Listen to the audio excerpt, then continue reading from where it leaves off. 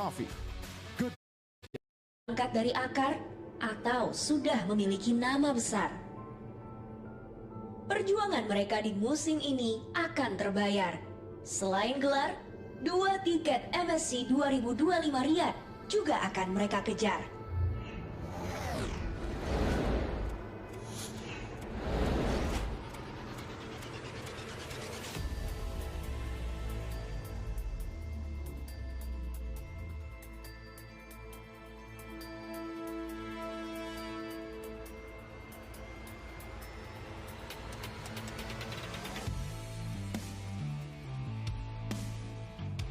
Seperti yang Idit katakan, ini adalah babak baru di mana nama akan dituliskan dan gelar akan dipertaruhkan.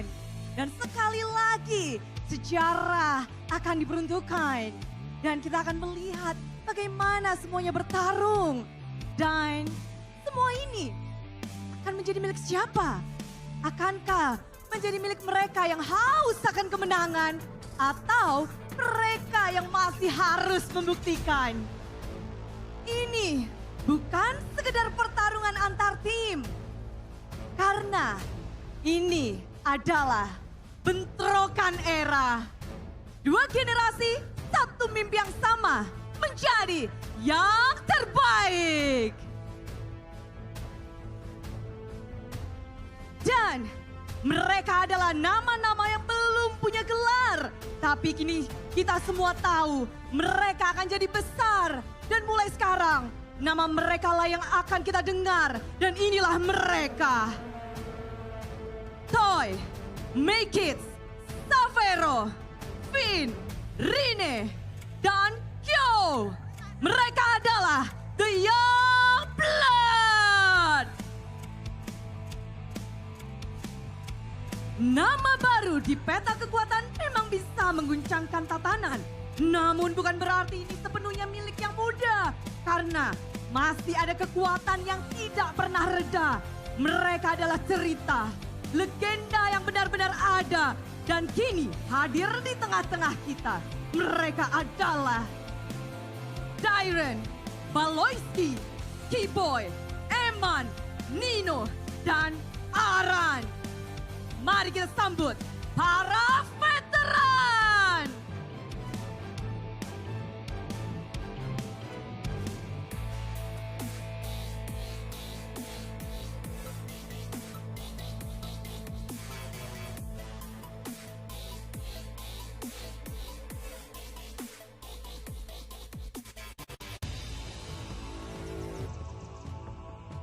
Di lokal kita memang jarang gagal, tapi ayo buktikan playoff ini jadi bekal kuat buat di internasional.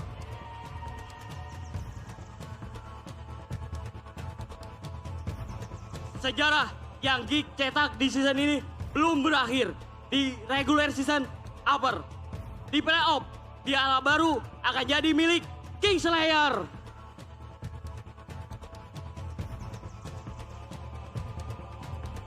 Di atas langit ada Onyx.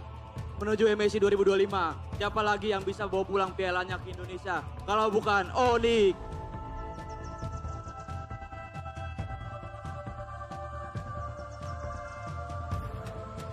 Selalu ada di playoff dan sekarang waktunya Bigetron show. Karena Bigetron juga bisa beraksi taklukan Riyadh.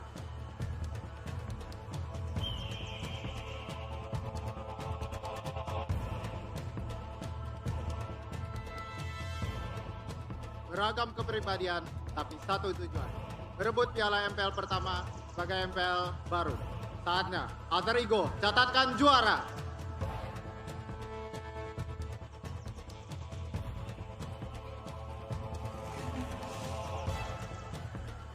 Kata siapa tim Liquid Prime 1 season? Bersama tim Liquid PH, kita birukan Riyadh!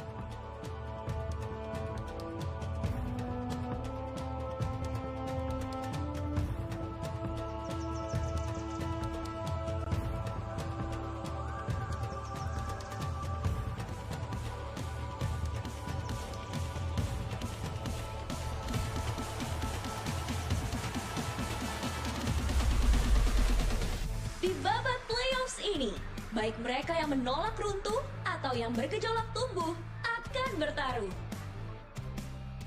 Bagi mereka, ini perjalanan satu arah. Menang untuk meraih gelar atau kalah untuk kembali belajar. 6 tim, 2 tiket MSC, 1 juara, dan jutaan saksi mata. Ini adalah ajang di ujung cerita, dan kita terikat untuk ikut serta. Mari gemuruhkan arena MPL Indonesia Season 15 babak playoffs.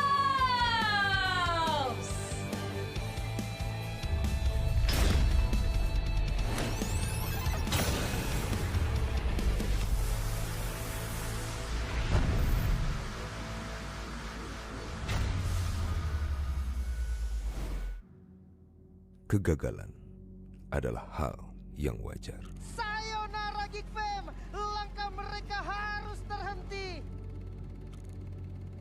Terima kasih atas perjuangan Bigito Nova. Satu langkah lagi bagi RRQ. Nice try RRQ Hoshi. Sorry kok, gue ngecewain lo lagi. Dalam setiap kegagalan, terukir pelajaran. Tidak ada tim Indonesia untuk melaju ke babak selanjutnya. Oh my god. Dalam setiap ujian, terasa kekuatan untuk bangkit menjadi sang penantang. No way, what happened, Onik?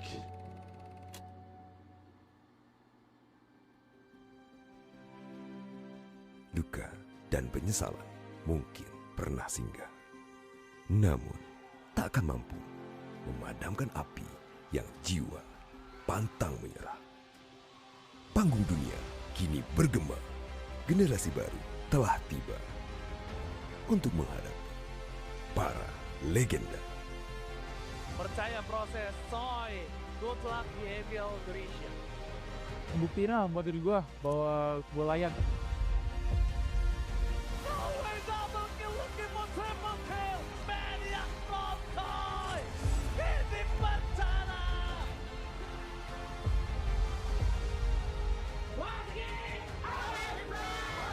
Orang tua ngasih anaknya kepercayaan lah buat gua, jadi gua nggak boleh sia-siain kesempatan itu. Make it monster from King Farm.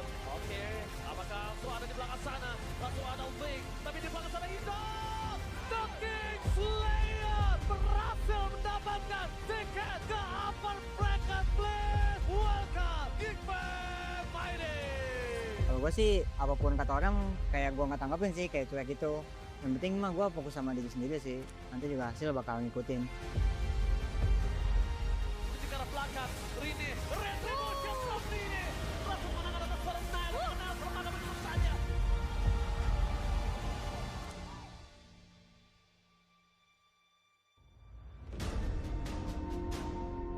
Di tengah pusaran ambisi dan warisan, mereka hadir menjawab setiap tekanan dengan tekad yang tak terhenti. Ini bukan lagi soal siapa yang lebih dulu berjuang, tapi siapa yang paling bernyali merebut masa depan. Inilah saatnya pembuktian mereka untuk siapa yang paling layak, paling pantas menjadi wajah MPL Indonesia di MSC 2025. One game, two champions. We own this. We're now live, ladies and gentlemen, boys and girls, in Jakarta International Velodrome to celebrate and witness the journey of the 6 teams that have successfully made it from the regular season up until this point, the playoffs. Welcome to the playoffs of Mpl Id Season 15. Back with me, Eterna, alongside with Arashi, as well as Realize, as once again, ladies and gentlemen, the 6 teams that have made it to the playoffs were not only going to be looking for that grand final slot, but also the slot to represent Indonesia at the Esports World Cup next month. Exciting. It's difficult because you want every single team to do well. Yeah. They've been improving so much. They have great storylines going for them. Absolutely. But unfortunately, man, in MPL ID Season 15, they can only be one. Yeah, we have favorites as well. I mean, Geek Fam, out of nowhere, was up there in our predictions and the Yep. power rankings that was posted in the social media of MPL ID. And they did pretty well as well in regular season. So That's a new color to bring into the playoffs. But as of now, I think the games today, especially Elimination Day, is going to be a banger. It really will be. It really will be. I'm quite excited, but a little bit of mixed feelings personally, especially in our first match of the day. We have Onyx and TLID. We're going to take a look at today's schedule later on. Onyx, Team Liquid ID? Exactly. So Forgot we're my going to see jersey. perhaps maybe me and Realize really just hitting each other. Oh, wait, no. I mean, like, not literally, right? Not literally. But anyway, we're going to take a look at today's schedule now. Match number 1 is Onyx and TLID, like we mentioned. And after that, we will have yet another match between BTR and Alter Ego, the Chaos Derby once again. And just to remind you guys back at home that this will all be in a best of 5 up until we get into the lower bracket finals Yes, and, sir. of course, the grand final.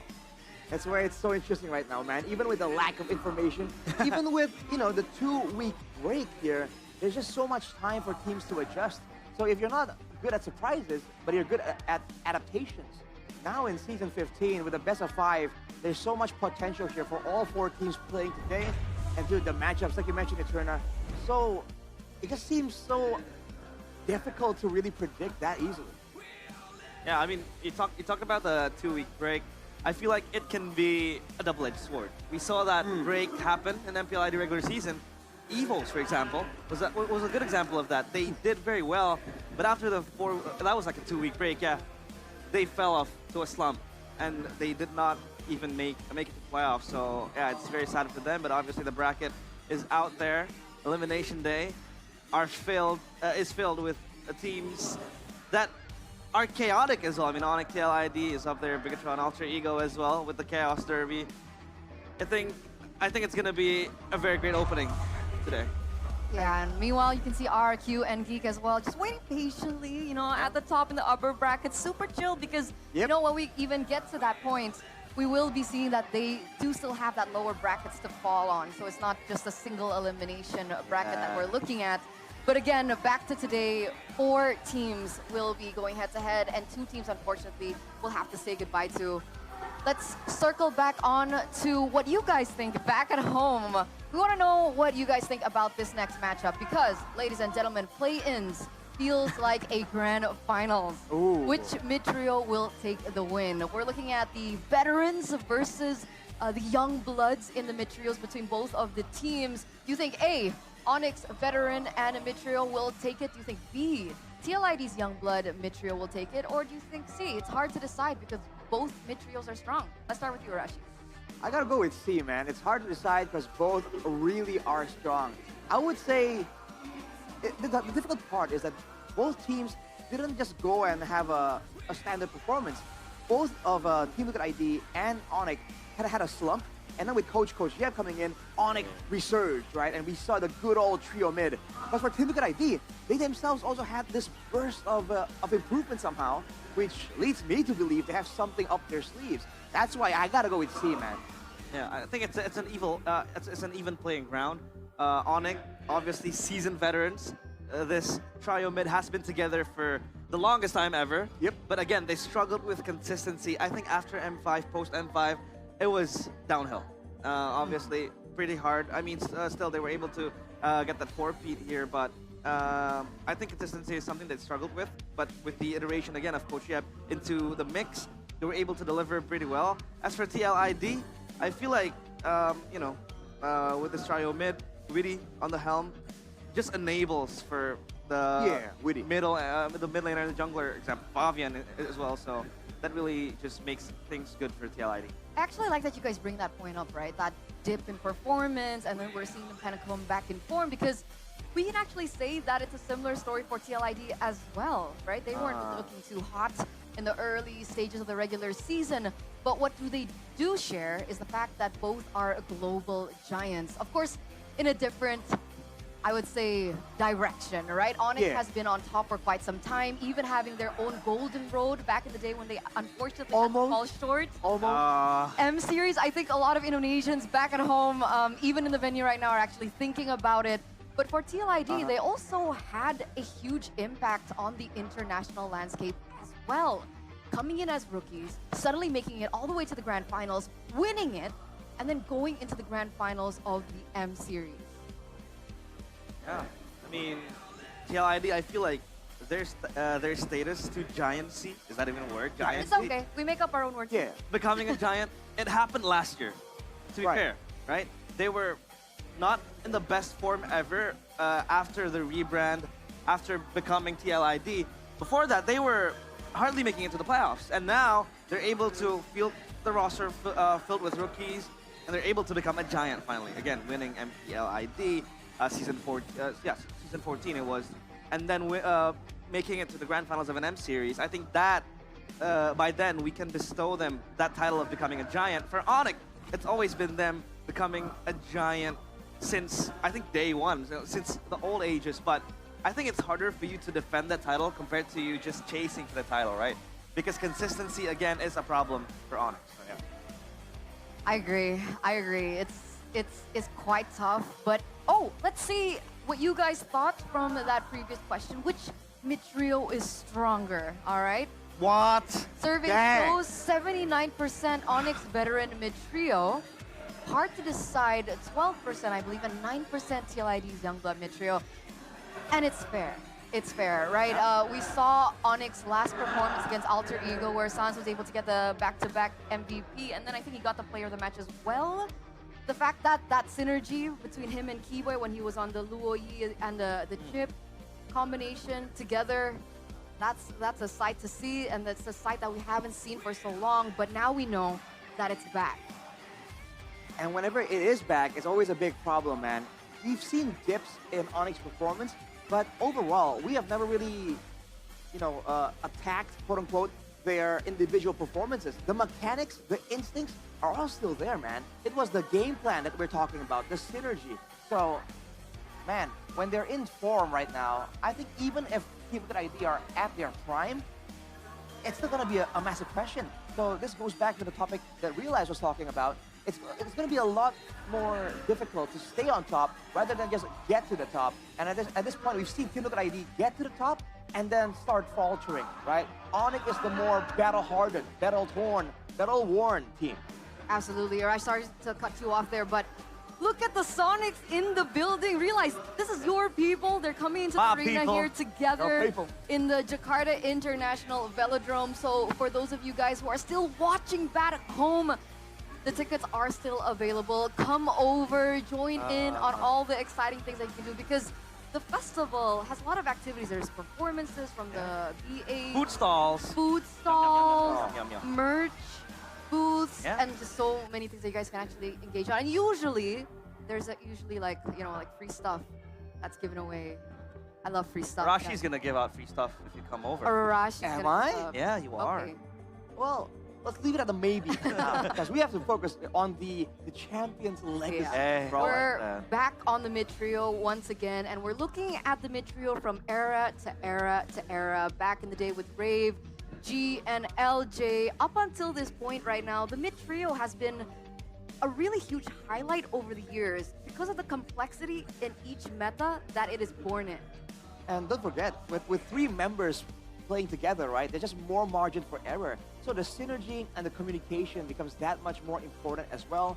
And man, I mean, which trio do you think kind of stands out for you? Everyone is legendary, but I gotta go for Trio Kage, obviously. Trio Kage. These are the guys that, set the stone and the foundations for Onyx that they are in right now. But, I mean, the M1 trio was also very, very good. Woo. But that was, the first ever, M series, so that was a long time ago, but they are legends of the game. So yeah, I think everyone is, or like all the groups are very great trios, but, yeah, there. What about you, Arashi? Yeah, Arashi. Which is your favorite? Off the bat, looking at the screen, I got a... What stands out, of course, is going to be the RRQ trio. Of course. Big Man Lemon over there, along with Jago and Liam. I've met Liam as well, so it's kind of a bit more familiar to me. Okay. But even before that, gotta highlight a Rave there being shown the asset. He is now the assistant coach for RRQ, if I'm not mistaken. So, man has been making moves, dude. Making moves. Stefan would be very disappointed in Arashi right now. What? Because he thinks... Oh, right. Anyway. We're at odds, bro, but it is what it is. The highlights of the poster that we saw earlier on, for those of you guys back at home, is the fact that we're, again, seeing a resurgence in young bloods. And finally, after so many seasons, after so many era, we're actually finally getting to the point where, okay, I think these young kids have what it takes to actually compete to the level of the veterans right now. And unfortunately, it looks like the veterans are actually the ones now who are kind of threatened, maybe, by the resurgence of these young kids. Yeah, I mean, it's always them kids, right? It's them kids. These kids, making moves. kids these days. Kids You know, back in my day. Back in my days. When was that, Arashi? Like 1800? We're the same age. It's friendly fire, bro. We're in the same team. I will not confirm that. I will not confirm that. But let's confirm the player rankings here. We're looking at Moreno as well as Sans. Sans still one of the players of all time, actually. One of the players of all time. One of the players of all we time actually had who that has the conversation. highest kills Oh. Yeah. so far as a mid lane. I think that's kind of showing that it's survival of the fittest here. It's not about whether you're an old gen, a new gen. Either you get good enough or you get phased out. And for a player like Sans, he can like illustrate that example so well because he's been around, dude. And he has been moving roles. So he used to be a jungler, right? Where if you fit in, Yisun Shin. if you deliver, then you keep playing, right? That's just the way it is. If you get phased out, it means you got left behind. You gotta keep up. That's basically the theory of evolution. Yes, sir. The survival of the fittest, and I think we saw that from Sans, right? He played jungle, and then he transitioned to becoming one of the mid lane goats, not only in Indonesia, but in MPL and MLBB history, I dare say. So I think it's all about, again, longevity for me. Like longevity. Yeah, if you want to be a very good trio mid, Yeah. you got to have the consistency. The longevity, it's not only a one-season type deal. You have to be consistently doing it week in, week out for like seasons, right? Are you talking about TLID? For everyone. For every... Whoa. For every Why are we bringing trio TLI mid. into this? Because he's loved after one season. That's true. Like longevity? Yeah. Hey, that's But I think... too early to tell. Yeah. That's but fair. Too early to tell. That's fair. True. That's But fair. I think it's unfair for us to like talk about longevity to Team Liquid ID because this is a new band of group, right? I mean, sure, they've been there since the MDL days, but their creation into TLID in MPL ID, like, has only been 2 seasons, right? Season Exactly. 14 and now 15. So But look at the support, though. Yeah. Despite that being the case, man, the supporters are in the building. Cavalry. It's how do you feel? This is your people. your I people. feel kind of sad because I'm not there, bro. Dang. I feel kind of sad. I should be with them right now, you know, banging the drums. Okay. Gotta bang the drums, guys. Show your Exactly. support for your team, Yeah. right? Oh! That He's is- on a horse! That is so cool. He's He's on a horse! I'm on a horse. I'm on a horse. Is that Clint? Is that who? Clint? That is actually super cool. Is that Clint? Yeah, it looks like Is Clint. that Leo Moore? Howdy, cowboy. But technically, TLID are the Stallions, right? They are, yeah. The fans are Baby horse. on the... They're riding the on the wave cavalry? of the stallions. No. Riding to victory. Yeah. Type deal. It's Okay. it's their ride. You know, that horse, that stallion. Oh, so... Yeah. Okay. Yeah. Because Leo, a young boy from the Philippines, a young man from the Ah, Philippines, young man. says whenever he refers to TLID as the young stallions, Right. right? So he's referring to them as the horses, Yeah. Yeah. Horse. And the That's- fans. not the riders. No, they're the horses. The fans are The on their cavalry. backs. On the ride. Yeah. I get it. I get it. cavalry, I get bro. That's it. the philosophy. But back to your point earlier on, it's actually a fun fact that both T-Boy as well as Sans hold the most trophies. Ooh. I was gonna say Piala for some reason. Sorry, guys. Most pialas, guys. Piala. Bilingual baby You gotta problems. get that bialas. Pialas means trophies trophy. in Indonesia. Yeah, trophy. Yeah, they have the most trophies. Sans of and them. T-Boy. Yeah, Sans and T-Boy. I mean, Sans and keeps. the math checks out. I mean, they've been so dominant for so Yeah. long. Remember, a certain young man from Indonesia who had red hair for a little while, he mentioned, if Onyx wins again, dude, we gotta find something else to watch. Right? But they were Yeah. that dominant. I They were remember just that. monopolizing all those pialas, bro. It's All a those monopoly. pialas. It was a monopoly again. I think their conquest has been far too long, subjugating Right. the teams in MPL ID. They But got I- close.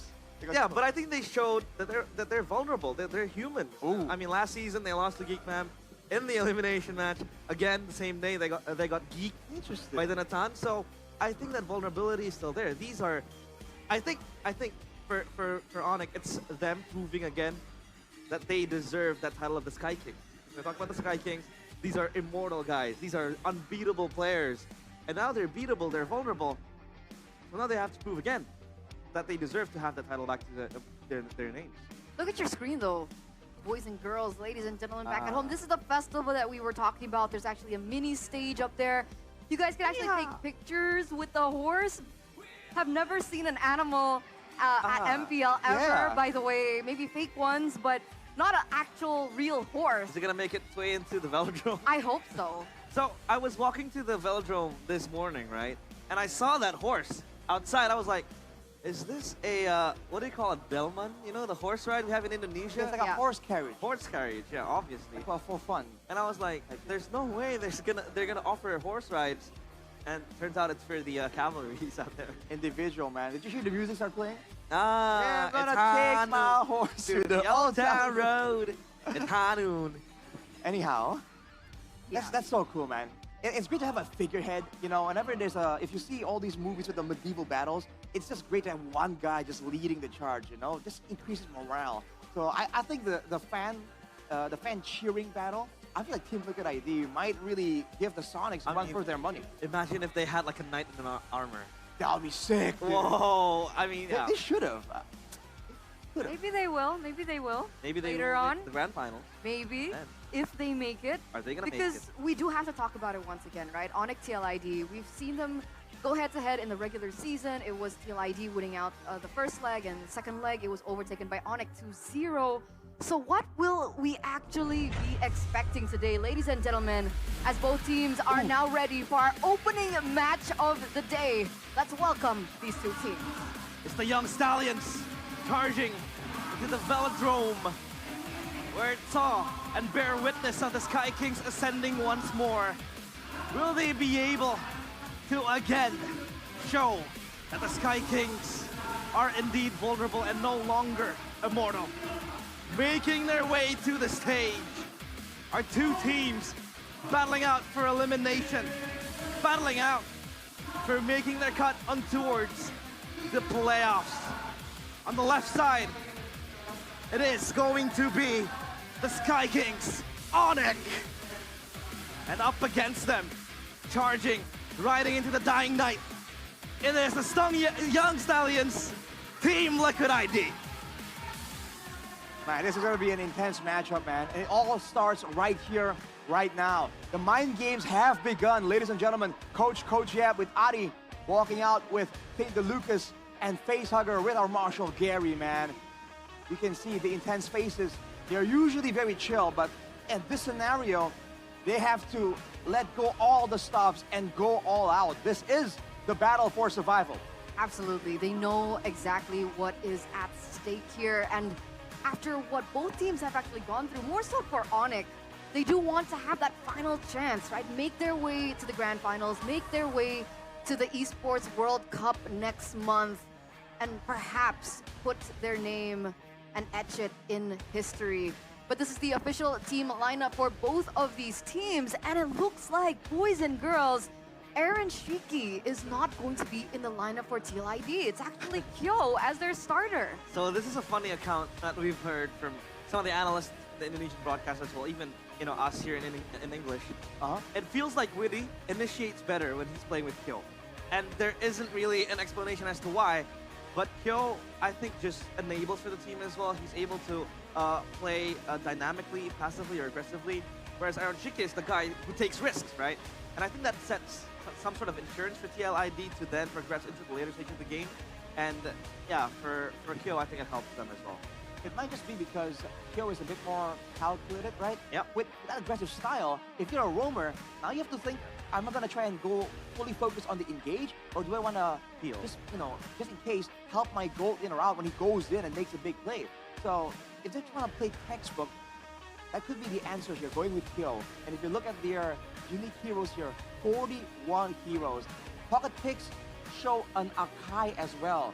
Dude, this is a team that has so much diversity when it comes to their strategies. They have been in a slump But when it comes down to the options they have, I don't think it has dwindled all that far. Especially if you're looking at the gold lane situation. They can go with the Heron, they can go with the Granger, and depending on the situation, depending on what kind of strategy they want to go for, what they pick in the EXP lane, if it's going to be that Phobius, if it's going to be that Hilda, it can change the pace of the game immediately. Yeah. Looking at the keys to victory here by the Samsung Galaxy A36 5G though, Onyx, contest macro heroes, Chip and Lo Yi will be highly valued. They can deal with the macro threats, but in theory, against a team like Team Liquid ID, why take that risk, right? Might as well remove that from the equation and get an EXP carry that could be a cheese pick option. Aran has gone with the zoning frontline carries, whereas Lutpi, he has shown that on a Benedetta, on a Masha, some of these crazy carry picks, he can definitely carry his team on his back. And for Team Liquid ID, here on the other side of the equation, Aran getting his screening heroes, like we mentioned. If he's able to stop the aggression coming in from Keyboy, coming in from Kyrie potentially as well, they can stop Onyx options when it comes to those flanks. But that's how they play. Sans himself would also flank around with the Assassins and the Roamer. And then along with that, just have to be a bit more calculated, man. They're up against the Sky King. They need to be structured. I mean, that has been the scrutiny over towards CLID is the fact that they don't really have a structure. It's always them, not, I wouldn't really say blind rushing, but it feels like they're chasing for something that is not that urgent yet. They like to rush, they like to really just brawl out early on, and I think that's not very good, especially up against the Sky Kings, who likes to just dwindle you down and you know, play the game of war of attrition. So it helps them out a lot. So if they can stop that rushing around. Yeah, man. So deciding on what kind of game plan you want is a big deal. They're looking at the man here, Favion, the Usurper. Absolutely. We're looking at him back then and now. He's one of the highlighted players up until this point. One of the reasons being is back in MDL, he didn't make it to playoffs 3 times. Yeah. And this is MDL level.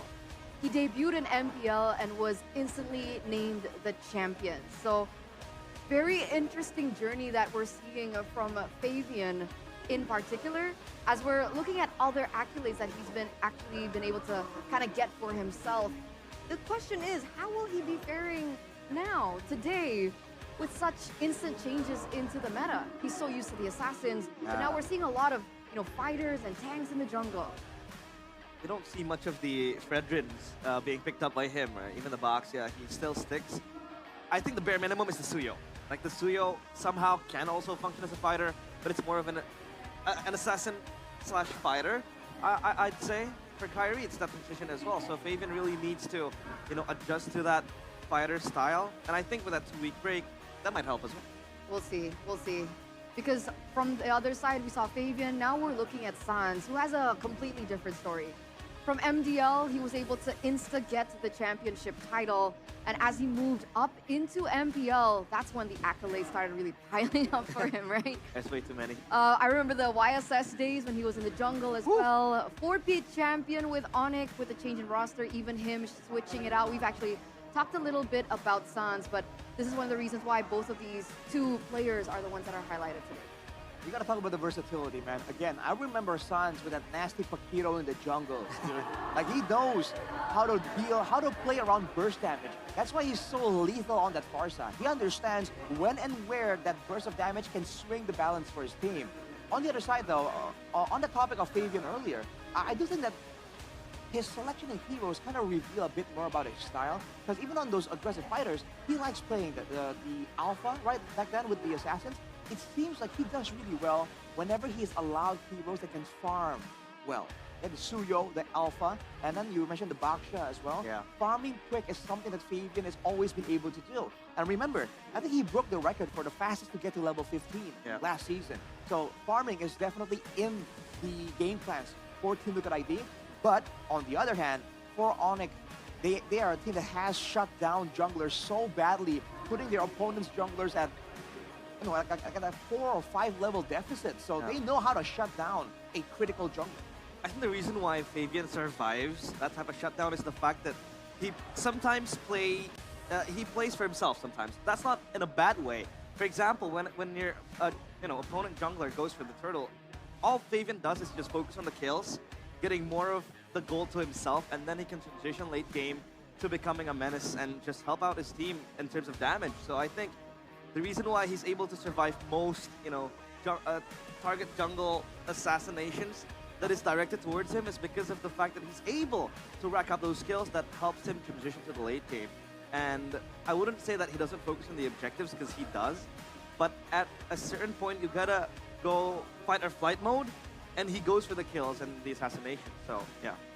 I agree. And to top that, I would also say it really depends on the drafts. Yeah.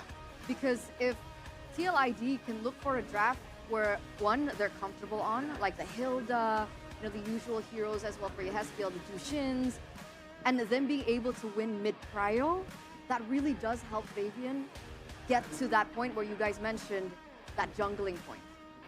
I think it goes back to their game plan and their win conditions. And speaking of their win conditions, it's going to come from the drafting phase. We're ready, ladies and gentlemen. We've been waiting for 2 weeks to get to this point. We've been seeing some strategies from different regions, and we're finally going to get a taste of our own. It's been a while. Game number 1 in this best-of-5 series. Elimination match between the Sky Kings and the Young Stallions. Who will be able to get the upper hand? TL Id on blue side, Onyx on red. We're seeing the bans come through. TL Id with straight jungle bans. The same thing has actually been done by Onyx, Hayabusa, Baxia, Fredrin, gone. Joy, Fanny, gone. We're putting, honestly, Fabian up to the test. Yeah, I mean, the Hayabusa is out as well. I think it's a fair ball game because, again, they want to target ban Kyrie.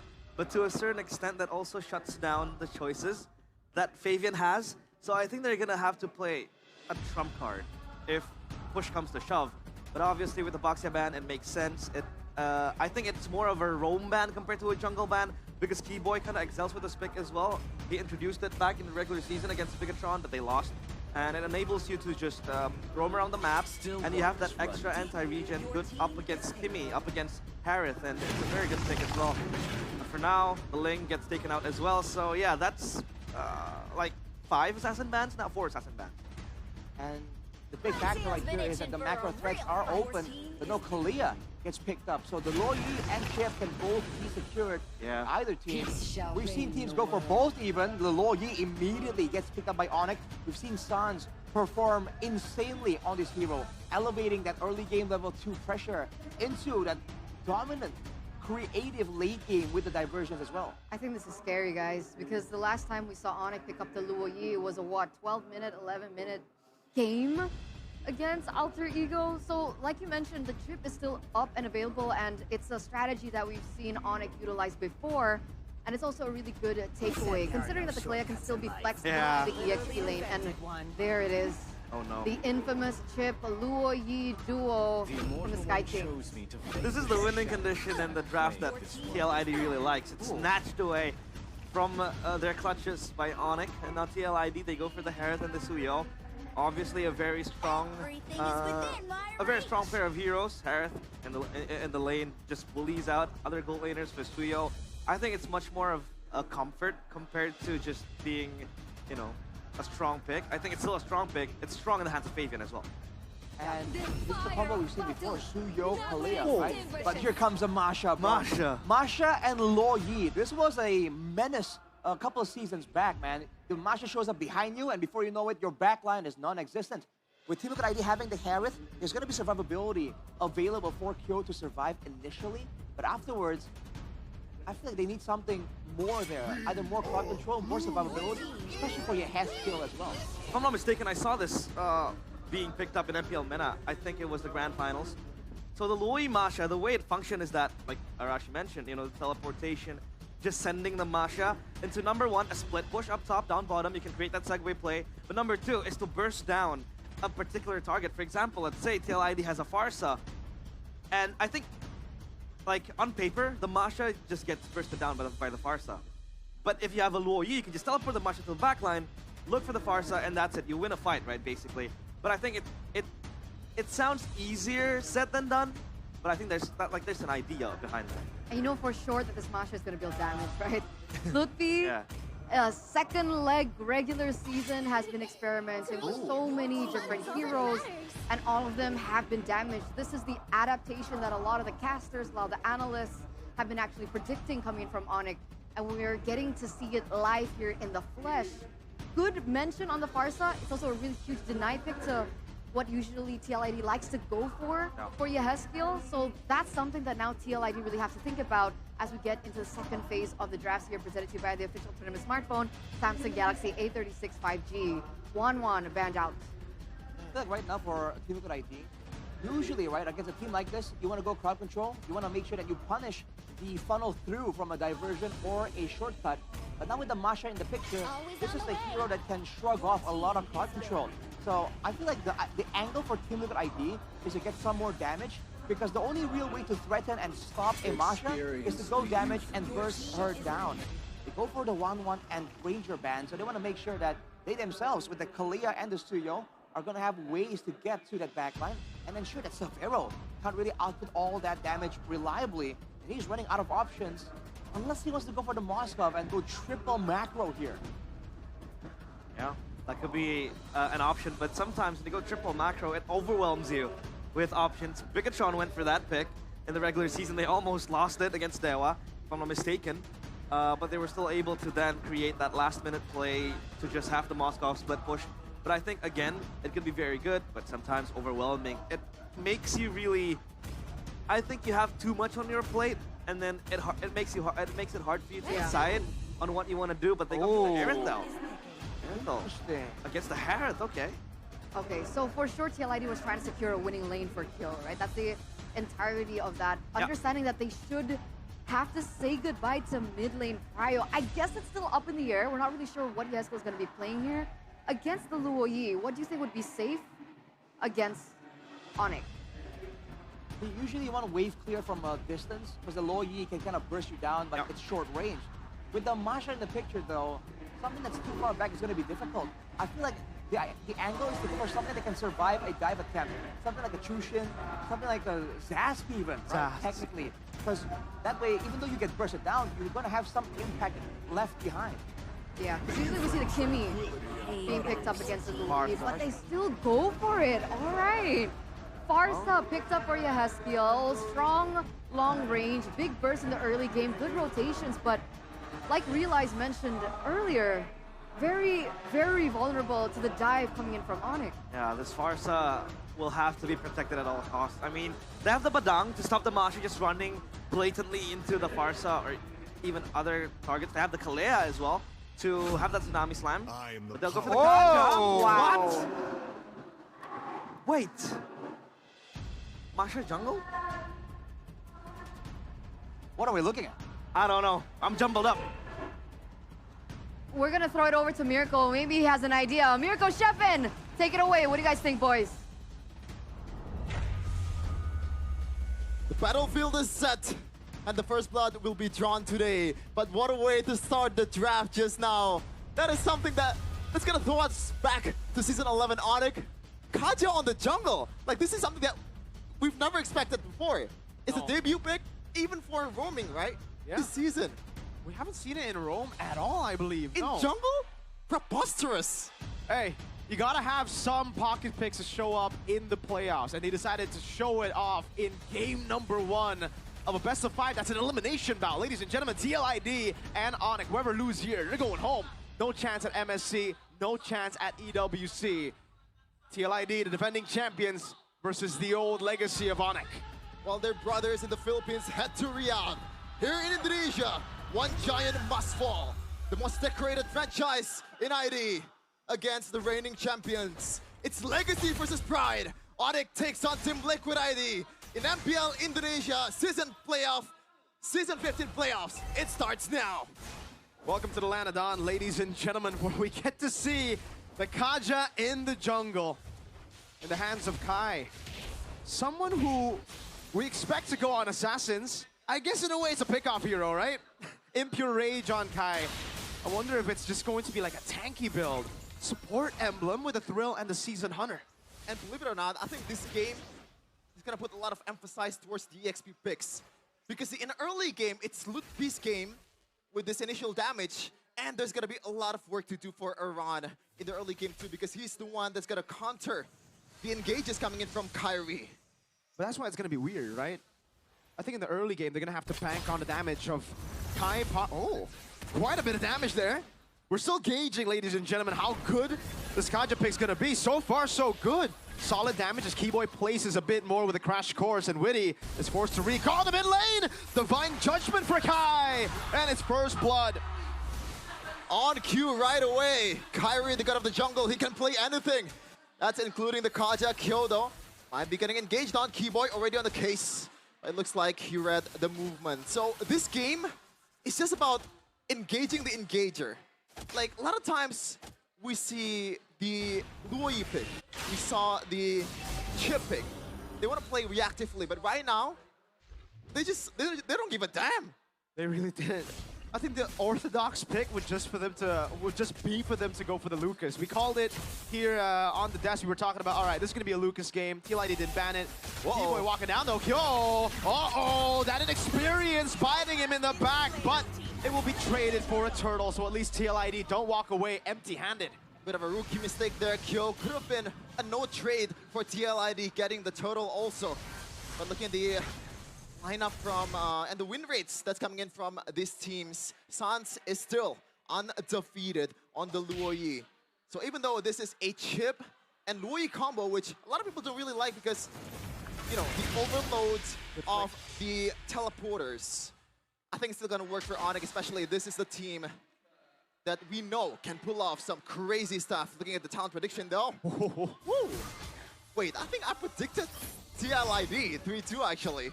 You went for Mpl Id? Or bias prediction. Well, here it is, ladies and gentlemen.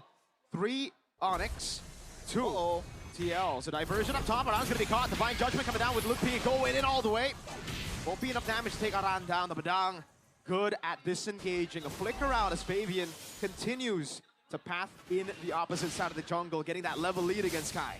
And as I said earlier, this is going to be an early game for Lutpi because he has the early game damage. Meanwhile, Savero is still needs to stack up the items. So they're going to be rotating on towards the XP a lot, but Witty! Oh, instant burst down. Good night, Witty. Good night, Witty to Keyboy. Purple buff. And now Kyrie. This is tricky because there you go. This is the problem when you're picking a Kaja. You're not the most dynamic jungler out there. You're pretty much just old jungle, and your jungling potential is super low. Keyboy though, on towards Kyo. Short cover the Crash Force, a Purify already used as Kyo runs away. Kai gets to Divine Judgment. Lutpi again with the damage as Sans gets the dispersion enough to take him down. Kyrie said, get over here to Mr. Kyo, and that's 2 kills already on the rookie. There's probably gonna be some consideration of substitution game number 2 if he still continues to perform like this. Fabian on the turtle.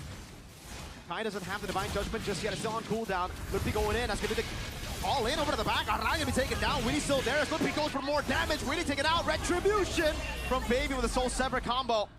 Turtle 2 over to TL, but Onyx win on the battle. Yep, 2 kills. They'll take that any day of the week. And Kyrie is going to take that jungling boost to further boost his potential on the burst. I'm kind of curious about the build coming in from Kyrie because is it going to be, oh, there you go. It's a Thunderbelt, so a bit more utility right now, a bit more slows as well. So this is going to be the, you know, that Season 11 Kyrie utility jungle era, which is in a way good because Onyx was dominating at the era, but at the same time, this is Kyrie we're talking about. They missed out on the assassin potential of the god of the jungle. We can say that all we want, Sheffin, but unfortunately, if we look at the drafts again, right, he was kind of forced into this position. And Onyx were prepared for it. That's Witty. Tsunami Slam already bringing out Keyboy. Oh, before he can do anything. Kai walking up. Aran going for the disengage already. Oh, Lutpi! Thunderclap in the midst of it. All kill. Going to be taken down to Witty.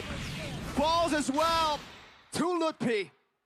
But Keyboy, though, that's a really fast reaction on the teleporter there, knowing that he's going to be engaged on and he needs his teammates' help to retaliate. And he's already healthy right now on the bottom lane, screening for Savero.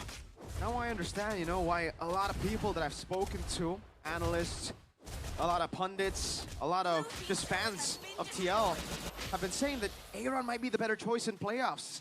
Playing in this grand stage is quite intimidating, and we gotta say Kyo definitely is feeling it. Yep, there's a reason why Aaron Shiki is named the untouchable one. He performed at the most grandiose stage in M6. Kind of fell short though, but he's gonna be here to support the rookie and maybe give his inputs as well in the break that's gonna come after game number 1. Onyx though right now still 1.7k gold lead. They're in a pretty good position despite them picking this Kaja, and now second objective battle. Surely this favors TL Id just because of the jungle. Aran on it already with Fabian. T-Boy does have the shortcut. San's not going to look for an angle here. Kai's just going to walk up for the airstrike coming down. Witty able to go for the Tsunami Slam! Oh! 3-win. Zaman Force coming down. T-Boy able to walk away. Witty though caught again. Let's pay! Mega kill. Fabian going to be caught in the Thunderclap again. And Aran falls to Sabero. Oh, they're not stopping just yet. Look, he just goes in again. Diversion to the back. T-Boy looking for the crash course. Unable to go for the Sun. Kai with the flank. A killing spree, Hesq whipped down Lutpi! A shutdown to him, he's unstoppable. A portrait in motion for the Porcupines. Like, listening to a beautiful staccato right now. 4.5k gold lead, this is the old Onyx that we're used to seeing. But what a play coming in from the whole team of Onyx. They're not stopping, even with Kiwi getting bursted down. The early team fight. It's strange, Shepin. The old Onyx, but the new Liquid that just doesn't feel right. 3-12, 5,000 gold lead, neutral objective control, but I think they're usually known as a team that has the better battles, the better skirmishes. Now it's Onyx who are playing their game. Yep. And they can take this as long as they want to, especially with the fact that Keyboy and Sans can pull the trigger anytime they want to. Lutpi secured a huge item there, so all the damage dealers coming in from TL Id will be much more vulnerable by now, and it's secured that, I believe, Tire hit as well. Hoping for it to proc in the later part of the game. 6k for Onyx. Wow. And Onyx at this point, they're gonna have to play just discipline. At this point, they don't need to rush anything. Yeah. 5,000 gold lead at 8 minutes with a composition that even though you think is more of the early game, I think it's more mid-game for Lutpi especially.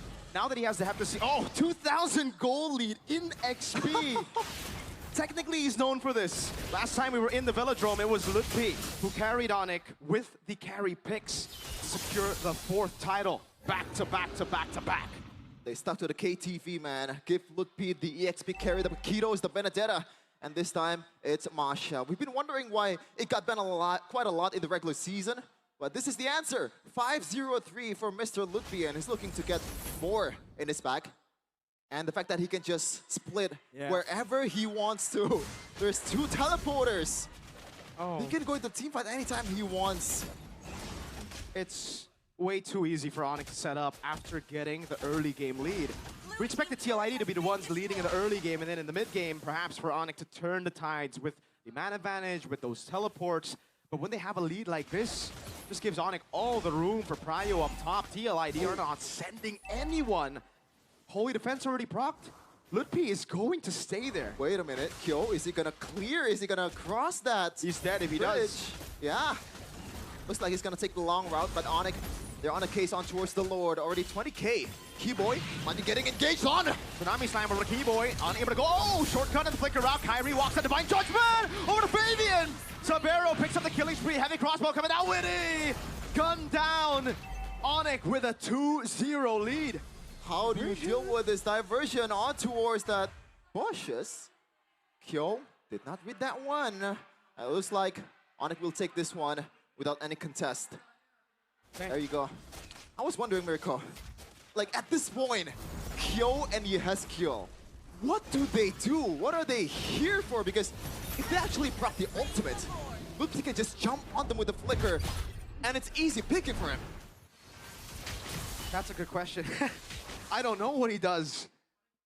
Either way, it's going to be tough. He has Purify up against the Kaja. Again, easy Divine Judgment. It goes through that suppression. I'm trying to think about it. I'm trying to think about ways, but we do have a game fact here by our new application, Goping. Kyrie's Kaja Jungler makes a return in MPL Indonesia after being last used by Kyrie in MPL ID Season 11 regular season when Onyx defeated Alter Ego. And Sans, that's a huge item there on the Winter Crown. Now, you can see the old Sans with the Purifies, with the Winter Crown, the micro god of Indonesia for the longest time. Lutfi also secured that Malefic War. So, again, if they want to go for Iran, they can do it any day of the week.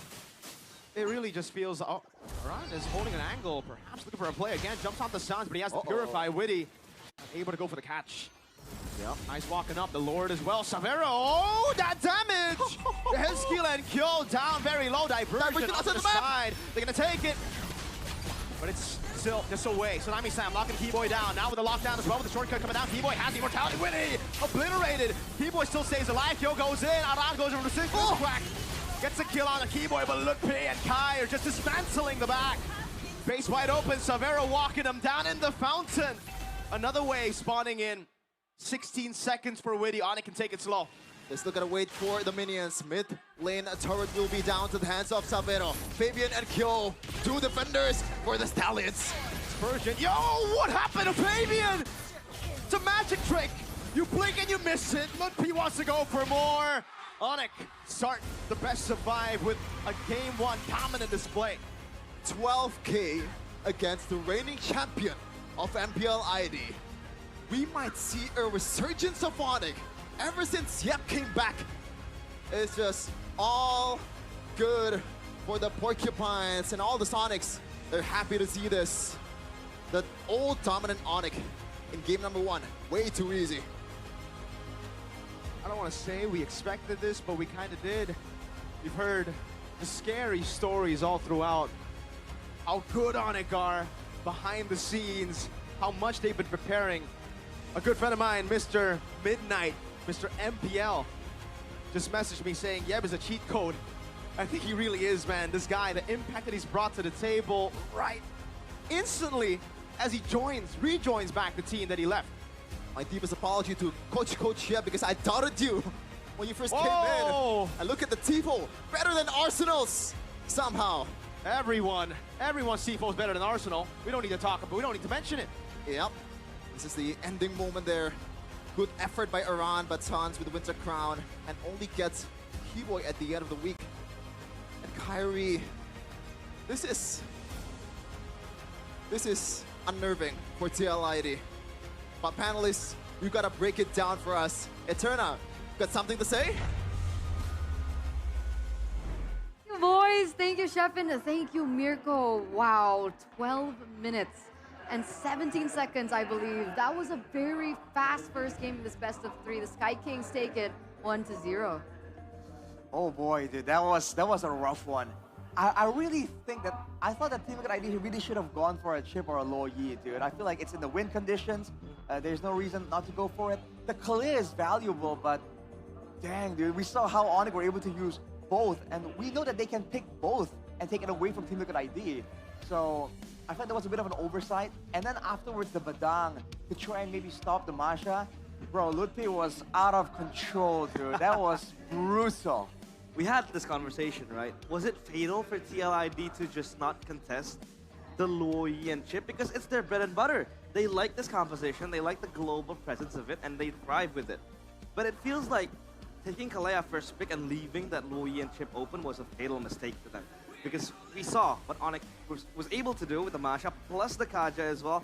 They wanted more engaged, they had that lockdown as well. They had multiple ways of just picking off TLID and then engaging it, following it up into a bigger fight that just destroys TLID.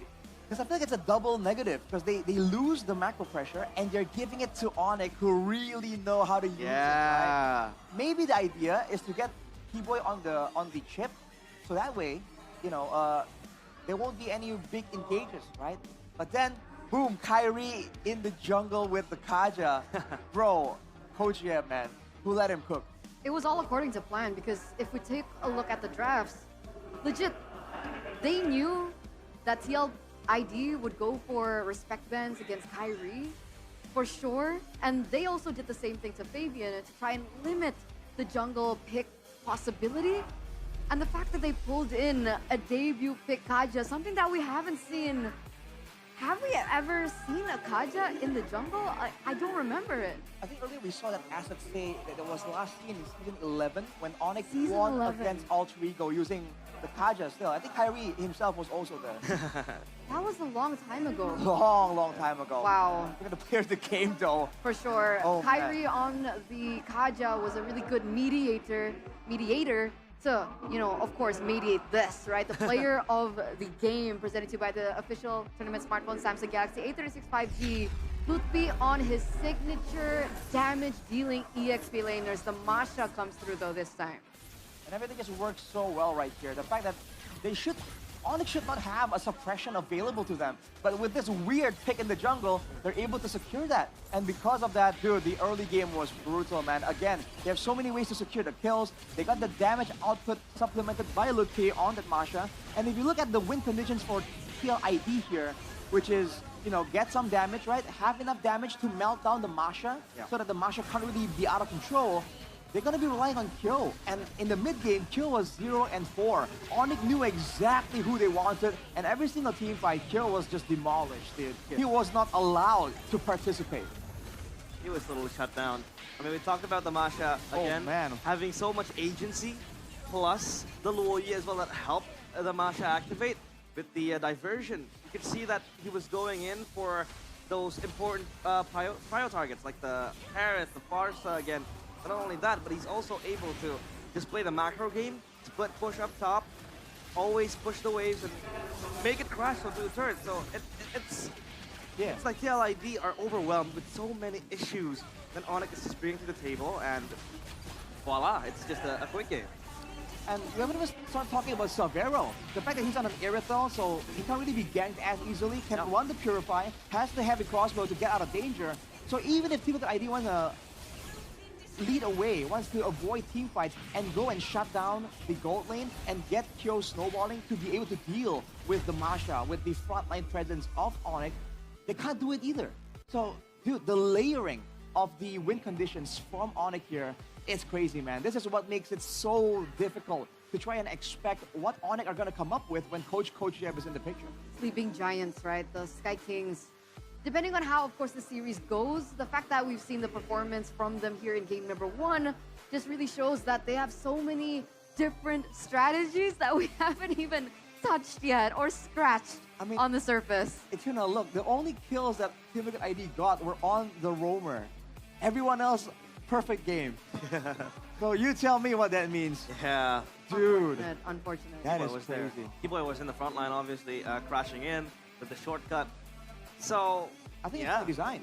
I think, like, compared to everyone else, the chip is the most sacrificial one. Yeah. So, fine, take the chip. Use your Feather Airstrike. Use all the combos on the chip. We don't care.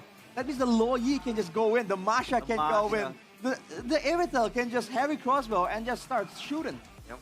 That's crazy. Beautiful game from Onyx.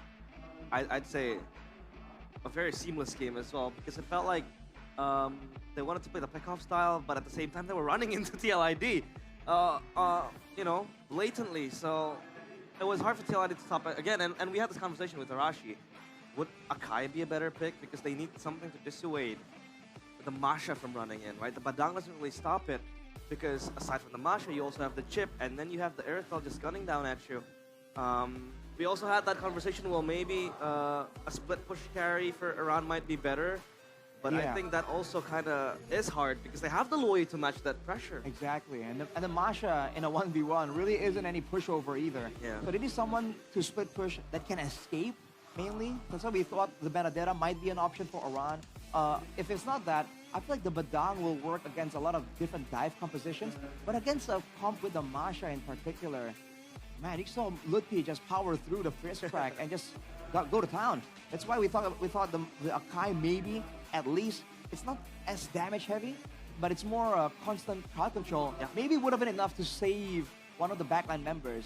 But overall, again, once you go and solve one problem, the other ones are still given to you by Onyx. So that still isn't a winning condition either.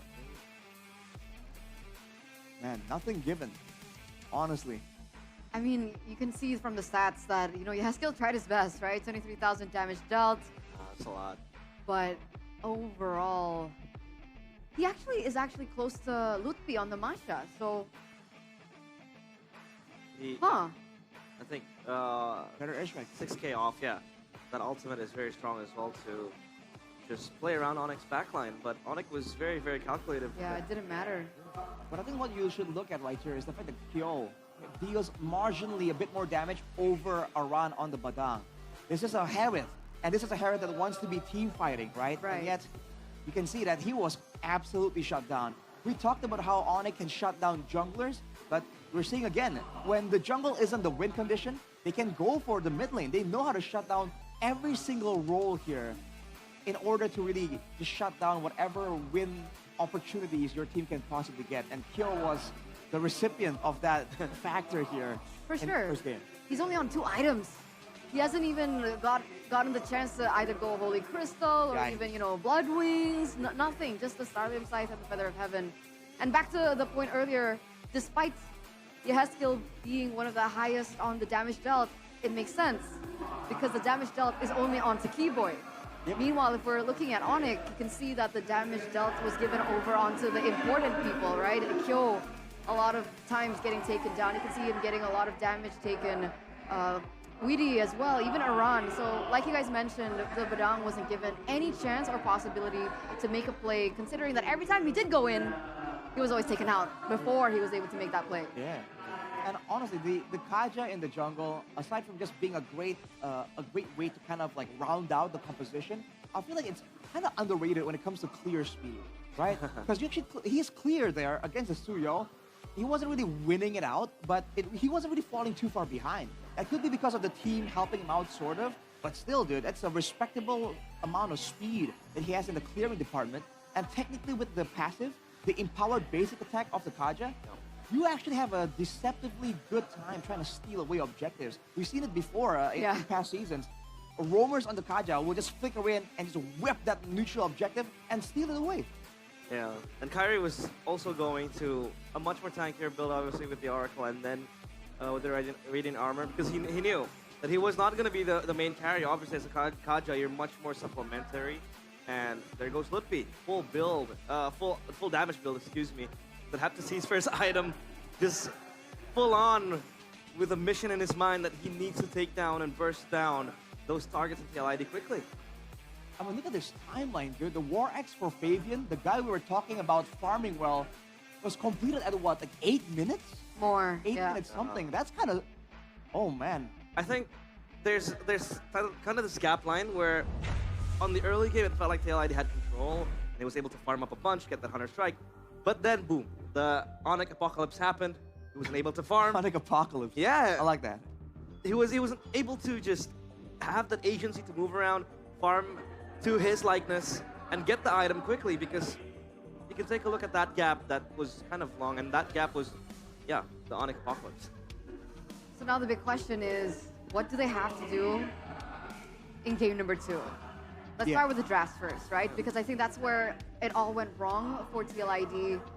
Luo Yi and Chip together being able to be picked up by the Sky Kings. What should be different? I feel like we can start by Team Liquid ID possibly taking one of those options for themselves, especially their first pick, right? There's no real... They might be really overthinking the Korea, because if they go for the Luo Yi, let's say, then even if Onyx go for the Korea, but I guess then the chip, I don't know if they can do a Luo Yi chip though. Let's rewind a bit, because we're looking at the bans first, right? TL Id went for 3 straight jungle / you mentioned roam ban with the Boxia. I would actually consider it to be a Kyrie pick, because he even set up on stage, right? He's half Boxia. I'm half Boxia now. Half Boxia.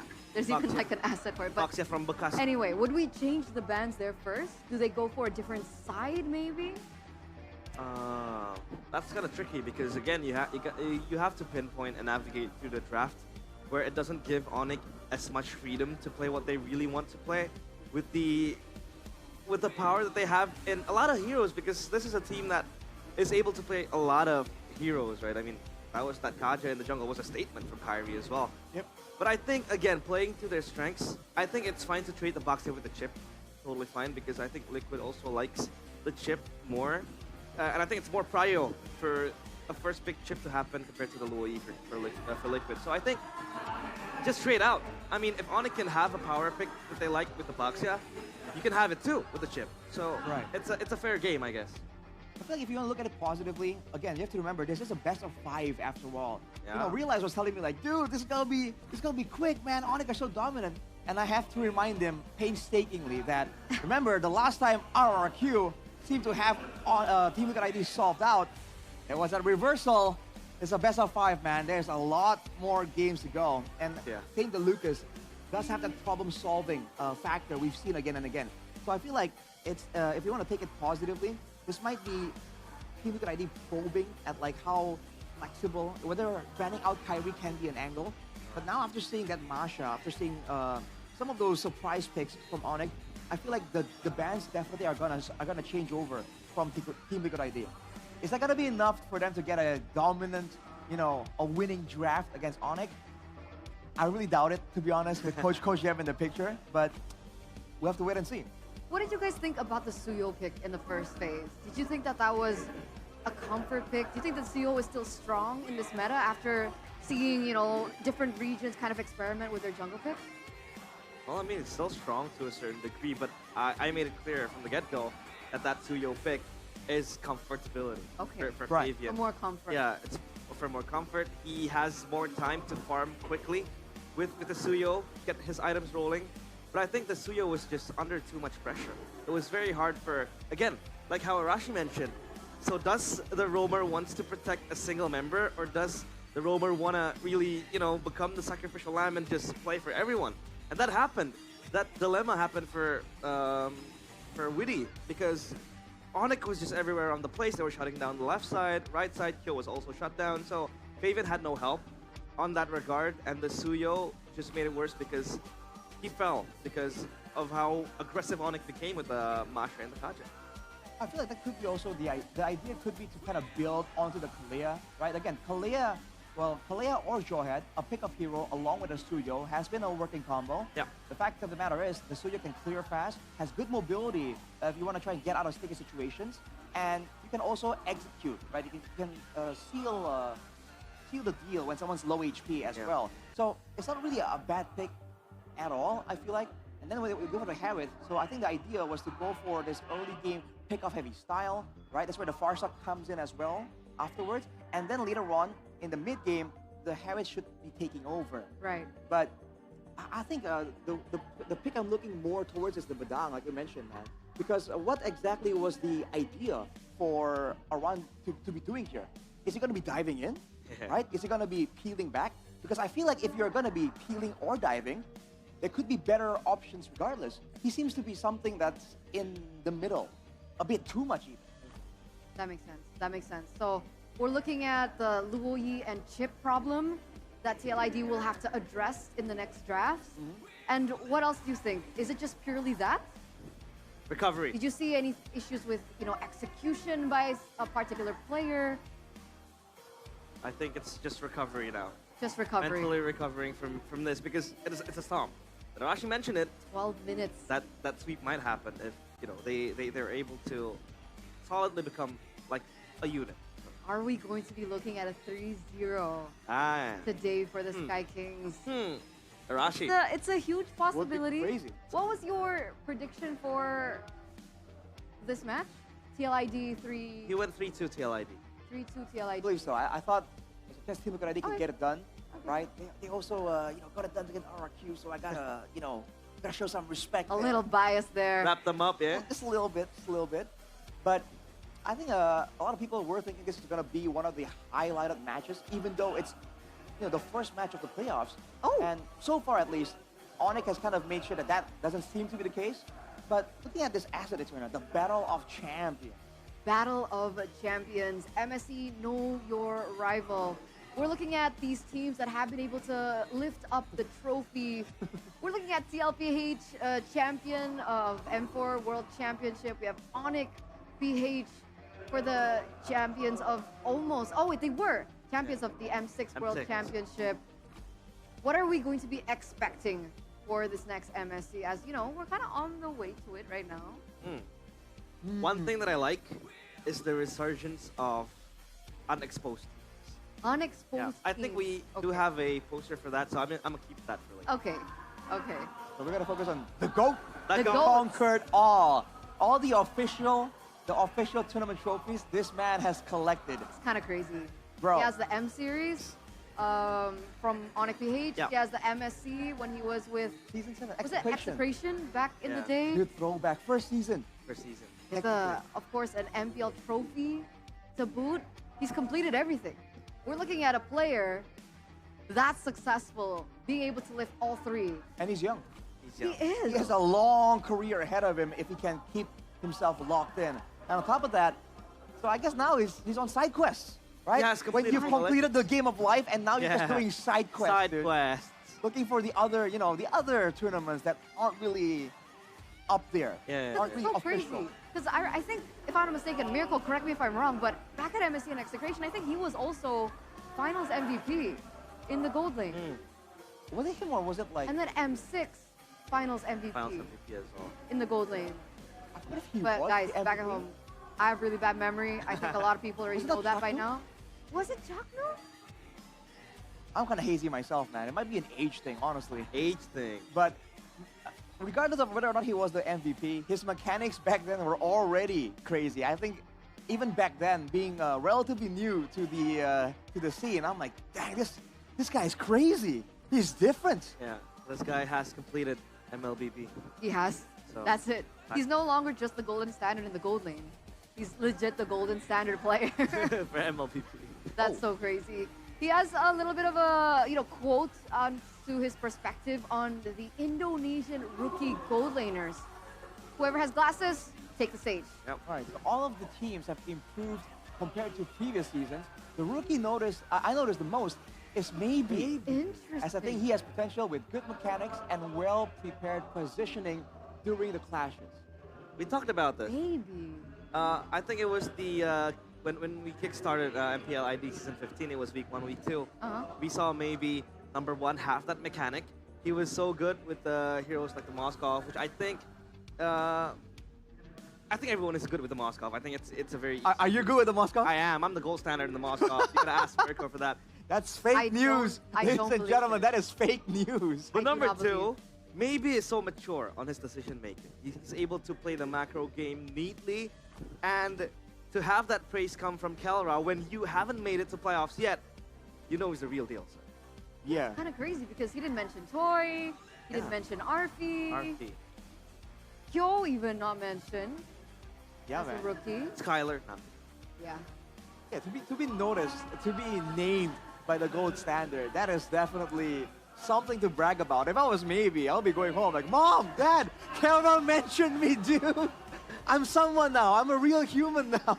Accolade. I was a nobody. I'll hang it on the wall that I was quoted by Kelra. But I had this conversation with Mirko. I asked him, what do you think if Kelra makes it to MPL ID? Do you think he'll get destroyed? Nah, he'll destroy everyone.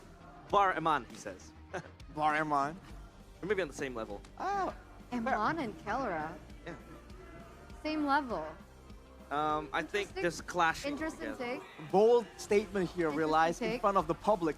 Nah. I'm not saying that they are on the same level, but they're kind of close. At least in the. I think Eman, it's safe to say that Eman is the closest thing Yeah. we have to Kelra. What I'm trying to say is At that. this point in time, yes. But to say that they're e- close, Yeah, equal. equal, Equal? even. No, I mean like what I'm trying to say. Okay, let's rephrase it. Okay, okay, it's fine, it's fine. So the We'll go back, Take a we'll step go back. Take a step The back. scenario was, what if Okay. Kelra enters MPL ID? Right. And Mirko says, yeah, he's going to destroy MPL ID. He's going to be going insane. But the only guy who can get close to him is Eman. Okay. Yeah, so that's the main premise. I'm not saying that he's equal to Eman. That's just where phrasing becomes important. We Yeah, we gotta be careful frame with that. properly. You know, sometimes it's hard. Yeah, you're a victim of it, huh? I have bear witness to interesting phrasing coming in from Realize. That is certainly the case. But speaking of interesting, we're actually going to see these two teams opt to swap sides. TL ID for game number 2 will actually be on red side, I believe. Did I see the asset correctly? Yeah. Okay, let's say it was correct. Let's say it is correct. Let's say my eyes didn't fail me this time, right? Yeah. What would we say would be different coming from them on red side? oh boy, I feel like for them on red side, then the Fanny for sure will show up on their side of the bans. It's just a bit too important. But along with that, I don't think they're going to go for a full-on assassin type of ban. There could be a chance that they want to go for one of the macro threats. I'm not sure if they want to go toe-to-toe against Onyx, you know, like low Yi for Chip or Chip for low Yi. So I think it's going to start there. And along with that, maybe some looks towards the gold lane, right? Because the gold lane, if both teams are so good and they can kind of like stall out long enough, the gold lane always becomes important. So, especially with Kyo in the picture, that has, you know, has to be a bit more by the book. I feel like Team Liquid ID definitely have some ideas for that gold lane. I think if we're talking generally more the draft and the red side, TL ID has a chance to be more reactive. So they can probe, like you said, look at, you know, the draft early on, and then they can respond to what Onyx wants to play. So now they're following the script, but they can flip it in the last few picks. So let's see if that's actually gonna come to unfold as we get into the drafts. Ladies and gentlemen, for game number 2, presented to you by the official tournament smartphone, Samsung Galaxy. With TL ID now on red side, there you go. We are seeing a change. Luo Yi banned out, respected away from Sans. Onyx, however, still go for the same route, right? There's still respect, banning Fabian with a Ling, the Joy, and respecting maybe yet another jungle ban here coming into the 3rd slot. Wait a second, is Onyx trying to force Team Liquid ID to put Fabian on some kind of fighter? Was that the idea? Right, because we really haven't seen him be as flexible as he was during the quote-unquote prime era of Team Liquid ID. Yeah. But man, with the Ling and the Joy already, that certainly narrows down the hero pools. And Kyrie doesn't have the same problem. Kyrie can play those utility heroes. He can play the Kaja. No problem at all. I think this is one of the largest criticisms given towards TLID, especially during that 2-week break. The fact that TLID have for so long worked around Fabian. Fabian to carry, Fabian being the #1 pillar. But what happens when Fabian's level of sharpness gets limited by his own hero pool? So we were expecting some adaptations coming in from Fabian in particular. Let's hope if he's actually explored different options, considering Onyx will actually take away the chip instead. Yeah, kind of ban it out. I mean, for TLID now, they can have the chance to maybe ban the Boxia here, but then... no, I don't think they're... Wait. If banning the Boxia comes here, it means that, yeah, Onyx can get Kalea, so yeah. Try to ban out the Kalea, and Onyx... They can trade here. If they want to go for the Boxia, TLID takes the Luo Yi. Oh, sorry, Luo Yi's banned, so yeah, no global presence whatsoever. Yep. For Onyx, it'll be the Padang first pick, so... Oh, okay. I think it's much more of a safe pick for Onyx. It's a flex pick as well. Onyx loves having the flex potential. That's why they always go for the red side, right? They want you to show your cards, and they always have something in the bag, something in the top hat to just surprise you with. So they go with the Badang, they can kind of move around over. Which technically can still build damage in the EXP lane as well. Exactly. So for Team Liquid ID, they want to go for the same gold lane approach here, because if they go for the Harith, we saw that, you know, with the Masha earlier, the Harith couldn't really do much. Although without the global presence, maybe Team Liquid ID are confident enough that they can kind of get it done this time. Oh, Bovius Mathilda. What? That's comfort, right, for TLID. We've seen the same strategy even back in Mpl Id Season 14. It's something that they could actually go for maybe an alpha with, that they can combo. An option that they can go for here, especially now that Matilda gets taken down. Yeah, Mathilda really was global #1 on this Mathilda, if I'm not mistaken. So this pick is respected a lot whenever he's in the picture. Now with the Phobias though, if they want to add an alpha to it, then the two are going to be fighting for that Mathilda airline ticket. That's the first issue. Second of all, for Onyx, they can go for a strong EXP laner and still get a winning lane against his Phobias. The Badang can very easily go to roam. CC? Exactly, right? Because we've seen T-Boy pull up a crazy roam Badang. So with the Glue and the Hayabusa, a lot of dive potential right here actually.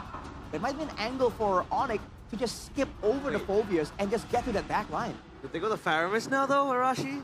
Oh. Because they're looking at the glue, right? The Faramis might just come out here It's also quite good against the Hayabusa. You have that extra life with the Nether Realm. But then it groups you up together for the Badang. Yeah, that's right? exactly it, right? I So mean, they can go Vexana instead.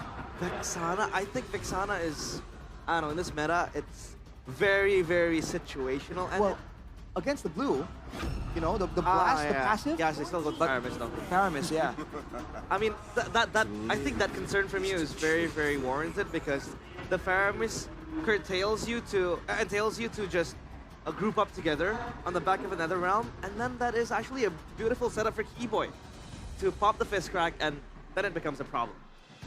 Well, the Paramis does show up here, and technically the glue is actually weaker now compared to before against the Paramis. Because you get that the blob passive, you get that effect a lot more frequently and a lot longer compared to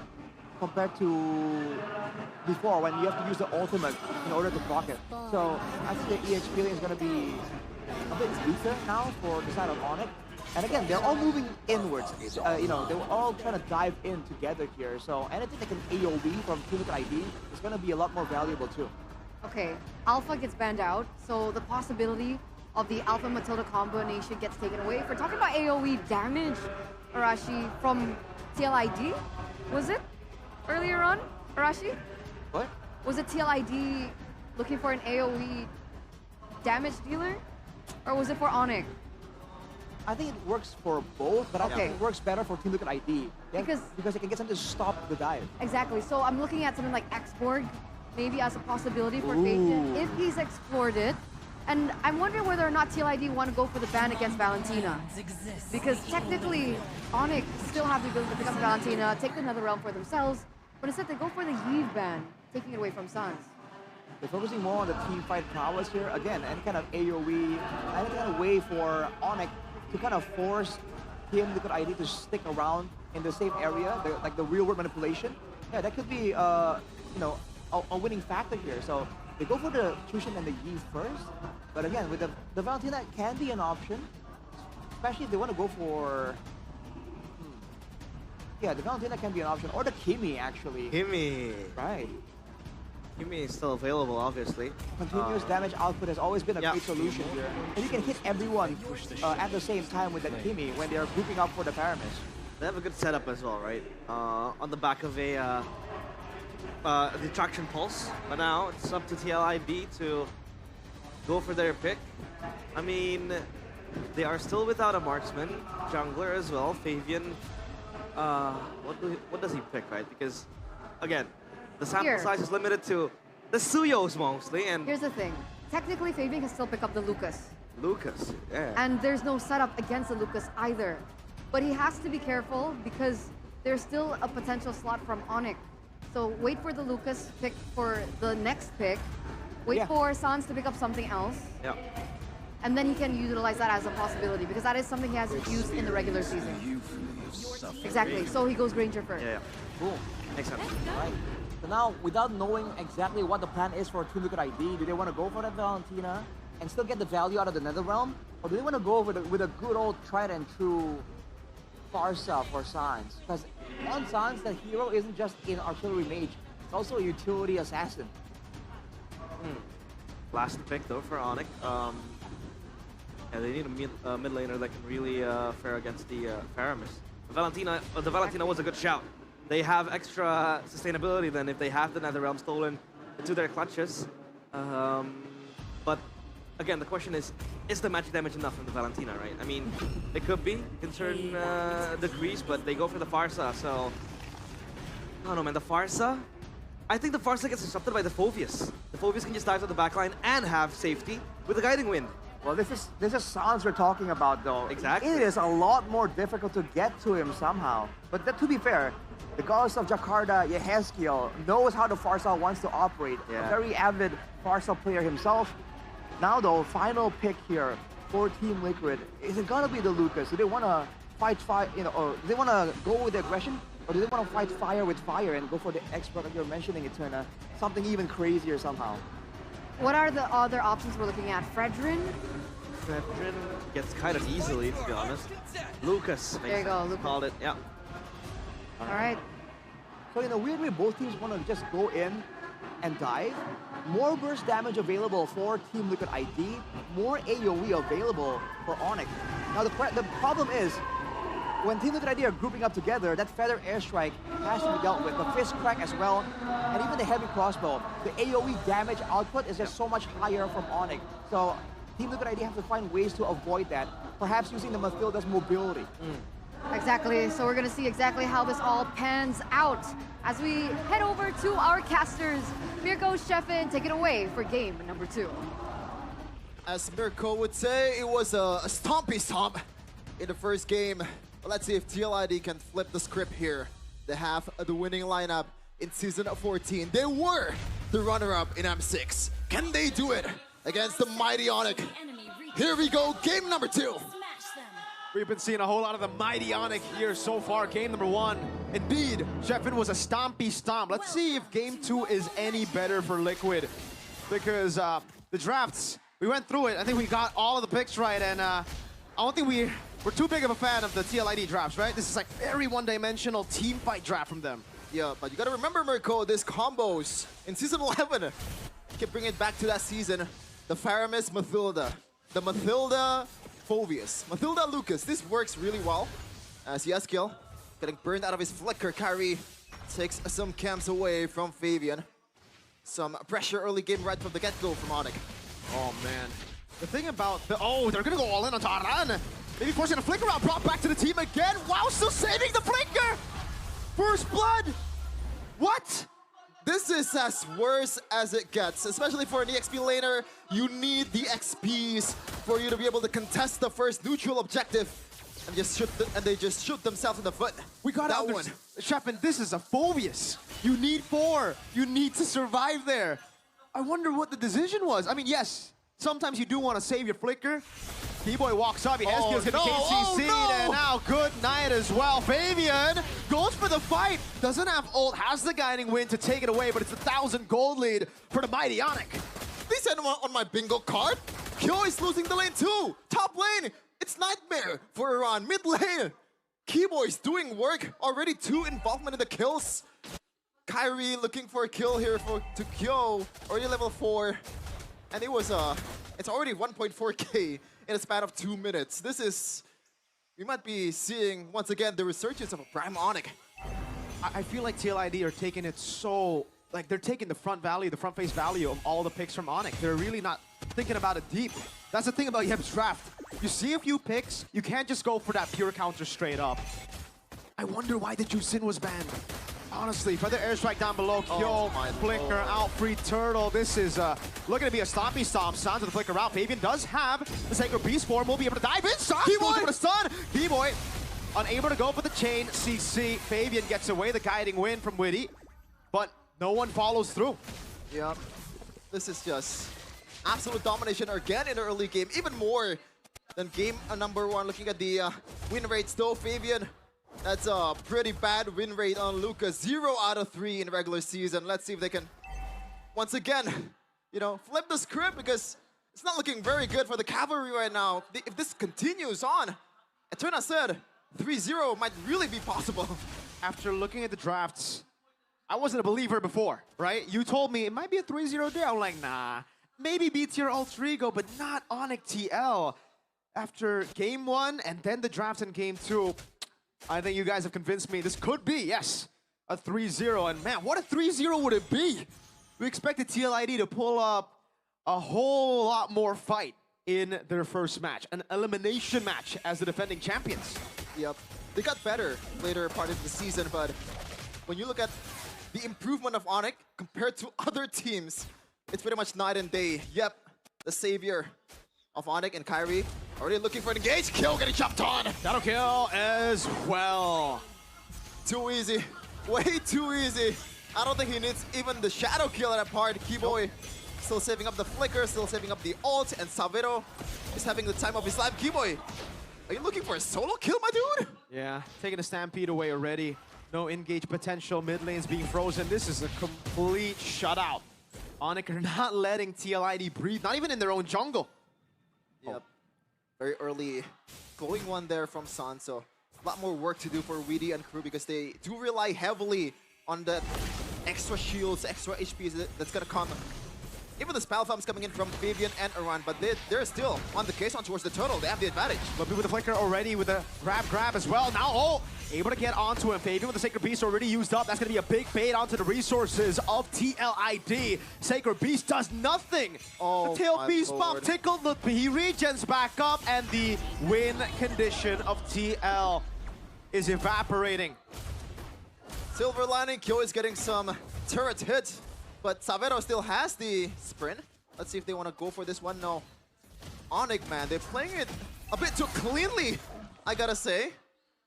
In that fight earlier, they understand, especially Lutpi understands, even though right now he's not on the damage jungler that he really likes, he still somehow controls the objective for Onyx. Looking at the in-game equipment by Dunia Games, already 1.2k on the jungle. This is just absolute nightmare for TL. They're looking to make something happen here, but Keyboy with the stun! Whoa! Keyboy turns it around, Lutpi in the back as well. He's got to be careful about the Ghost Bursters and all in over the back, but no Sacred Beast form, just a turret take, but responded over by Kai up top with another turret.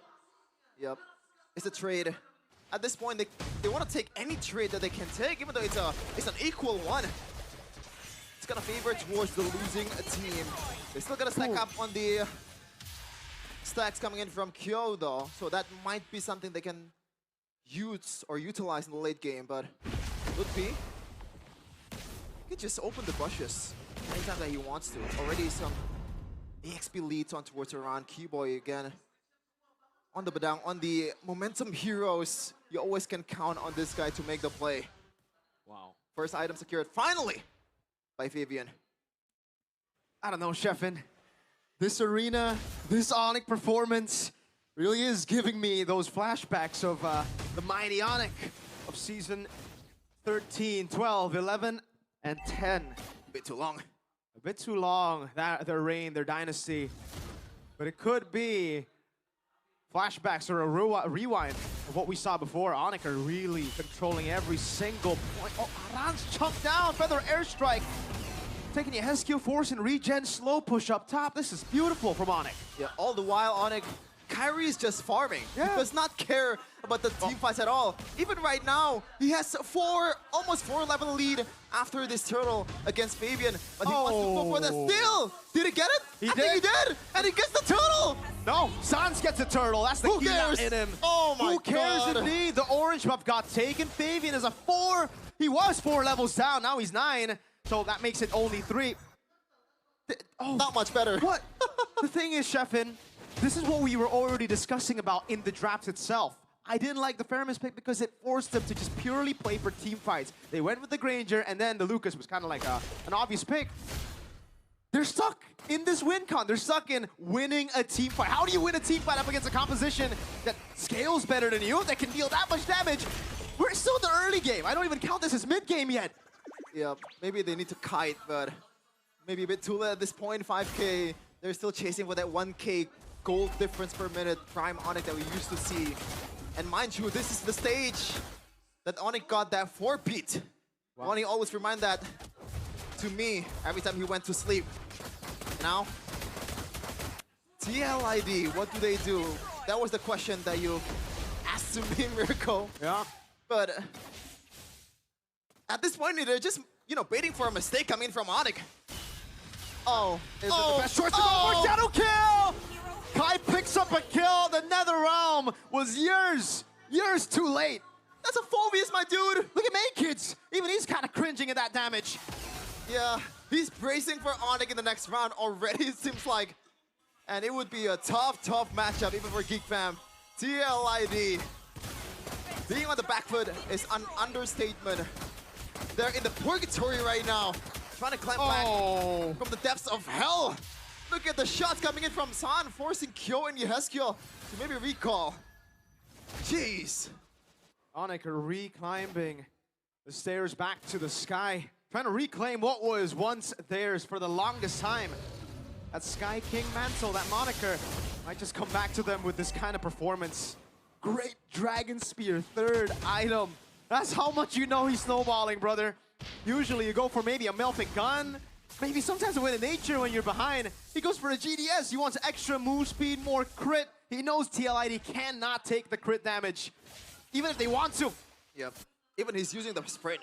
He is confident with his ability to get away from the danger. Kyrie using the Shadow Kill to kill the Lord. And by the way, Mirko, Savero is actually using that GDS in the first game too in the third item. So maybe it's his style. Yeah. It's not just his style, it's There's 7,000 gold in 8 minutes. Good point, good point. Oh, this is a 5-level lead. Lucas, he's not... The Naruto in MLBB isn't the Naruto in the anime, you know? He scales in the anime. He can always just talk himself out of bad situations. Nah, this is not the Shippuden Naruto, which is why he's losing to Kakashi. Bro, this ain't even the OG Naruto. This is kindergarten Naruto, you know? Yeah. Like when he was still being bullied. These are the bullies in school. Shout out to Hiruzen, the best Hokage of all time. Oh. Ew. Onyx taking control of the mid lane. Tier 2. They have... See, their Kyo isn't even good. Shadow Kill in the back. NetherRealm already baited with a flicker up from Kyo. They don't even have the best wave clear. Their wave clear is kind of mid. No, it's kind of bad. And Sans will have the feathered airstrike anytime soon. This is just absolute disastrous. Absolute domination coming in from Onyx. 9k already in 10 minutes. Not quite the 1k per minute that we're used to seeing, but they can take the turret actually in the top lane here. They have the wave. Uh-oh, Keyboard's here for the play. Goes in on Taran, pins him down. That's going to be the guiding win. Anderson with the Oh! Eagle! Fabian finds a kill. That's a turn. Maybe a mistake from Onyx. Playing it way too aggressively. Winnie jumps in with the guiding win again, but the Shadow Kill does a bit too much damage for them to respect. Oh my god! Kai and Lutpi! They're still going crazy, Kai. Still wants more. Still has the quad shadow. Didn't want to go around. He went for it, but didn't get the kill. But that was... Savero goes down first, mind you. And they still came out in an equal position. It's because the damage is still on Kai and Sans. They are just so far ahead that even if you get these prio picks, you've already technically wasted all your resources to get those 2 picks. They should have just been happy with the 2 picks and went back. There's no bounty. This is what's so frustrating for TL Id. Even if they get a good team fight now, the good team fight they're looking for is a wipeout. Yep. There are no bounties. They can slowly but surely come back into the game, but it'll be a very, very slow game. Onyx got a hand. If TL Id wants to win, the objective is just wait for an Onyx mistake, which is, at this point, it rarely happens. It just happened just now with Savero. A bit too overzealous, just trying to take the turret, but they cannot bank on that strategy. This is not, you know, some Tarkam level tournament. This is Mpl Id, the highest stage. Looking at the items though, Kyrie actually goes for Endless? He's going for Endless, right? and the Rose Magic Gold. Plate. So there's a bit of respect there from Kai, even though he is snowballing the hell out of this Hayabusa. Yeah. I mean, you can see the reaction earlier, right? When he went in just because of a single guy, the NetherRealm pump comes out. The flickers, they're just getting away from a single Kakashi. You know what's crazy is the Shadow Kill could be used as bait to take away the NetherRealm. And they still have the resource. They'll still have... Sans is the split pusher here. Oh my lord. What? Gila indeed. What the burp doing? The Farsa, the bird, is down below, forcing TL Id to rotate, giving the full control, full prio over to Onyx. Whoa. High with the open on the bush. Fabian is right there. They're still holding on to the Lord. Farsa slow pushing down below. They got to concede this one. There's no chance. TL Id contest full neutral objective control. Jeez. And shout out to Keyboy, by the way. I think he's been the most, like, I guess, unsung hero for Onyx because he's been doing his best with the fist crack and also the walls. Just trapping everyone in his place. Kyo, I'm curious to see the economic position or status of this Granger compared to the Irithel, because look at the levels right now. It's already 2 on this 2 gold laner, and they almost take the turret without even a single turret taker in Savero or Kyrie in the bottom lane. And they're gonna take it with the Lord coming in at the bottom lane. Free from the mini waves. Mid lane siege coming down as well. Wave up top dealt with by TL Id as they grouped up earlier. Savero slowly but surely munching at the HP bar of the turret in the mid lane. Still Kanamine in there. Savero gets the final shot. Turret down in the mid lane and in the bottom lane. Sirens has Watch out for Keyboy. the feathered airstrike again. Watch out for Keyboy. Yep, the flicker is always there. He's eyeing for that Keyboy moment. And it might happen in a few seconds. Concealed by Keyboy. Can he get it? Good spacing from TL Id, trying to deny that. Crazy play from Keyboy, goes over the pin down right in front. Aran, 3 shots onto him. Oh my God! When the circling eagle, Fabian brought back again. Severo has with a nature. Keyboy locks him down. Severo baited him. Ludpi in the back, mounts Aran. A flicker up from Aran. Another realm to come down as well. But now it's gonna be Kai, who still has the shadow kill, mind you. Another realm dealt with. Ludpi walks up. We'll have to respect the damage. Savero on the case, on the base. Kyrie goes in with a quad shadow. Can they do it? San still circling. And they go! Keyboy! The cleanup! And it is over 2-0 for Onyx. A stompy stomp, 2 games in a row. Yikes. Yikes is right. What the hell is this team, man? Are we seeing again the prime Onyx that we've always talked about in the regular season? We are seeing it in the postseason, in the playoffs. This might be it for Indonesia. The scariest team that's ever walked in MPL Indonesia stage is here.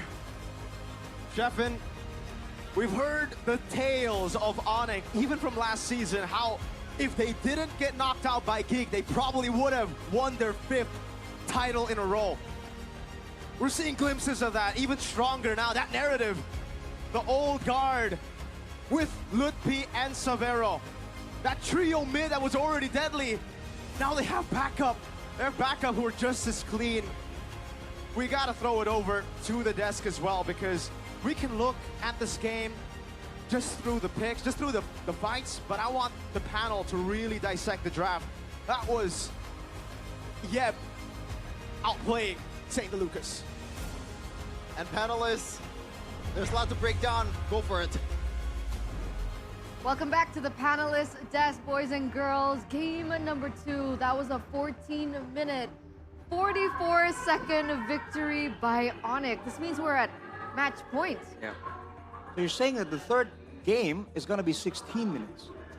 Yeah, we have 2-minute intervals. 2-minute intervals. No matter what, it's still an Onyx game. TLID, they literally have only 1 game life left. Yeah, it's tough because Onyx, I felt like this draft also kind of forced Team Liquid ID into an unfavorable position. We talked about maybe the Faramis pick against the Glue, but it didn't really work out that well. The burst wasn't really there that you look for. Usually when you pick up the Faramis against the Glue to just pop the blobs. The Lucas was actually doing great stuff alongside the Matilda, trying to salvage a few plays. Like we saw up top, the damage was there, but I think Onyx was just way too fed, way too ahead to be stopped. So they were firing from all cylinders, and it was hard to stop Onyx.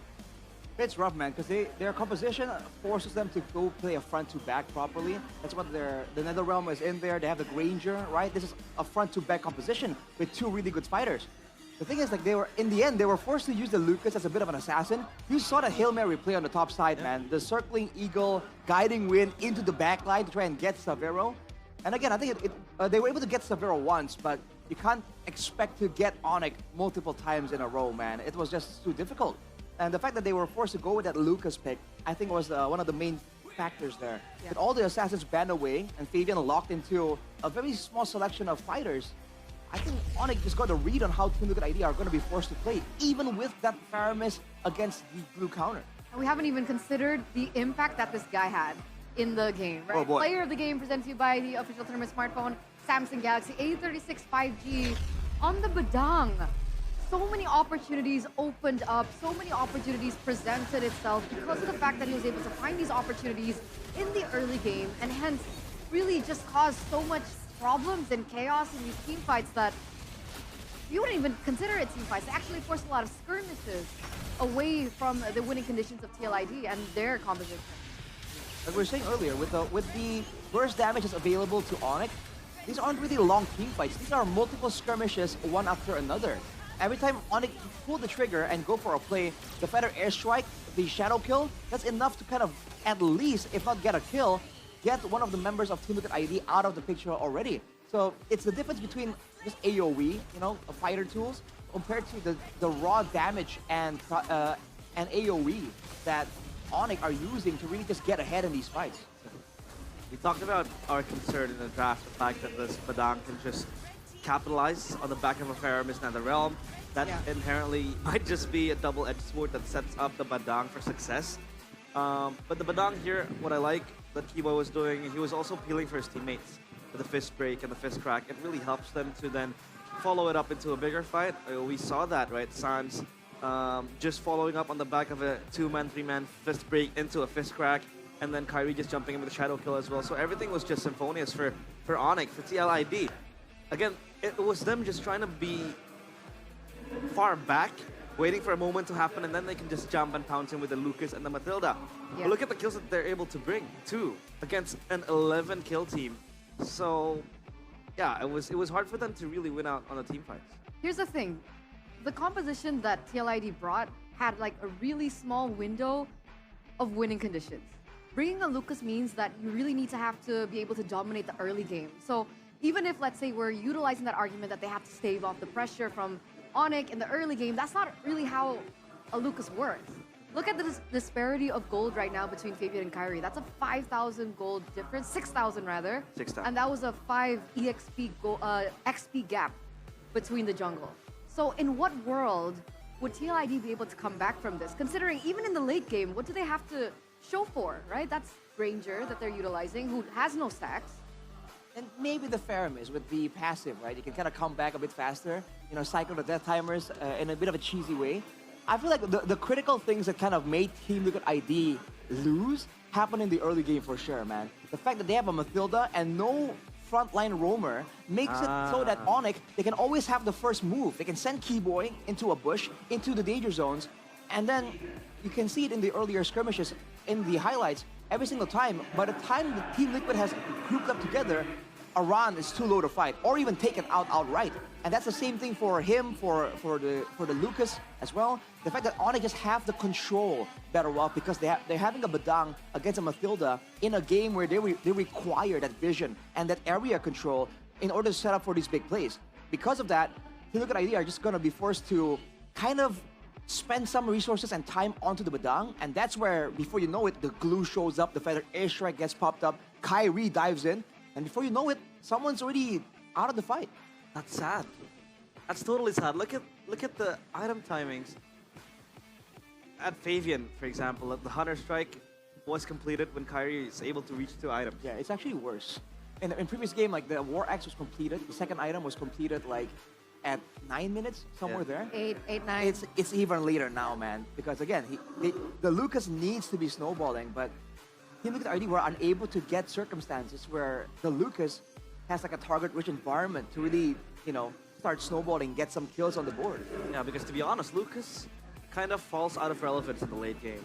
When people are, when their enemies are already stacking up on defense items, the Lucas just becomes another front line to eat, right? And for TLID, I feel like they don't really have an inherent healer. Maybe the Matilda is kind of, because you have the Guiding Wind, but the Guiding Wind will always be equipped for the Phoveus after a dive happens, maybe with Infernal Pursuit just jumping into the back, and then he hitchhikes a ride with that Guiding Wind. But there isn't really a frontliner that really wants to protect the team, right? That's the problem with this with that composition that TLID had. The Phoveus had to dive, the Lucas had to fight as well. The Matilda, somehow with the Circling Eagle, does that as well.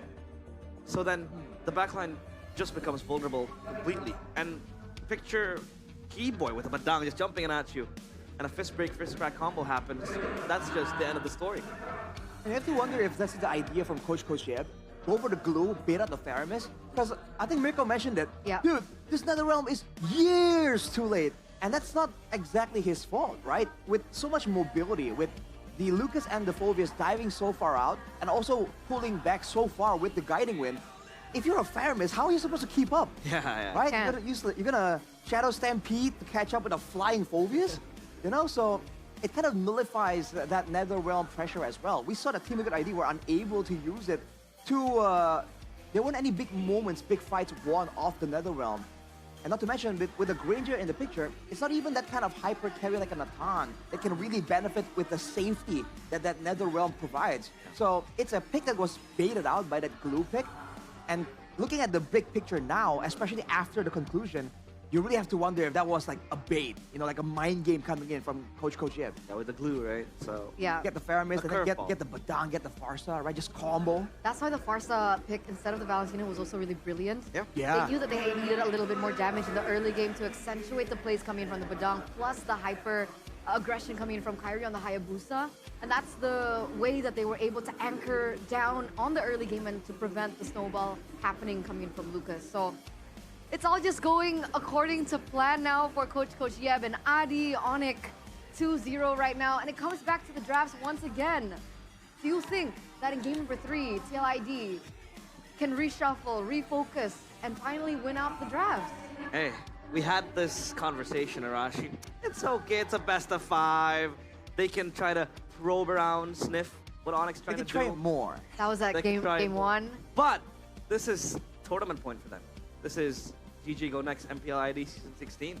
They lose here, right? Yeah. So there is no more time to try and probe. You have to be bold. I think at this point, just take risks. Just play, take risks, and maybe try to, you know, contest for your comfort picks. Like the chip, Louis again, but so Maybe- insofar, Onyx has been so good on banning it. We talked about Fabian and how he's always so important to the team. Maybe get something, you know, urgently for Fabian here, because I was talking about it earlier, looking at the team fights playing out. Dang, Chemical Idea just trying to win fights, and then their sons in the back just outputting damage again and again. And I was saying, with an assassin, this would look so different, right? And you know that's why Onyx went for the Farsa. But maybe that's where Chemical ID needs something that's dynamic, something that can make plays happen for Fabian. Because remember, when they won, Fabian was a massive factor there. Whether it's on a fighter, on an assassin, the consistent factor is that he's going to be making plays, regardless of what kind of hero he's on. Exactly. But we're still going to be expecting 3 jungle bans coming in from Onyx. Yeah, And it the has 3 to. jungle bans are the bans that Fabian is accustomed to, well versed with, right? Joy always taken away, Ling, no chance. The Fanny perma ban. Hayabusa picked up by themselves, you know? So what really is the solution here for TLID now? Yeah, I want to say stop being Hard. Fabian-centric, but It's too late. They tried. Kyo hasn't even been performing, right? I mean, I can't really blame it on him because Onyx is just ruthless on their approaches. But yeah, trying to really champion a Fabian-sided game would be fine, I think. I guess we'll think about it for just a bit because we are going to take to the stage to see what's going on up on stage. Terbangin bendera itu. Langsung aja kali dari Sonic, mana suaranya? Oh. Langsung pada teriak-teriak. Namun The Cavalrys jangan mau kalah. Ayo mana nih semangat dari The Cavalrys. Oke. Wow. Butuh semangat sih mereka. Betul sekali The ya. Cavalrys ketinggalan 2 poin. Sayang sekali, tapi nggak apa-apa. Masih ada kesempatan untuk mengejar. Namanya best of 5. Kita akan melihat apakah nantinya Tim Liquid Indonesia akan bisa mengejar ataukah Onyx yang akan tetap unggul. Tapi Bude, Yes, match point masalahnya. betul sekali. Kayaknya ada yang seru nih ya, karena semakin panas kayak kita dinginkan sejenak nih ya. Enggak sih, harus dibakar sih ini. Harus dibakar ya? Harus dibakar. Kita bakal sebenarnya membakar dari super fans biar mereka juga semakin semangat. Yang ngademin juga lah ya untuk tarik napas lega sesuai yang Alisa bilang. Karena kita akan bermain bersama dengan super fans dari kedua tim. Ini akan menarik karena kita akan bermain Mpl Id. Wah, edit nih hari ini memang benar-benar ya dari pagi udah kelihatan di layar, Betul. biasa di Line of Dawn juga muncul, tapi sekarang Superfans akan bermain dengan hero Idit. Betul Ngapain sekali. ya mereka? Betul. Dan langsung aja kali ya kita undang siapa yang kira-kira sudah siap bermain Mpl Id bersama Alisa dan Bude. Dari kanan, siapa namanya? Halo Bude, nama aku Santo. Santo, apakah kamu The Cavalrys atau Sonic nih? Aku Cavalrys Bude. Cavalrys, dari lahir nggak? Dari Aura sih. Oh dari dulu benar-benar. Berarti dari dulu. Tetap semangat dong walaupun kondisi seperti ini. Enggak sih sebenarnya Bude, tapi ya. Yaudah yuk pulang. Iron, tunggu Iron, tunggu Oh, Iron. Oke, masih semangat, masih dong. Masih Masih. membara. Masih. Jangan mau kalah yang udah nyetak 2 poin nih. Halo, namanya siapa? Namanya Bay, Bud. Namanya kamu Sonic nih. Sonic, Bud. Oke, Sonicnya udah dari kapan nih? Dari season 13. Wow. Baru, pemain baru. tahun lalu. Tahun lalu. Gak apa-apa, tapi kita bisa melihat ya bahwa Onyx sudah membuktikan dan kita akan melihat nanti di match point. Tapi sebelumnya kita mau ngajak kalian bermain Whack Edit. Play Reddit, play Reddit. Play Reddit. Wih, makin panas. Caranya gampang banget, kalian pasti bingung, nggak mungkin ya. Gimana cara edit-edit nih? Ini dia cara untuk bermain Whack Edit. Langsung aja ini kalian bisa bermain edit bersama-sama. Kalian akan menggunakan sama-sama edit. Nanti akan saling bergantian untuk bersembunyi dan juga attack. Jadi kalian tinggal gunakan skill 1, nggak boleh pakai battle spell. Nggak boleh pakai skill-skill lain, nggak boleh dash. Yang penting pakainya Earth Shatter aja.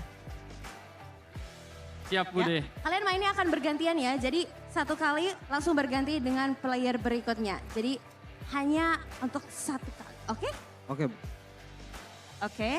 Pokoknya cuma 2 poin aja, kalian cuma cari depan 2 poin. Tapi kalau misalnya, aduh nggak kena, berarti belum dapat poin. Gantian, turn lagi. Oke, siapa nih yang mau mulai duluan? Pingsut, pingsut, pingsut. Gunting, batu, kertas, sweet, kue. Oke, dari Sonic dulu nih ya, kita akan melihat apakah bisa langsung menggunakan editnya dengan tepat nih. Aduh, kira-kira siapa nih yang menang? Cavalries, Santos, atau dari Bay, Sonic? Kita Langsung mulai ya. saja, kita akan mulai. 3, 2, 1, Whack Edit. Langsung saja kita lihat, apakah Ngumpet Sonic ya, bisa- kamu ngumpet ya. Berarti kamu ngumpet dulu ya dari Oke. Santo ya. Santo Silakan ngumpet dulu. Kamu harus bisa berhasil di sekitar sini, bosnya, oke? Udah gagal. Gagal. Gagal. Take turn, Langsung. gantian. Gantian. Recall ya. Bentar, kata-katanya apa tuh? Kenapa tuh tadi gak kena dia? Gak hoki Bude. Gak hoki dia. Kamu bakal hoki gak nih? Hoki Bude. Hoki udah, oke kita coba. Jangan Akankah makan, ya. dapet?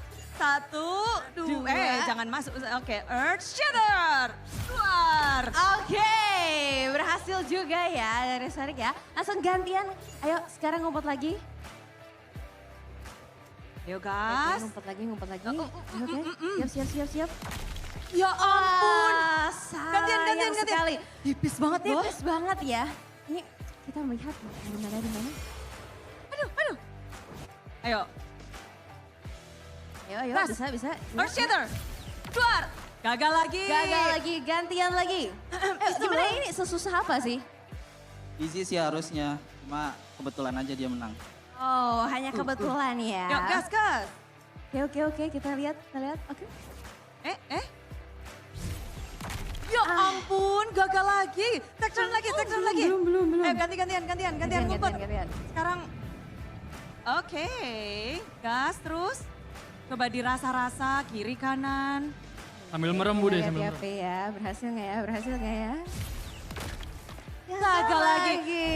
Melek aja gagal, merem gagal, nggak kelihatan sih di bash ya. Ini sengit sekali ya Bude ya. Walaupun kelihatannya bushnya ini satu area aja. Ayo, bisa yuk. Gagal lagi, oke. Belum Gantian berhasil lagi. juga ya. Ini kayaknya bakal sampai match kedua juga belum kelar ini ya. Betul sekali, kita masih menunggu nih ya. Oke, sudah siap? Oke. Pojokan tuh di pojokan. Pojok yang mana yo? Karena ini lama banget jadi Yes, kita akan melihat 1 poin aja karena ini lama sekali kalau kita tunggu-tunggu kayak bisa sampai grand final ya. Jadi kita akan langsung saja mencari nih, geser-geser bisa nih. Kita intip-intip kali ya. Itu loh. Aduh. Oke, gagal lagi. Next. Aduh. Guys, ini The Cavalries nggak ada yang kepengen bantuin gitu? Ya, kan Ini Santo lagi berusaha nih loh. Ayo Santo kanan, kiri atau mana nih? Arahnya sepertinya agak kebalik gitu ya badannya. Iya, boleh gue Gini lagi nggak sih? Agak tembak dikit. Masih belum dapat. Ayo, Pe. Masih ada kesempatan. Ayo. Ayo aku bantu. Ini Bude pamit dulu ya guys. Oke. Kamu rankmu apa sih? Aku baru naik IMO Bude. Naik Imo, edit berapa kali pakai? 120 season ini. Dia kena. Ya! Tergocek oleh celotehan Bude nih kayaknya. Dan kita sudah mendapatkan pemenangnya nih sepertinya Bude. Mungkin ada kata-kata kekalahan? Gak apa-apa, kalah di sini tapi nanti reverse sweep kok. Wow, sepeda itu. Sonic jangan mau kalah. Balas. Kayaknya ini nunjukin kemenangan Onyx sih dengan mudah. Aduh.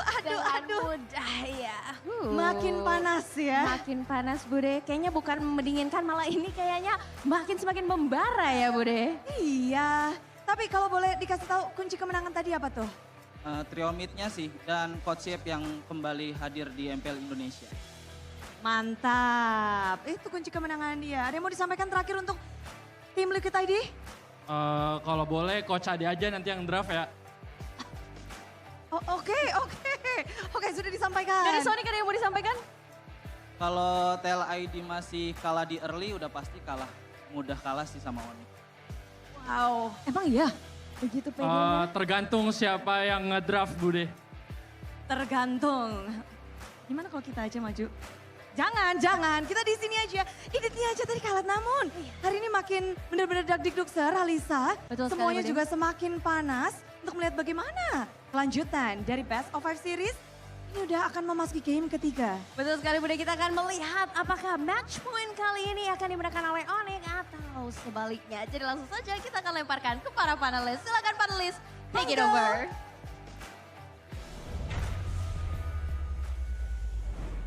Shots fired up on stage there with the host. And if you guys want to join in on the fun and the action, you guys can head over to the venue right now in Jakarta, Indonesia, here in the Jakarta International Velodrome. And of course, there's so many things you guys can, tune into.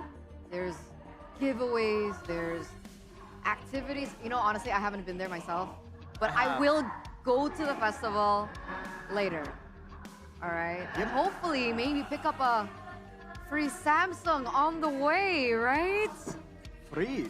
Maybe. Maybe. They have a booth, right, in the festival. Maybe there might be something cool that you guys can actually do because this is the all-new Galaxy A series 5G, specifically the A36 5G. And now Arashi will talk to you guys about the specs. Well, it's packed with a Snapdragon 6 Gen 3 processor, up to 20 gigs of RAM, 256 gigabytes of storage, and you can squat up without lag thanks to the 120 Hz Super AMOLED display. Super AMOLED. Regular AMOLED? Super AMOLED, bro. Super. So it powers up in a flash with a 45-watt fast charging as well. I've tried it myself. Wow. Dude, you have no idea. You don't think you need fast charging, 45-watt fast charging, until you have it. Once you don't have it, you're not a happy camper, dude. You're gonna be like, dude, it takes me so long. I'm trying to play a game. I charged while I went for a shower. I come back. Why isn't it full yet? 45 watts give you that ability, man. Very, very quick. Obviously, for Eterna specifically. She likes to take pictures of herself. That's true. Get selfies out there. Yes. She's a narcissist. I'm not trying to say that, but I am. if you do like taking pictures and you like content creation, you can do that with the Galaxy A36 5G's 50 MP OIS camera. 50 and MP. It also has AI. Whoa. Awesome intelligence filter. What's that? Filter? So that is you given the capabilities of creating custom filters for yourself. Oh, no, I tried that. Yeah. So if I take a selfie here and I have the vibe of the velodrome, right? Yeah. The moment I take a picture at home and I apply that filter, it looks like I'm in the velodrome. I mean, I'm serious. I'm serious. they're in What the are you talking about? velodrome. Serious? They're in the velodrome, right? Yes, sir. Over at the Team Galaxy Zone Cam by Samsung Galaxy. So if you guys are holding a Samsung device with whatever it may be, you might even bring a TV with you. All right. Oh. For all we know. How about the washing machine? Washing machine. Try it out. Try it out. The shower head. They have a shower? Try it out. Man, they make everything. That's crazy. They do. They do. Well, head over to Samsung.com/ID or your nearest Samsung store and grab the Galaxy A36 5G, starting at just Rupiah 5 million. 5 million. 5 million. And with that, you get awesome bonuses worth over 1.5 million. That's cheap including money. a free memory upgrade, by the way. Wow. Memory at this point with the content, with the photos, you need that memory upgrade, bro. You do. But hurry up because the offer ends on June 15th, 2025. So don't forget to check it out. Get it. Sit over at the Galaxy Zone up front, right in front of the players. You can basically see their pores. I like to say that. Their pores? Every season. Wow. Or their pores. That's how close you are. Oh, okay. I thought he See their said. pores. I thought he said. I thought she said. we can see their Porsche. The Porsche. Yeah. I think one player fits that description, but parked outside, vroom vroom. I will change the topic now. Yeah. I'm talking about cars. Here we go. Cars. Oh, cars. Vroom vroom. He ain't here though. Hey, here. Yeah. Or is he? He might be coming. Ah. Like to, watch? Who wouldn't want to watch, right? Yeah. Of course. I mean, we also have a certain Filipino caster. Coming. What? Yeah. He's coming? He is here. Are you allowed to already. spoil that? Oh, he came No, already. no. He posted a story. Dang, so it's official. It's official that he's here. Awesome. You know who that is? I think he might be arriving in the middle of the night. Interesting. Middle of the night. Okay, I get you. I see you, Arashi. I see ya. But back to this boys and girls Yes. match points. If TLID cannot win this next game, unfortunately, they will have to say goodbye to playoffs. And it's insane. This guy, again, we're looking at it poster to poster, era to era, then and now. I think he's back. It's safe to say. His performance earlier on as well on the Farsa, we saw him. What do we think about this, Arashi? It almost feels like he is denying that he was ever away. He comes back as like, oh, you must have forgotten. You're banning the Sushin, the Yves. You must have forgot the Farsa, the Gila Sans Farsa, dude. Gila Sans. He never left. What were you thinking? Which is why Miracle posed an interesting question in the drafts. Jushin banned out. Why? I think it's more of a very annoying pick to deal against. But at the same time, it also enables Onyx to really just function with it. So I think TLID also. Was it TLID who banned out the Juice? Yes. Yeah. In the second phase, alongside the Yves, where Sans picked up the Farsa. Yeah, so that's why maybe TLID don't really want to deal with that, right? My theory is that they want to put Sans on something that's a bit more vulnerable. Because that's a factor here, right? When they want to go with these burst options, they don't want these heroes that can kind of have an extra shield, like the Eve and the Jushin, with the extra movement speed, the extra survivability, and all that. So they're trying to narrow down those two options, the Sushin and the Eve, that can survive the initial big Lucas burst. And with that factor, they're trying to zone out and limit the strength of Sans. But yeah, unfortunately, towards the end there, because of the setup disadvantage, at that point, Sans was just free to do damage anyways. Arashi, Blue side. not just that, as you were talking, did you see the Onyx players? They were laughing. They were laughing. They were laughing at you, Arashi. They were smiling. And you know what that means, right? A relaxed Onyx is a scary Onyx. Kinda. Look at This is T-Boy. like their attitude at their prime. Yeah. Yeah. Again, with Coach Yep too. I mean, Coach Yep earlier had a bit more of a serious face, so He was laughing though before that. before that he was laughing. So a man of many faces. He's probably Coach just Yep. seriously thinking Poker about the face. next joke that he wants to. Maybe, Oh, yeah. maybe. All right, so if you're on Team Liquid ID, I feel like at this point, that's like the one thing they haven't really gotten to explore, the Fabian factor. Again, we're talking about how this guy has so many more options, has many heroes in his hero pool. There's gotta be something, right? There's gotta be something. But what is it though? I don't know, man. Ask St. Lucas. Shoot him I a mean, text. They had 2 weeks to prepare. Yo, SDL. They had 2 weeks Yo, to SDL. prepare, and they would and should have known that teams would do research on them, right? Fabian being, again, one of the anchors, the pillars to their gameplay. If he wasn't able to explore different avenues and choices in the banning phase and the drafting phase and his hero pool, that's a big question to TLID's prep. We're getting into the drafts now, ladies and gentlemen, for game number 3, match point, presented to you by the official tournament smartphone Samsung Galaxy A36 5G. From the side of Onyx, they have gone the exact same route. Fanny, Joy, Ling banned out, taking it away from Fabian. TLID go for the Hayabusa, eliminating that as an option for them to pick up for themselves. Plus, for Kai, the Luoyi, and the Chip. So they have learned from game number 1, but their first pick is Jushin. Safety, I'd say. It's a much more safer pick for Yaskiel to play with. It has the escape, it has the shielding as well. The lift off to look for small skirmishes that you can really play with. But yeah, Jushin I think is a very, very good pick. Matilda Alpha, here you go. All right, Is this the Alpha. something that is in Fabian's pocket? Because we haven't seen Alpha in such a long time. He picked it once up in the regular season where he lost. Yeah, he didn't win with it. That's the big concern here. In theory, right now, against a glue, it means that the Alpha is going to be regenerating a lot more. And the Alpha does true damage, which is good against frontline pressure. There's a Franco. Out of nowhere, though, is this again an attempt to just shut down Fabian even more? With a Mathilda and Intrusion, there's not a lot of ways for Team Liquid ID to cancel out that Bloody Hunt as of right now. But so far, this is looking like a stronger, more stable, more brawly trio mid. And remember, trio mid is the highlight of this matchup. But do you think the Franco is enough to withstand the invade pressure coming in from the Alpha and the Mathilda? Because the Alpha and the Mathilda obviously has very strong invade pressure, and that could just, you know, screw up the Suyo. I think this depends on what is picked up for the gold lane and the mid lane here. They need good amounts of damage here if they want to truly make the Franco a real threat. If there's not enough burst damage, then they can just tank through the Bloody Hunt. With a Mathilda, especially if they're on curve and not behind, with the plus of the Oasis, they can very easily let a Alpha or maybe someone else in the EXP lane survive from the initial engage. So that's where, for Onyx, they need good amounts of damage, and they need quick damage. If they take too long, then the rest of Team Liquid ID will follow up and even dive through with the Tsushin. And that's why TL Id banned out the Farsa. Yeah. So they're eliminating that layer that Arasha was mentioning earlier on. Other than the Farsa, what heroes are we looking at here? Just not burst damage mid lane. An early game base damage that's good. What about a Eve?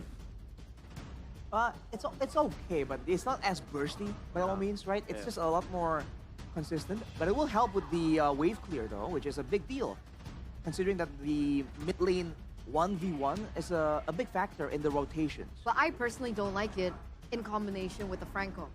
Agree. Yeah, it hooks you out of the RWM, but I think they need to go for either a mid laner here. You want to go like Vexana? Faramis. Interesting choice. To live is So double pull here. And they're also, well, there's the combo, right? The pull into the Iron Hook, the Shadow Stampede into the Iron Hook. But there's also the fact that now that Coach GF has picked up the Faramis against the glue, it kind of hints at them now understanding that they're going to go for a composition that can actually be countered by that Faramis. So I'm assuming a lot more of an aggressive maneuver, more forward momentum. And technically, if you're thinking about gold laners that can kind of vibe well with the Franco, it's only between the Beatrix and the carry, I believe. Those two Vero has picked it up. Exactly. So I think that's where Team Liquid ID are kind of trying to make a read. Go for the Gatot though and the Moscow. So good macro pressure. Good frontline as well here, knowing that the Mathilda won't be able to serve as the main frontline. So it's a very brawly composition coming in from Team Liquid ID. Not a big fan of the Gato Pacha as the sole, like, tempo setter. However, they go Granger. Okay. All right. Interesting. So no carry, no Beatrix. Yeah, I think because the main premise has always been the Franco hook into, you know, a Bennett's Rage or with the carry, constant damage. But I think the Granger does give you safety in terms of range and the poke as well. And if they want to play the front to back for ages, I think it helps as well with the Granger. Match point, ladies and gentlemen. We're going to throw it over to our fellow casters. Mirko, once again, a chef-in for the final time. Potentially, take it away. This might be the end of the journey for Team Liquid ID. They're in the brink of elimination. Only one game separates them from the gaming house. They were the runner-up of M6, the champion of Mpl Indonesia Season 14. And now, look at where they at. This is their last draw. Can they do it and stop the resurgence of Onyx? They gotta fight back somehow up against Onyx. Again, the defending champions, ladies and gentlemen, in their first season.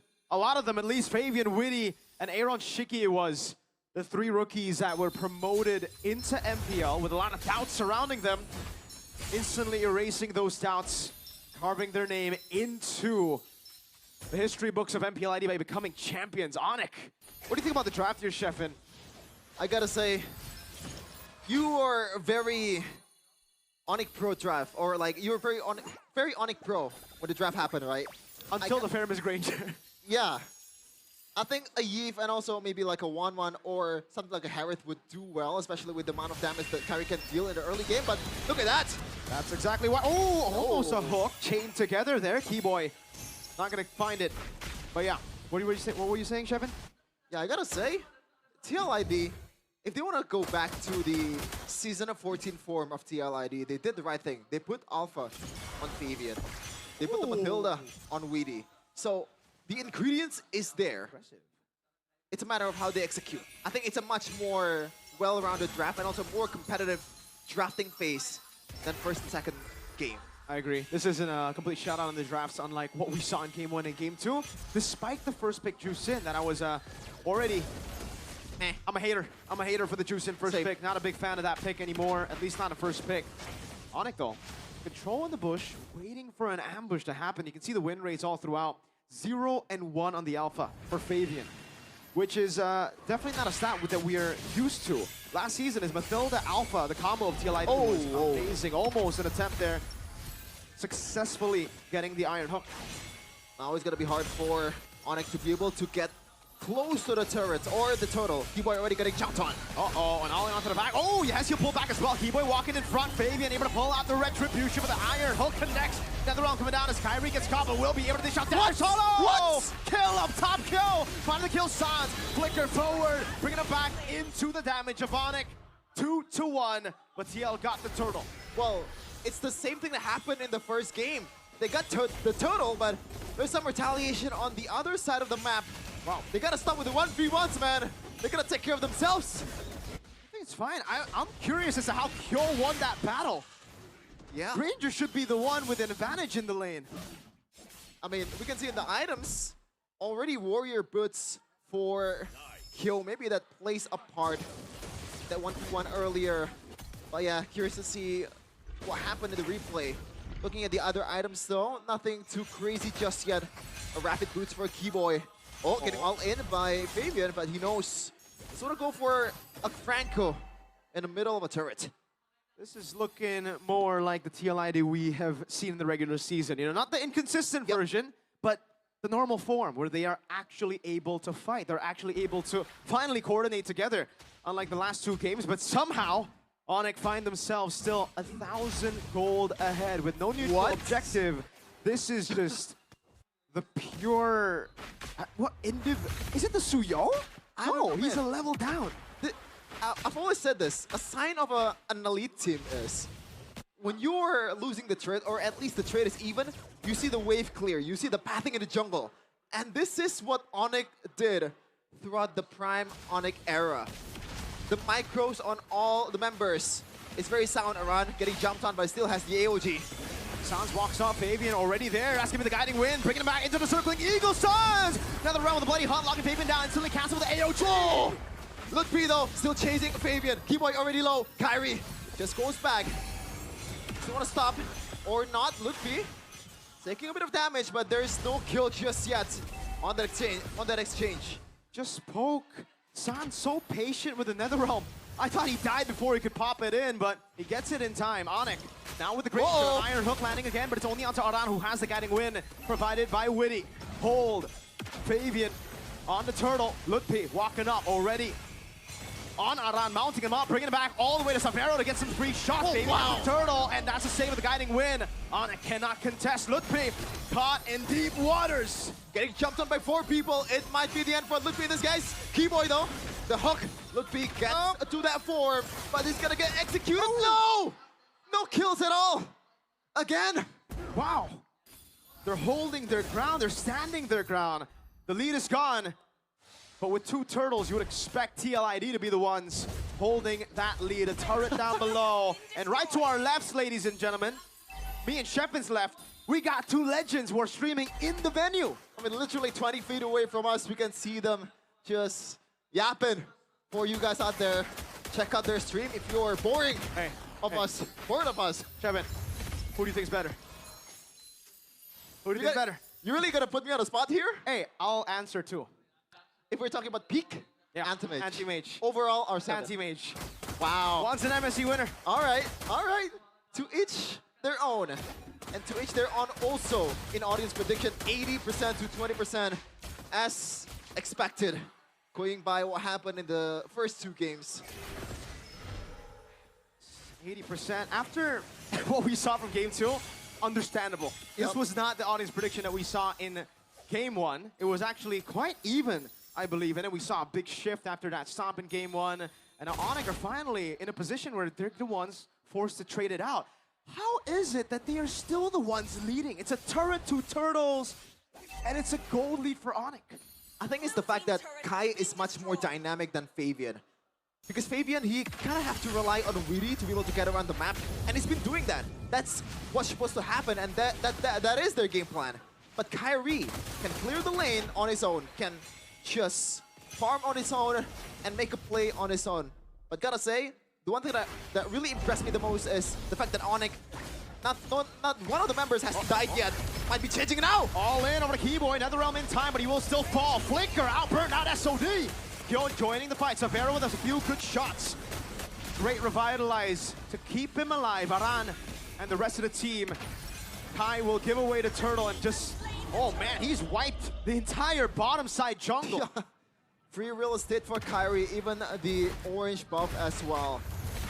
The one thing that makes Onyx special in their prime era, they let go of the things that they're not gonna take care of or have the disadvantage. And truly they are in a disadvantage in objective battle, especially after Keyboy getting jumped on. The key is Keyboy getting the initial hook and getting someone to force the opponent down before the fight begins and make it a 4v5. All right, we gotta think about this though. If they had a Yeve in the mid lane, this is the playstyle that I expected. They would just play it slow, give away a few neutral objectives, maybe actually be able to contest Turtle 3. With this composition, playing it safe like this, trading across the board, means that they're going to be scaling from mid. I believe TL Id have the better mid game. Yeah. And late game with Moscow? Yeah. Right? That's what I'm going to say. The long lane pressure that they can definitely utilize. And Kyo hasn't died just yet, even winning on a 1v1 against Avero on his own. 500 though. This is not a lead that's really safe at all in Mpl Indonesia. I wonder how many lead changes. At least 2 so far in this game on the economy. And Onyx, look at the bushes miracle. This is what having an Alpha and a Mathilda gives you. I really like the fact that they're going back to their form in Season 14. This is their bread and butter. Just own the bush. Try to get your map or like the advantage on the vision. And Keyboy, all he can do is just try to get this blind hooks that most likely not gonna land. You gotta scan the bushes, you gotta scan all the things that he cannot see in plain sight and make a play out of his micro. It's all about pushing slowly and steadily for TL Id. They have the lead, and like you said, it isn't safe, but it's fine. They have a composition that scales pretty well into the late game. The range is the only thing that I have doubts about, right? Sans walks up. Oh, good damage. Yeah, yes, skill already low, around half HP. Savero dealing some Death Sonatas as well. Kyrie just clearing the mid lane. Oh, Keyboy! Purify. Good call. That mid bush, man, so important for the neutral objective take in TL Id. They are struggling to get control of it. Sans, another risky move, walking up front. Orange buff taken. That's a level lead for Kai. Iron hook not landing. Lord very low. 10k on the load. Kyrie goes in. Fabian getting jumped on. On the all-in with the Bloody Hunt and the Winter Crown. Lord stolen already. Now the mount down over to Fabian. There should be a trade. Ludpi is dead. Isolated from the team. AOG. The Lord Aran jumping in, but it will be Keyboy still surviving. SOD! Kyo! Jumping on the Kai. Soul Sever coming down. Yes, here with the flicker forward on the Crimson Peak. And Kai getting away with the Blade Surge. Finally a W for TL Id. But no, the Lord is taken out by Kyrie. Overall, though, in the kill department, it's an equal one. Fabian is trying to sandwich Kyrie and Sans. Whoa. Crazy poke. Fabian with the flank, though, but no one walks his way.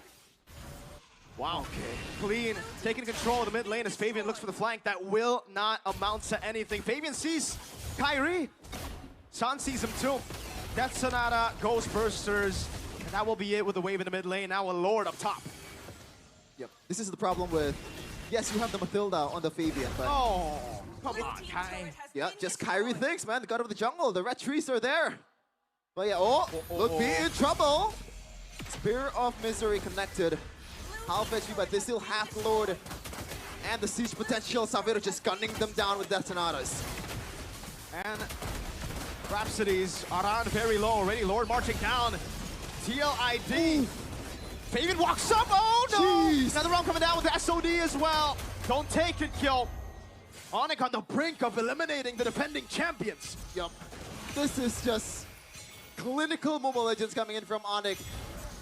It wasn't that clean in the early game, but they know what to do, even in the objective battle that they're not supposed to have an advantage on. Yes, they have the Bloody Hunt on a Keyboy, but this is Alpha against a Suyo and Matilda we're talking about. Man. The HP bars is leaning towards TLID side. Onyx gotta rely on the micros, Fabian. Oh, man. Gotta watch out for the soaks, man. He's so far up front alone with no Matilda. That could have been real bad.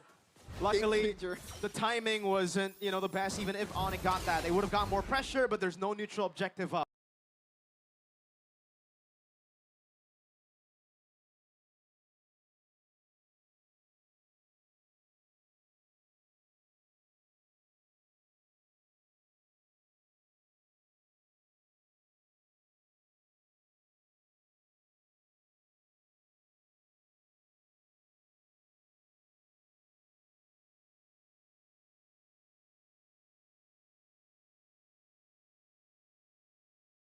Timing wasn't, the best. Even if Onyx got that, they would have got more pressure, but there's no neutral objective up. Able to check the bushes a bit safely. Maybe just a blind hook from Keyboy just to clear the bushes so that Lutpi did not get engaged on, just like what happened earlier. TLID, they're 5 men strong, but can they make a use of this advantage that they have right now? 4 seconds towards the Lord. Lutpi is already up on a respawn time. It's control. Look at the piercing damage from Kill 2. Keyboy looking for the hook. TLID on the Lord with a slow push down below. I gotta wait for Ron to back away. Or maybe just heals up with Widdy's photo. That's something they can do, but it's already half HP. So that's something that Savero might be looking forward to burst, especially with the Sky Piercer. The wave is good for Onyx. In the bottom lane, great. Zoom in into the map. You can see again how they're managing the waves. Kyrie notices it is building towards a slow push for them, so that's why he rotates without hitting the wave. Onyx controlling the neutral objective. Moskov seen down below. Onyx, are they gonna make the shot, the call? They're still healthy. This is on the hook is Keyboy. Tier 2 for free. Lord Dance in favor of TL. Moskov still in the bottom lane, farming and clearing it up, shoving the wave in. You don't have to. Holding on to it. What? They're still going for the Lord. Lutpi getting jumped, knocked up into the air by the Lord. Base turret taken out again. Bloody Hunt. Kai able to secure it now. In the back, yo. Onyx, what was that? A gamble.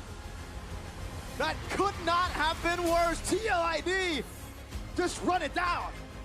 They just handed the W on a silver platter to Kyo. I was gonna say this is the prime Onyx that we're talking about before the game starts, but what the hell was that? That is a stinker. Oh, I gotta agree with you, Chef. And I'm not a fan of the Faramis Granger, but it wasn't because of the Faramis Granger that they lost the game. It was they didn't want to let go of anything. They didn't want to let go of the Lord. Some signs of that inconsistent Onyx from the early weeks of the regular season, ladies and gentlemen. All of a sudden, TLID are back in the series. All of a sudden, that 80% to 20% audience prediction might just be shifting back. I don't understand. A team on the level of Onyx, based on what we've seen in Game 1 and 2, this is not a mistake that kind of team could be making. I was gobsmacked. What the hell was that? And shout out to Yeskiel to cancel the recall from Sans. Hey, this is the time for the panelists to break it down because we are speechless. Thanks, boys. We're going to game 4. The dream for TLID is still alive here in Mpl Id Season 15 with an amazing play by Kyo, utilizing the team fight and being able to go for a split push in the bottom side to get to the base. Unexpected, but we're here for it. I mean, where do we begin? We said they needed something, right? They need something, whatever. And they brought out the Alpha. The Alpha Mathilda is great. The skirmishes were great. It's a lot more calculated. If you look at the previous games compared to now, game number 3 here, 5 kills for both teams. Yeah. It's a very low action game. It's just threats upon threats, but no one's overcommitting. And I really want to ask, like, I wish we can have a segment where we can ask like the coach immediately. Like, say, DeLucas, is that the idea? You have the Sushin, like you were mentioning, that Yehezkiel on the Sushin went in with the Crimson Beacon to try and stop the recalls, and then the Avatar of the Guardian from the Gatar as well. Is that the idea, having all these tools to stop the recalls so that the Moskov can end? I mean, they couldn't have predicted that would happen, right? Yeah. I don't the think so, opportunity but presented itself, and they took it. You never know. I mean, it was the last stretch, right? I think that Crimson Beacon in the last second was so crucial because Sans, I think, was a second away from recalling back to base. And I think for Kyo, it was all about him just focusing on the crystal because he knew that in that fight, Onyx was about to turn it around. But Sans recalled, and that Crimson Beacon even only touched the tip of it. That tip of the Crimson Beacon touched Sans, canceled the recall, and Kyo continued with the split push. And so we're going to crown our MVP or player of the game here for game numero 3, and it's going to go to Kyo. Presented to you by the official tournament smartphone Samsung Galaxy A36 5G. There's definitely an argument to be made for all the rest of the players, but that last minute play from Kyo really took the cake. I don't think things would have been as easy for TLID if it went otherwise. And I think the one thing that I really wanted to add for this game in particular is the differences of the previous game, which is what? This is a draft that is so TLID, to quote a young man from the Philippines, right? It's so TLID. This is their comfort. This is how they've been able to find success, not just this season, but last season during their championship run here in Mpl Id, right? Aran on the Gatot, Fabian on the Alpha, Yehezkiel on his power pick as well, the Jushin, Witty on the Matilda. They know this draft well. They've utilized it numerous times, and you can see them actually executing that game plan for comfort. Every single time there's a lull in the action, you can see that, I don't know if it's the comfort or if it's a different plan and whatnot, but even against the Iron Hook, against all these tools that Onyx has at their disposal, TLID did a great job avoiding the pickoffs and finding pickoffs of their own somehow, even though they were on a Mathilda roam. Yeah. We talked about how that limits your offense, but they used Fabian to walk in the front, and to be fair, he almost got hooked a couple of times forward, but he was the guy walking up, trying to find a backwards Spear of Alpha, try and kick things off and start a big fight. It is just so good, man. You're seeing the dynamic potential, the creativity in the fights as well that we've been wanting to see from Team Liquid ID all the way from game number 1. And to his credit, Kyo on the Moskov, 0 deaths, despite all the dangers available here. He was definitely in the scope for Onyx in this game. And his Spear of Destructions have been really accurate this game. If you notice, it's always being used to secure kills, or it lands at the back line. So the accuracy of those spears, it doesn't seem like it's just thrown into a high populated area. He is looking, he is waiting and targeting exact moments, man. That SOD really helped them as well to join the fight. Obviously, that's always the premise of a Moskov, is the fact that a 4v5 can turn into a 5v5, and even worse, like a 3v2 can turn into a 4v3 in one spear. And that SOD did land for Kyo, but I think he had one target in his mind, was that split push. That split push was indeed one of TLID's pressure as well, because let's take a look at the draft that Onyx brings, right? The only hero that could really match that is the Suyo.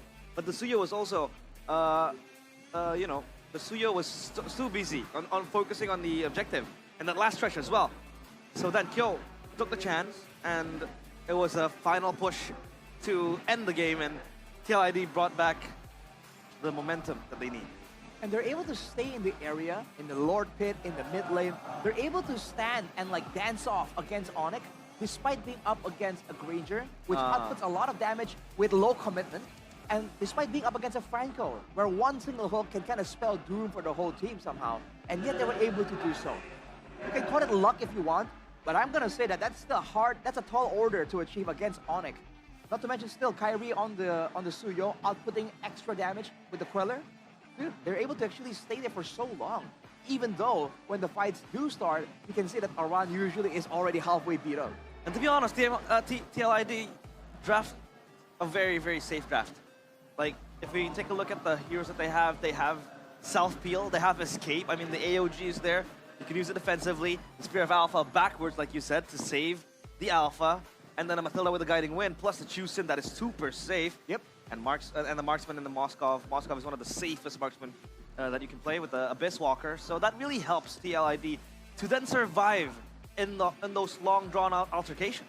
And in the previous game, off camera, we were talking about how Team Liquid ID might have to kite better. I forgot who mentioned it. Realize or Eternal mentioned like, oh, there's a kite here in this moment. And we were like, oh, they have a Lucas and Phobius. But now, with a composition that actually kites so well, you're seeing them actually do a lot better here. And remember, back when Onyx were still dominating, we said that the big thing that made them so fearsome is the distance management. How they're able to just stay just out of range and still move into range to do damage when they need to. And I guess with mobility, that's how Team Liquid ID were able to match up to that. Exactly, absolutely. We're finally seeing TLID being able to utilize a loophole in what they see maybe the drafts that Onyx brought here in that previous game.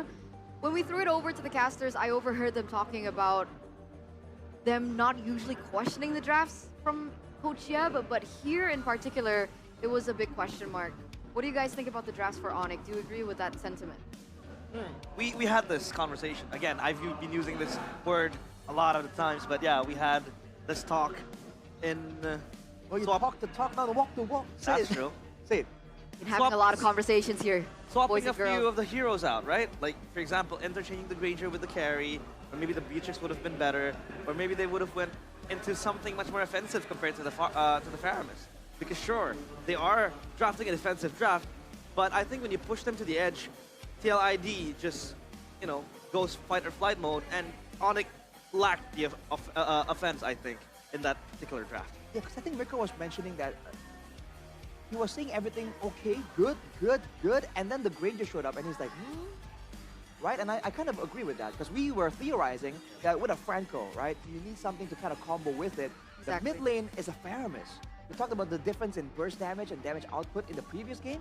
Now in this game, they have a pick-off style composition, sort of, with the Suyo, with the Franco, but then the mid lane isn't really a big burst hero. Yeah. The gold lane also isn't that much of a burst hero. Technically, if you're alone and all the bullets from the Rhapsody hits you from the Granger, then it's kind of bursty. But it's not... It's not quick. Straightforward. Exactly. Right. Yeah. So we're seeing a lot of moments there in that game where someone gets hooked and they're able to survive just long enough to at least make it kind of even. So with a different selection there in the gold lane, maybe that could have been avoided. I mean, Granger is a burst gold laner, is a burst marksman, but it's not quick. Like the DPS. Yeah. Usually when you expect a carry to do that, the carry is very quick with the Speedy Light Wheel or the Nibiru's Passion and the Beatrix, but yeah. We'll see the adjustments coming from Onyx. Were they limit testing, or were they just backed into a wall by TLID? Before we get into the next game, we are going to throw it over to Alyssa. Sama Alisa, hari ini Alisa lagi ada di boothnya Sukro di MPL Festival. Dan kira-kira ada keseruan apa di sini ya? Langsung aja kali ya kita invite salah satu teman kita dari Sukro, ada Kak Ocin. Halo. Selamat siang nih Kak. Oke, Kak, ini tuh ada activity apa sih yang menarik di boothnya Sukro? Jadi secara umum kalau di activity di booth Sukro itu kita ada bisa beli produk. Jadi dengan pembelian produk, setiap pembelian paket 20.000 itu bisa main Franco's Iron Hook gitu. Nah hadiahnya macam-macam. Jadi ada mulai dari jersey RRQ, ada kaos Sukro X RRQ sampai dengan hadiah-hadiah lainnya. Terus juga kita di setiap harinya nih Kak, itu kita akan ada fun match. Kurang lebih di sekitar jam 4 sore, mungkin sampai dengan setengah 6 sebelum parade ya, sebelum parade dari fans. nanti kita akan ada fun match, jadi 5 lawan 5. Mungkin nanti di sekitaran itu boleh crowd-nya pada kesini supaya main karena kita ada ratusan WDP buat kita bagi-bagiin, kurang lebih gitu. Jadi langsung aja ya main ke boothnya Sukro. Jadi pembelian 20.000 bisa langsung main Frankos Iron Hole. Kayaknya aku tadi udah beli, jadi kita boleh coba kali ya Kak? Oke. Kita akan langsung cobain ya. Guys, di sini ada namanya Frankos Iron Hook. Bisa dapat produk Sukro, jersey Sukro, ataupun jersey RRQ. Wow, nah tim kesayangan kalian Kingdom nih khususnya ya main ke sini nih. Oke, kita coba ya. Ya, ini sekali aja Kak cobainnya. Sekali aja teman-teman. Jadi langsung, ini padahal kelihatannya gampang ya. Sekali lagi deh Kak, kita coba kali ya. Oh, itu nggak bisa juga ya. Jadi teman-teman nanti langsung aja cobain di sini kalau mau dapetin kaos RRQ, jersey Sukro dan juga pastinya ada produk dari Sukro. Nah, kalau misalkan di sini berarti jam 4 sampai jam? Kurang lebih jam 4 sampai jam 5 atau setengah 6 tergantung fansnya. Pokoknya kita ambil waktu break moment antara match pertama sama match kedua. Jadi nanti di titik itu mungkin kita adain fun match break. Caranya environment di sini jadi makin ramai sih, mungkin gitu Kak. Oke, nah itu dia banyak banget keseruannya. Jadi jangan lupa mampir ke boothnya Sukro. Dan pastinya ini gratis ya Kak. Karena Mpl Festival ini gratis, jadi siapapun bisa datang. Kalian bisa nonton watch party juga. Dan pastinya bisa main bareng dengan teman-teman di boothnya Sukro. Thank you so much Kak Ocin. Iya, boleh, silakan. Jadi kalau aku bilang gamers jago, ngemilih Sukro, kita bilang gas lah gitu ya, oke? Oke, aku bilang ya, gamers jago, ngemilih Sukro, gas lah!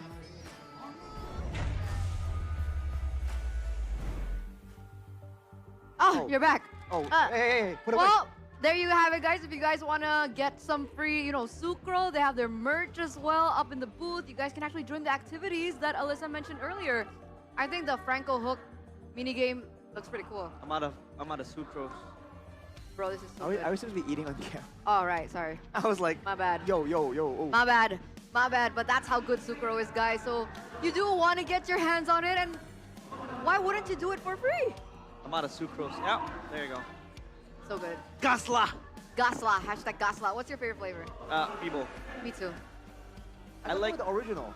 Oh. Oh, original. Yeah, original. Yeah, I mean the original's good too. It's proper. It's proper food night. I love my Kribo though. Classic. The Kribo is unique though. The Kribo one is actually quite special. By the way, you have a change in name. You're no longer Arashi. So? You're Bryden now. Bryden. What? Yeah. So I have to call you Bryden from now on. But why? It's a request from the international casters. Huh? Sorry. Wait, for real? Yeah. Why? Bryden. What Because the of heck? your earring. Anyway. Nice earring. Anyway. I see. We've been hyping up Mpl Id for the past few 3 games, but also we do want to remind you once again that this hype is also because we want to know who's going to be representing Indonesia at MSC EWC. For the past few years, it actually has been Onyx, right? 2019 MSC 2019 champion, and 2023 was when they were able to get the next championship, and then the next is the big question. Will they be able to once again pick up an MSC trophy? Well, Onyx man, what do you think? Realize? They might be able to. Weak answer, bro. But I think there needs to be a few things that has to be fixed again. Small little details before they can really be back on their perfect form. Because I think if we take a look at the previous iterations of the Onyx that was able to win the MSC, these were all teams that were almost without an error. This was a team that, a couple of two teams that was able to perfectly play the game into the way they like, and I think this Onyx needs to really hit the ceiling in terms of the skill ceiling that they have to then match that. But I think if they do end up winning MPL, they might have a very, very good chance in MSC, I'd say. Like if they get back to their best form, and if they win MPL ID Season 15, I think they have a proper chance at MSC. See, I don't know. Finals, maybe. Like the optimism in me and like the Indo pride in me wants to agree with you. But seeing the performance of the neighboring teams. Yeah. Hey. The thing is, right? It's a far climb. The grass is always greener on the other side. Okay, fair point. I like your optimism, right? I'm just not so sure about hearing so many ifs. Not in this. I heard a ton of ifs in that You whole know, sentence. there are prerequisites. I see. Criterias, requirements, attributes. Yeah. Factors. Onyx PH and PLPH just need to show up. No prerequisite. Terms and conditions. Terms and conditions. Fine prints. Please show up. And it's GG. Hidden clauses. Hidden clause. But we have to stay positive. Stay Yes, sir, positive. yes, sir. We can do it at MSC. We can. It's all good. I'm not trying to say that this Onyx is back on its best now. It's far from being at it's at a its different Onyx too, right? Yeah, we yeah, have yeah. Lutfi in the EX. Savero as well. Savero as well as a rookie, by the way. So obviously they don't have the international experience that a lot of these international players who are repping their particular region will be having. So it's already a far stretch. But, it's not like it hasn't happened before, right? Yeah, ID, yeah. absolutely no international experience, going all the way to the grand finals. That's something that I think nobody expected. That storyline has been done before. Right. So we're not saying Onyx is the best, but you gotta beat Onyx first and You gotta beat Onyx first, then talk. and then talk. We're going there, huh? Onyx. I don't know. I try to save you guys. I always find myself ending up somewhere there. Okay, it's fine. It's fine because we're ending back up on stage right now. Still at match point for the Sky Kings. 2-1. Is this a sweep though? That's the We're big talking about question. this. Not Match yet. point, First and then at least the beginning of a sweep for Team Liquid ID. I mean, if Onyx draft like that, again, Oh. You said it. If Onyx draft like that, did you know what made TLID, capable? What? Of that reverse sweep against RRQ? What? That Exia pick against the Link. Remember? the grand finals. In the grand finals? So that was actually, I'm not trying to blame it on Keskute back then, but Why is Keskute catching strays? What's going Guys, on? I'm not trying to catch strays onto him, but like, it's a contributing factor. Like Eternal mentioned it, if they draft like that, there could be a possibility where the reverse sweep might happen. Well, when I hear Eternal say that, what came to mind was that fan member in the audience. He was like, what? Yo, can we get Adi to draft? Yo! I was like, yo! If Onyx loses, Adi will draft. That was the Liquid fan, right? Yeah, the Liquid Yeah, fan. he was like, Obviously. yo, guys, get Adi to draft, please. Please. So harsh. By no means is Adi a bad drafter. He's a good coach. Wait, is he a good drafter or a good, like... A good coach. Why did you change the label? A good coach means you're good at drafting and you're good at, maintaining your players. Oh, is that what it means?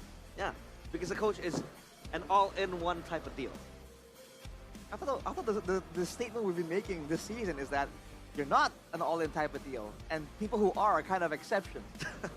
Like Coach Yeb. Coach Yeb. That's why there was a role in the league called the drafter, remember? You're saying those coaches are just not competent? Nah, I'm not trying to say that, but, I'm trying to put words in your mouth. It's okay. We have our own, subjective definitions of what good and bad is. Subjective. It's a morality. And he debate. makes a valuable argument, a valid argument. Valuable argument. It is a valuable argument because argument is real life valuable. is valuable. Really? All right? You We think I all am are. valuable? You are. You think so? I do. Wow, that's the first time I've heard a Alright. compliment in my life. You're a diamond in the rough, bro. Sad. This That is is really sad. Okay. Speaking of rough, TLID now first pick selection, blue side. Back on blue side. All right. I think this works well for them because then it kind of allows them to actually get an extra ban because they don't have they're not forced to ban the Fanny away from Kyrie. We saw how that played out in game number 2. I really feel like first pick is the way to go for Team Liquid ID. I'm surprised at Onyx. I'm surprised, but it's not. I really shouldn't be because Coach Yeb, I would think he wants to put Team Liquid ID in that spot to force the Fanny ban onto them. But reactive Coach Yeb always does well. Okay. I mean, Yeb is always able to read the room and kind of bait out the opposing team to draft into an unfavorable draft that they can play. Like, for example, in game number 1, the Kaja pick, curveball as well. So TLID, I think they need to be wary and they need to keep their guard up because there's a possibility that these curveballs are you know, kept thrown at them. So yeah, they have to be always ready to face all the possibilities of a Yep masterclass, right? Right. The Yep mind game, the Yep puzzle, whatever you want to call it, man. Coach Yep with the crazy decisions. But look at Onyx now. Sounds at least looks a bit more serious. And Keyboy as well, with the pensive face. Was that a shock, man? Is the mental component here gonna give Team Liquid ID a bit of an edge? No. They were laughing earlier. They were. Kyrie was laughing. Just chill. We're trying to stir some drama up between. It's okay. But no. It's still Onyx. I'm not having this. Don't curse my team. We're trying to make you more optimistic. Okay. It's just, you know, ever since the regular season, boys and girls, this curse has been a little bit too much. So we're getting to the drafts now for game number 4, presented to you by the official tournament smartphone Samsung Galaxy A36 5G. Yo! It's the exact same drafts. The bands are the same. The Kalea though. But Onyx, yeah. It was Suyo and Glue in the previous game. It is now Farsa and Kalea. All right. So it seems like the big factor in the previous game was the alpha coming out of nowhere for Fabian. Now Onyx, with that in mind, after securing the Kalea for themselves, the Kalea that, by the way, was valued so highly, they banned it over, what was it in the previous game? They kind of went for the Kalea ban so much earlier on, thinking that Onyx is gonna be a bit dangerous with the Kalea. Game number 1, they first pick, Team Liquid ID first pick it as well over the Chipoyi. So now with Onyx having the Kalea potentially flex over to Lutpi or Keyboy, Team Liquid ID have to read into the intentions. Yeah, no more flex, right? Blue picked up in the first phase. We know exactly where things are going. But the same thing can be said for TLID. Onyx learned from their mistake from that previous game, will not allow another split push possibility from occurring, so they ban out the Moskov here and now. It's a very strong pick as well for Kill. It hasn't been shown in the first 2 games, but game number 3, it was out there and it delivered for Kill. Now I really like TLID going back to basics. This is a bare bones TLID draft, right? We talk about TLID back in season 14. This is a draft that they like to play with. The Alpha Matilda and the Chusen just gives you so much defensive options if things go south for you. And now I think they need to supplement it with something even more damaging to the Moskov. I think they need to traverse around other options. But imagine if Aran picks up a Hilda, then it's really, really old school TLID. But I think the Hilda will just get kited by the Farsa again. The burst down is there. The Kalea is also there to stop the Hilda, so that's not really an option. But I wish, you know, Aran might go back to the Hilda. I mean, without a strong gold laner to really threaten, shred down that Hilda, hey, I mean, there's a chance it can work right here, right? Against Onyx, if they're only relying on the Farsa to secure the kill onto the Hilda, we've seen that happen before. The Hilda will be able to actually take a lot of damage and the main engage coming through from the Kalea as well. So there's a lot of things that depends here. For Onyx, I think they might hide their gold lane for a bit later. I honestly think they might hide Kyrie's pick for later. I think that could be the big thing we're looking at for this particular game. X-Borg is still an option for them to take. Even if, let's say, TLID go for something really oppressive in the early game like the Hilda, they do still have that option to fall onto. They might just go Futrix now Suyo gets banned by TLID. Yes, Suyo is also an option. Yeah, so Suyo Alpha used to be the staple matchup in Mpl Id back in season 14, right? So yep, that could be an option. I don't think the Suyo was a mistake in the previous game, because I think it did its job pretty well. It was able to match up the pure speed of the Moskov in the segue as well. So I think if you want to pick up the Suyo, still makes sense. Maybe just change the gold lane a bit. Maybe a Granger pickup. I am more than a Julian! Hello! Never mind! 0 picks, 0 everything, first time. I had a feeling the surprise would be in the jungle. Yeah. Because if the 3 first picks are readable, it's usually the jungle pick that gets flexed, or an insane pick gets picked up here, and Onyx goes for it once again. Kaja in that first game, and now we're getting the Julian. Have we seen the Julian in this current meta? I don't think we have. We haven't. I think. If you saw the stats earlier, Across it was, regions? it was 0 across the board. MPL 4 hours. PH, MPL MY, SG. I think across regions. Let's throw that to Mr. International, Mr. Worldwide, Mr. Worldwide. All right, if the casters back at home are watching right now, maybe you guys can give us a heads up whether or not the Julian has been picked up. But we will see the next two picks coming in from TLID, and that is Gatot Kacha once again, another comfort pick as well as carry. I think this is a deny pick, no? Because they don't want Onyx to have the carry as well. The Kalia carry combo is actually very nice when you have the Tsunami Slam going in. Plus, the Beatrix has been banned by TLID. So now Onyx is left with a unfavorable marksman to pick up. They're doubling down on the pick-off style here, but the main concern for Team Liquid ID right now is that the Farsa is going to be relatively safe. It's going to be the main problem. But for Onyx, again, now in the gold lane, what do you want to put there? Because they banned away... 1-1 option, Irital option, Beatrix option. To the jungle. Rangers, though. Good old Ranger. Because they banned away the Moskov and Herod, right? That's why I thought that the gold lane is going to be showed first for Onyx. Maybe the Granger again, though. So it's a bit of a similar style. But now with the Julian, I wonder what's the idea here. Is this going to be a utility Julian? Damage Julian? So many options with this hero. I think it's going to be a gross early game here. Match point once again, ladies and gentlemen. Potentially the last game in this series. Can TLID come back? We're going to throw it over to our casters. A sign of life from the Cavalry. They took game number 3, not the cleanest one, but at this point, you take everything that Onyx gives you. TLID, the hopes are not dying just yet. If they can force out a game 5, momentum would be on their side. And they're sticking to the bread and butter with the draft. Game number 4 is underway in Jakarta International Velodrome. Here we go.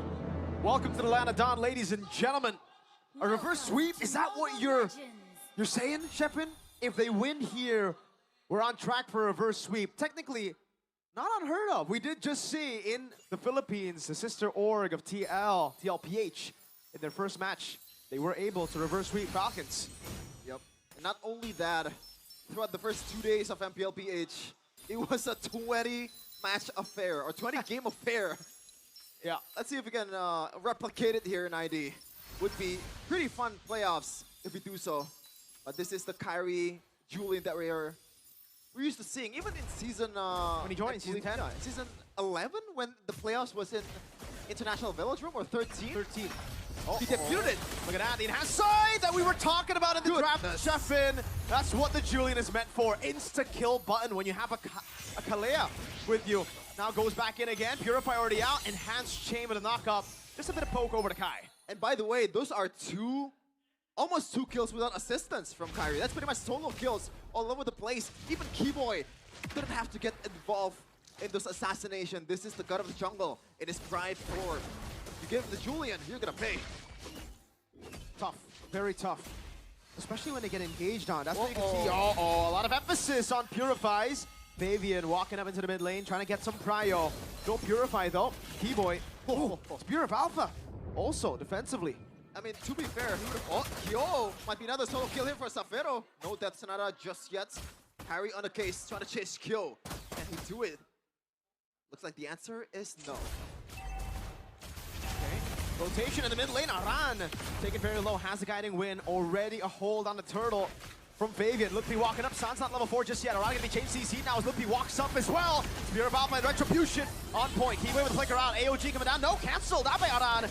And a guiding win, but he's brought back so far away.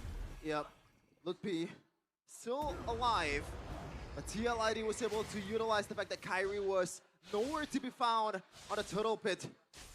And Fabian on the Alpha with the Mathilda as well, with the screening from Gatot Kacha Varan. Surely will take down the turtle. 300 gold lead-ish from Onyx. Pretty much the same thing that we've seen in game number 3. But here it's okay, right? Compared to the previous game, scaling was pretty good for TLID. Keyboy. Ask him to Tsunami Slam into the combo. Oh my lord, deadly combo. Tsunami Slam into an enhanced side feathered airstrike and Death Sonatas. the reason why they pick Alpha, at least one of them, is the fact that Alpha is very sustainable. But when you have 4 guys ganging up on you, what can you do? Especially with the early game Julian that Carry brought out around. Uh-oh. As the AOG, they're going to try their best to chain CC it. Again, chain already used. He's going to try to get the enhanced sword. Kai backs away.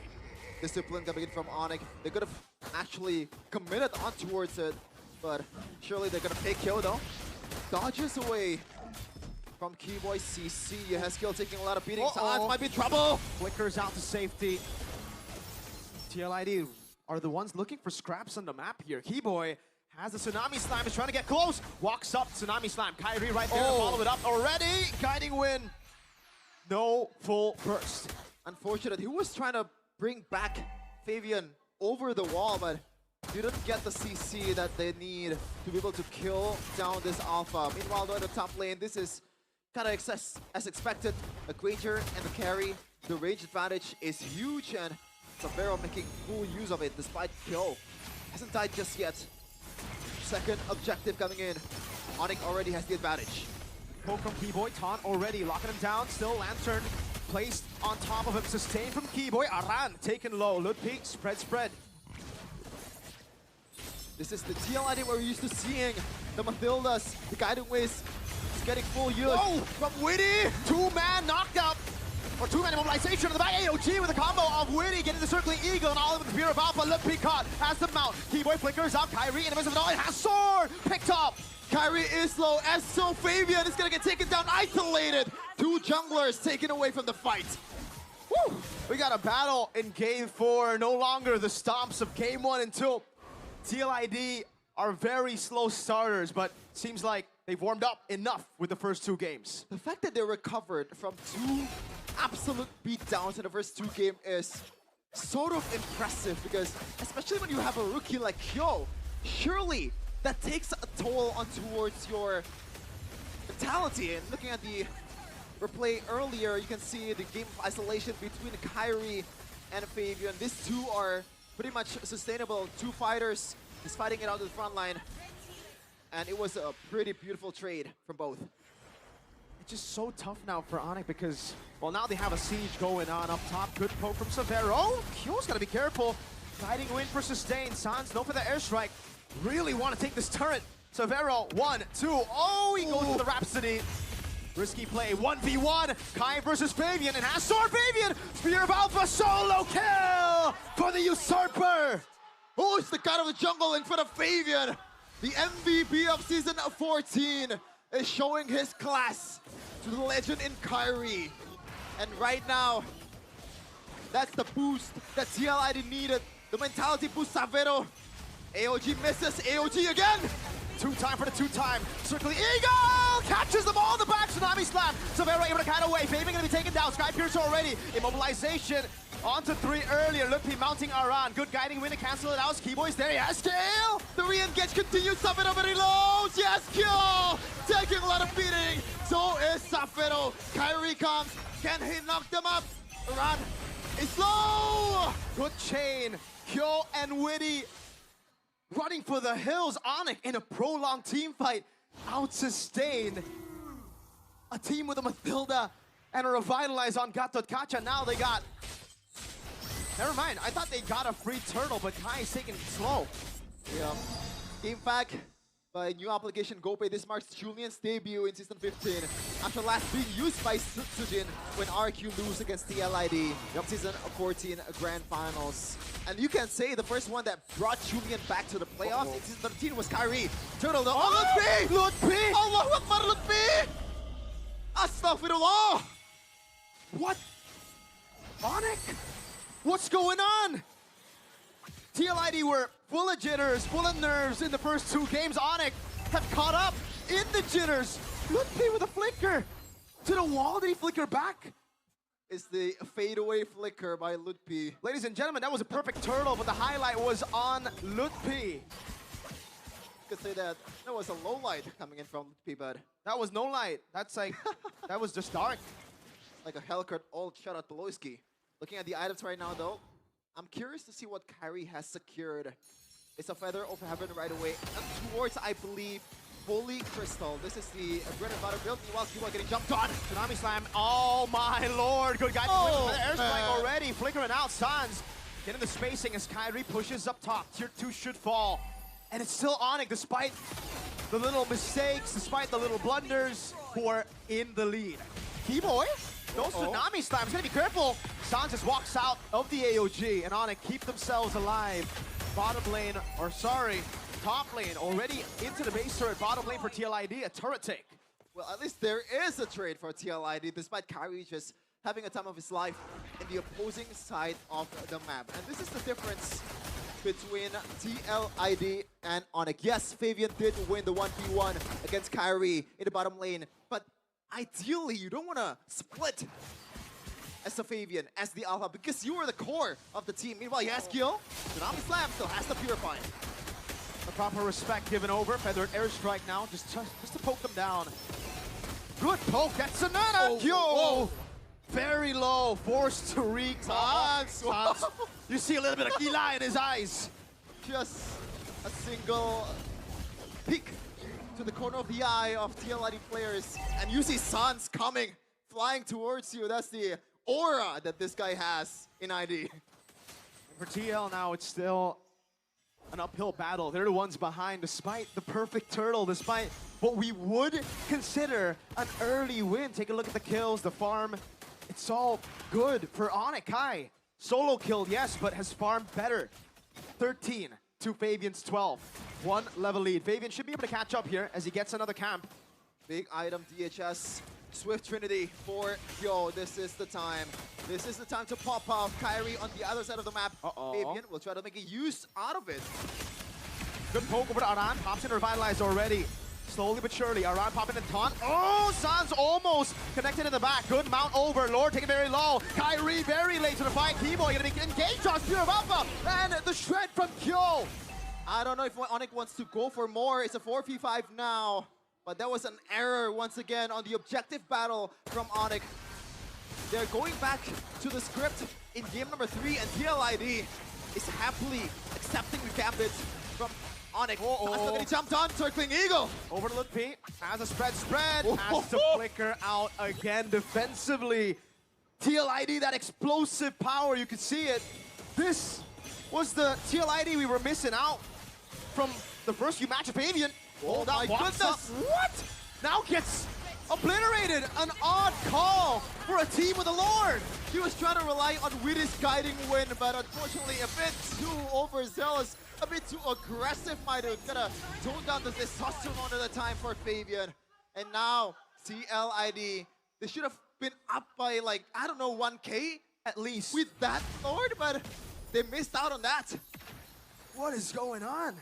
TL Id, Onyx, we're seeing a lot of misplays, a lot of blunders throughout. This is the pressure weighing down on him, Chefin. Pressure of being the mighty Onyx again, and the pressure of being the defending champions. I don't know if that pressure is gonna get to them. Look at the feather airstrike from Sans. So much damage. Aran needs to walk away. That's not coming out as Kai tries to attack from a different angle. Fabian claims the purple, gets to 14. Jeez, looking at the items and also the gold, though, you can already see the 1K gold advantage on towards Kyrie. This is what we expected. If you're playing a Julian, that farming potential, especially once you get to the mid-game, getting that Holy Crystal and also Feather of Heaven, that's trouble, especially now with the concentrated energy, more sustainability from Kyrie. He can take on the 1v1s against Fabian a lot better now. Kill sent down below. Rose Gold Meteor already. Good item up against Sans. Just for additional sustain. Kai, they haven't really been able to utilize the combo we were talking about all the way from draft, right? Tsunami Slam could flicker, or good move there. Just a wings by wings used. But the combo of Tsunami Slam and Sight, the insta-kill bun of the Julian, hasn't really been insta-kill as we got into the mid-game. Yep. The thing is, though, Mirko, they try to do that all the time. But TL Id are eating their greens. Lutpi getting jumped on. Spear of Alpha. Keyboy just goes back. Safe. 1,500 gold lead for Onyx still. They haven't been able to utilize the 1,500 gold lead. It's always just been a 1,500 into a TL Id win to reset the gold lead. And then we go on and on again. Good control up top by TL Id. They've done what is necessary to set up for this. And it's a good rotation too, delaying the rotation to Lord, just in case Onyx show up a bit too early for them to catch. Now Sans shows up. He's not even going to build up these waves. He's just going to let the turret deal with it after helping shove it in. It's just going to be a push. Yep. I think it's level up top. T-Boy is gonna have a hard time to choose his target. Because when you think about it, Ran, not really the greatest of targets. He has the AOG also to get away. Realistically, it's Fabian because the whole team has Purify outside of the two frontliners from TL Id. So Keyboy, who's your target here? Who's gonna be Tsunami Slam to the ground? Keyboy, Tsunami Slam over to Fabian now, no follow-up just yet. Fabian on the base, but oh my god! For Severo gets the Sky Piercer in the back. Lutpi looking for the mount already. 2 for 0. Lutpi gets away. Lord in control of the Sky Kings. I told you, man, Fabian is the realistic target, but I was gonna say the guiding wind is always there to bail him out, but not quick enough when you have South Battle, you have Kyrie, you have Sans gunning you down from every moment. Your Hezkiel is low. Purify out, TL Id. The cavalry unable to charge. The artillery of Onyx outpowering TL even without the Lord. Mid lane base turret cracked open. That's a huge one. That's a huge one. Lord is coming in the top lane. Can they do it? The one season wonder allegations from TL Id might be coming through. Lord is about to crash in. They have all the siege potential in the world. Keyboy has his Tsunami Slam ready. Feathered airstrike too. They don't even need the Tsunami Slam. They can play with the range. Sans with the wings by wings already after zoning them away. Tsunami Slam over to Fabian. Delete it again. TL Id. The defending champions crumbling. Still fighting back. Circling Eagle by waiting to shut him down. Kai is low, but he has the Winter Crown. Onyx, one more hit, and that is it. The old glory of the Sky King is back here in season of 15. Jakarta International Velodrome is theirs today. The Sky Kings are back in action. No longer will they take a beating, a loss, an elimination in the first day of playoffs. Learning from past mistakes, staying calm and composed despite a good win by Liquid. It was too much for them to handle. There was only one strat that worked with the Moskov. Once it was banned out, that forced error, the advantages that they had in game 3 all disappeared, but you can see the agony on the other side. The thrill for Onyx, the agony for the defending champions who thought they could prolong this era of theirs. But for now, they will have to bow out of Mpl Id. It's Onyx time. It's a tough task to handle for the youngins. Despite them winning season 14 Mpl Id, they are literally sophomores in this season. And if we're talking about experience, no one beats Onyx as they take another step towards MSC, towards EWC, towards Riyadh to follow their brothers in PH. TL Id though, the reunion with the champions of PH will not happen. You gotta wait for another season. Unfortunate stuff, but it's up against Onyx, a team that was already very, very feared coming into the playoffs. Everybody predicted Onyx to get through, and this is why. There are levels to the game, and Liquid, for some reason, were not able to match up against the mighty Onyx that we have here. A few mistakes here and there, a few jitters still for some of the rookies in Severo. But all said and done, after this, more experience to bring into their big match against Geek Fam tomorrow. And let's see what they have to say in the stage with our hosts. The Defender Champion gagal untuk melanjutkan perjalanan mereka dan gagal untuk mengamankan gelar mereka di musim ini. Kali ini kita harus menerima bahwa ini akan menjadi one last bow dari tim Liquid ID.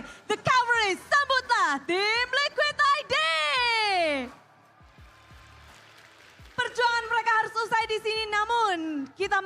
pastikan mereka jangan sampai tertunduk terus dan harus bisa bangkit untuk selanjutnya. Dan permainan kita sudah melihat bahwa 3-1 ada kekalahan, namun kali ini kita harus merayakan kemenangan untuk tim Onyx. Sonic, sambutlah. Mereka beradu dengan begitu kuatnya, begitu fantastis. Dan kita bahkan melihat mereka hadir ke babak playoff dengan penuh strategi dan juga gameplay yang apik. Menang Onyx, halo playoff match 1. Ya udah. Menang di match 1, gimana nih? Mantap. Mantap. Tapi apa sih mental yang kalian bawa ke dalam babak playoff ini nih? Kita fokus sama tim sendiri. Kayak fokus sama tim sendiri aja sih pokoknya. Kita bagusin gameplay kita gitu. Namun kita ngelihat gameplay kalian memang begitu apik, begitu menarik. Dan kalau ngelihat permainan kalian ini, udah jadi penasaran 2 minggu ini ngapain aja Lutfi? Yang pasti kita latihan keras lah. Latihan try hard. Latihan keras, latihan try hard. Tapi kemenangan hari ini kita ngelihat kalau 3-1 game yang beberapa game bahkan hampir semuanya itu cukup one-sided. 2 game awal khususnya. Gimana sih dari tim Onyx melihat Suns? Gimana kamu melihat The Defenders Champion yang kalian taklukkan hari ini? Senang aja sih. Karena masuk upper bracket juga, jadi tambah senang. Langsung masuk ke babak playoff, lolos dari play-in. Beda ya dari season lalu ya? Ya, namanya juga belajar. Kita belajar. Pelajaran udah cukup berarti ini? Ya, belajar harus perlu juga. Belajar, oke. Terus-terusan, namun kalau ngelihat pertarungan hari ini, expect gak sih kalau kemenangan kalian tuh seperti mendominasi tim Liquid yang notabene adalah juara dari musim lalu? Kurang keras gak sih perlawanannya atau sudah cukup menurut kalian? Nggak tahu sih, yang penting ya kita hasil kerja keras juga, kita makanya bisa mendominasi. Jadi ya itu hasil kerja keras kita semua. Hasil kerja keras yang terbayarkan. Dan ketika menang untuk di match kali ini, apa yang Suns teriakan? Nggak ada sih, senang tadi, senang doang. Senang aja semua. Ya, betul. Dan pada akhirnya mungkin yang paling senang di sini ada satu player yang baru menjajakan kakinya di babak playoff, namun performanya begitu stabil dan banyak memukau ke mata-mata di sini, kayaknya banyak yang shock. Savero, permainanmu di babak playoff terlihat semakin kuat dibandingkan babak regular season. Dari mana nih datangnya kemampuan kekuatan Savero di babak playoff ini? Pede aja sih. Pede aja? Ya, yang penting mental. Berarti mental Savero udah cukup nih untuk babak playoff. Sudah kuat? Sudah siap? Udah dong. Oke, apakah ada kata-kata atau sebuah wejangan dari coach atau dari teman-teman sebelum bermain untuk babak playoff ini? Udah dilatih mentalnya aja sih sama Adi sama coach Chef. Diapain Savero? Jadi penasaran kan? Apakah spesial nih babak playoff ini sabetan mentalnya lebih berbeda dari regular season? Lebih keras lah di playoff. Lebih keras di playoff. Dan bagaimana kamu melihat hasil hari ini dari dirimu sendiri? Gak terlalu puas.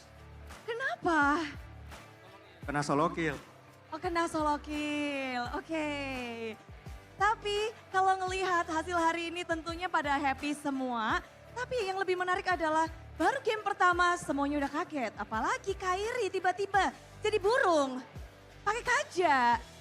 Oke, persiapan menggunakan kaja sebenarnya itu untuk melawan tim Liquid ID atau memang draft seperti itu memang siap untuk segala macam keadaan. Ya itu yang dikasih sama coach. Kita udah siapin juga di latihan. Jadi gua tadi pede. Jadi pede aja, ini akan menjadi regular hero atau special hero untuk tim Liquid ID? Rahasia. Tapi untuk melihat hari ini hasil 3-1. Apakah ini Onyx mode playoff? Yang pasti kita semua mode playoff. semua anak-anak Onyx. Ya. Oke, kasih tahu dong mode playoff-nya tuh gimana sih Onyx ini? Tell us. Kata Savero kita bantai semua nanti. Wuh, Savero ya ini memang panas banget. Tapi dengan melihat hasil di babak playoff dengan adanya Favian dan juga tim Liquid ID kalian taklukkan dengan 3-1. How do you see tim Liquid ID in this playoff? Kuat. Cuman kita mungkin lebih prepare, lebih ready untuk playoffs. Prepare dan ready. What is one thing that you think about tim Liquid ID for the playoff? Ada nggak kayak satu hal yang kamu pikirkan tentang tim Liquid ID?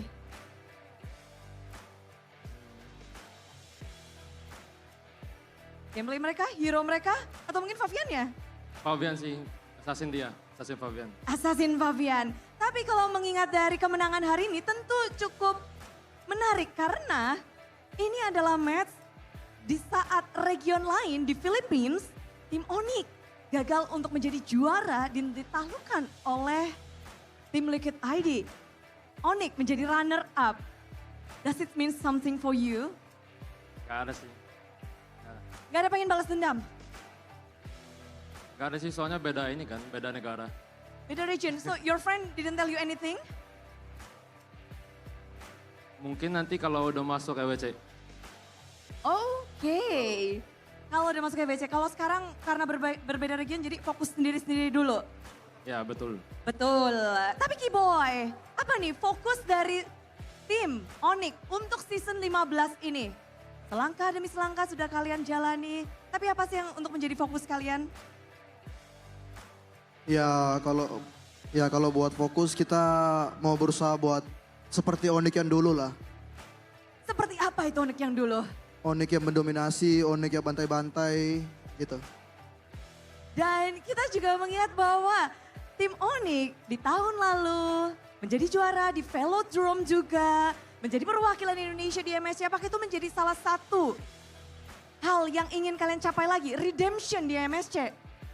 Ya motivasi sih. Terus kata Savero dia mau juara juga. Jadi ya udah, kita juga semangat. Semangat ya. Forfeit champion dipatahkan dan sekarang kepengen balik lagi ngedapetin kemenangan. Akan menjadi tantangan nggak untuk season ini? Ya kalau itu pastilah karena semua tim sekarang udah kuat-kuat banget. Cuma kita bakalan berusaha juga lebih kuat lagi. Lebih kuat lagi. Namun yang menjadi lawan kalian adalah tim yang memulangkan kalian di musim lalu. Esok hari kalian harus bertemu dengan A Geek Fam. Memandang Geek Fam di season ini, yang notabene semua talent juga setuju bahwa Geek Fam di season ini kuat banget. Gimana nih untuk esok hari dari tim Onyx? Ya kalau itu paling Geek Fam memang kuat. Cuma kita bakal berusaha lebih kuat lagi dari Geek Fam. Selalu ingin menjadi lebih kuat dan inilah dia Onyx. Namun banyak sekali support system yang sudah hadir. Play-in setelah usai. Dari keluarga juga banyak yang datang. Savero juga yang mungkin ingin mengatakan sesuatu dan juga Ya, Kiboy. Savero bener Savero. Ini adalah panggung playoff pertamamu. Say something. Kemenangan kalian. Yoho.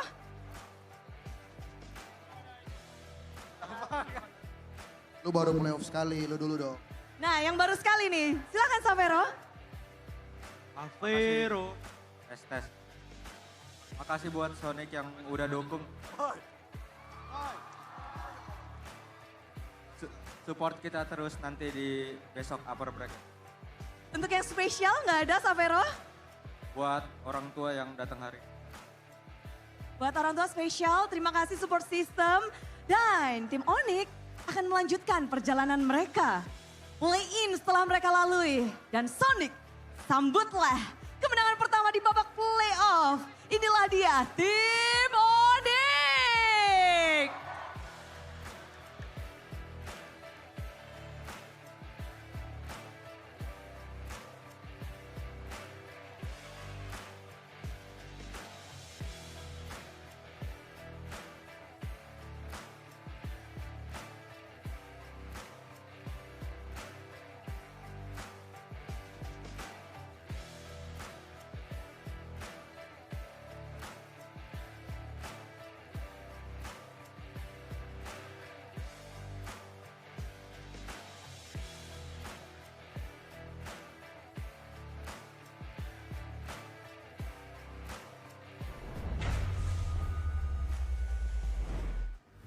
Our opening match of the day here at MPL ID Season 15 once again reflects that sometimes veterancy reigns supreme over the young bloods. And Onyx winning it out 3-1 against TL ID is a testament of that. Why are you waving at me? Goodbye. I know. Goodbye, Eterna. I know the young stallion It's so dream sad. is dead this season.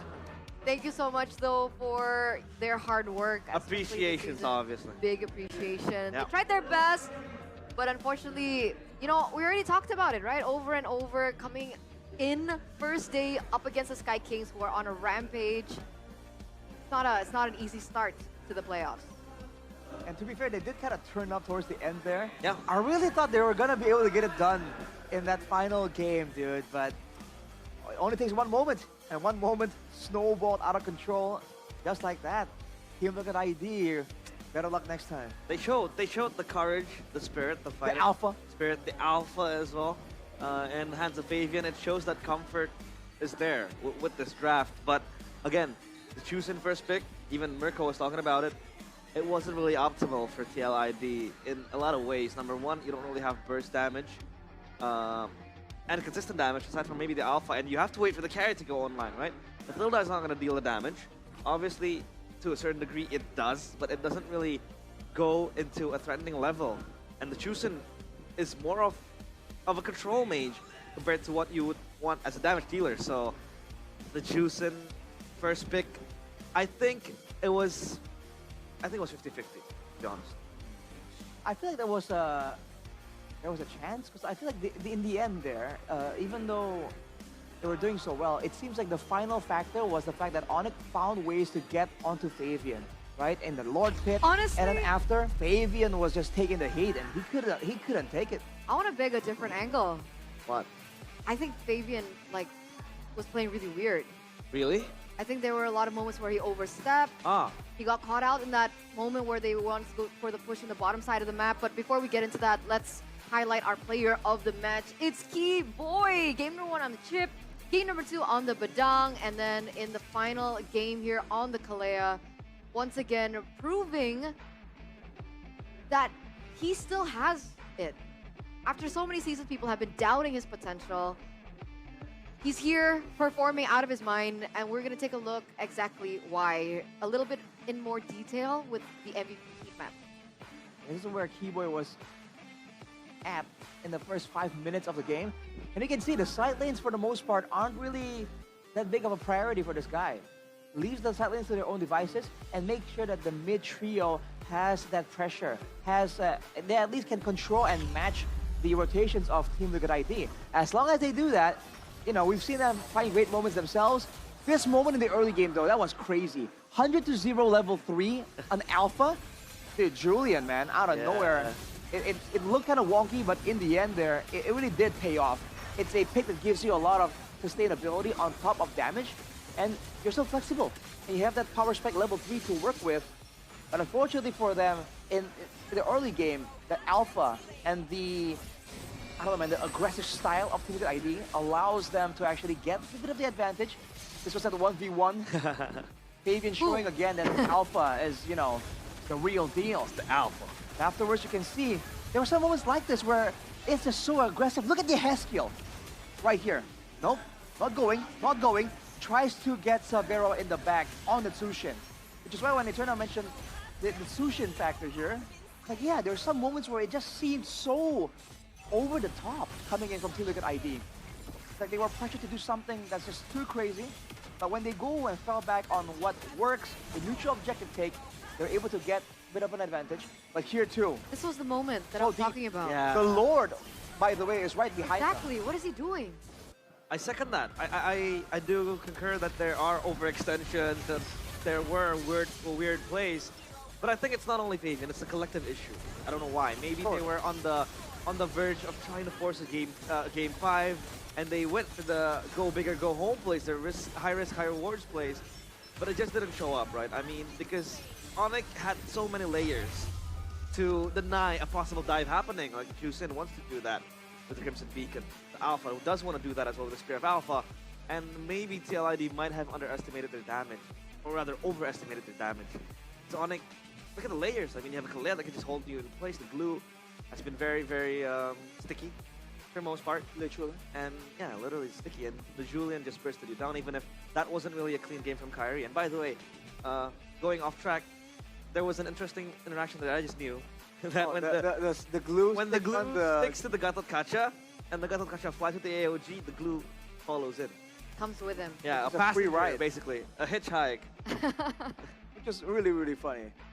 But again, Onyx, yeah, despite all the win cons that Team Liquid ID have for themselves, just found a way.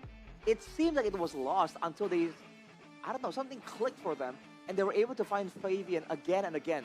After that, in the last Lord fight, where they're able to find Fabian with the Tsunami Slam, every single fight afterwards, I really feel like everyone was just focusing on Fabian, trying to make sure that they go on the guy with no Purify, and they know that at that point in time, it's still mid-game, by the way. We aren't even like late game, by all means. But at that point in time, Onyx recognized that they have enough damage to burst down even the fighter in the jungle, the Alpha. And despite the best efforts of Witty and the Mathilda to try and keep him alive, to try and keep the fight going just a bit longer, it just wasn't enough. And because the fights are kind of settled so early on, that means that Kyo on the carry, that was kind of relevant, kind of doing a lot more damage in the early game actually, was actually doing a very little damage in the later stages, the later team fights close to the end of the game.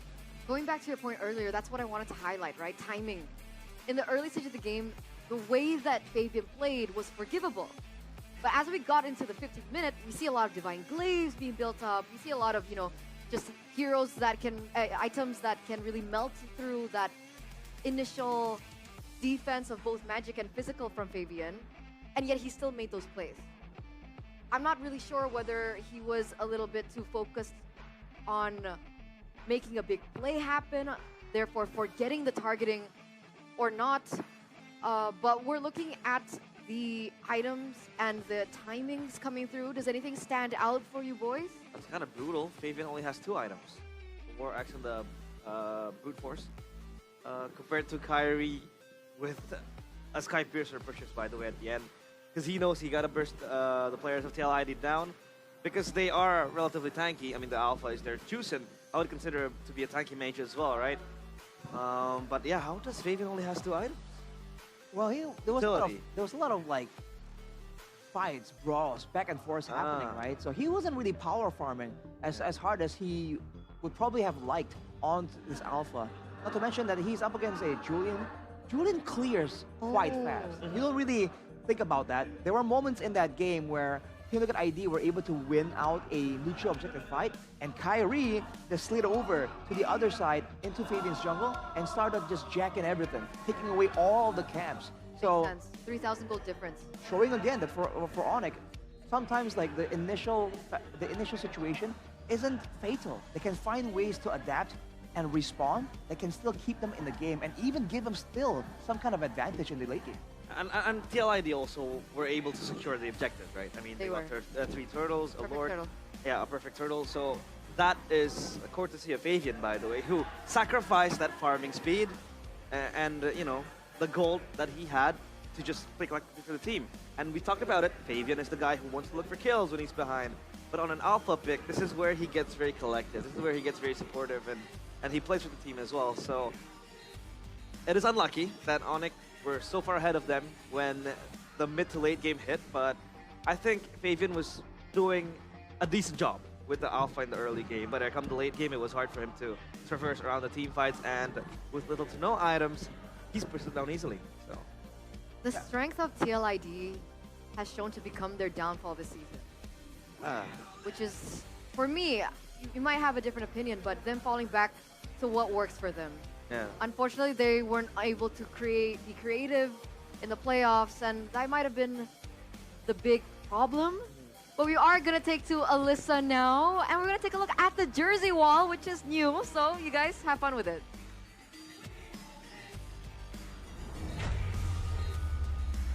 Oh lala, di sini ada yang spesial pastinya karena kita melihat kemenangan dari tim Onyx. Velodrome spesial untuk kalian gak sih? Alhamdulillah. Tapi spesial nggak? Kalian kan pernah juara di sini.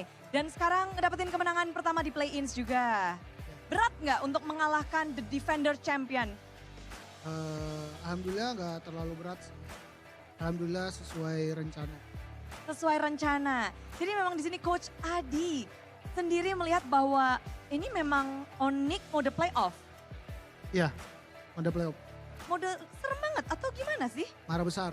Marah besar. Oke, yang lebih menarik adalah katanya udah siap untuk playoff. Mode playoff juga. Apakah persiapan kalian lebih ke arah dari segi draftnya? Overall sih semuanya draft, out game, in game, K-game, Pamanwe, Banyak. banyak. Pokoknya semuanya udah siap. Tapi kalau ngomong-ngomong dari draft pasti banyak yang penasaran. Kan dari game 1, game keempat, game banyak sekali ini bener-bener kayak sulit untuk dibaca dan banyak yang mengejutkan. Ini yang ngedraft siapa? Kebetulan untuk sekarang Gilang, Gilang, Sans. Sans. Lalu Adi ngapain ini di sini? Aku sama Kocep ngeliatin aja Gilang ngedraft. Gak mungkin ya guys ya, pasti ini Coach Jeb dan juga Adi berdua ya berarti ini ya. Rame-rame. Rame-rame enggak, berdua. Berdua, oke. Tapi dengan melihat adanya 3 band Assassin terhadap Favian, apakah memang itu yang menjadi strategi kalian? Kunci kemenangan kalian memang harus nge-shutdown Faviannya? Enggak sih, itu adalah hasil dari apa yang kita lihat dia ngeband apa ya kita menyesuaikan aja gitu. Kalau dia nggak mau tukar assassin ya udah ayo gitu. Kita mau kasih tahu aja kalau hero Kairi itu banyak banget. Dan banyak banget, ini memang spesial untuk Kairi bukan untuk khusus ngelawan tim Liquid ID dengan hero-hero ini gitu? Enggak. Semuanya bisa? Iya. Tapi kalau ngelihat hari ini 3-1 kemenangan yang beberapa game bahkan benar-benar one sided. Kalian cuma ngasih poin kill 4 dan segala macam. Dari segi coaching staff, kalian ngerasa nggak ini belum maksimalnya tim Liquid ID atau memang ini Onyx yang overpower? Kita nggak tahu sih Liquid kenapa, tapi yang pasti mereka harusnya jauh lebih jago sih karena kan mereka juga perwakilan Indonesia di SEA Games dan di ISF nanti kan. Ya mungkin mereka lagi menyimpan strategi atau apa, kita nggak tahu sih. Jadi kayak kita fokus sama tim kita sendiri aja. Fokus dan sesuai dengan semua hal yang kalian persiapkan ya. Betul. Jadi cukup puas 3-1? Alhamdulillah. Kalian menutup. Berarti kesempatan untuk tim Liquid ID untuk kembali ngedapetin kemenangan dan ada yang spesial di season ini.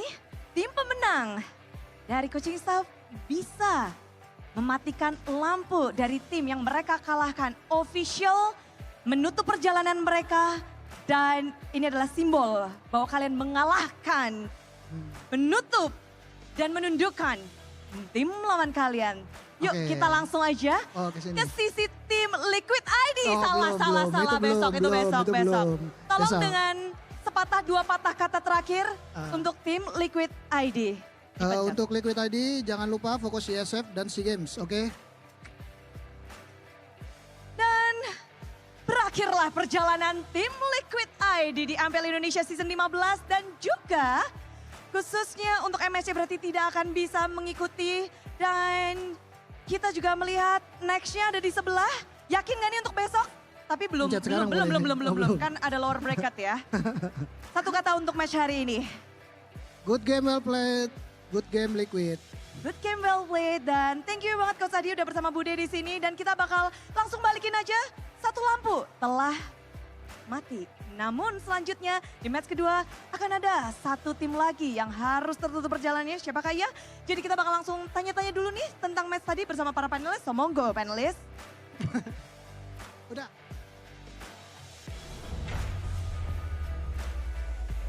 I personally didn't like the smirk on Coach Adi's face, but hey, that's just me. Did you see that smile? I did. Absolute no Evil remorse And at all. Just and he boom, was about with a to big just smile. press Geek Fam's button. Because he knows next up in the brackets, Geek they're Fam's going to gonna be lose? facing Oh. Geek. And they want Geek to lose. What can you blame him though? He just won. You know, he's like, well, well played, Liquid. No remorse. Well played. And I think he is relieved because according to the TLID fan, if Onyx loses, Adi has to draft now. He doesn't have to. So yeah, it's all happy days. All G. It's all Yev now, still working, 24/7. with Adi as well. But by the way, that new jersey thing is pretty cool.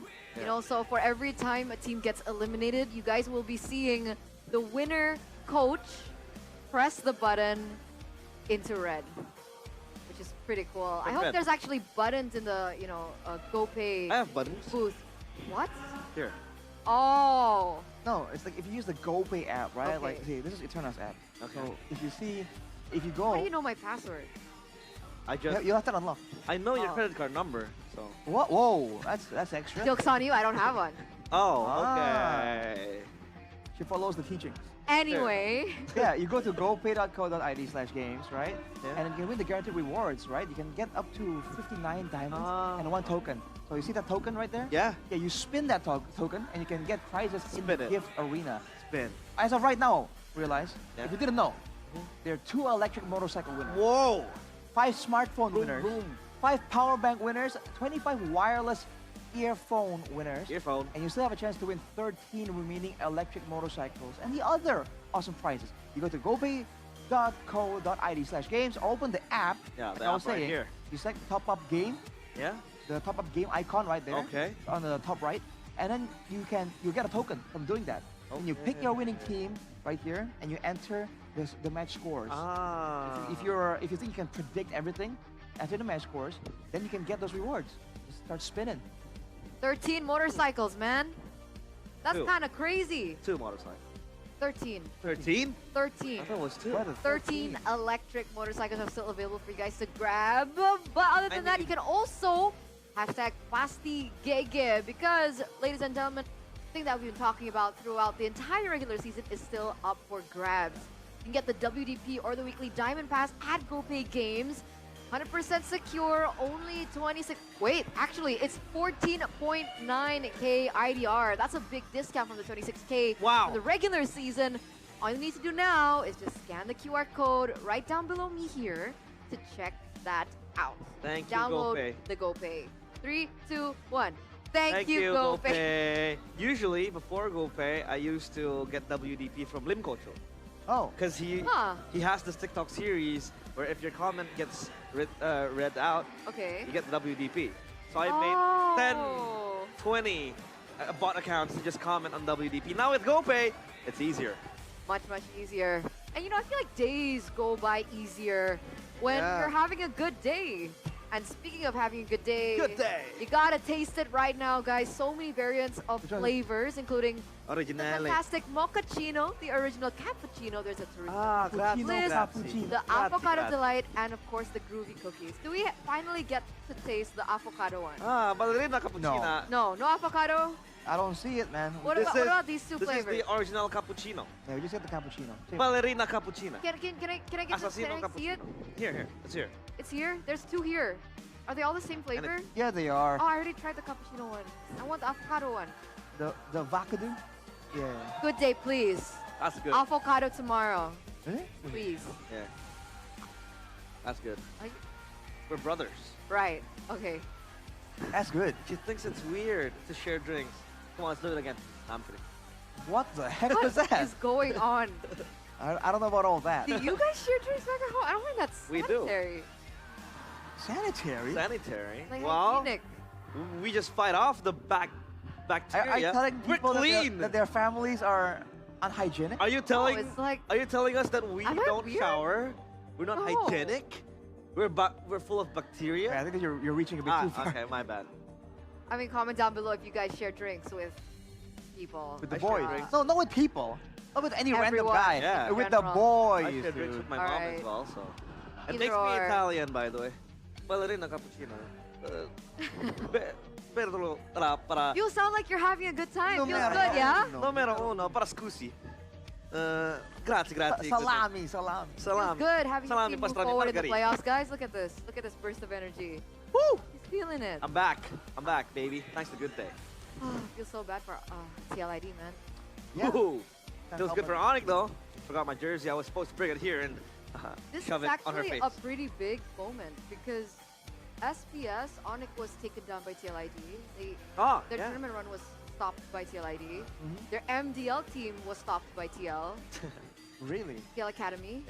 Yeah. Yikes. So it's a bit of a revenge play here for Onyx. I am vengeance. I'm vengeance. I'm Batman. Amazing, amazing. But before we get into our next elimination match between Bigatron and Alter Ego, we are going to go to a short break. Ladies and gentlemen, so we'll be right back. Stay tuned. Don't go anywhere for more MPL ID Season 15 playoffs action.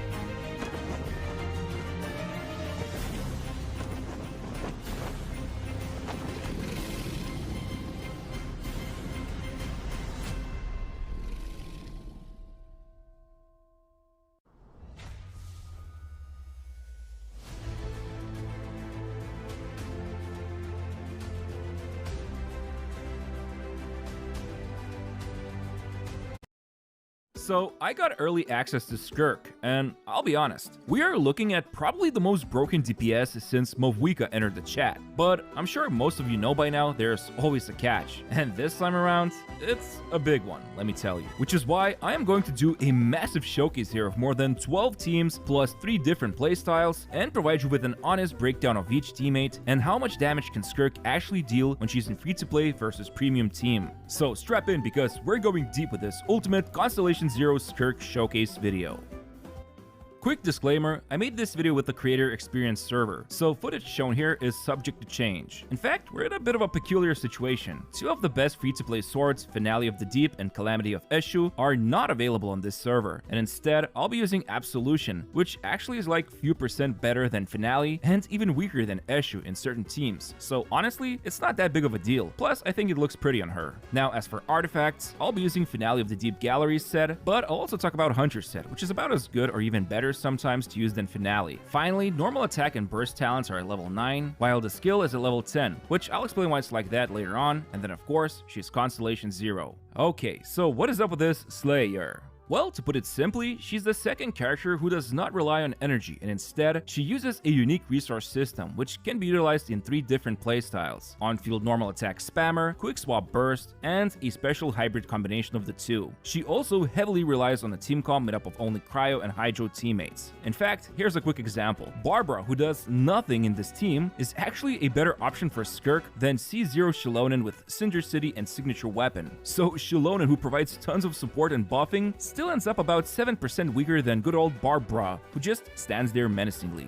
I am baiting you here a little bit, and I'll fully explain how this works later in the video, but majority of time, this will be a legit situation. Anyway, so looking at Skirk's normal attacks, they deal some physical damage, look cool, but other than that, you will never want to use these outside of world exploration to finish up a mob or 2. And that's because her true normal attacks will be used when you tap the skill, which allows her to enter the 7-phase flash mode.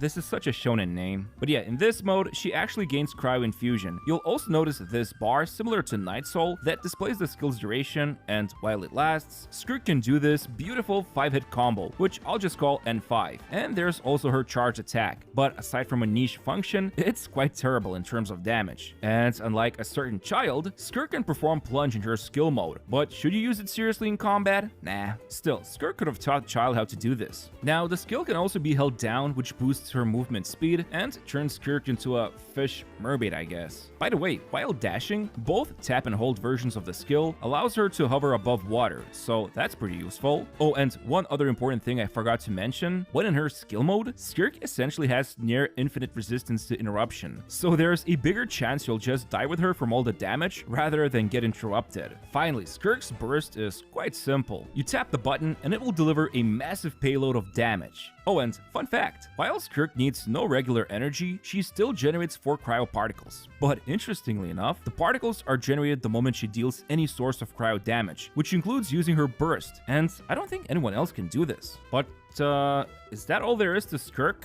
In a nutshell, yeah. Well, except for this little small detail I glossed over. Serpent Subtlety, the unique energy system that Skirk relies on. Basically, you can gain 45 points of Serpent Subtlety when she uses the skill, and then the only other way to gain more of it has to do with her first passive. When anyone in the team causes Frozen, Superconduct, Cryoswirl, and Cryocrystallize reactions, a Void Rift will appear. 3 at most can exist, and by themselves, they do absolutely nothing, and it's up to Skirk to consume them. If she's in her tapped skill mode, then by using Charge Attack or the Burst button, she will absorb all Void Rifts on the field. Otherwise, she can also absorb them when holding down the skill. And each Void Rift gives 8 Serpent Subtlety, or 24 at most. Now, this is where we have to talk about all her playstyles, because the way she consumes Void Rifts and utilizes Serpent Subtlety dictates her playstyle. Okay, so starting off with normal attack spamming. By tapping, she gains 45 points, and then usually there will be 3 Rifts on the field when setting up the rotation, so the best way to absorb them is by actually tapping the Burst button. This is a special burst. It will not deal any damage, and instead, all rifts will be absorbed, and then her next 10 normal attacks will deal increased damage. Plus, for every Void Rift, it will be increased further. Now, normally, by doing this quick combo of EQ and spamming N5, she will end up with 69 points, and every 1 second consumes 7 Serpent Subtlety, so this allows her to dish out around 3 5-hit combos, or N5s. However, it's possible more rifts will be created while she's in this mode, so usually, using Charge Attack to absorb the rifts somewhere in this combo can result in longer duration, and from my own testing, I can achieve roughly 4 N5s plus N3. But the mode immediately ends after 12.5 seconds no matter how much Serpent Subtlety is left. Sad. I know, let's stack a bunch of attack speed on her and see what happens then. Okay, so with 8% attack speed from Big Chungus, I was able to get about 2 extra normals. Then with 20% attack speed from Dahlia, this resulted in an entire extra N5 combo. Then with 25% attack speed from Mika, it was also extra N5 combo, but easier to achieve. And then, I just decided to max out attack speed, 65% to be precise, even though only 60% is the cap. But thanks to Skyward Blade, DPC Artifact set, and both Dahlia and Mika, I was zooming around so much, I could almost achieve 5 N5s. Now, is this going to be realistic? For the maxed out attack speed? Nah, I don't think so. Also, please understand that this server is giving me a huge ping of around 150 ms, and I know there's a way to dash cancel N5, but with this lag, I was trying my best to see the differences. So take these results with a grain of salt, and they are more here for anecdotal purposes. However, I do believe Dahlia or Mika providing that attack speed boost ends up as a decent teammate option for Skirk, because that extra N5 is actually quite powerful. But yeah, long story short, this is the standard combo string I've been showing, which can then be extended even further with extra charge attacks if more Void Rifts appear on the field. Now, moving over to the burst playstyle, it requires 50 Serpent Subtlety. However, you might have noticed that when tapping, the points immediately start decreasing, and even the burst is different. So you cannot use this burst playstyle in tap mode, and instead, you will want to hold down the skill, and then Skirk will absorb nearby Void Rifts, which means with 45 points gained initially, even 1 rift is enough to trigger the burst. However, for every point after 50, the burst's damage will be improved up until 62 points. And let me tell you, the difference in damage is as big as my depth from Gacha Gaming. Seriously, you want to make sure to absorb at minimum 2 Void Rifts before using the burst, if you want to witness some spectacular damage fireworks. Anyway, let's talk about the last playstyle, Hybrid. You see, when you start on the first floor of Abyss, Skirk's Serpent Subtlety is actually fully maxed out. So, it's possible to open up with her burst and then immediately tap the skill to start spamming normal attacks, which results in extremely fat damage per rotation showcase. Like, I didn't make the calculations yet, but it's about on the same power level as Movwika's first rotation. It's quite insane. But there are some drawbacks. First of all, this is really only viable in Abyss, and since you use the burst initially, the special burst during skill mode is also on cooldown, so you will miss out on those 10 first boosted normals, and will need to do charge attacks to absorb Void Rifts. If that's not enough, the Finale Artifact set actually punishes Skirk.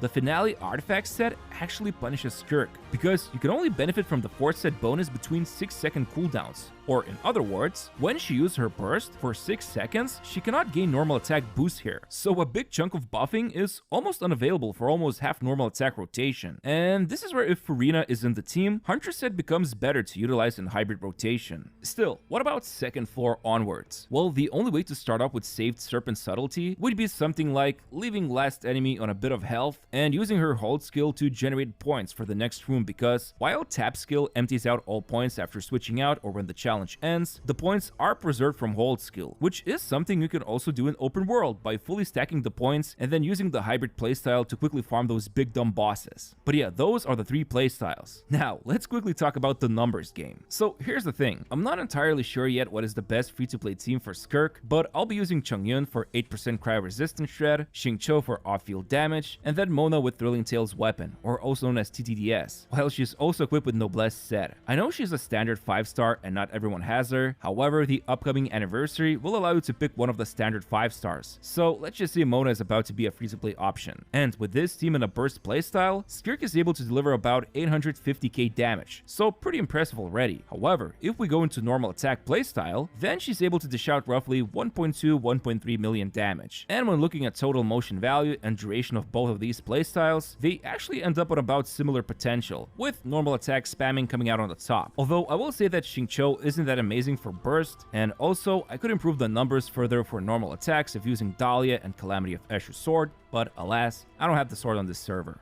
But what happens when we go into premium mode together with Escoffier and Furina? It's a different world, let me tell you that. The burst ends up dealing about 1.4 million damage, so that's like 60% more than with free-to-play comp. And then the normal attack playstyle ends up dealing around 60 to 70% more damage, so Escoffier gaming, right? But look, this is just numbers pumping for Skirk only. Let's not forget that both Furina and Escoffier also deliver a sizable amount of off-field damage. And sure, I did notice I was using signatures both on Furina and Escoffier, so we could knock away around 5 to 10% extra damage that Skirk would otherwise cause. But long story short, these two units absolutely elevate Skirk's performance, to the point that it almost seems unfair if you ask me. Honestly, not having Furina isn't that big of a deal as not having Escoffier, since more or less, she's the best resistance shredder. And then of course, with Furina, she can help build up fanfare quickly. Oh, and here's Skirk's signature sword showcase. You can see the damage difference here. Of course, it's going to be a lot higher. It's a signature weapon, and a beautiful one at that. In fact, it even has a different visual look when compared to using any other sword. Still, I wouldn't say Skirk is unusable without these two, and maybe I'm missing some crucial free-to-play solution to catch up to that big difference in damage, but even if, let's say I had Eschu's sword, Dahlia, Rosaria, and Xingqiu in the team, it would still not be able to even closely catch up to these two 5-stars, especially if it's just a burst mode playstyle. So what do we do? Well, let's talk about the team situation then. Remember when I showed you that anecdotal example of Barbara being better than C0 Shilonen with Cinder City and Signature Weapon? So here's the final detail I've been withholding. The second passive called Return to Oblivion states that for every different Hydro and Cryo teammate who hits an enemy, Skirk's burst and normal attacks during skill mode will receive the following damage boost. Now, what we're looking at is more or less a multiplier, not additive damage boost. So that final third boost is actually going to multiply 1.6 times damage increase for burst and 1.7 times damage increase for normals. That is insane, an insane boost, and effectively locks Skirk into one specific team comp archetype, a team made up of only Hydro and Cryo. If that's not enough, Skirk's third passive increases everyone's skill level by 1 if everyone in the party is from Cryo and Hydro, which for some might not matter, but heavy skill damage dealers like Escoffier and Furina of course will capitalize on this. Not to mention, Skirk's skill gives multipliers to those enhanced normal attacks, so yeah. And that's why all Barbara needs to do is hit the enemy once to let Skirk max out this passive. And then this Lady of Abyss will deal better damage than with C0 Shilonen who has Cinder City and Signature. Let it sink in how powerful this multiplier is. In fact, once I give Barbara TTDS, now Skirk deals 29% more damage than with C0 Shilonen. But there is a catch. With some initial testing done so far, the reason why Barbara or basically any Hydro or Cryo option is great here would be due to Escoffier and Furina. If we remove these two from the team and try to make a team comp of, let's say, Rosaria, Mona with TTDS and Noblesse, and then Shilonen, the burst playstyle ends up dealing about 1 or 2% less damage than with the free-to-play team I've showcased before. While this means Skirk ends up dealing slightly less damage, let's not forget that Shilonen's resistance shred and damage boost will be applied to other teammates. So if there's Rosaria or Xingqiu or any other sub DPS, they could benefit from that and end up doing a bit better than free-to-play comp. And you could also swap out Shilonen with Kazuha, who will then provide grouping and similar buffs. Although so far, I would still say in like 95% of teams I've tested, it's simply better to go with full Hydro and Cryo composition. But what about the other archetypes like Melt? Well, Skirk's Cryo application is actually pretty mid, and while she can melt some of her hits or even the burst, it's just not as good as a full Hydro and Cryo team. Same goes for something like Hyperbloom. I mean, yeah, you can play it in a team like this, it will be functional, but Skirk will be essentially neutered here. I mean, hey, it's a free world, do what makes you happy.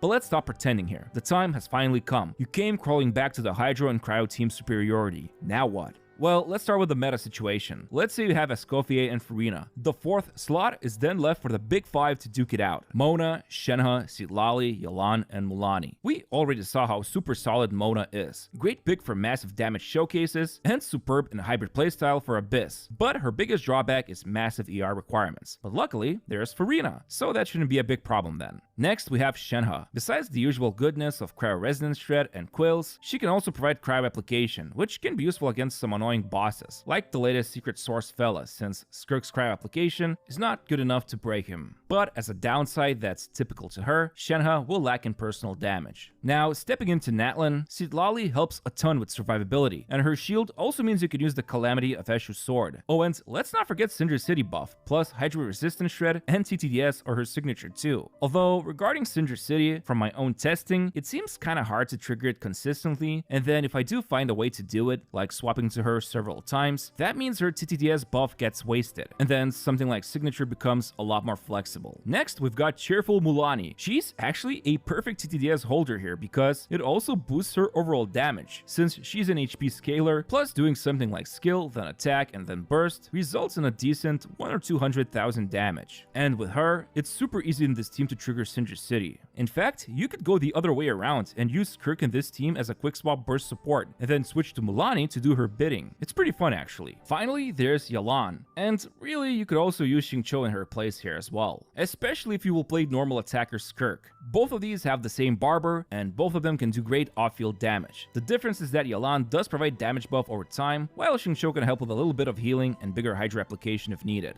Now, besides these big 5 options, well, big 6 I guess, but that's copyrighted, there's all the other leftover options, like Mika and Dahlia, who can help with attack speed boosting, Rosaria and Ganyu can help with off-field damage, while Chongyun can do both of these things, but with worse results. Then there's Ayato and Candace, who can help boost normal attack damage, and then of course we have Layla and Diona, who can help with a shield, or you can even go with Kokomi if you want to do that. She can provide Tenacity artifact buff from her skill, and you've guessed it, TTDS, Thrilling Tales of the Dragon Slayers. Yeah.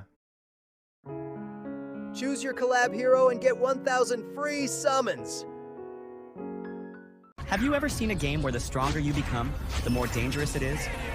You are in the wilderness with no Slayers. Yeah. You see, the thing is, Skirk badly needs attack buffing. There's barely anyone from Cryo and Hydro that can do that, and instead, there's plenty of damage buffs, like Cryo or crit damage, but not enough attack, which is why even her weapons that provide attack are valued so highly, and that is why TTDS is such a legendary weapon for any team here. But yeah, finally we can talk about some quick swap teams. Burst Skirk with Neuvillette is actually really strong, to the point that I think kicking out current best teammate Citlali from this team comp is enough to make this Neuvillette's best team comp, because what Neuville lacks is strong front-loaded damage, which Skirk can easily provide. And guess what? You can also give TTDS to Nuvi if needed. Or you could go with this Ayaka team, where she actually can work with all of her playstyles. So instead of Skirk power creeping Ayaka, she's now power friending her. And I know that most team comps so far were shown with Escoffier and Furina, so as alternative options, you could go for something like Citlali, Xingqiu, and Yelan, which will obviously not be as good as the premium meta option. However, it's still strong enough to easily clear the Abyss. By the way, I've been showing the new Abyss all this time, and the floor 12 buffs are crazy good on both sides. sides for Skirk, so I definitely took this into account. But even with the calcs involved, it's obvious she can clear these rooms without those broken buffs. They're just an icing on a cryo cake.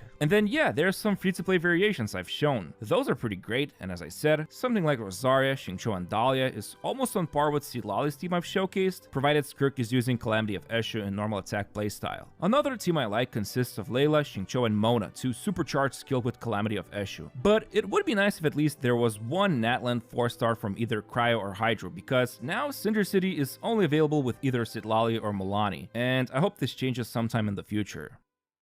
So what do I think about the Fow's disciple? I think her situation is crystal clear if you've been paying attention to this video. If you don't have Escoffier and Farina, then it's going to be a pretty different experience. And I know this mostly just has to do with damage, but I can't just ignore it and say Skirk is great out of the box. Okay, to be fair, she kinda is. I definitely showcase her with some strong free-to-play teams, but they're still nowhere close to Escoffier's supporting capabilities, which become amplified even more with Farina. On the flip side, at least she has two superb free-to-play weapon options. Like I said, the 5-star Absolution I've showcased in this video, it's about as good as Finale of the Deep, and even weaker in shield teams with Calamity of Eshu. So that's pretty cool, but other than that, yeah, with the premium team and hybrid playstyle, I'd say she's definitely up there with the most powerful DPS. In fact, in some cases, she is the most powerful DPS in the game, but again, only if we assume Escoffier and Farina are in the team. I know a lot of videos will be posted on YouTube, including mine, where Skirk will absolutely shred everything out of existence, but there's a 99% chance it's going to be her using those two premium supports, unless I missed out on some super secret tech where Skirk can demolish everything in a completely different team.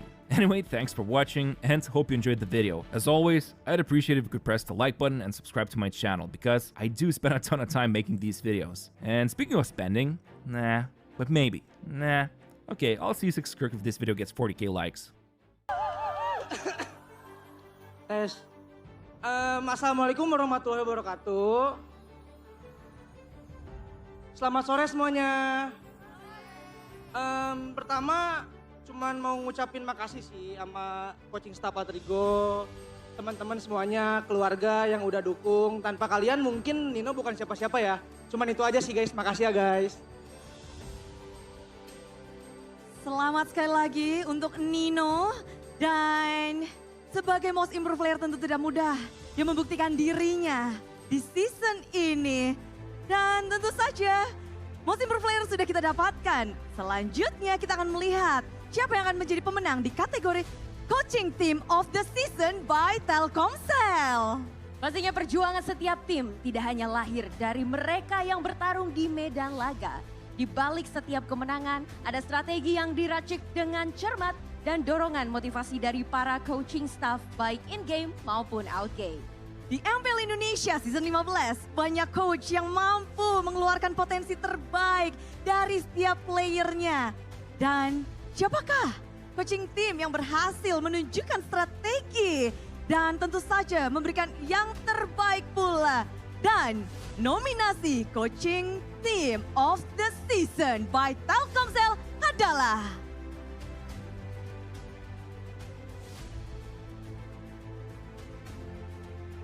RRQ Hosi, Onyx, Geek Fam, Bigetron Esport.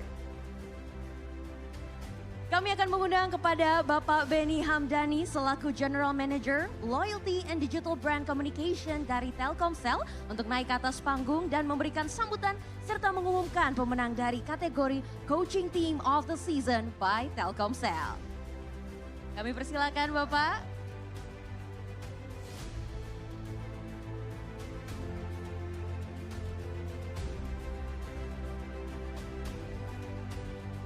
Assalamualaikum warahmatullahi wabarakatuh.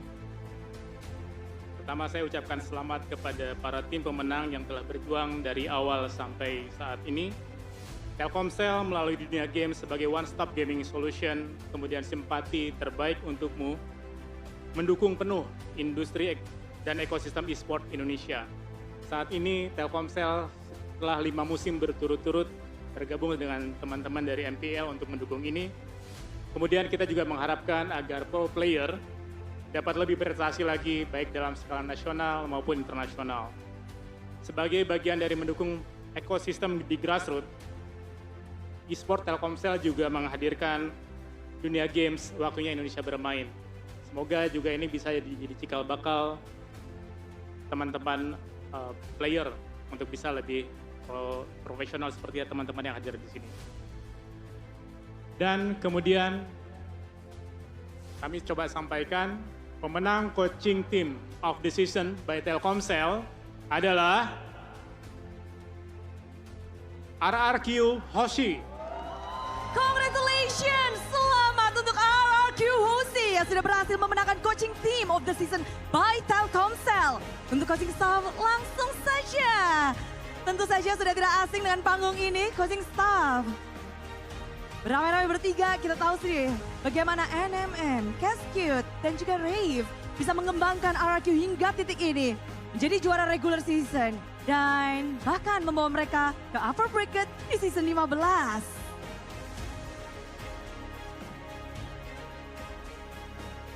Ya, dan berikut pemenang kita dari coaching team of the season by Telkomsel, RRQ Hoshi.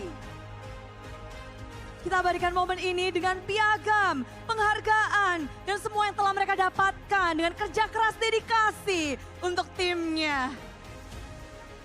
Inilah dia, coaching staff dari tim RRQ Hoshi. Congratulations sekali lagi dan terima kasih kepada Bapak Benny Hamdani selaku General Manager Loyalty and Digital Brand Communications dari Telkomsel. Kami persilakan untuk kembali dan kepada coaching staff RRQ Hoshi kami persilakan untuk memberikan speech. Tes. Selamat sore semuanya.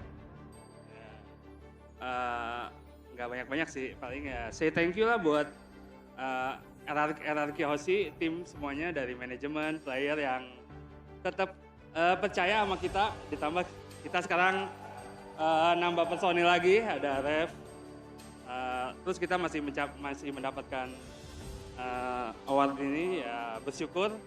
Dan untuk para penonton setia, tetap enjoy minggu ini untuk nonton MPL. Thank you. Sekali lagi congratulations. Dan memang kita melihat dedikasi yang luar biasa dari gameplay, strategi segala macam telah mereka eksekusi dengan baik. RRQ telah mendapatkan awardingnya, namun selanjutnya kita akan memasuki kategori Dream Team of the Season by Good Day. Dan untuk menjadi tim yang hebat tidak hanya coaching staff yang mampu meracik strategi yang apik, tapi juga memerlukan player yang bisa mengeksekusi plan dengan baik. Dan pastinya para player dari 9 tim sudah menunjukkan kualitasnya di season ini. Walaupun tidak ada tim yang sempurna, namun setiap orang pasti memiliki player impian untuk masuk ke dalam timnya. Dan pastinya Mpl Indonesia ingin mewujudkan seluruh keinginan para superfans. Dan kita akan melihat Bude, seperti apa sebenarnya line up Dream Team dari komunitas Mpl Indonesia yang dirasa akan menjadi tim sempurna di MPL Indonesia. Ya pastinya menarik karena untuk Dream Team of the Season akan terbagi menjadi 5 kategori. Yaitu Gold Lane, Jungler, EXP Lane, Mid Lane, dan Roamer. Pemenang Dream Team of the Season ini telah melalui tahap voting dalam proses seleksinya. Dan sebelum kita melihat siapa yang akan memenangkan Dream Team of the Season by Good Day, kita akan memanggilkan terlebih dahulu Bapak Dedi Napitupulu selaku Brand Manager dari Good Day. Kami persilakan.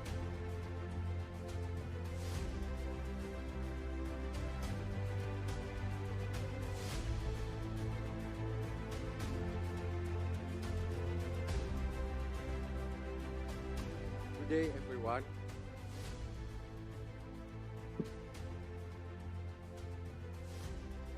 Good day, everyone. Dengan bangga, Kopi Good Day menjadi official sponsor MPL Season 15. Karena kami percaya in the power of positive energy and the spirit of never giving up. We know what it takes to have a good game and push rank at the same time. Karena Kopi Good Day selalu hadir menemani setiap aksi serumu. To all Mobile Legends players out there, keep believing, keep chasing your dreams, and always remember to start a good game with sebotol Good Day. Karena Good Day perlu banyak rasa. Terima kasih.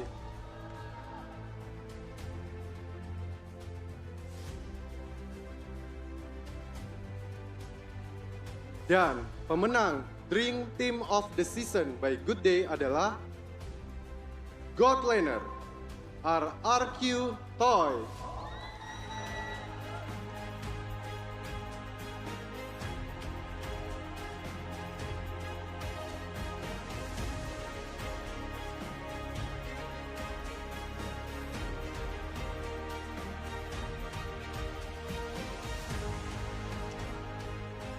Jungler RRQ Sujin.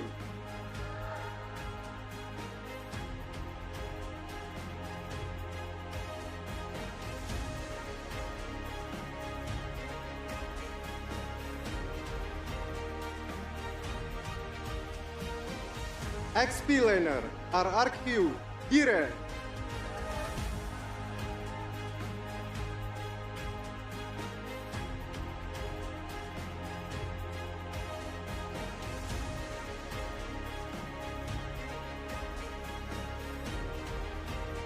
Mid Laner RRQ Rings.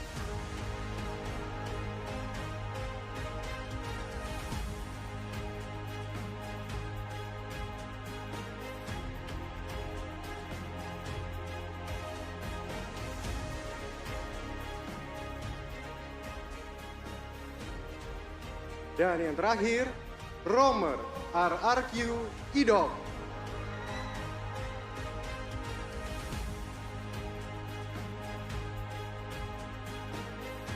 Selamat kami ucapkan untuk para player yang berhasil memenangkan Dream Team of the Season. Kami persilakan Bapak Dedi Napitupulu selaku Brand Manager dari Good Day untuk memberikan penghargaan dan piagam dari MPL Indonesia. Idok telah mendapatkan piagamnya dan kita tahu bahwa menjadi roamer butuh dedikasi yang luar biasa membaca permainan. Selanjutnya pun kita bisa melihat bahwa Idok bisa dibilang dia berhasil untuk memecahkan histori menjadi roamer yang masuk ke dalam Mpl leaderboard. Lalu ada Rins, ada Dairen, wow sudah sampai Susujin. Langsung ngebut di sini semua dari RRQ merupakan dream team. Bagaimana tidak? Mereka adalah juara dari regular season. Betul sekali Bude, kehebatan dari RRQ Hoshi ini pastinya tidak terlepas dari peran Gold Laner, Jungler, EXP Laner, Mid Laner dan juga Roamer. Kita dari timnya yang selalu konsisten memberikan yang terbaik dalam setiap matchnya.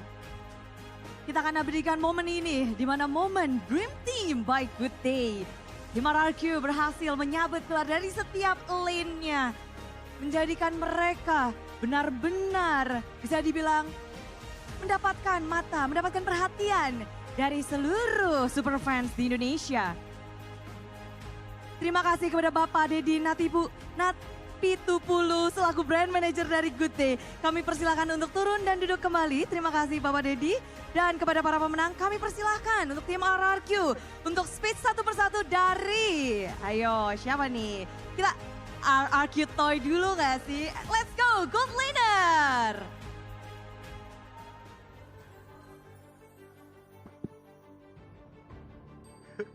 Pertama gue mau ngucapin alhamdulillah dan juga mau ngucapin makasih ke orang tua gue, coaching staff, manajemen, ke Kingdom semua. Jadi makasih aja. Yeay, itu dia tadi dari RRQ Toy dan selanjutnya our juggler ada RRQ Sujin. Gue cuma mau ngucapin terima kasih ke Kingdom yang udah support dan tentunya award ini menjadi motivasi buat bermain lebih baik lagi. Thank you. Itulah dia dari Sujin, namun selanjutnya ada RRQ Dairen, the EXP Laner. Sebelumnya terima kasih semuanya yang udah support gua dan teammate sampai di titik ini ya. Terima kasih juga yang udah voting kita mendapatkan Dream Team of the Season ini. Yeay, congratulations RRQ Dairen dan selanjutnya Mid Laner RRQ Rins. Pertama-tama mau mengucapkan alhamdulillah bisa dapat lagi. Terus terima kasih buat para Kingdom, fans, udah nge-vote saya. Terima kasih buat keluarga juga. Itulah dia sang kapten, namun last but not least, roamer kita ada Idok. Ya, yang pertama-tama alhamdulillah bisa menang awards ini. Ya, terima kasih buat Kingdom yang selalu support kami dan keluarga di rumah, manajemen dan coaching team. Once again, congratulations to Dream Team of the Season. Kami persilakan untuk bisa kembali. Selamat sekali lagi untuk para pemenang dan selanjutnya di MPL Indonesia Season 15 ini Bude, kita bisa melihat munculnya banyak wajah baru yang hadir dan membuat MPL Indonesia menjadi lebih berwarna. Terdapat 19 rookie yang telah hadir dan membuat MPL Indonesia Season 15 menjadi season dengan rookie terbanyak. Kita bisa merasakan bahwa regenerasi terus berlanjut. Bahkan hadir lebih masif dibandingkan season-season yang lalu. Wajah baru membawa warna baru untuk MPL Indonesia. Di mana kehadiran para rookie membuat MPL Indonesia lebih kompetitif dan lebih panas. Dan pastinya potensi para rookie terbilang tidak kalah dari para seniornya. Namun ada banyak rookie yang di season ini tampil dengan sangat gemilang dan bahkan performanya tidak terlihat seperti rookie. Betul, dan kira-kira dari banyaknya potensi yang lahir di MPL Indonesia Season 15, jadi makin penasaran gak sih? Siapakah yang layak menjadi Rookie of the Season by GoPay? Nominasinya adalah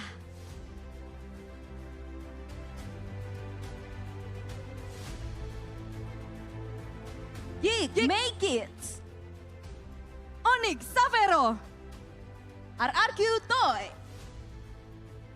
Alter Ego Rene, Geek Kenziski, Tim Liquid ID Kyo, Navi X Magic, Dewa Maybe, Alter Ego Arfi, Navi Woshipol. Kami undang kepada Bapak Rudi Tantio Setiawan selaku Head of Product Marketing dari GoPay untuk naik ke atas panggung dan memberikan sambutan serta mengumumkan pemenang dari kategori Rookie of the Season by GoPay.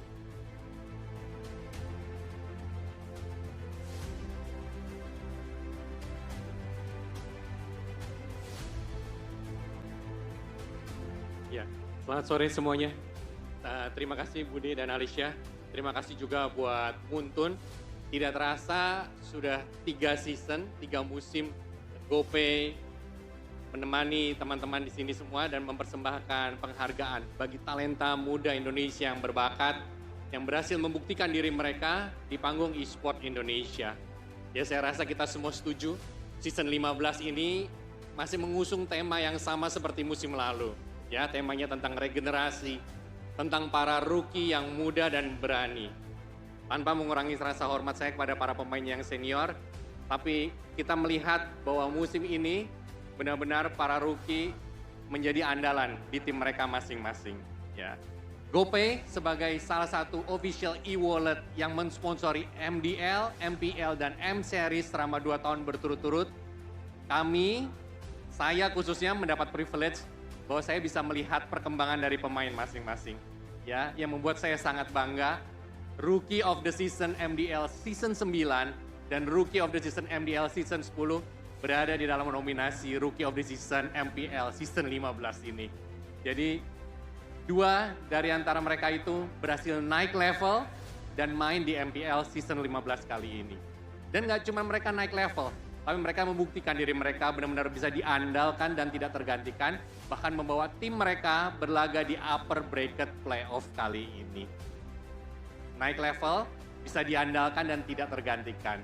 Sama seperti GoPay yang terus hadir menemani para player MLBB untuk terus boleh naik level dengan GoPay Games, gopay.co.id/games, tempat web top up di mana teman-teman bisa menjadi wadah untuk terus berkembang dan naik level dengan top up yang konsisten dengan harga murah. Kami ingin pengalaman bermain menjadi hashtag pasti GG.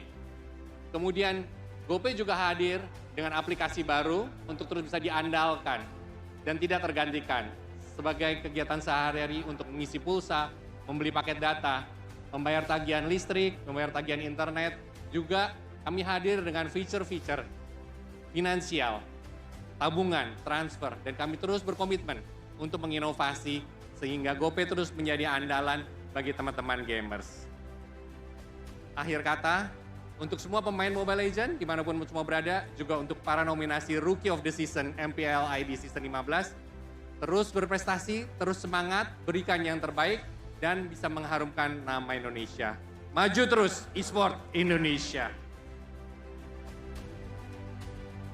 Dan saya akan membacakan yang menjadi Rookie of the Season Mpl Id Season 15 by GoPay adalah Make It dari Geek Fam. Congratulations Make It! The Smiling Jungler telah berhasil mendapatkan Rookie of the Season by GoPay. Sejak debutnya hingga regular season berakhir, namanya tak pernah hilang dari perbincangan super fans, dari perbincangan para talent. Dan tentu saja dia akan langsung mendapatkan penghargaan dari Bapak Rudy. Dan ini adalah tentunya yang diharapkan dari Make It. Sebagai rookie mendapat apresiasi dan dari GoPay. Congratulations dan terima kasih kepada Bapak Rudy Tantio Setiawan selaku Head of Product Marketing GoPay. Kami persilakan untuk Make It dari Geek Fam untuk memberikan speech. Ya pertama-tama alhamdulillah aja. Nggak expect sih bisa dapat rookie. Ya makasih buat coaching staff, orang tua sama tim gua nge-support gua terus. Makasih. Terima kasih The Smiling Jungler. The Jungler gemoy, banyak sekali nama yang dia dapatkan. Namun sang Rookie of the Season dari tim Geek Fam memang masuknya tuh membawa sejarah baru. Geek Fam masuk upper bracket juga bisa dibilang berkat dirinya. Dan banyak sekali tentunya kita melihat performa Make It yang membuat kita wow. Betul sekali, membuat kita terkejut dan layak sekali pastinya untuk memenangkan Rookie of the Season by GoPay. Dan yang tidak kalah luar biasa pastinya adalah player yang bisa terus-menerus memberikan penampilan yang maksimal di setiap matchnya. Dan membawa timnya menjadi lebih baik di setiap pertandingannya. Dan kali ini kita akan memasuki dan membacakan nominasi untuk MVP Regular Season by Samsung. Dan nominasinya adalah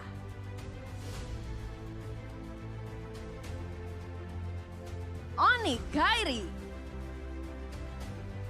RRQ Idok, Geek Make It,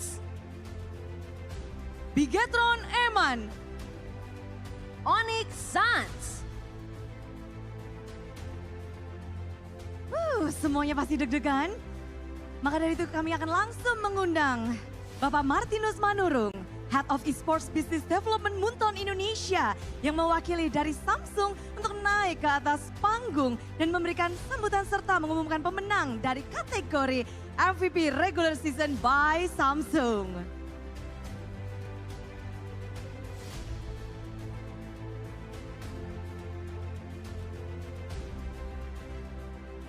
Baik, dan pemenang kategori Regular Season MVP by Samsung Galaxy adalah selamat kepada Idok dari tim RRQ Roshi.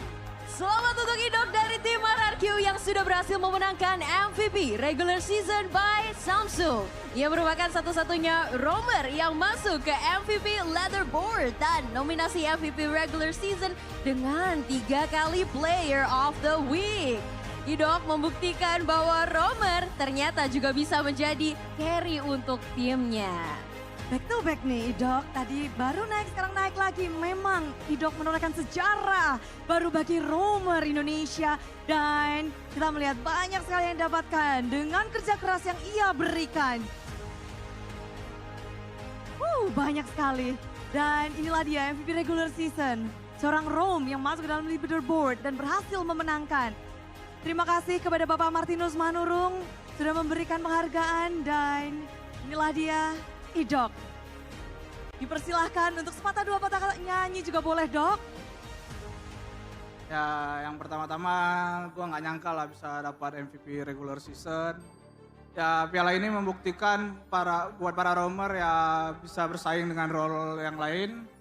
Dan gue juga makasih buat teammates gue yang selalu mendukung gue, coaching staff, manajemen yang mempercayai gue, dan keluarga di rumah. Thank you. Congratulations sekali lagi untuk RRQ Idok. Wow, luar biasa sekali prestasi yang ditorehkan ya Bude. Iya, gak kerasa ya. Udah banyak kategori kita bacakan, sudah ada 5 para pemenang pun juga sudah kita dapatkan. Banyak sekali mungkin yang benar-benar menikmati bahwa apresiasi diberikan. Dan kita langsung aja mengucapkan terima kasih sebesar-besarnya kepada semua yang telah bergabung bersama kami di sini dari awal hingga akhir, baik yang ada di Jakarta International Velodrome maupun yang ada di rumah menonton secara online. Dan tidak lupa juga pastinya kami ingin mengucapkan terima kasih kepada seluruh player, pelatih, manajer tim, content creator, komunitas, sponsor, dan pastinya penggemar dan para super fans yang telah membuat MPL Indonesia Season 15 menjadi yang terbaik hingga saat ini. Kalian adalah tulang punggung komunitas MPL Indonesia. Benar sekali. Dan memang kita melihat semuanya bersatu untuk hari ini. Tak lupa kita ingin mengucapkan congratulations. Selamat untuk para pemenang. Semoga penghargaan ini memacu semangat kalian untuk terus berjuang, berkembang, dan menjadikan dunia esports Indonesia semakin besar dan kuat. Dan tidak terasa selesai sudah dibacakannya 5 nominasi MPL Award Season 15. Dan sekarang waktunya untuk Aliza bersama Bude pamit undur diri. Namun jangan kemana-mana karena sesaat lagi kita akan menyaksikan match yang seru antara Bigetron yang akan berhadapan dengan Alter Ego. Tentu saja ini yang dinantikan pula bagaimana kelanjutan dari hari yang pertama babak playoff. Jadi sampai jumpa dan selamat menyaksikan MPL Indonesia Season 15 Playoff. We are this!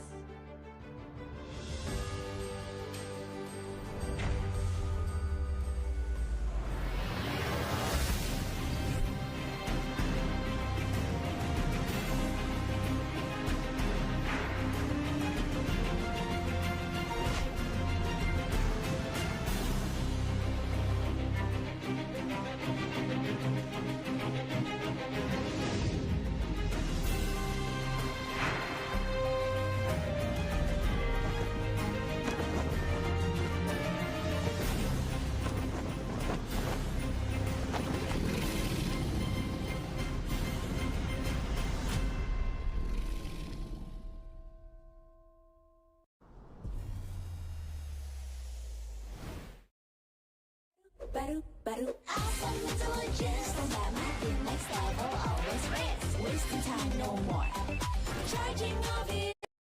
It has been over a year since Skirk was first revealed to us, and finally she is available in the 5.7 update. I've been able to get early access to Skirk with the Creator Experience server, so I have been testing. How good is she without Farina? Should you pull Shen He, Marishise, or her signature set? Is Dahlia any good with her? How does she stack up versus the other top DPSs like Moika and Novelette? I am going to answer all of this in this video, and although I have had relatively limited access to the kinds of things I can test, I can confidently say that this character is insane, and I cannot wait to have them on my account. Welcome to Jello Impact, where we build and test every single character to help you decide who you want to wish for and build. Just for a little bit of visual, this is her in the overworld, her in the menu with her sword. I totally forgot she has a fin on her back. That is really cool. Here's her talent. I was only able to get her to level 9. There are no crowns on this account. And here's her overall build with her signature set. It's right around the level that I would normally have on my account, but the builds that I have for some of the sub DPSs such as Yalan and especially Farina are quite a bit worse. So we just have to factor that into our testing. Here's how she looks when she's fighting. Absolutely incredible. I will say it's very disappointing how short her skill state lasts. You can't really traverse that well with it. It just doesn't go very far. Like, we're going around and it's just like over before you know it. What can you do? I don't know what to say. I just wish it lasted a bit longer. I think the visuals look incredible. Her normal attack animations, everything involved just looks spectacular, and it feels so good to play. I love her black outfit.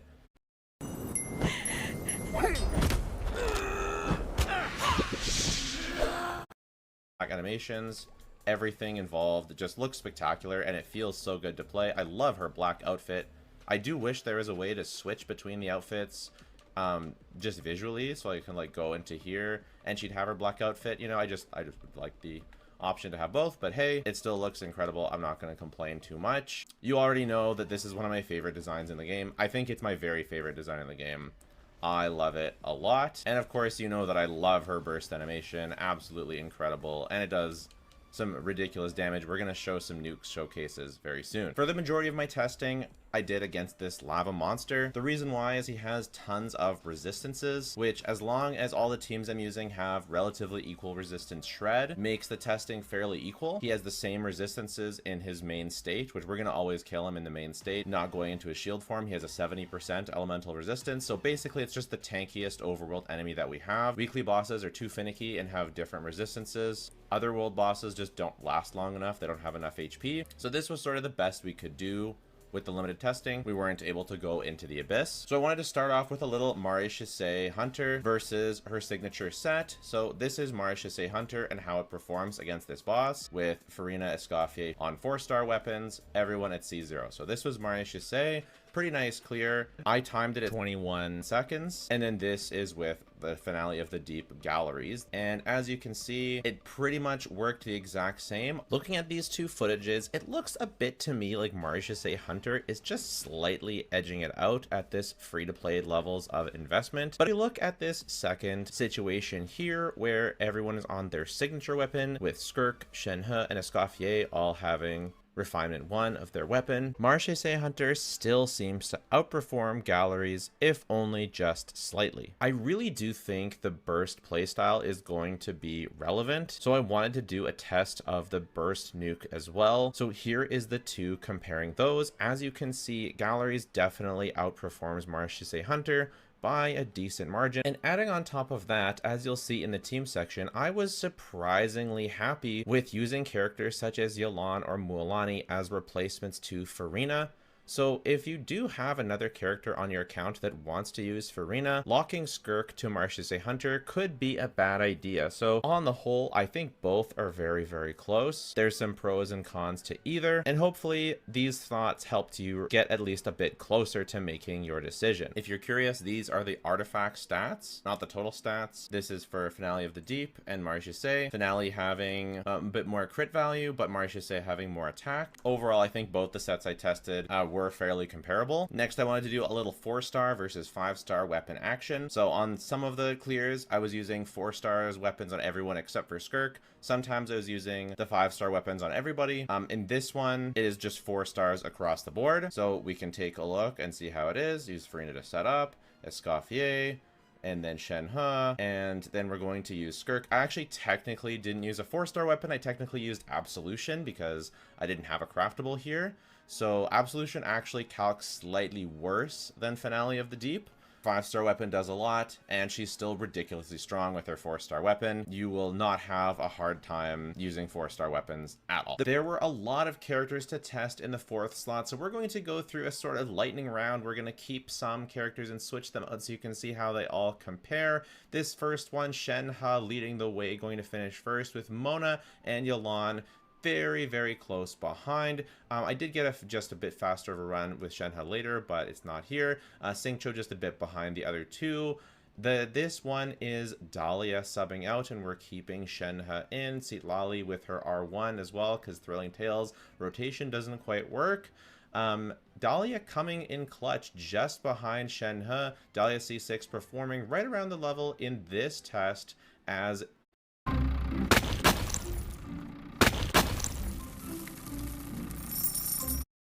Shenhe. Dahlia C6 performing right around the level in this test as Yelan and Mona do, which was unexpected. I thought Dahlia would be a bit further behind. I don't know if it's just how it went in this test, or if that's going to replicate when we actually take them into the Abyss, or if we just got kind of lucky.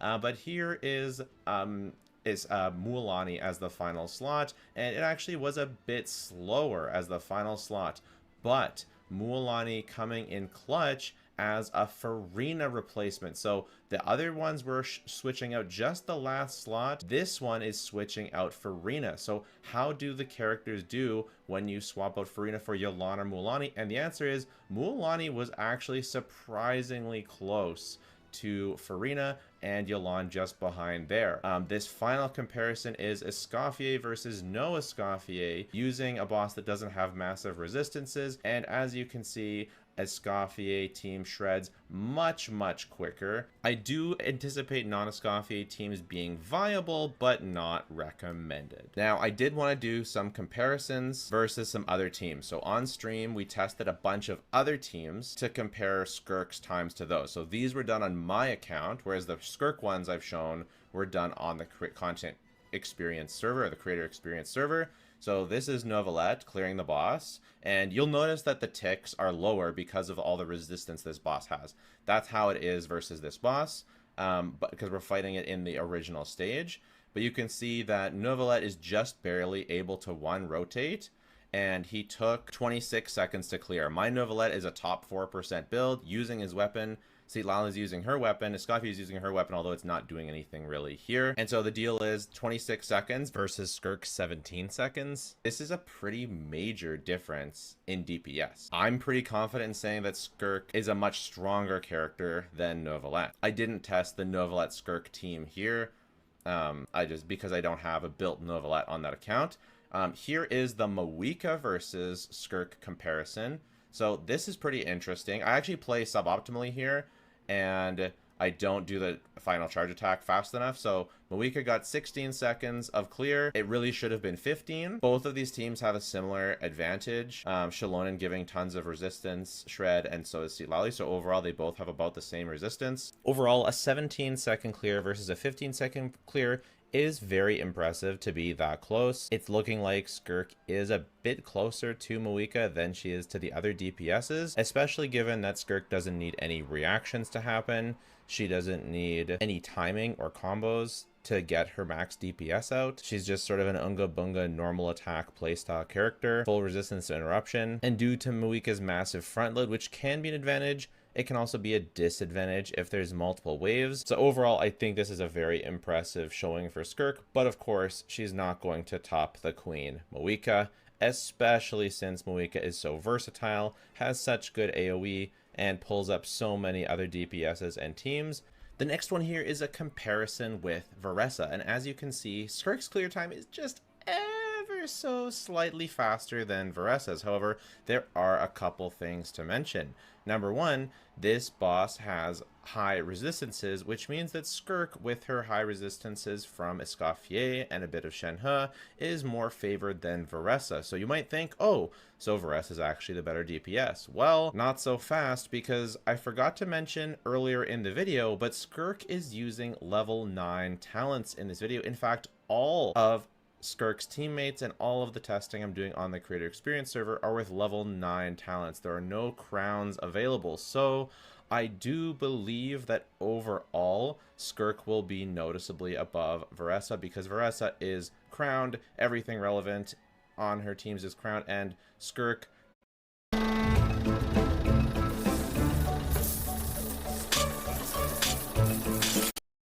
crowned, everything relevant on her teams is crowned, and Skirk benefits a lot from being crowned herself. Farina benefits a lot from her buff being crowned. Shenhe benefits, Escoffier benefits, and so overall, I do believe that Skirk will be noticeably ahead of Varessa, but we'll have to wait until live to actually figure it out, because, like I said, Varessa is also disadvantaged in this fight, so I think that Skirk is closer to Moika's level of DPS than to Varessa's, but we will need more time. And finally, I wanted to show you something really fun. We're going to be going through 3 of the more recent weekly bosses, the Arlecchino, the Narwhal, and the Dragon. We're going to go from least impressive to most impressive.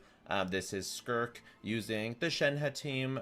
She's R1, Escoffier is R1, Shenhe's R1. Shenhe's not a huge deal being R1, but anyways, we're run rotating with time to spare the first phase of the Arlecchino boss.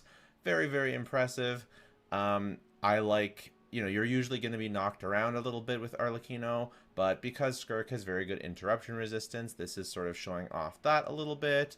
Obviously, the damage is very good. I think we could have even used the burst playstyle to finish her off instead of going into the normal attack playstyle. Because we finish her off with just such few hits, very, very impressive clear. But I promise I have something better than that. This is Skirk versus the Whale. So we're going to do all of our setup on the first phase of the Whale. And then this one we'll do, well, almost all of our setup. We're finishing this setup here with Shenhe, and then we're going to go into Skirk's normal attack playstyle and just hammer away. And you know what? She finishes off the entire Whale in just half of her rotation. She still had the chance to charge attack, consume those stacks, and keep going. But again, that was not the most impressive. The most impressive, I think, personally, is versus this dragon. Very, very annoying weekly boss. We're going to set up nice and close so we can get max damage right away. And remember, you know, we are R1, but we are running level 9 talents. So as we go in to attack the dragon, we're going to go through our full rotation, use the combo, and we just one rotate the dragon with time to spare. Just absolutely criminally strong performance. I don't think there's that many characters with a team of C0s that can do it. And again, I think the fact that we're using the 5-star weapons is offset by the fact that all of the talents are level 9 instead of level 10. That makes a big difference. To put all those characters to level 10, you're going to see a massive difference. So I actually think that even though everything we've shown has, a lot of it has been 5-star weapons, I think a lot of the damage that you see is actually achievable, is actually relatable. This was with Mauritius Say, so I'm kind of feeling Mauritius Say a little bit over galleries for the normal attack playstyle, but more testing will be needed. I did want to talk about her AoE. I find one of the more annoying places for AoE is this chamber in here. Sorry, not a chamber, this domain, because there's I can't, you know, we can't do the abyss, so just gonna take a look at this chamber. And because these guys, they're a bit spread out, they're a bit annoying to hit, so I just wanted to show you. I will say right now, she doesn't have the super craziest AoE. She's not the best AoE character. Oops, I did her hold. Oh, no, I didn't. Oh, yeah, I did. Shit. So you can even see that burst didn't even hit the other guy properly. So it's like the AoE is another weakness of her. Like, her AoE is fine. It hits where you'd expect it to, but it doesn't hit further. Characters with really good AoE kind of hit further than you'd expect them to. Like Moika, the range is just absolutely nutty. Novelette, the range is stupid. Even Clorand, although not as good as those other two, she hits in a wider range than you would really expect. Whereas Skirk, it kind of reminds me of like Arlecchino's AoE. Like if we'll do this right here, we'll enter our burst state, we're attacking, you know, we're hitting this guy, and then these guys, you know, we're able to only hit one, right? We're just hitting one. Which is like fine because it's plenty of damage. I stopped attacking her. You would have been able to one rotate. Oh, we're not using a Scoffier. Oops. Well, whatever. We'll just do it anyways. We're gonna be fine. So I think like just the fact that she's just shredding these enemies, like, yeah, that was without a Scoffier. Overall, I am just absolutely over the moon with this character. I think she is pretty much perfect as to what I want in the character. You know, would I like to see her a bit less restrictive towards a Scoffier? Yes. But it's kind of been a pleasant surprise that she is not as restricted to Farina as I thought. Obviously, Farina is still the best, but you can get away with other stuff. And yeah, if you have questions, there's other things you want to see, I may be able to make a second video with this server. I'm thinking right now I'm going to go through sort of a vertical investment increase so we can take a look at, you know, what if we get Farina C1? What if we activate Skirk's C1 and C2 or Scoffier's C1? See how that impacts the damage of the team. Let me know if you'd find that interesting. Let me know if you're going to get Skirk.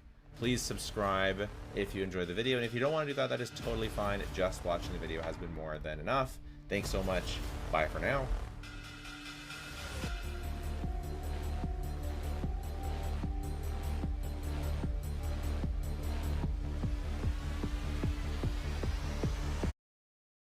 Whatever you do, don't pick Phoenix at the start. Sure, Phoenix deals insane single target damage. Donald, please welcome your Commander-in-Chief, the 45th and 47th President of the United States, President Donald J. Trump. All right, let's see what he says.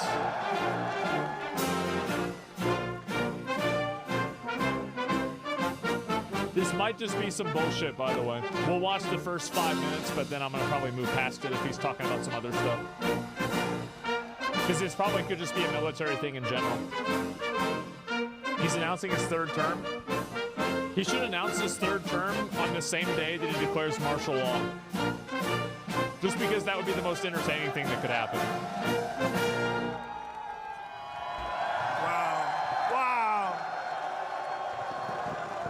Wow, that's a beautiful sight, and it's a beautiful sight to be with you in a place called Fort Bragg.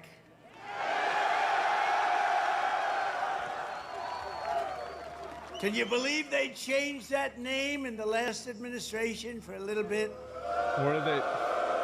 But we'll forget all about that. We're going to forget all about it. I want to just say God bless the U.S. Army and God bless the USA. Great place, great group. I want to thank so many incredible soldiers and paratroopers, pilots, warriors for what did they an call awesome Fort Bragg display of before then? pure, unrivaled American military might. I just saw something. What were they trying to call it? You don't want to mess. Fort Liberty? I've been saying a long time we have the best. Nobody even comes close, but they just gave me a display that you might be lucky not to see it, because it's a little scary. I think this is some random ass shit. Beautiful to watch. Let's hear it for the Army Special Operations and Command and the 82nd Airborne Division. They called it Fort and LGBT? the 18th Airborne Corps. Is that true?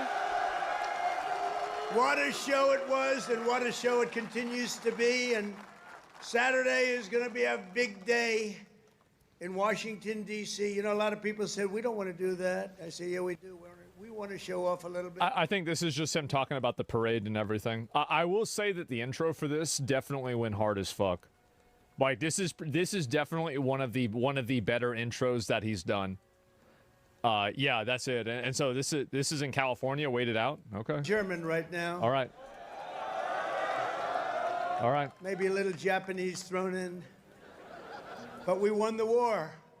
And we don't celebrate, but we're going to celebrate on Saturday, and we're going to celebrate from now on. We're going to celebrate our greatness and our achievements. This week we honor 250 years of valor and glory and triumph by the greatest fighting force ever to walk the face of I'll give the it earth, 5 minutes. the United How about that? States 5 Army. minutes. For 2.5 centuries, our soldiers have marched into the raging fires of battle and obliterated America's enemies. There's never been anything like it. There's never been a force like this. And I rebuilt it. I gave you so much money for 4 years. It was crazy. And we just approved our largest budget for military operations, over $1 trillion. We've never even come close. Damn, what the fuck? God damn. But our army has smashed foreign empires, humbled kings, toppled tyrants, and hunted terrorist savages through the very gates of hell. Our soldiers do not rest until they win. You know that better than anybody. From June 1775 to June 2025, those foolish enough to challenge America's army have been met with unyielding strength, unbreakable spirit, and unstoppable, overwhelming force. Thanks for 10 subs. Appreciate that. Time and again, our enemies have learned that if you dare to threaten Definitely an the orange American day. people, American soldier will chase you down, crush you, and cast you. Mokėvežiai pristato mėnesio top pasiūlymus. Dabar su nuolaidų kortele Gvazdikas €89. You down, crush you, and cast you into oblivion. That's what happens, unfortunately. That's what happens. Doesn't sound very nice, but it's true, isn't it? The last sound you ever hear will be the dueling howl of Black Hawks in the dead of night, the thunderous boom of artillery fire, or the ferocious roar of a U.S. Army infantry brigade charging over the horizon. That brigade is going to charge like you've never seen before, and hopefully I can keep you out of that, but if I don't, you're ready. Is that right? If I can keep you out of it. If I keep you out of it, that's okay, but if we need it, you're ready. You know, it's called peace. through strength, isn't it? Peace through strength. That's a good way to look at it. For our adversaries, there's no greater Are we going to fear war? than the Yeah, United States against Army. They all California. fear us, and we have the greatest force anywhere on earth. You know, you read different stories that others are building. Yeah, they're going to do building, that and building. soon. We have a force like no other. They said it would take 5 Finally? years to Yeah. defeat ISIS. We did it in 4 weeks. 4 weeks. We let him go. Unlike other of your leaders, I let him go. And we had General Raisin Kane, who's now the head of the Joint He Chiefs loves saying that, Staff, doesn't he? because I liked him. He was a warrior. He was a great warrior. And now he's been rewarded for his incredible work. Mhm. But they said it would take 5 years. We did it in 4 weeks. Someday I'm going to ask him to explain that one to me. But it was the television generals that said that.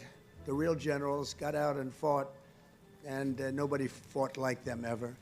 But for Yeah, the Bo, he's American sitting people, talking there's shit. no greater pride because you are the righteous sword of American justice and the ultimate shield of American freedom. This week we remember that we only have a country because we first had an army. The army was first. In fact, the army was even before the country. You know that, right? 1 year before the country. Well, that After would make sense because that's how you got the 250 country. years, we Yeah. still proudly declare that we are free because you are strong. You are so strong.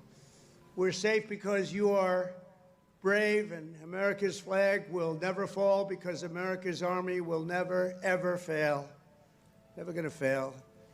Every branch of the armed forces has played a critical role in protecting our nation. Bragg was changed No to one liberty has to remove done more Confederacy fighting, in public bleeding, and spaces. winning than the U.S. Army. Nobody's done Oh. that. The Army has Of earned course. more combat medals and more battle ribbons than any other service.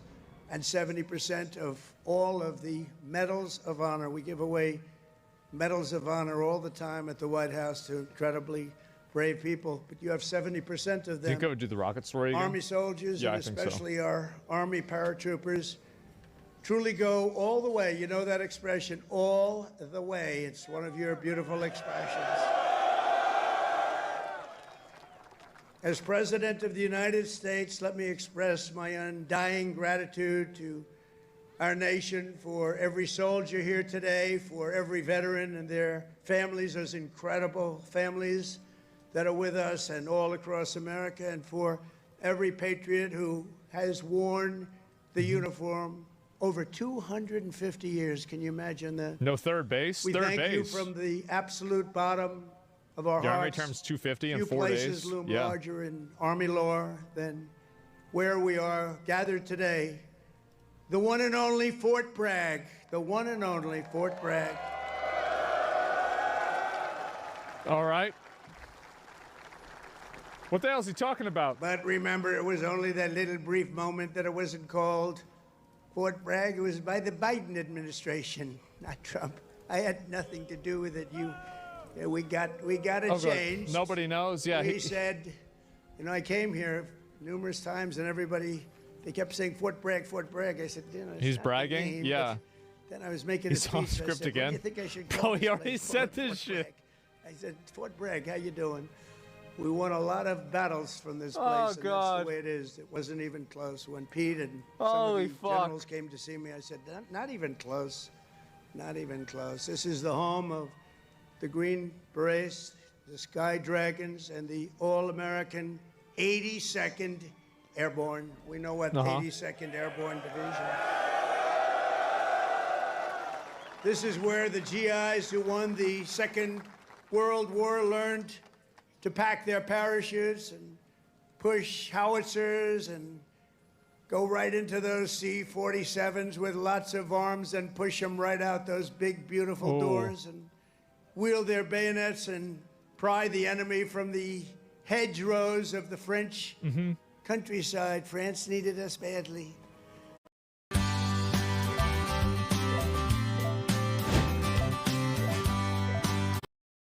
Hedgerows of the French countryside. France needed us badly. We were there. A lot of people needed us badly. They still do, maybe worse than ever. It was Jesus here Christ. in the soil that the Army forged the Man. metal that held strong at Bastogne. It was here the mighty paratroopers earned their wings before they rained down death from above to liberate Sicily, Normandy, and even the Netherlands. That's right. We saved the Netherlands. What? Every inch of this base is steeped in the legacy of those warriors who have said with pride, "Sir, I trained at Fort Bragg, sir." That was pretty cool. And that is why we restored the historic name of this very, very special place. I don't know if it could be the same place. I feel like Fort Bragg is in. That's the name. And Fort Bragg, it shall always remain. That's never going to be happening again. Okay. I think probably should look at some other stuff in a minute. We'll give a few more minutes. And for a little news for the fake news back there. Oh, the here we fake go. news. Ladies and gentlemen, look at them. Look at them all. Oh, yeah, what I have to put up with. Fake news. What I have to put up with. Oh, But they're jeez. all right. They've been very nice today. They were impressed with that display, I can tell you that. I think it took them a little by surprise. But for a little breaking news, we are also going to be restoring the names to Fort Pickett, Fort Hood, Fort Gordon, Fort Rucker, Fort Polk, Fort A.P. Hill, and Fort Robert E. Lee. Damn. We won a lot of battles out of those forts. It's no time to change. Man. I'm superstitious, you know. I That's like a to keep big it one? going, right? I'm That's very the big one. superstitious. We want to keep it going. So that's a big story. We just Oh, my announced God. that today to you for the first time. They said, "Why didn't you wait till Saturday?" I said, "I can't wait. I got to talk to What's my that? friends Robert E. Lee here was today." the This is a Confederate record crowd. general You in the know, Civil War. You never had a crowd this big. That's an honor. You think this crowd would have showed up for Biden? I don't think so. Who said Fortnite? I don't think so. I don't Yeah. think so. Maybe I'm wrong. Maybe I'm wrong. I want to thank so many great leaders here today, including Secretary of Defense Pete Hegseth, who's been great. By the way, Pete, thank you. Great. I don't think there's a whole lot going on with this. I think And he's he just went pretty much through the talking wars, about some you know? other stuff. Pete went through the wars. He had a Yeah, there's. I think he's just gonna be talking about like other random shit, etc. Right? I mean, there's not really like this is just really about military stuff, etc. These have to be paid troublemakers. Mr. President, you say that the governor and the mayor paid them. Do you believe that the governor and the mayor paid the agitators? No, I don't say the governor or the mayor. I said somebody's paying them, I think. And if they're not, they're just troublemakers. What can I tell you? But I believe somebody's paying them. I mean, I've never seen somebody with a big hammer so professional. Now, they took the bricks away from them. So they say, how do we get in? The military did. How do we get in and what do we do? They said, I have an idea. Let's break up the concrete. Smart. And that's even better than bricks. And that's what happened. Yeah, you just witnessed an amazing spectacle, a flex on our military. What impressed you the most? I think the total love for the military. I mean, I was with the generals. They're explaining This the is different live. maneuvers. And the love they have for the Army and the military is beautiful. They're really great people. And I've never seen anything quite like that. I don't think any other president has either. You know, they really put on a good show. I asked them, did you do that for Biden? They said no. They didn't do it for Biden. I wonder why. Oh, my God. I don't know. I mean, I don't know.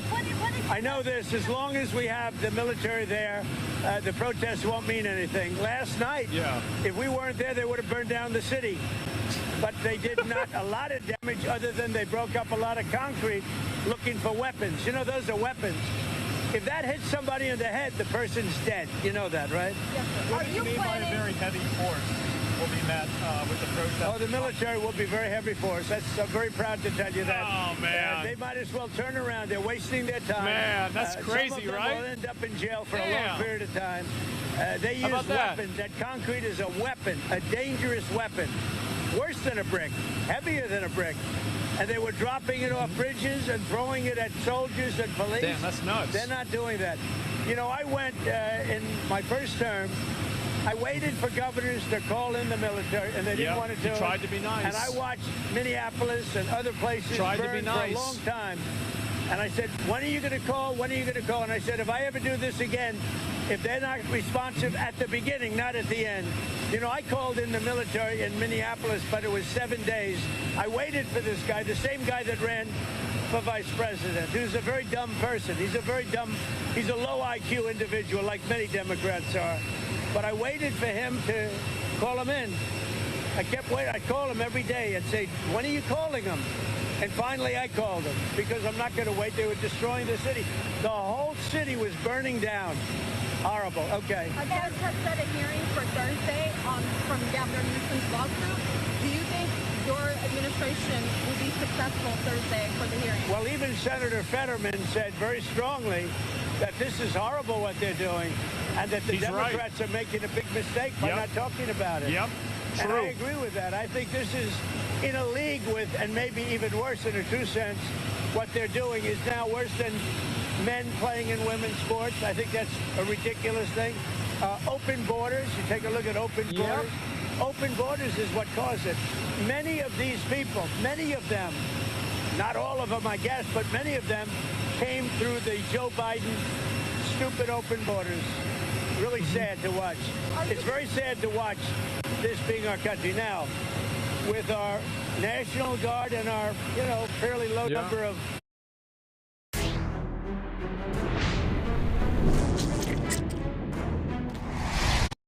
National Guard and our, fairly low number of Marines, they had no chance. And if you look, they were a little bit tougher than the police. Did you notice that? The police are trained not to do it. They're really trained. They're under tremendous political constraint. They're great police. I know the police in L.A. I know the force. They're very good, but they're not allowed to do their thing. They're just not allowed. They're restricted by radical left politicians. That's true. Who are pretty shameful. As Commander-in-Chief, sir, what rules of engagement do you want for the military? What limitations? A very simple rule of engagement. If they're dangerous, if they're throwing concrete or bricks, if they're spitting in the face of the What do you police do? or whoever's in front of them, See, if finally. they're punching people, if they're doing all of the things that you see done for the last 3 nights, that I would say is engagement. We need to keep our city straight. I want to save Los Angeles. And Finally. Newsom is totally incompetent. Holy shit, He's not gonna do finally. it. Look at the fires he had. He Oh, had he watches fires where his half stream? the city, it seems, It's burned obvious. down. What was it, 25,000 houses? It's too All obvious. because he wouldn't take water. I released the water from the Oh, he Pacific on that water shit Northwest. again. And it came down millions of gallons a day.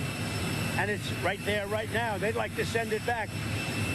There's something wrong with these people. All I want in terms of engagement, I just want to see peace. If there's peace, we get out. If there's even a chance of no peace, we stay there until there's peace. And a lot of people are being arrested. The rioters, or whatever you want to call them, they better know. A lot of people are being arrested. They're going to be in jail they're going for a long on the time. bus. Thank you very much. Thank you. Man. All right, so President Trump speaking there with the media, traveling with him. He's Yeah, that shit's on the loud, tarmac bro. at Joint Base Andrews, God talking damn, about that a shit whole was host loud. of topics. Apologize there, went right to color bars. Including, though, the anti-ICE demonstrations in Los Angeles. Yeah, no, I mean, and they putting them on. They putting them in there, bro. Like they getting packed in like sardines on those buses, man. And they're gonna be out.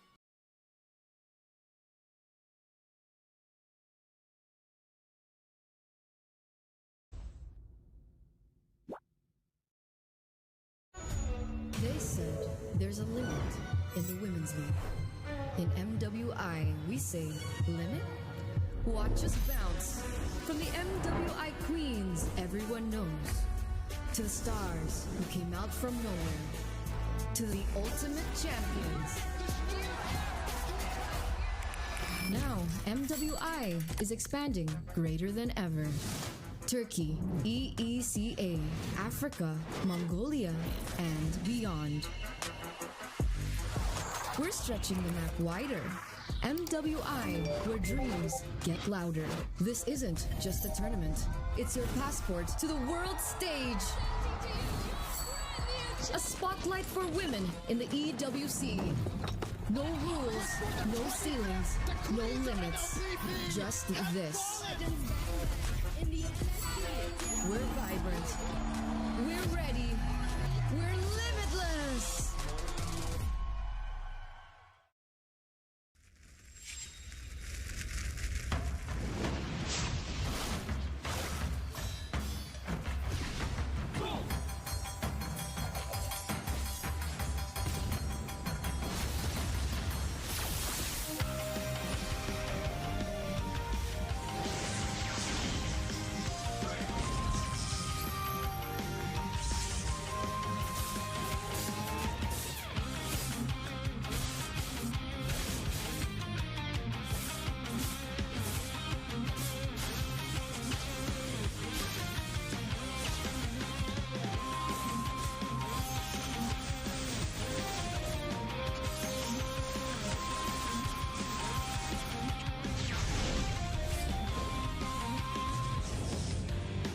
ここは俺に任せて。もらった。4代目火影を超える忍びはお前しかいないと俺はそう信じた。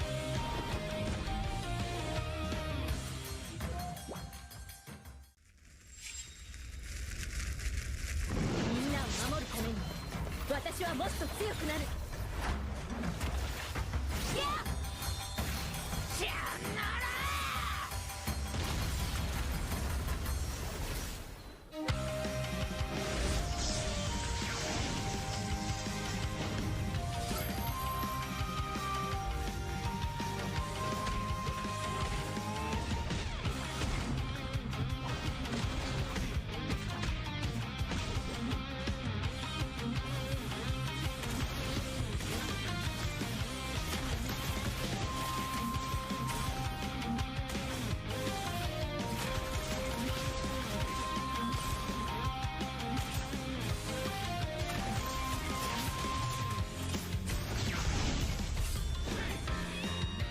今度は背中合わせでいくわよ。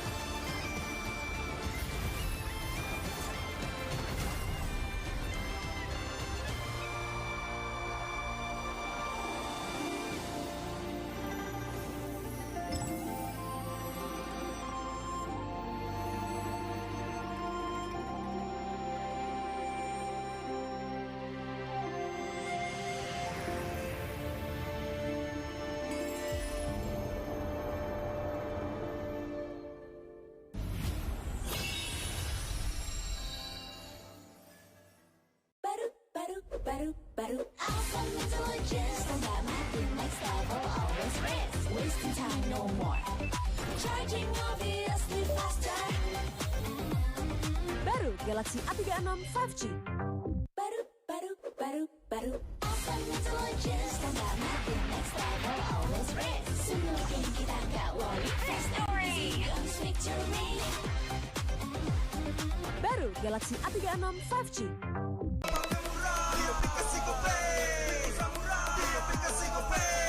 Walau yang lain terus berubah, GoPay konsisten, kasih yang pasti murah. Bayar tagihan murah di aplikasi GoPay.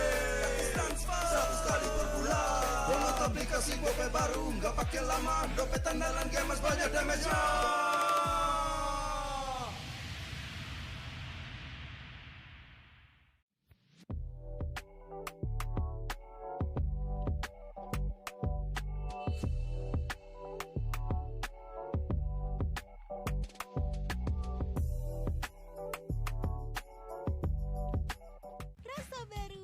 Seru. Pertama di Indonesia, kopi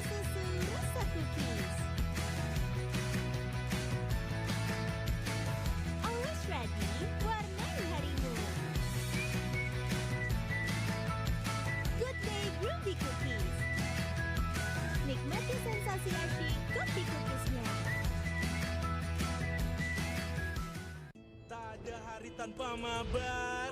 Main ngelek, kerap buatku tak sabar. Gimana mau main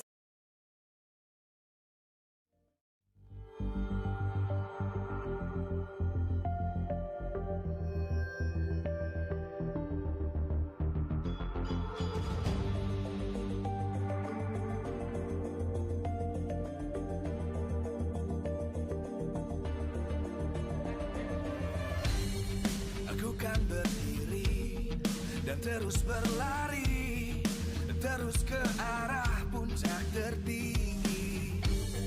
Ku takkan berhenti, hanya sampai di sini. Kemenangan abadi menanti. You know we won't miss if we unite our focus. And if you haven't noticed,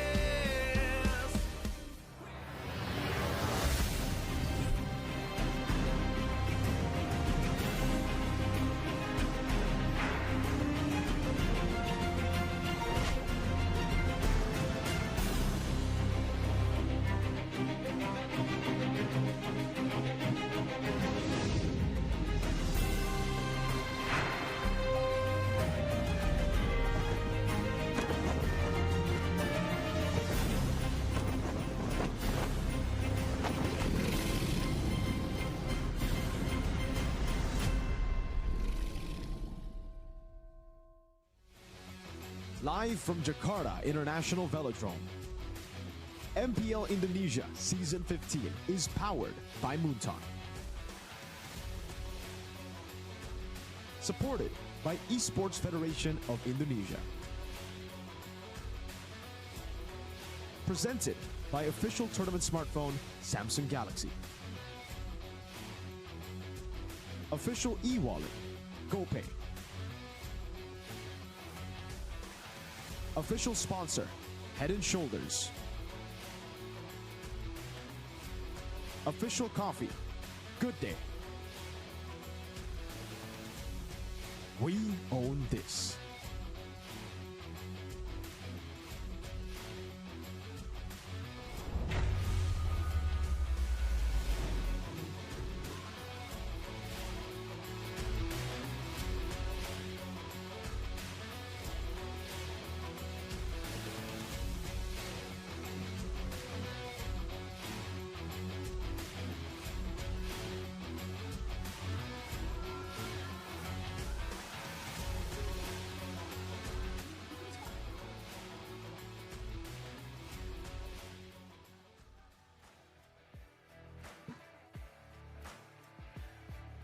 Jakarta International Velodrome, bersiaplah untuk berderum drum semua hal untuk menyambut match kedua antara Big Catron dan Alter Ego. Ini adalah pertarungan do or die. Kedua tim ini harus bisa memberikan yang mereka miliki.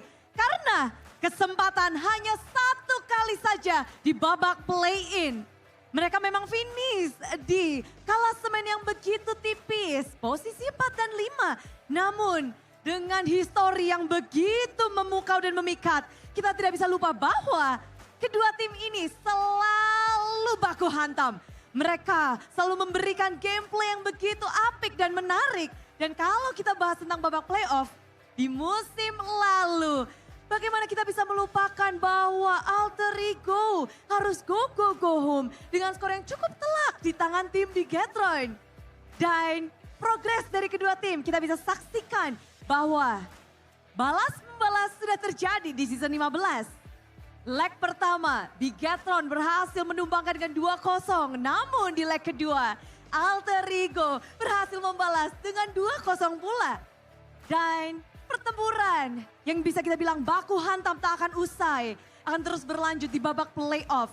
Namun hanya akan ada satu tim yang melaju ke babak selanjutnya. Dan satu tim lainnya harus berpuas diri. Dan ini adalah pertemuan mereka yang bisa dibilang di babak playoff sering sekali bertemu. Dan histori terus akan berlanjut. Seperti apa tim akan menulis dari histori mereka. Dan tentu saja kita juga penasaran seperti apa keramaian, keseruan dari Big Troopers yang udah ramai di sini. Dan juga Alter Champs yang sudah mulai bersiap Dan kita akan menyaksikan bahwa banyak sekali pertemuan yang kita nantikan. Dua tim bisa dibilang baku hantam terus-menerus. Dan tentu saja acara hari begitu meriah, babak playoff bisa mengumpulkan semua super fans dari seluruh penjuru Indonesia dan bahkan dunia. Dan tentunya tak lekang dari dukungan para sponsor dan partner. Karena Mpl Indonesia Season 15 babak playoff powered by Munton, supported by PBSI, presented by official turnamen smartphone Samsung Galaxy, official e-wallet GoPay, official sponsor Head and Shoulder, official coffee partner Good Day, dan juga kita punya partner ini sports ada Telkomsel, Dunia Games dan IndiHome bersama dengan advertiser Kacang Sukro dan juga Hawkband. Dan supplier kita ada RSV Helmet, UBS Gold, Kila Food, Royal Guard, Mercon Merah Putih, Imaginary, dan Jakarta International Velodrome. Dan mengingat bahwa playoff apapun bisa terjadi, semuanya akan benar-benar kita lihat siapa yang akan berdiri dan siapa yang akan tunduk. Di match pertama 3-1, usai begitu saja. Nasib tim akan benar-benar tergantung dari bagaimana mereka bisa beradaptasi di babak playoff ini. Semuanya berekspektasi, semuanya ingin menyaksikan pertarungan yang epic. Mari kita sambut bersama-sama Jakarta International Velodrome. Inilah dia pertemuan Bigetron dan Alter Ego.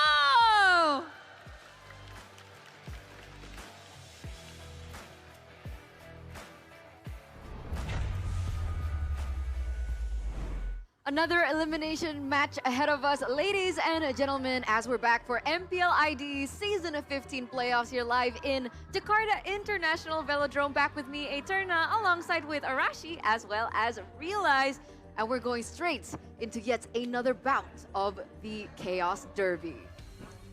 Dude, Chaos Derby in the playoffs, we haven't seen this in a long, long time. They were playing that recording of us, not of us, but of Alter Ego and Bigetron. Of you? In Bali, dude, in Season 8. Dude, the nostalgia hit me like a truck, man. We haven't seen this in so long, and I think, dude, if you thought that the earlier match was loud, in theory, this should be the louder match, dude. Yeah, this actually goes back to kind of the lore of why this was called the Chaos Derby to begin with, right? Season 7, it was BTR, I believe, that sent Alter Ego home on the play-ins on the first day of the playoffs. And they said, what? I think they said something spicy in Season 7. They were like, Alter Ego, go home. Go home. And then in Season 8, sorry. In Season 8, Alter Ego were the ones to be able to take down BTR on the first day of the play-ins and singing Sayonara. Sayonara. That's a little bit of the lore. So ever since then, it's been very spicy when they meet each other in the regular season. But finally, we get to see them in the playoffs. We did have a little bit of a survey going on earlier. Ladies and gentlemen, you guys can go ahead and check out and vote what you guys thought. I kind of missed it. What was the topic? Did you guys catch it? One of them being they will take revenge. That's Okay. it. What was the main question, though? Who will win the 6th Chaos Derby? Oh, this is the 6th? Yeah. And I believe the score right now, the tally, should be 3-2 for Alter Ego. Yeah. So a certain young red-headed man was saying it's time to equalize the score. Absolutely, absolutely. 3-2, 6. Will it go in favor of Alter Ego or will it go in favor of BTR? But before that, we do want to discuss a certain new figure that has climbed his ranks in the regular season and made his way to later on, though. We'll be talking about that. We're talking about this first. Again, it's a little bit of a nostalgia, a breakthrough that we're looking at, the Sayonara versus the go home thing. This is something that we did explain earlier on. We're looking at the past matches and their results. But honestly, 2-0 Alter Ego in the final week of the regular season. What are your guys' thoughts on today?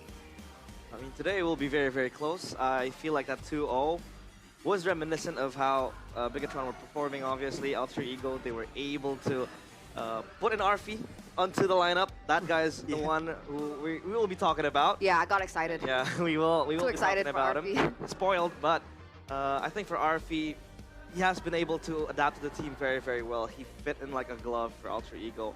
People were talking about Highs leaving. Will that be impact? Will that have an impact to Alter Ego, but turns out it's Arfi just making plays left and right, and of course Rin is always also there. So I felt like the Chaos Derby kind of lost its touch when Key left, when Pai left. Right, the vocal ones. Yeah, the vocal ones, right? The ones who are... Look at Udil. Udil as well, Oh yeah. The trash talkers, basically. But now Rin is reinstated into the Alter Ego lineup, and then you have Arfi as well, people who also talk. It feels like they're spicing up the heat again. That's definitely what we're expecting, what we're hoping for, right? Come on, man. We're Indonesia. This is a country known for spicy cuisine. We gotta have spicy players too. Yeah. We should. Fair point. Fair point. For sure.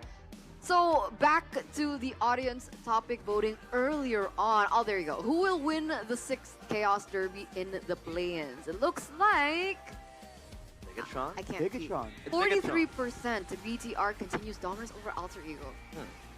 Dominant. Not surprising. I wouldn't call it dominance, but... I mean, Alter Ego were able to get the last laugh, at least in regular season, in the closing match. Yeah. 2-0.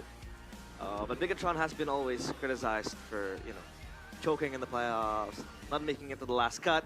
So I hope they're able to show much more sustainability in the playoffs, and then provide us with, a chaotic match that should be chaotic. That should be what we're looking at, but we've got to address the problems with BTR, right? So, which is? Exactly. Let's talk about it. Oh, okay. Well, something I've heard before, some people have voiced out concerns about how Bigatron, they have a very good gold laner, right? No one's debating that. He's a gold laner. But is this team becoming a bit too reliant on said gold laner? We just saw earlier a team that has always been able to rely on Fabian. You saw how Onyx approached that, man. Fabian taken out of the equation. There's nothing to say that Alter Ego can't do something similar, especially because if you look at their situation, it's the exact opposite. They have multiple ways, multiple channels to try and get that win. Absolutely, and one of which is Arfi, right? Yes, Arfi, we have Rin, we have these really new young blood players coming through from the side of Alter Ego that have really shaped and held on to how they've been able to perform this season. But finally we get to, the topic that I've been waiting for. Chasing the gold standard. You're seeing Arfi and Kelra up on your screen right now, and the big question is whether or not Arfi can actually follow in the footsteps of the golden standard in the gold lane, which is Kelra. Yeah, backrooms, we're talking about this being a far-fetched statement, but I guess it's all about the process. It's all about making it up there, right? Kelra, I was about to say Kelra at first was having his own process, but he turned out to win MSC right away, so I can't really say much. Yeah, he kind of exploded onto the scene, so... It's unfair. I think people are drawing comparisons with how explosive the debut was. Arfi, dude, within the first few games, savage, if I'm not mistaken. Against RRQ. Shut up, bro. We did not need that extra information. Okay, I will. That was a little personal for Arashi. It's a critical hit. What I'm trying to say is that it's a savage on your debut against RRQ. RRQ was the leading team in the regular season. Absolutely. They were the Titans that everybody was fearful of. Yes. So that just adds more, I think, more spice to the mix, and it adds more credibility to RFE that he won't be tackled by the stage jitters. For sure. And whether or not BTR as well can actually get through that kind of hindrance, because you mentioned earlier on, right? BTR, when it comes down to playoffs, it feels like there's kind of something going on with them, and they kind of fail to get all the way into the grand finals. So it's a little bit of a flashback to Season 7? Was that? Yeah, Season 7 of BTR alongside with EVOS. It's BTR's mission now to come back to MSC to represent Indonesia once again here in 2025 from their last time, which was 2021. Dude, I mean, it's such a different time. Look at the familiar face that we saw there. Mr. Age, the mad scientist. We saw Key still in Bigatron. No, who was it? The twins. I keep forgetting which twin. Max. Madam Max. Were they both there in Season 7? No, the one. Season 7 it was Max. Max. I think it's Max, right? So I mean, dude, what a trip, man. But Season 7, Brand was still there. Yeah. I mean, I bet Mirko was having a nostalgia trip immediately. He has all those rosters locked in. And that's why it's funny, because back in the day, Season 7, when Brands was in the roster, well, of course, he kind of wasn't available for the MSC run, but it was all around the gold lane. Paspam Brands. That's where it came from. It wasn't when he was at EVOS. It was when he was with BTR. And now, one of the biggest questions is, BTR have kind of fallen back to that Season 7 strategy, that one-dimensional BTR. That poses the big question. If they're so one-dimensional, will they be able to go all the way into the grand finals here? And that's the thing, because for Bigatron, this is a team with flexibility. We know that Luke can go and have that carry style. He also has that Masha in his arsenal. On top of that, the Moreno can carry as well. But it really seems like when they do carry, it's out of necessity. It's out of circumstance. Bigatron doesn't seem to have, I don't know, like a game plan where they are going to rely on Luke to hard carry, where they're going to rely on Moreno to just snowball out of control. It seems like, okay, it's always Iman. Technically, it's always Iman and Moreno, reflecting back to the regular season. Yeah, but it seems like it's mainly Iman, and then, you know, Moreno is just there. And if Iman falls short, then Moreno is always around, right? But we haven't, I don't think we've seen a very, like, Moreno-centric... Moreno-Selena matches? I'd say he'd be hard carrying as well. Instead, I'd say he'd be the spear, facilitating Eman in that regard. So it really depends on the drafts. But he's facilitating Eman.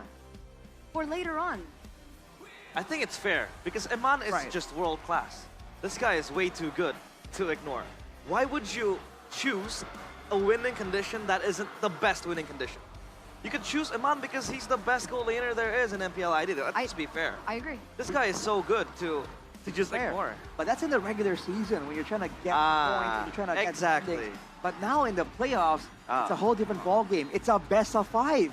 If you are too used to just Eman, there are 3 games technically or more for your opponents to kind of solve it out. And when that happens, I really hope that Bigatron has alternatives. We have a lot of questions, ladies and gentlemen, but of course only the players will be able to answer it because it looks like they are ready. We haven't seen the Chaos Derby in quite some time, but here they are walking up on stage. The Jakarta International Velodrome will bear witness of yet another Chaos Derby. Not just another Chaos Derby, it's an elimination match with both teams possibly duking it out with every inch of their power. Mechanical titans without a crown. They have time and time again fell short. In front of them are the 3 masked men standing strong. Forged in crimson steel, it is Bigatron. And the 3 masked men behind it with the thirst for chaos. It is Alter Ego. That is the Chaos Derby, ladies and gentlemen. Walking down right now, here are the coaches. And NFR, along with Theonile. And of course, our marshals here are Dimas bringing in Sefer and Tazi. Let's see, man. The drafts have been so important all the way from the beginning. We've seen it happen in the first match. The drafts can immediately decide who gets the upper hand and who can actually get a straightforward path towards victory. So the homework, the research has begun way, way back in the past 2 weeks, but it's gonna come to conclusion now.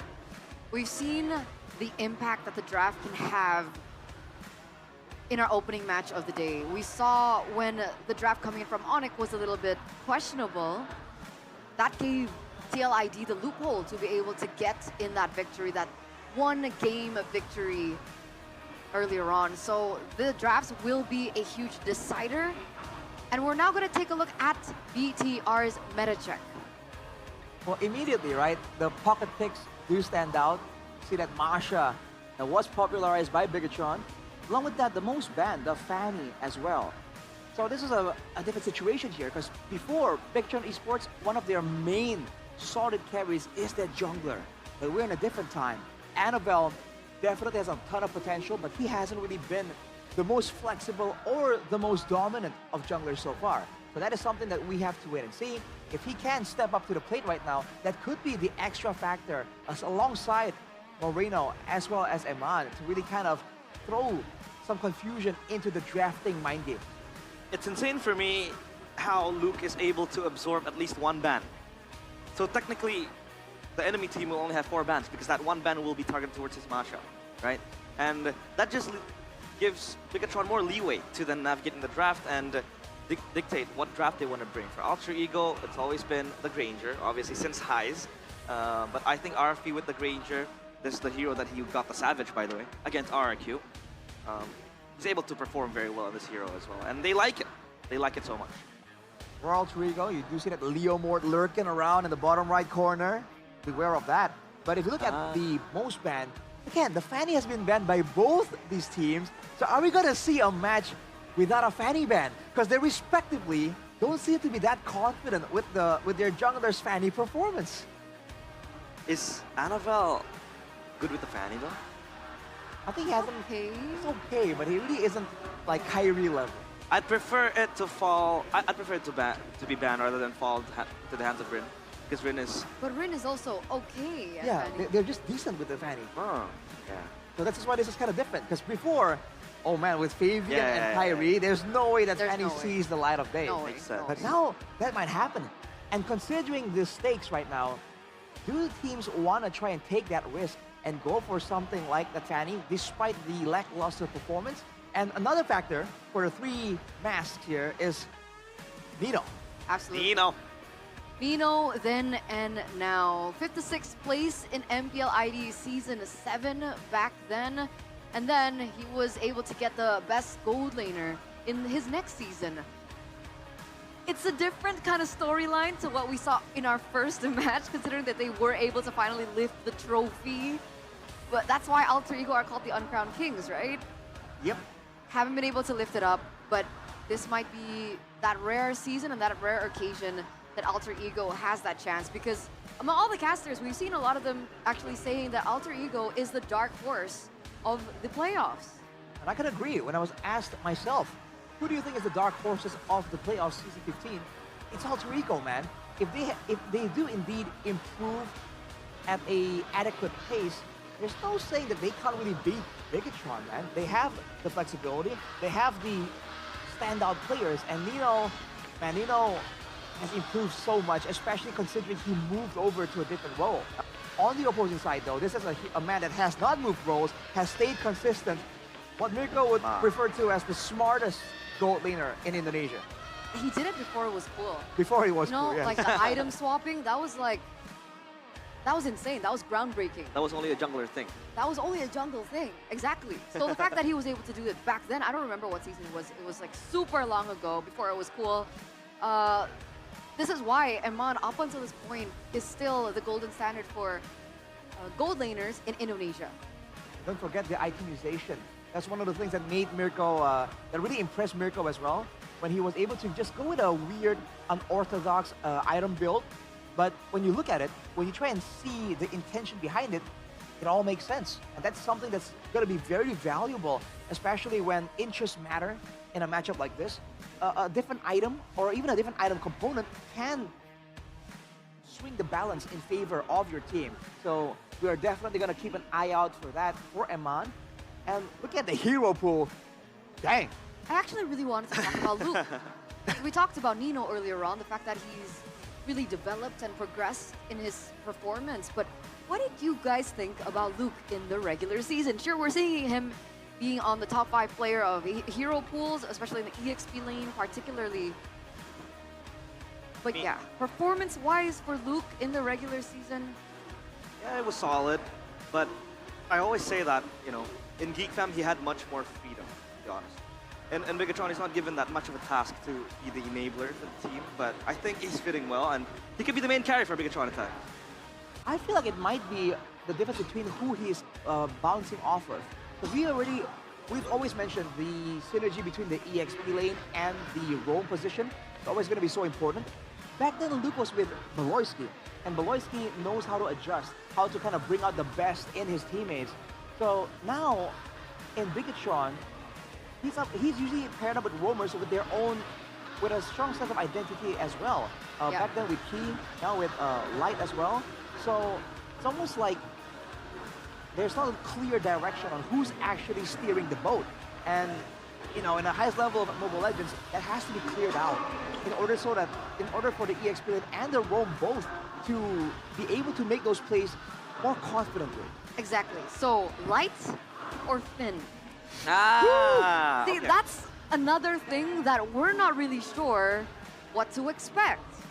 Because up until the very end of the regular season, they still have been swapping out these roamers. Yeah, we cut Light some slack. Whoa, whoa, whoa, whoa, whoa! Wait, what? Whoa! Is that Optimum Pride? That's pretty cool too. Optimum Pride, though. Sorry to cut you off, realize I just got caught off guard. What We had the a heck was horse that? earlier. Me too. Now it's Optimum. Optimum Pride. Optimum Pride, It's apparently. We Pride, can't say though. the whole thing. We can't say the whole thing. Yeah, we can't say the whole. It's Optimus Prime. You gotta ask Midnight later. Oh, I think I know. Yeah. So, Nice. Pride, Optimum Lord. Pride, Optimum yes. Pride, babe. Say Optimum Pride, though. Yeah, exactly. So going back, Finn or Light? I started my point by saying that we cut Light some slack early on because maybe he's still trying to adapt to the language, communication issues and all that.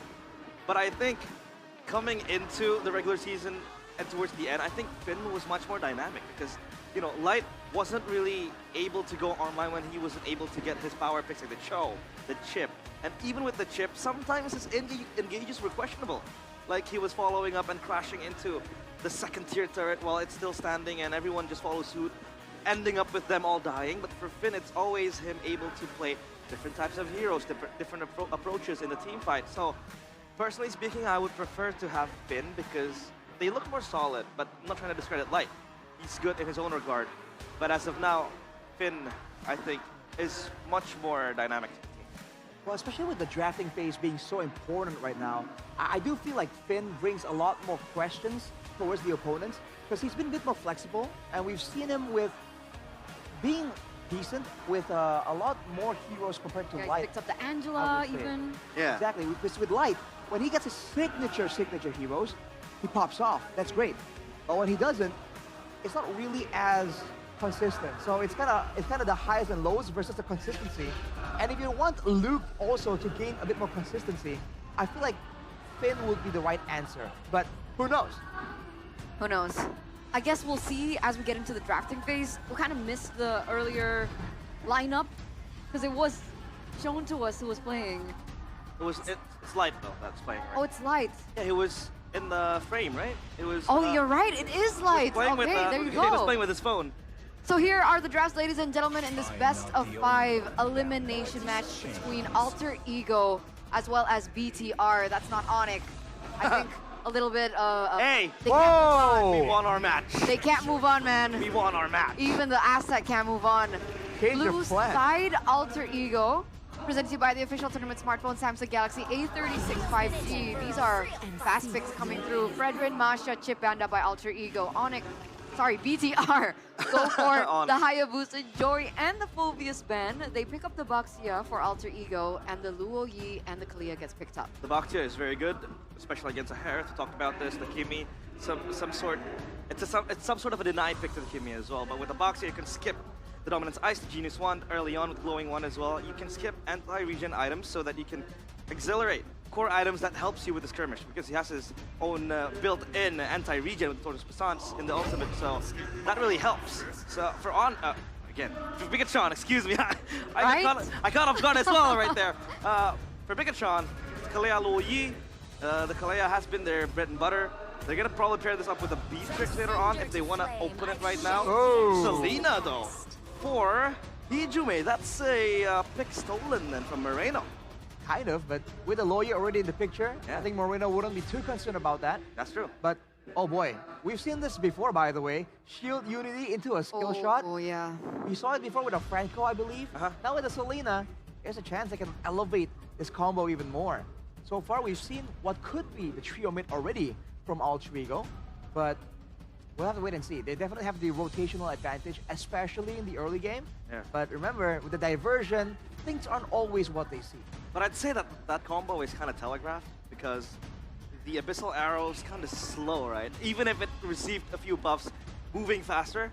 Compared it to the Iron Hook just goes fast. It's instant. But the Abyssal Arrow is kind of telegraphed, so, you know, the execution needs to go down to the minute details. All right.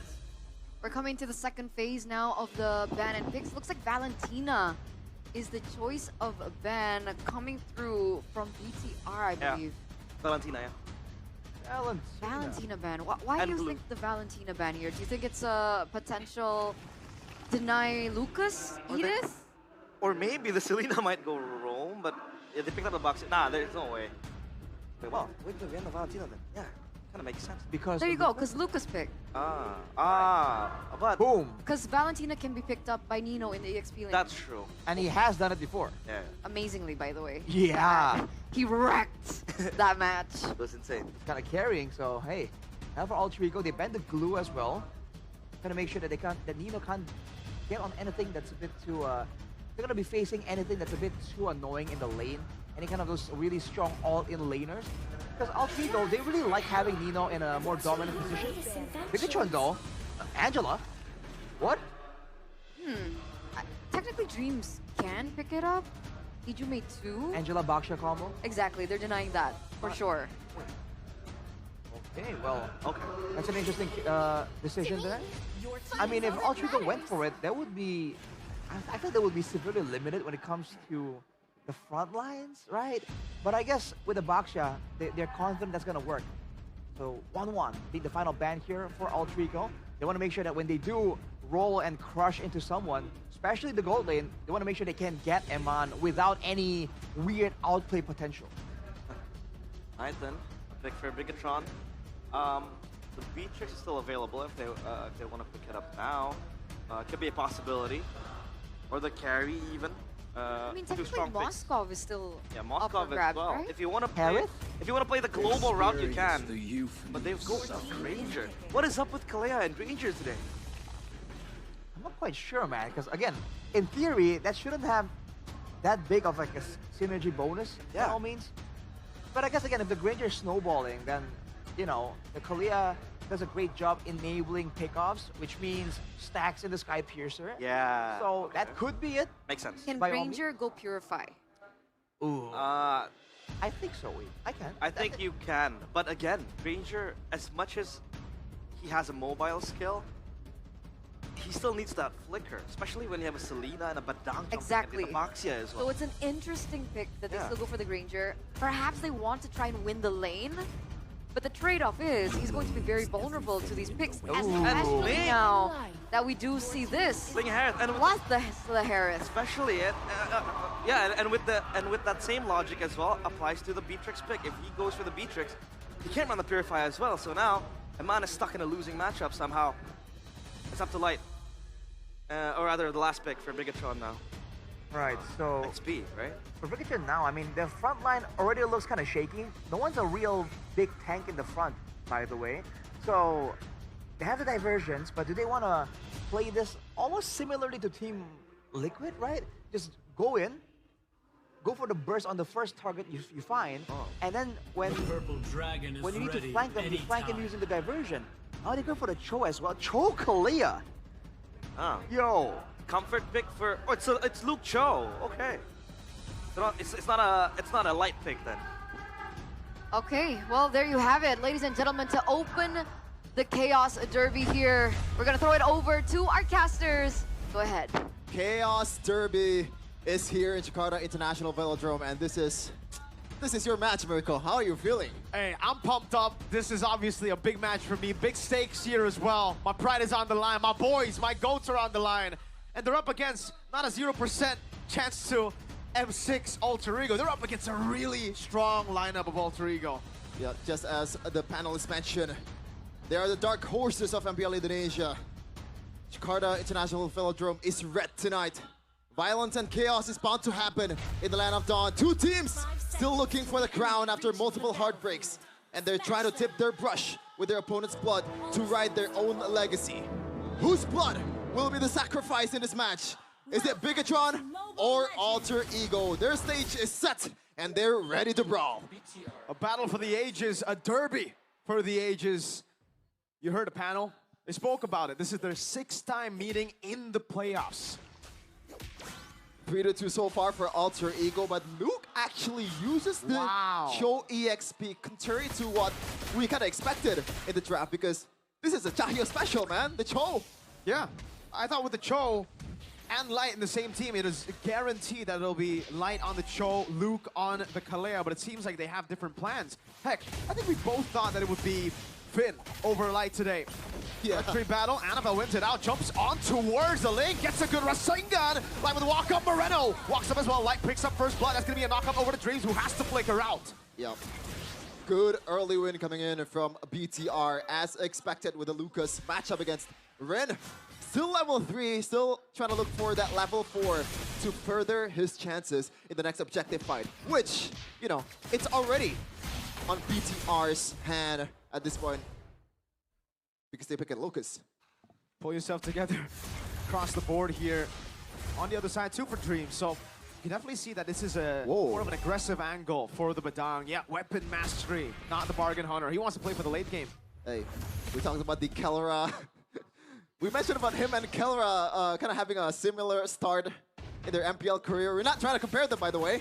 Light jumping on towards Dream just to chunk some of his HP, and now they're looking to go for a level 4 here. Luke already got it. Moreno is trying to secure that one. So does Nino on this box here. Annabelle is already dragging the turtle on towards his. Great kick with the way the dragon, instant pickup. Dream's gonna be taken down. Abyssal arrow does land, but it's only onto Light. Good one, wow! Annabelle able to go for the CC, and Alter Ego are completely disconnected. Another G2 for Luke. It's an all-in from Rin. Tempest of Plays can only find Light. No! Can't find anyone! Alter Ego! Huh? They're not stopping just yet. Diversion on towards the purple buff to try to take this one for Annabelle. He's very low though. Hijime! Flicker forward, no one there to save him. A greedy play, and another Abyssal Arrow for Hijime. Shield Unity. Luke gonna be caught, will be taken down. Shunbu and Jikudo gets him out, just barely. Hey, they're greedy, both of them. What was that coming in from Nino? Like, the retribution was not there from Rin. Now, gonna secure this one. Will he get punished? Oh, No, yes! Purple What? for your life is not a value trade, Rin.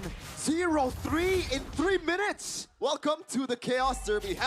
Welcome to the Brawl server, ladies and gentlemen. This is Indonesia in its prime form. My goodness, they're not stopping. 5 kills already for BTR, and they're looking for another invade. You gotta be careful, Rin. I don't think they want to fight this. Nino or Rin rotating. Annabelle on the purple buff already. That's gonna be retribution to secure the purple buff, taking it away from a very purple buff reliant hero. Finally, an invade, and it actually paid the dividends. Looking at the talent prediction, though. Definitely, we got beef. Wait, did I pick Alter Ego? I don't think so. Two matches already. You're right next to me, you know, Eterna, whatever. She's in the panel. We don't care. You're next to me, man. Bigatron. Okay. This is preposterous. This is fake news. Okay, I'll take that. We'll see. We'll recheck later. Okay. VAR. But BTR definitely the favorites in this matchup, despite again a very 50-50, I would say, matchup. Because they are 1-1 in the regular season, and Alter Ego have kind of been on the rise in the regular season. Yeah. Uh-oh. Oh, Luke.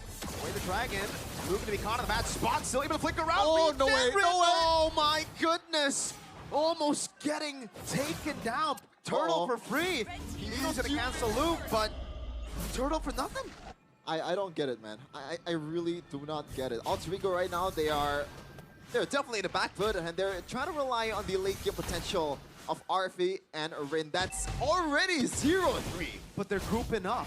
Yeah. They're rotating to mid and then instantly to the bottom lane when Luke can rotate again, and they have a diversion. Amon just got all the Alter Why are they Ego. going for Luke? These are some nasty, in a bad way, rotations, diversions to the bottom lane, and all in over to Arfi, who has a Purify, but still the damage comes through. Whoa! Light goes in, that Tsunami Slam over towards the rest of the damage. Yin-Yang reaction constantly from Moreno. Nino splashed again.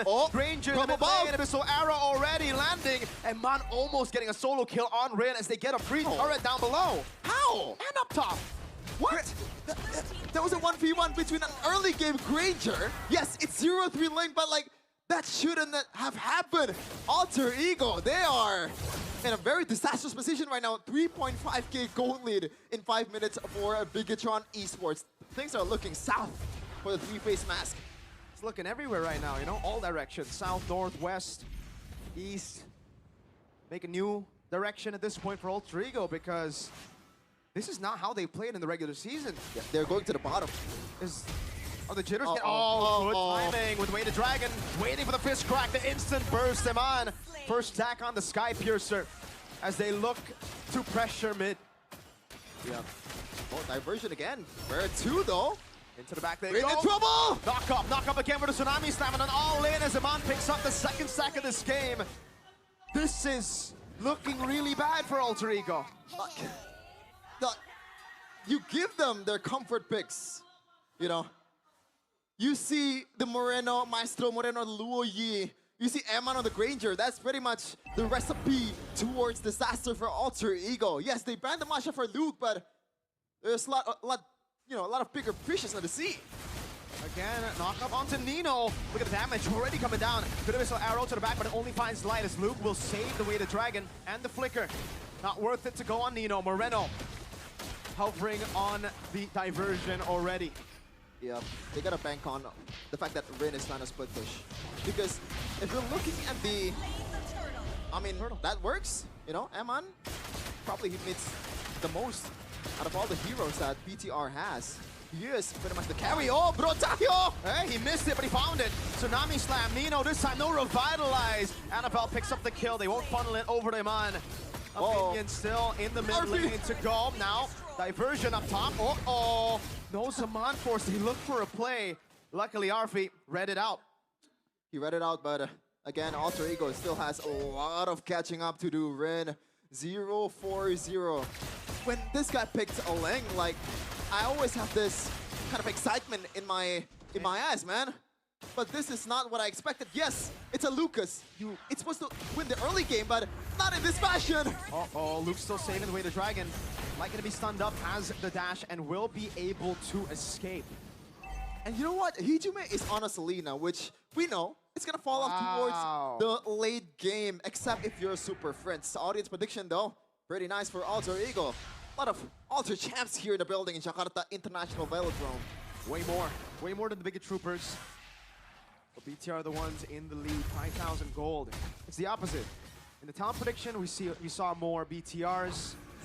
The audience prediction, it's been more Alter Ego. Luke, I guess the Cho could be, again, a good pick because he's able to just walk into traps, take these arrows, and then Shunpu out. And Manso, free diversion outside of the map, RP! Oh, purifying out, able to get this.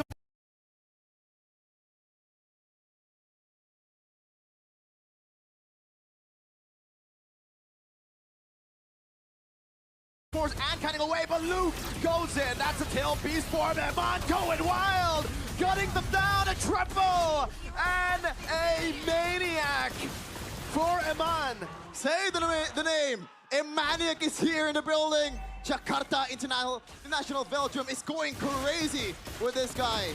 I gotta say it. Should have been MVP. And they're knocking on Alter Ego's door. No, Chefin, no, we don't do points. Tsunami Slam coming down. Oh! He couldn't even ult! The guy got dismantled by both magic and physical, and now it's a free... This game has just been dictated by the red robots. I am speechless. Oh my lord. We kind of expected them to be the dark horse of the tournament. Everybody counted them out. And there's this sliver of hope that they can perform better than expectations. But right now, it's looking like Mpl Id and Onyx in game number 1. It's a stompy stomp. A big stompy stomp. 8,000 gold lead. And Chefin, it's a Ling. It's a Selena and a Harith as well. The comeback potential isn't really... I mean, it's there with the Ling and the Harith, but I think the Selena takes a whole lot away from that. Eman just sieging, and no one can get close. No one can even provide that artillery! Diversion from the Maestro Moreno! In the back, it is the crazy beast! Ninetales going into the back and dismantling that front to back. Alter Ego left inside of their base. They're not stopping. As long as the diversion is there, it's go time for a Bigatron. Mid lane turret is still safe. And they still have the Holy Defense in the bottom lane, so I guess Alter Ego lives to see another day. Oh man. Slowly but surely, they try to crack open these turrets. They've already cracked open the base turret up top. It's not the far lane, so forced. I don't think Oh, good Abyssal Arrow. Dreams now walking down with the pin down, but it's only onto Luke Moreno. Whoa. Doing so much damage. Amon coming back into the fight. Luke goes for the flicker on the way to Dragon, but the Purifier's a bit too late. Luke gets the kill. Tsunami Slam. Not even used at that point. It's another, and another. Just keeps on stacking up for Amon. Abyssal Arrow coming in. Oh no. Moreno solo diversion. Just to establish dominance there, Moreno. He's the front line of BTR. He don't care. He's there just to spread his aura to Alter Ego's members. They are not stopping. They want to end the game right here. 11 minutes in the playoffs. The artillery coming down. The Abyssal Arrow again. Luke goes into the back. Will be able to find the way to Dragon and lock him down, and that will be the chain CC. Amon got some by the Abyssal Arrow. RP jumps in. RP going back again. Ren going forward, but look with the knockup, and that's another kill for Demoniac Nino and Hijume left alone. Diversion, where to? Good question. BTR on from the side, a knockup, another one, a gun down from Amon. 11 minutes and 30 seconds. 11,600 gold lead. What was this? What was the stat line? They had like 20-ish kills. I don't get it. 11 minutes game in Big 2025 in Season 15 playoffs. Hey, I don't get it, man. Oh my lord. And it's not really clean in the early game either for Pikachu. They made a lot of mistakes, but Alter Ego made a lot more. I think the only mistake they made was the purple buff attempt after Turtle 1. Other than that, I think it was pretty clean. It was a lot of Alter Ego mistakes. I agree with that. But hey, BTR take what they can get. They see blunders, they will take the blunders, they will punish the blunders with or without Brochahyo. Look at him, Mr. Light in the building. With the bus cut. My, oh my. We expected chaos, but not this one-sided chaos. This is a slaughterhouse for the robot. Very systematic, especially later part into the game. And Rain, valiant effort, but it's been too late, my dude. Amon, how many kills he racked up? He got 10 by the end? Yep. Yeah, 10 kills by the end of it all. Wow. MVP? He doesn't need that many kills, by the way. Like, he's not going to win regular season MVP anyways. Panelist, MVP, or?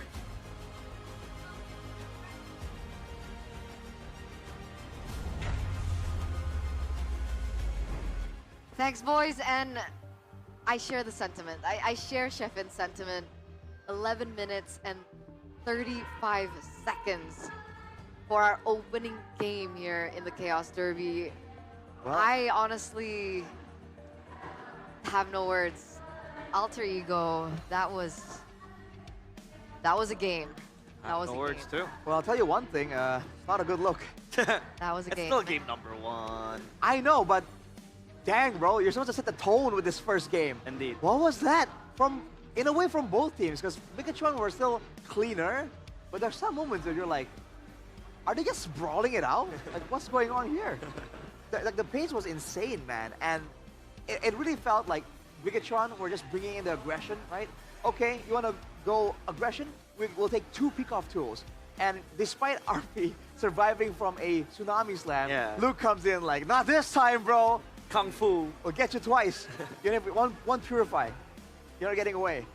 And for Alter Ego, man, honestly, not trying to be rude, but it felt like they were winging it the whole way.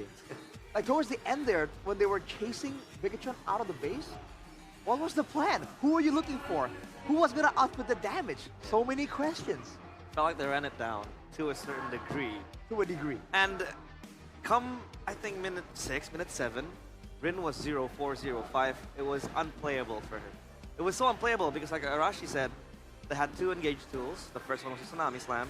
The second one was the Way of the Dragon. And those are 2 lockdown tools that is so good against the Ling that is really elusive. So, so hard for Rin to play that game.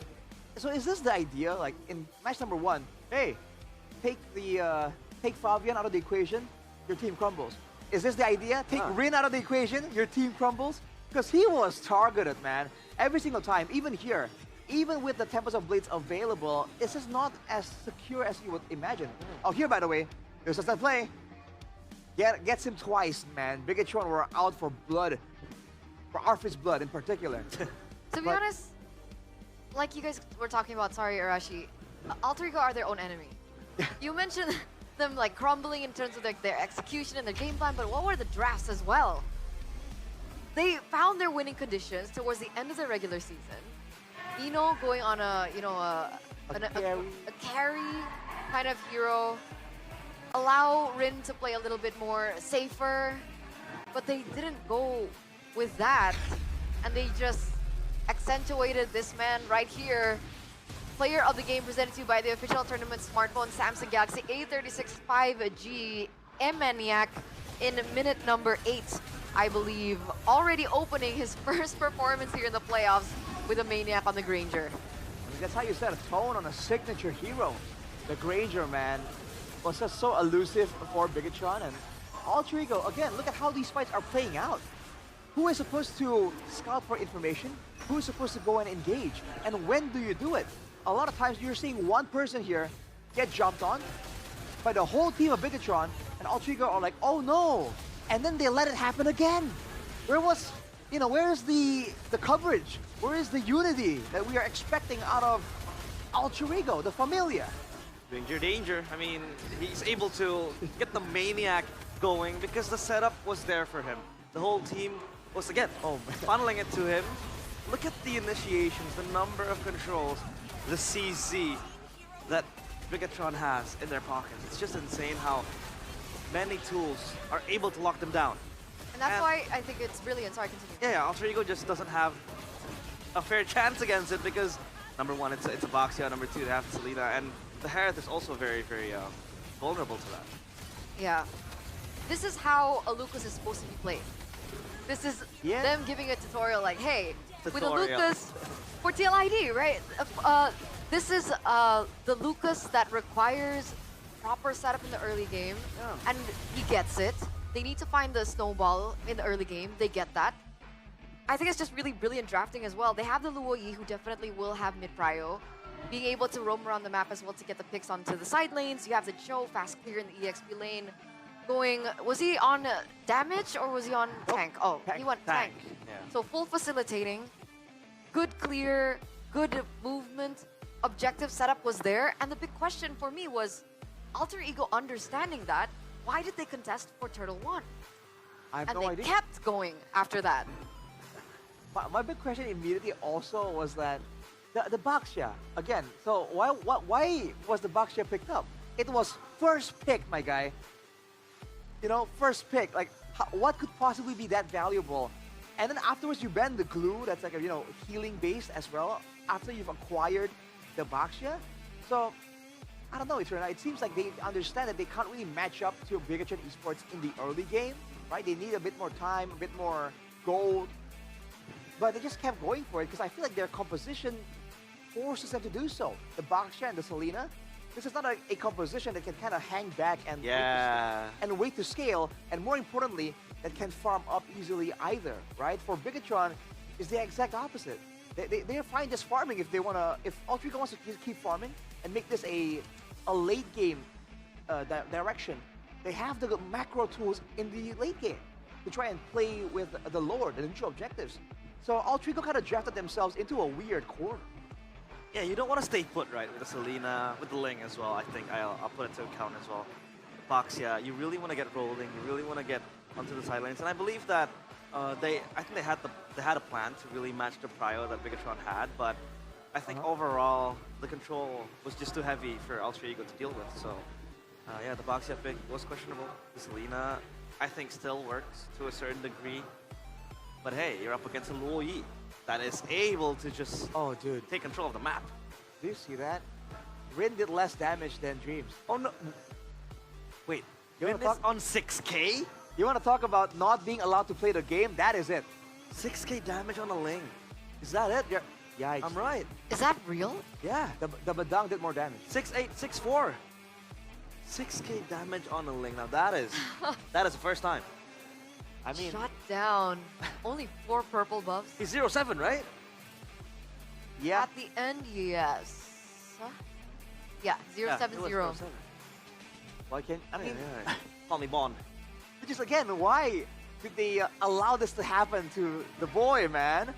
let him split. You know, like avoid the fights. Yeah, we can't pin the blame on Rin, you know, wholeheartedly. It's a team game, number one, but number two, yeah, they did not create a protective environment for him to bloom and just get his buffs, you know, get going, keep farming, and you know, do the split push, because Ultra Ego were constantly fighting. Even if we know that they have that characteristics that, you know, they like to brawl it out early game, but that's just not it. When Rin is 0-4 behind in the 6th minute, you know something is wrong. And by the way, I really feel like there's a lack of synergy as well between the Baxia and the Selena. Yeah. Because again, the idea is to have these engage tools. And we even talked about the potential combo. Yeah. But first of all, no combo. First of all. Second of all, is Nino's job to engage or is his job to scout by rolling around? Right?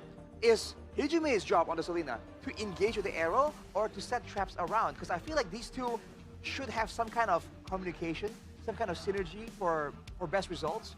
But it really seems like there was a complete disconnect, man. They were just doing their own thing. Like sometimes Nino will engage and then Hijume also kind of like doubles down. And you just have no idea, like, you know, what is the job description here? We haven't even started talking about Dreams, by the way, who is also in the mix there somewhere in the engage, in the scouting. Because he was also engaged on multiple times. So you have a Baxia that's notoriously tanky, right? Why the heck is the Badang getting bullied? You know, like, why is the Badang in the vulnerable areas? Shouldn't the Badang be the counter engager to save the Baxia? So many questions, man. Like, I have so much I want to like. It's confusing. It's okay. Get it out. Get it out. I have no idea. I'm just gobsmacked. Gobsmacked. Gobsmacked. I'm battered. I'm flustered. Gobsmacked in the first day already. Oh man, oh man. So what do you think could have been done differently for Alter Ego? Do you think it started with the drafts, maybe? Do you think it started with just execution? Was it weird? The Badang and the... What's his name? Baxia? Baxia. Did you think that maybe if they were swapped, it would have had a different result? Maybe, but regardless, they should be looking further ahead. Okay. But on a quick segue, before we revisit this topic, Eterna, looking further, this is the new gen of MSC 2025. Yo, some familiar teams right there, realize. I know you know some of them. Yeah, obviously Zeta Division. I'm very happy. I've been following this organization since 2022. They weren't even in the MLBB scene, but, you know, now they're there. And by the way, I want to highlight Ultra Legends. So this team is from Mpl Mena, and they are just a group of friends. Oh. Who played in Mpl Mena, and they created this narrative that is called the Power Shift. You know, Mpl Mena, they have titles like Falcons, Twisted Minds. They're all gone. They're battered by Ultra Legends. Just a group of friends. A group of friends making it to MSC. They don't even have a proper organization. That's kind of cool, actually. And now they're in MSC. The wild cards, though. So it's literally just like, you know, what, like that legendary squad. Yeah, like a that's group so of friends. good that, and it turns out they can actually match up to the pros. Yeah, Ultra Legends, that's why. That's kind of crazy. It is crazy. Good fun fact there. So who knows? You guys keep playing, you know, in the back room. Hey, I don't want to make Iman retire. My Moskov might just... I think we need some medical assistance here. Someone clearly has like heat stroke or something. Medic over there, please. What was that? Your Moskov. You gotta take a look at my Moskov. Mirko is amazed by it. Arashi. Is it as good as Arashi's Jawhead? It is. Arashi's Jawhead is. I don't know about that. I remember the Jawhead from back in the day. I regret it. I believe that was a Kufra, not a... I don't know. I swear it was a Jawhead. We're too old, but... I swear. I swear. Okay, Arfi's leading. Top 5 player Maniac. He is still leading. Even when Eman got one earlier. Yeah. But I think Amon has more savages. Yeah, I think so. So... Oh, okay. I thought they were going to show it. Oh, wait, no. Arfi also has a savage. Yeah. Does Eman have 2? No, I think he only has 1. So, you know, there were the rumors, right, when Highs left, and the fans went, why did you bench the marksman that is able to get us a savage? And then first savage was in as well. And then Arfi came in, savage. Right on the dinner plate. Straight away. I feel like that's exactly why he got accepted by the community, like, almost instantly. Yeah. like savage? Wait, yes. he got a Okay, all right. Alter Ego. My bad, Arfi. I wasn't familiar with your game. Up and down performance, it's fine. Savage. Yes. Goni approves. I think that's what was happening with Alter Ego in that game, honestly. They're like, Are they "Just waiting? fight. Are you We're to say- behind, fight." Are you trying to say that they're waiting for an RP Savage to happen? Yeah, fight. Keep fighting. We're behind, fight. Losing neutral objectives, fight. Losing priority in the lanes, fight.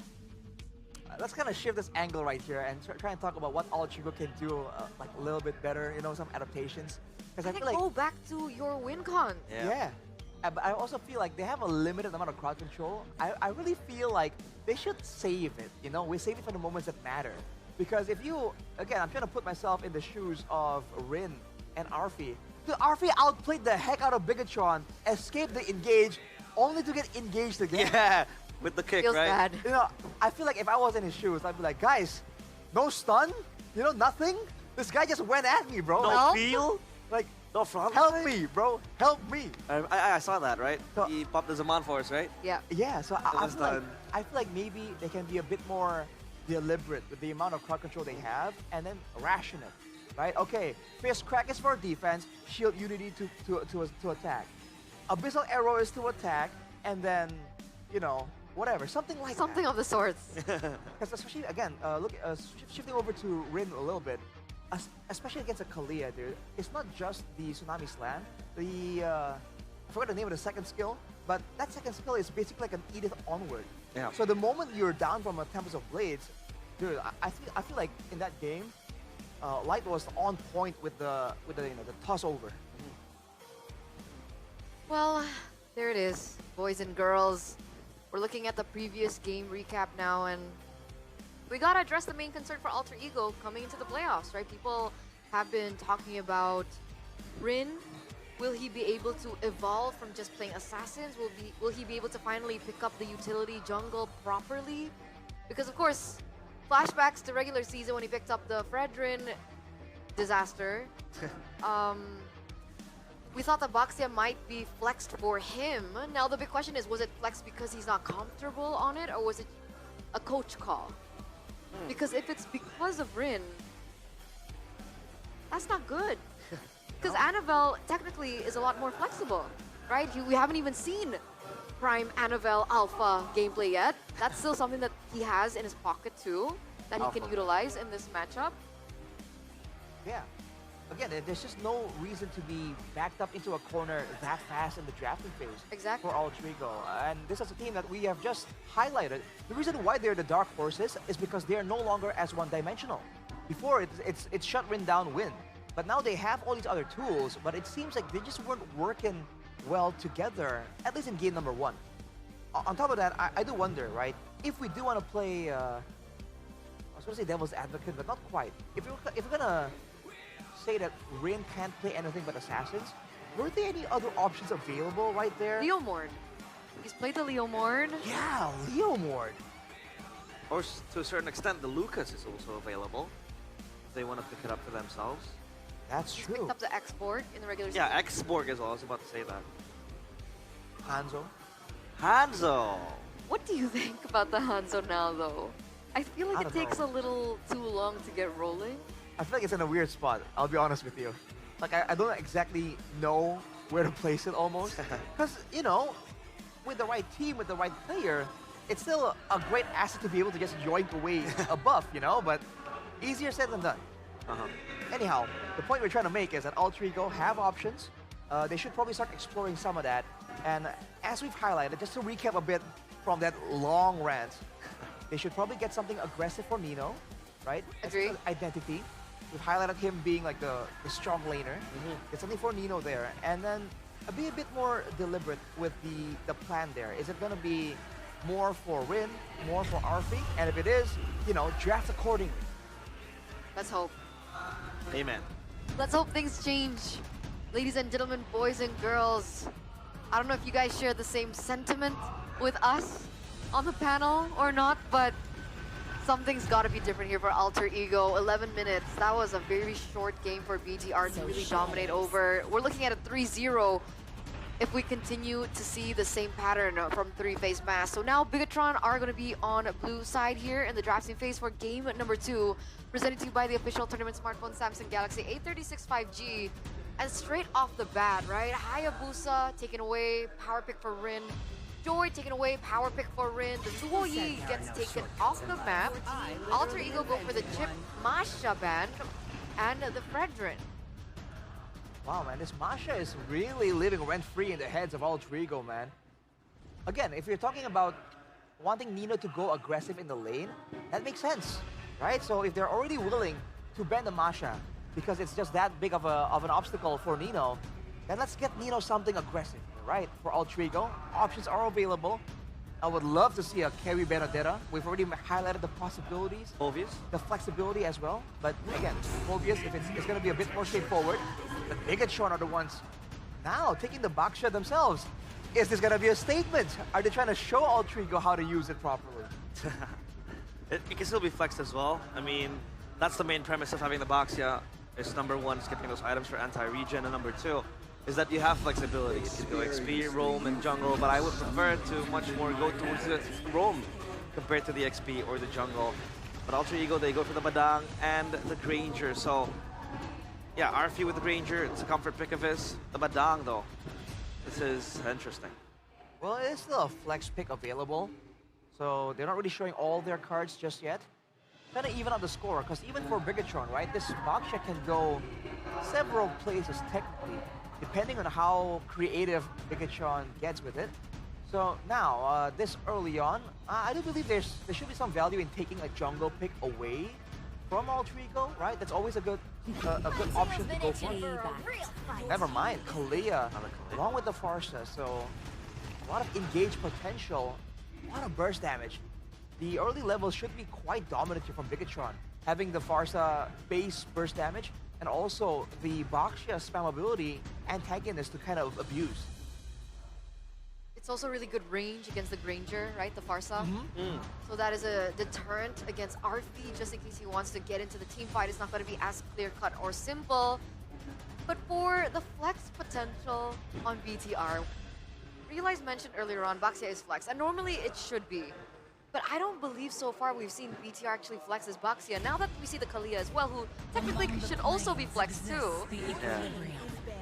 Are we seeing just flat Kalia, roam, Baxia jungle? Yeah, I think with the Kalea, it just sets in stone that this Baxia goes to jungle. You mentioned it before as well. Annabelle really is apt on playing utility heroes, and the Baxia is one of them as well, right? The Kalea is much more efficient going to the roam because of the freedom you have and the quick pickoffs, the pressure you bring into the early stages of the game.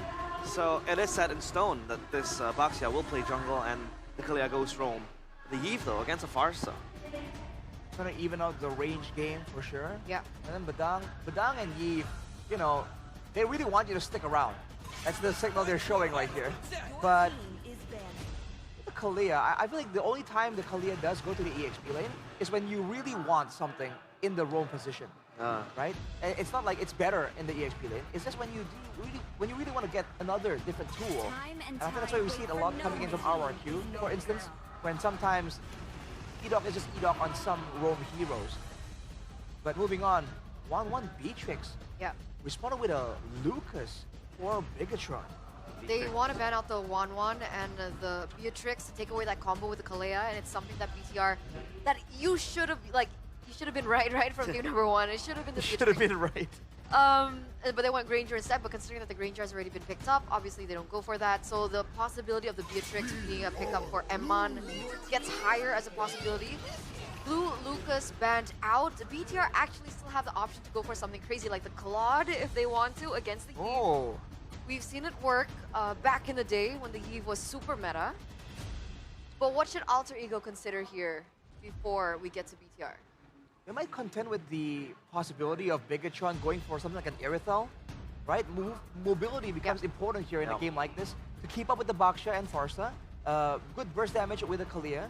So if Alter Ego predict that that's the case, then something can kind of lock down. Never mind. Ignore what I just said. Lancelot coming in, talking about aggressive assassins. Alter Ego flashing a big card right here. Oh, Lancelot. Is this them again playing? Is this For debut? Rin? Debut? This is debut Rin Lancelot. Oh, Rin Lancelot, yeah. Oh, no, it's not. Isn't it? I think he's picked it up one. I thought you said Lancelot debut, because if it's the debut, I think Annabelle picked it up as well, right? No, yeah, because that was like that big crazy play Steals and all that. by Annabelle. But did Rin win on the Lancelot? Oh, let me check. I don't remember. Time to check. I think he picked it up at least once. I don't remember yeah, which one. once. 0% win rate. There you go. Yikes. All right. Well, a lot of burst damage available, so the Lancelot can play for cleanup. Now for Bigatron. Oh, they get that Phobius. No. Oh boy. And Irithel indeed does show up here.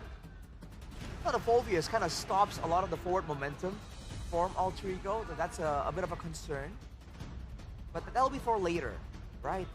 For Alter Ego though, do they want this Badang to actually go toe-to-toe against the Phobius? Or do they want to get something that can give more of a better matchup for Luke here?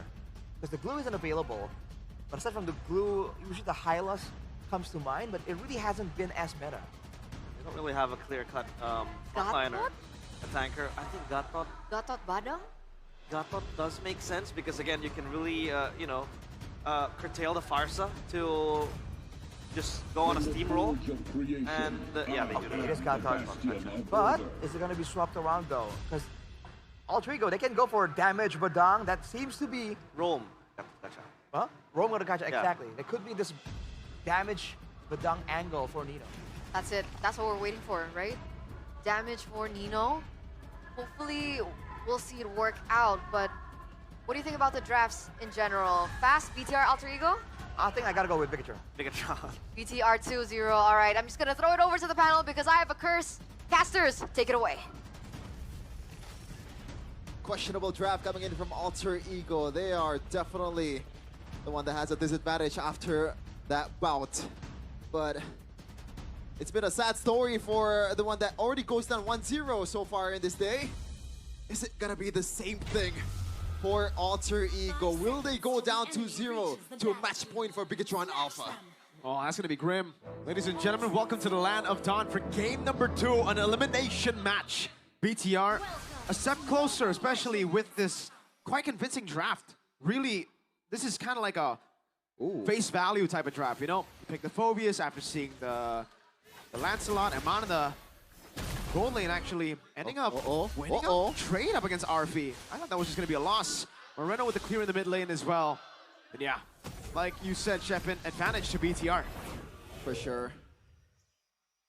Already looking pretty good on the exchange there with Eman and also Arfi. A lot of experience coming from Eman, MSC winner, but Arfi is a rookie. Yes, he's stacking up the Maniacs, the Savages, but he's up against Maniac himself. Good take there actually by Hijime. I believe it was Hijime, right? I believe so. By IndieHome. Let's check it out. Yep.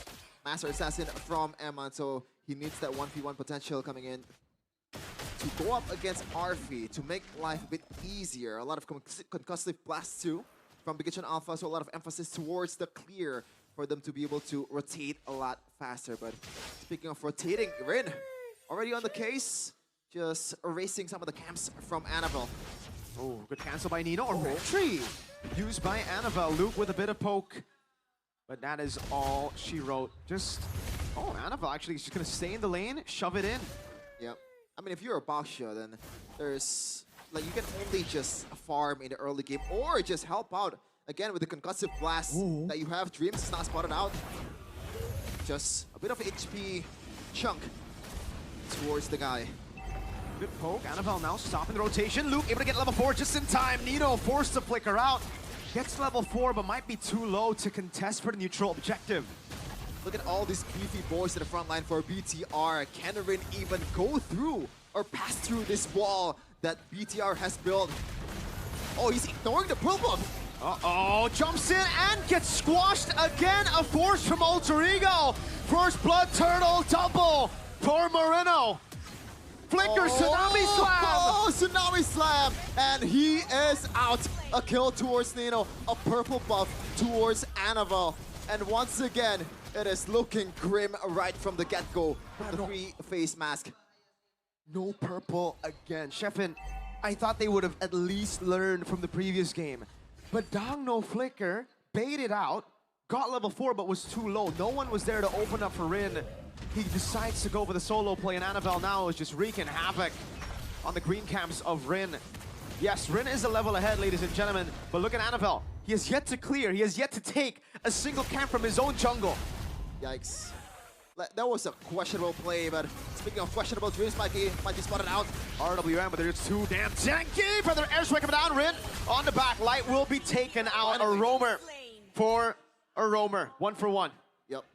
And Eman is winning out on the trade. Oh, Rin missed out on the puncture. Might get punished here. Annabelle trying to go through Rin. Luke is on the case. Oh, full chase. Rin taken down again. Annabelle.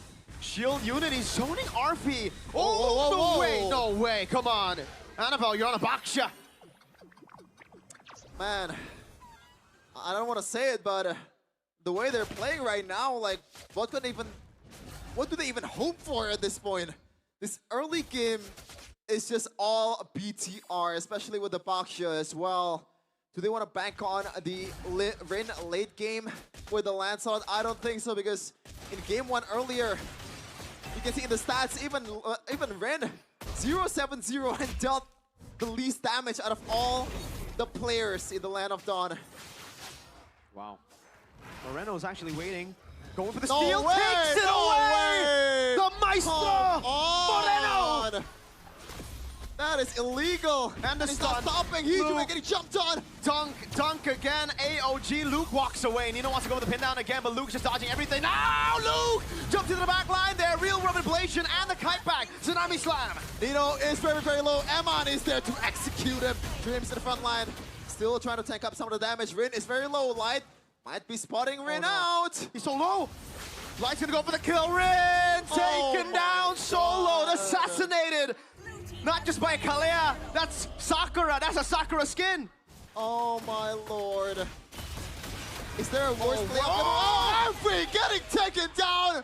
He is the maestro indeed. Solo kill by Moreno. A phenomenal performance. I am speechless. Rin finally secures an item. Wow! What are they hoping for at this point? Annabelle still running down Rin. They're not stopping Rin. He gets the camp. Oh, did he? I think he does, but that was a pattern strike! Moreno! Stop this man! He's unstoppable. Smooth criminal. Get him to Nusa Kambangan. These are some crimes! So again, it's Hijime. Pops in the RWM just to delay the inevitable. Luke's the one to pick up the kill. Arfi zoned away. Luke's walking up just to deny all the minions away from Arfi. Like, we always talk about like a certain roles gap in a game where it's a stomp. This is the whole 5-main gap, especially in the synergy part. BTR is just much more connected than Alter Ego by 10-fold. How? I don't know. Like, how do you come back from this point? I honestly don't know. Like, yes, obviously, Lancelot scales, but it's a 5,000 gold lead in 6 minutes. And you're up against a Phoveus, and mind you, this is stoppers. You know, yeah, I asked some of the pro players, and Phoveus is meant to deny assassin picks, and they're picking it. Oh, that's a Sun's move if I've ever seen one. And now the all-in onto Rin. Phantom execution now going to be soloed perhaps by Annabelle. Rin's got to run towards his boy Sun, slowly but surely whipping away the HP bar even with the Revitalize. It's Annabelle who picks up the kill. That anti-regen's down. Moreno still waiting for the further airstrike. It's not there yet. But Rin, oh my lord. Has there ever been a worse debut in the playoffs than this? That's harsh, man, but unfortunately it is the reality we are seeing. 0-7 in game 1, 1-4. 1-11 currently. Just in the 2 games that we've seen. Light jumps in, Tsunami Slam, able to lock Hijime down again, goes down as Light takes the kill. And the Lord still has his spot in the game, ladies and gentlemen. BTR don't care about the Lord. Or the turtle, rather. They want to wait for the Lord. And I don't think they care about who to go for. Light can go for Dreams, can go for Nino, can go for everyone on the Alter Ego team, and it still does not matter. The gap is way too big at this point. Moreno already secured the Wishing Lantern too, and that's gonna help them to burst down these frontliners. Moreno should be slain here. Finally. Nino gets a shutdown though. Not really the best when it comes to the bounty. You would definitely want to have that on Rin. Still, finally, Alter Ego showing signs of life. Yep, they need it. Maybe a confidence boost. They're scaling. Yep. They're scaling all right, but like, how much do they scale with that kill, Nino? So trying to get away from the shield duty of Annabelle. Oh my goodness, oh AOG, where you go for? Oh, Luke might just be too ahead. That's gonna be the pin down coming down. Luke able to flicker out now. Light in the midst of it all. Still no Moreno to be seen. Tsunami Slam locking him down, and that will be the kill over to Iman. But their airstrike doing a whole lot of damage. No flicker to follow it through. 1-0 Dreams for nothing. Here's the thing. That was actually a pretty decent engage, especially Hijume on the real world manipulation. That was perfectly placed. But again, if you see the gap, then you realize that maybe Dreams shouldn't have gone for that one. This should be a free Lord. Let's see, Lancelot is up top. Once he shows, BTR are just gonna commit. And there you go. Uh-oh. Lancelot showing up top. Oh, wait, right? This should be free unless there's a big red tree steal from the Badang. I've seen that before. I mean, you see everything in Mobile Legends, man. I've seen a Franco steal the Lord with a hook. I saw that in MPL. MPL PH. Ogwin. Fistcrack stealing the Lord. Yep. Against Carl TZ. And Eman secured the Great Dragon Spear. That's trouble, especially for Hijume. That relies on slows. Annabelle getting stunned up by Dreams, but what for? Jumping into the front, the AOG. Oh no! Tsunami Slam to the best possible member. Rin able to escape. Nino all alone, isolated. The heavy crossbow dealing so much damage. RP kiting away. Light goes for the flicker in. Annabelle. Very, very low. Nino getting taken down by the crossbows of Eman. Another kill for Emaniac. Up to 3 right now. 5-1 and 7. Moreno doing so much damage. It's not a feathered airstrike, that's a nuke. Yep. It's an airstrike, all right, and that's a huge item coming from Luke because he's gonna overextend, and for a good reason too. And he's gonna get punished quite a lot with the slows. Oh my lord, Eman! Thank goodness for the holy defense. RP. Holy damage! Would have just gotten one-shotted there. Was it? That was just Eman? Yep, that's a single combo, I think. Skill 1, skill 2, basic attack with heavy crossbow, that's it? The shred. Yikes. And also the burst from the crossbows. A bit too much at this point.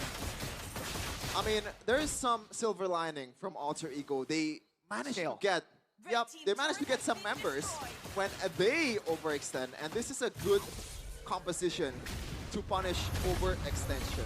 So they gotta bank on the fact, like it or not, bank on the fact that BTR will do that and punish to the highest of levels. By the way, Moreno secured a Divine Glaive. So, again, they don't care about who to go for.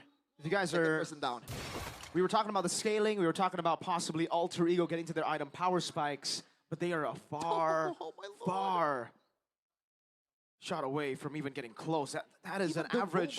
That's an average of 1,500, I think, gold lead. Maybe even more, 1,700 average. There you go, 8K divided by 5, it's 1.6. There you go, 1.6. Quick maths. But yeah, 1.3K gold lead on the Roamer. On the Roamer. 1.6 average is ridiculous, this is something that you don't really see every day. Oh, man. And you're seeing it quite a lot in this first day of MPL Indonesia. Mpl Id against Onyx. The first 2 games, it was a stop. And this one, the first 2 games is building towards 1-2. And yeah, Eman, Wind of Nature, America.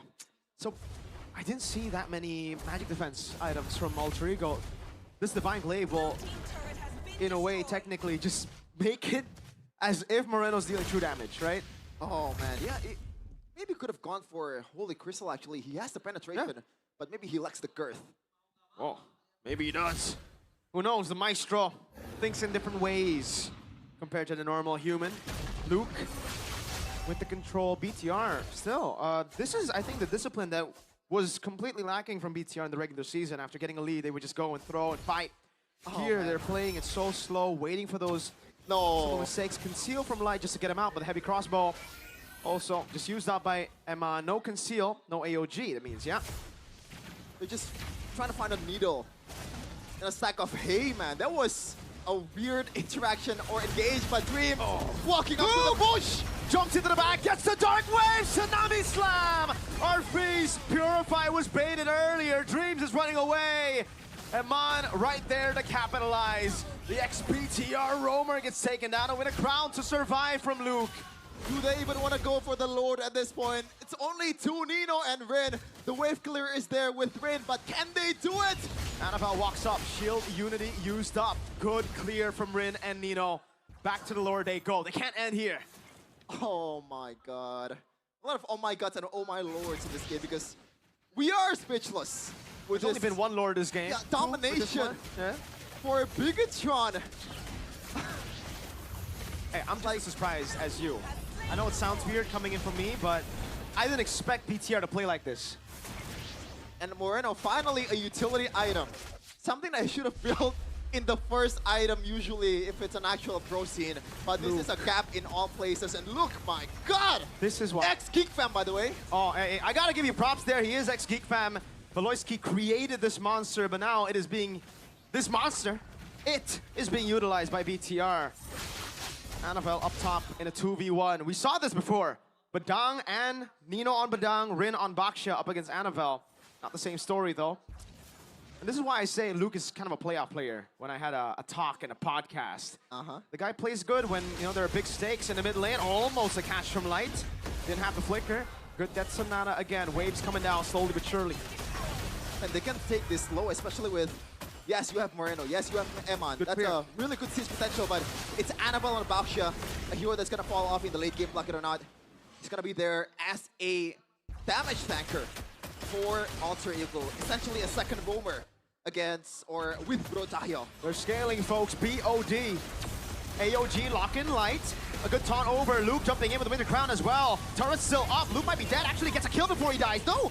He's still alive. Somehow not taken down. Our feeling for the kill. Annabelle body blocking Winter Crown.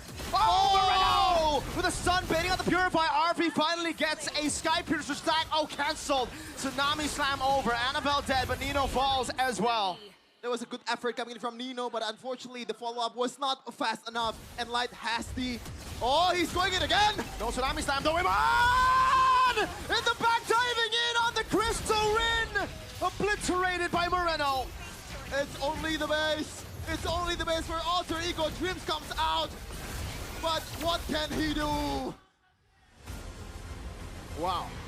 Nothing at that point. Bigatron with a stomp. Ladies and gentlemen, I think out of the two matches today, we expected match 1 to be 3-2. Became 3-1. We expected this one to be much closer, and so far, it's the same story as match 1. It's a 2-0 lead to PTR. Hey, if you follow the script though, if you follow the script, game 3 will be for Alter Ego. In a stupid way too. If, you know, that's a big if, but it could happen for Alter Ego, especially they're known to be a team that's really leaning on towards the familial value. No wonder Iman's playing like a beast. That's the girlfriend buff. I believe that's Light, Luke as well. Bringing on all the girlfriends over to Mpl Id. Hey, might as well play with them in the stage. In a Mobile Legends game, obviously. That's true, absolutely. That's what I was thinking too, Shepin. The confidence. We were already concerned about Alter Ego and how they would perform on stage with Rin and RP. Remembering these two guys are rookies. Now, what do you do when you're 2-0 down? You have to deal with the playoffs pressure, but now you have to deal with the playoff pressure being 2-0 down in an elimination match. Miracle is something that maybe they're hoping for. Hey, maybe Miracle Boy wants to step up for Alter Ego. At this point, we gotta ask the crowd. I mean, we gotta ask the panel and the crowd, and then more analysts. Yeah. What do we have to say, guys?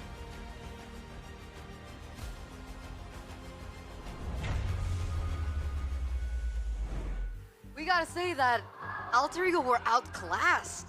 That's the only term that we can use here. Outclassed from the early game up until the final point. Moreno, the maestro, showing off his skills on the far side as well, stealing here and there. The solo kill happening onto RP in the bottom lane. Actually, there were so many solo kills that I couldn't even count. Yeah, Alter Ego Dude. go gone. They were gone that Wow. game. Fully gone. Because like in game number 1, it seems like it's a whole team thing, right? Oh, this is not the right game plan. It's like they lose team fights, you know? Game number 2, dude, Bigatron were just taking all of the highlight moments.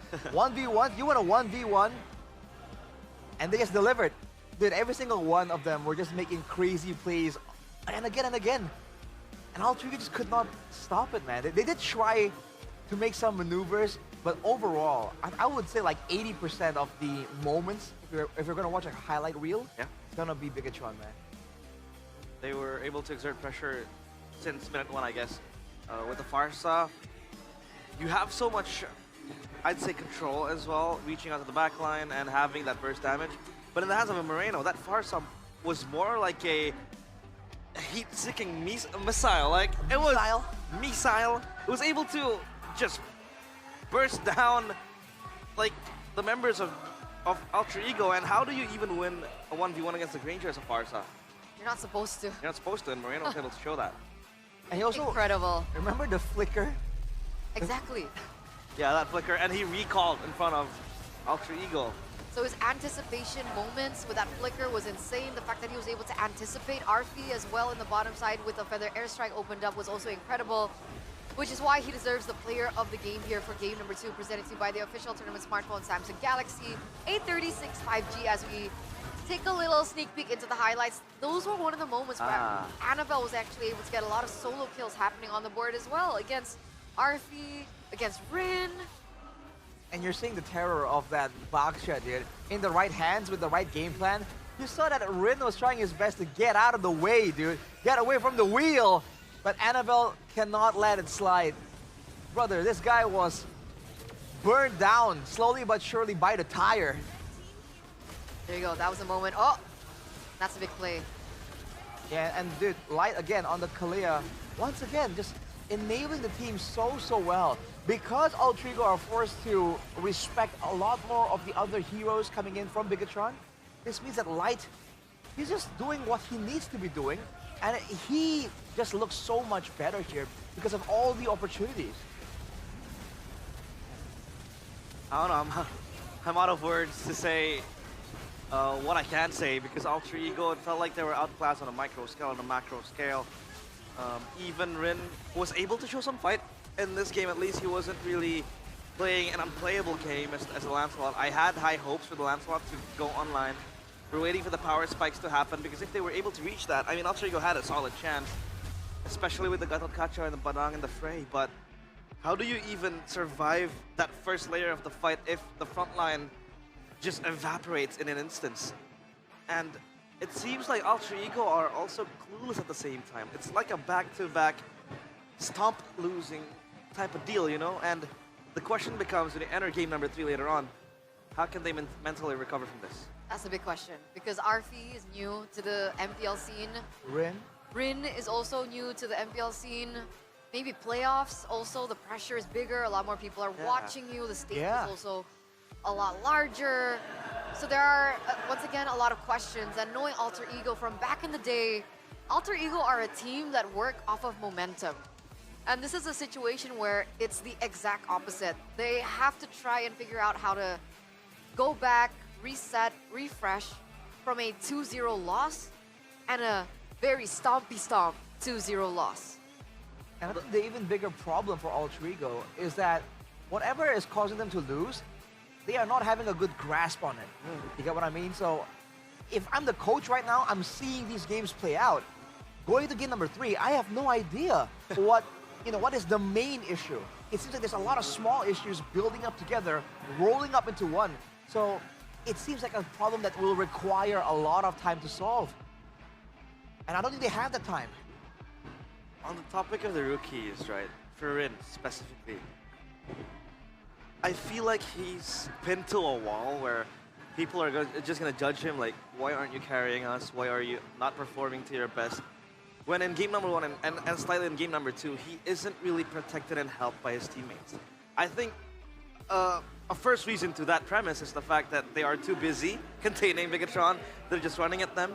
But number 2 is the fact that I think they all think that Rin is very, I think, still fragile to a certain degree. Yes, Lancelot does have some escape skills, but you still need to be funneled. You still need to be protected to an extent so that you don't fall under pressure when it comes to Bigatron coming at you. Now that Rin is 2-5, 0-7 in the first game even, I'm afraid that he'll fall further even into the spiral. You get what I mean? Like, it's not entirely his fault, but he's gonna think it's his fault. Well, he's gonna feel like it. He's gonna feel like it because he knows that, okay, the team is counting on me. I'm able to show signs of insanity in the regular season. But come the playoffs, he's gonna question himself. Am I jittering? Am I under pressure? But at the same time, Alter Ego is not also enabling him. So it becomes this problem that's just venting everywhere. It's hard to face it. Yeah, again, he has so much to deal with right here. And looking at that game, again, if you look at the items he's building, yeah, eventually he's able to get all the way to a Malefic Roar, but at that point, everyone from the side of Bigatron are just way too tanky, man. The fact of the matter is, he has a very few selections of targets on that Lancelot, the Farsa and the Irithel, and technically, you know, come on, the Irithel is going to be very difficult for you to try and dive onto, deal damage, and survive from, because you see the damage that Eman was doing. He went straight for the Great Dragon Spear, something Mirko was highlighting. Yeah. He doesn't care about the extra range, about the extra penetration. He wants bigger crit numbers, and that's exactly why. Usually on Assassin, when you go in to the marksman, you know, in the past couple of seasons, you are the danger. But you have to remember back when the crit meta was a thing, when Bruno was a thing. If you misplay as an assassin against a Bruno, against an Irithel, 2 or 3 basic attacks and you're gone. Not just that, but also the additional movement speed that it offers.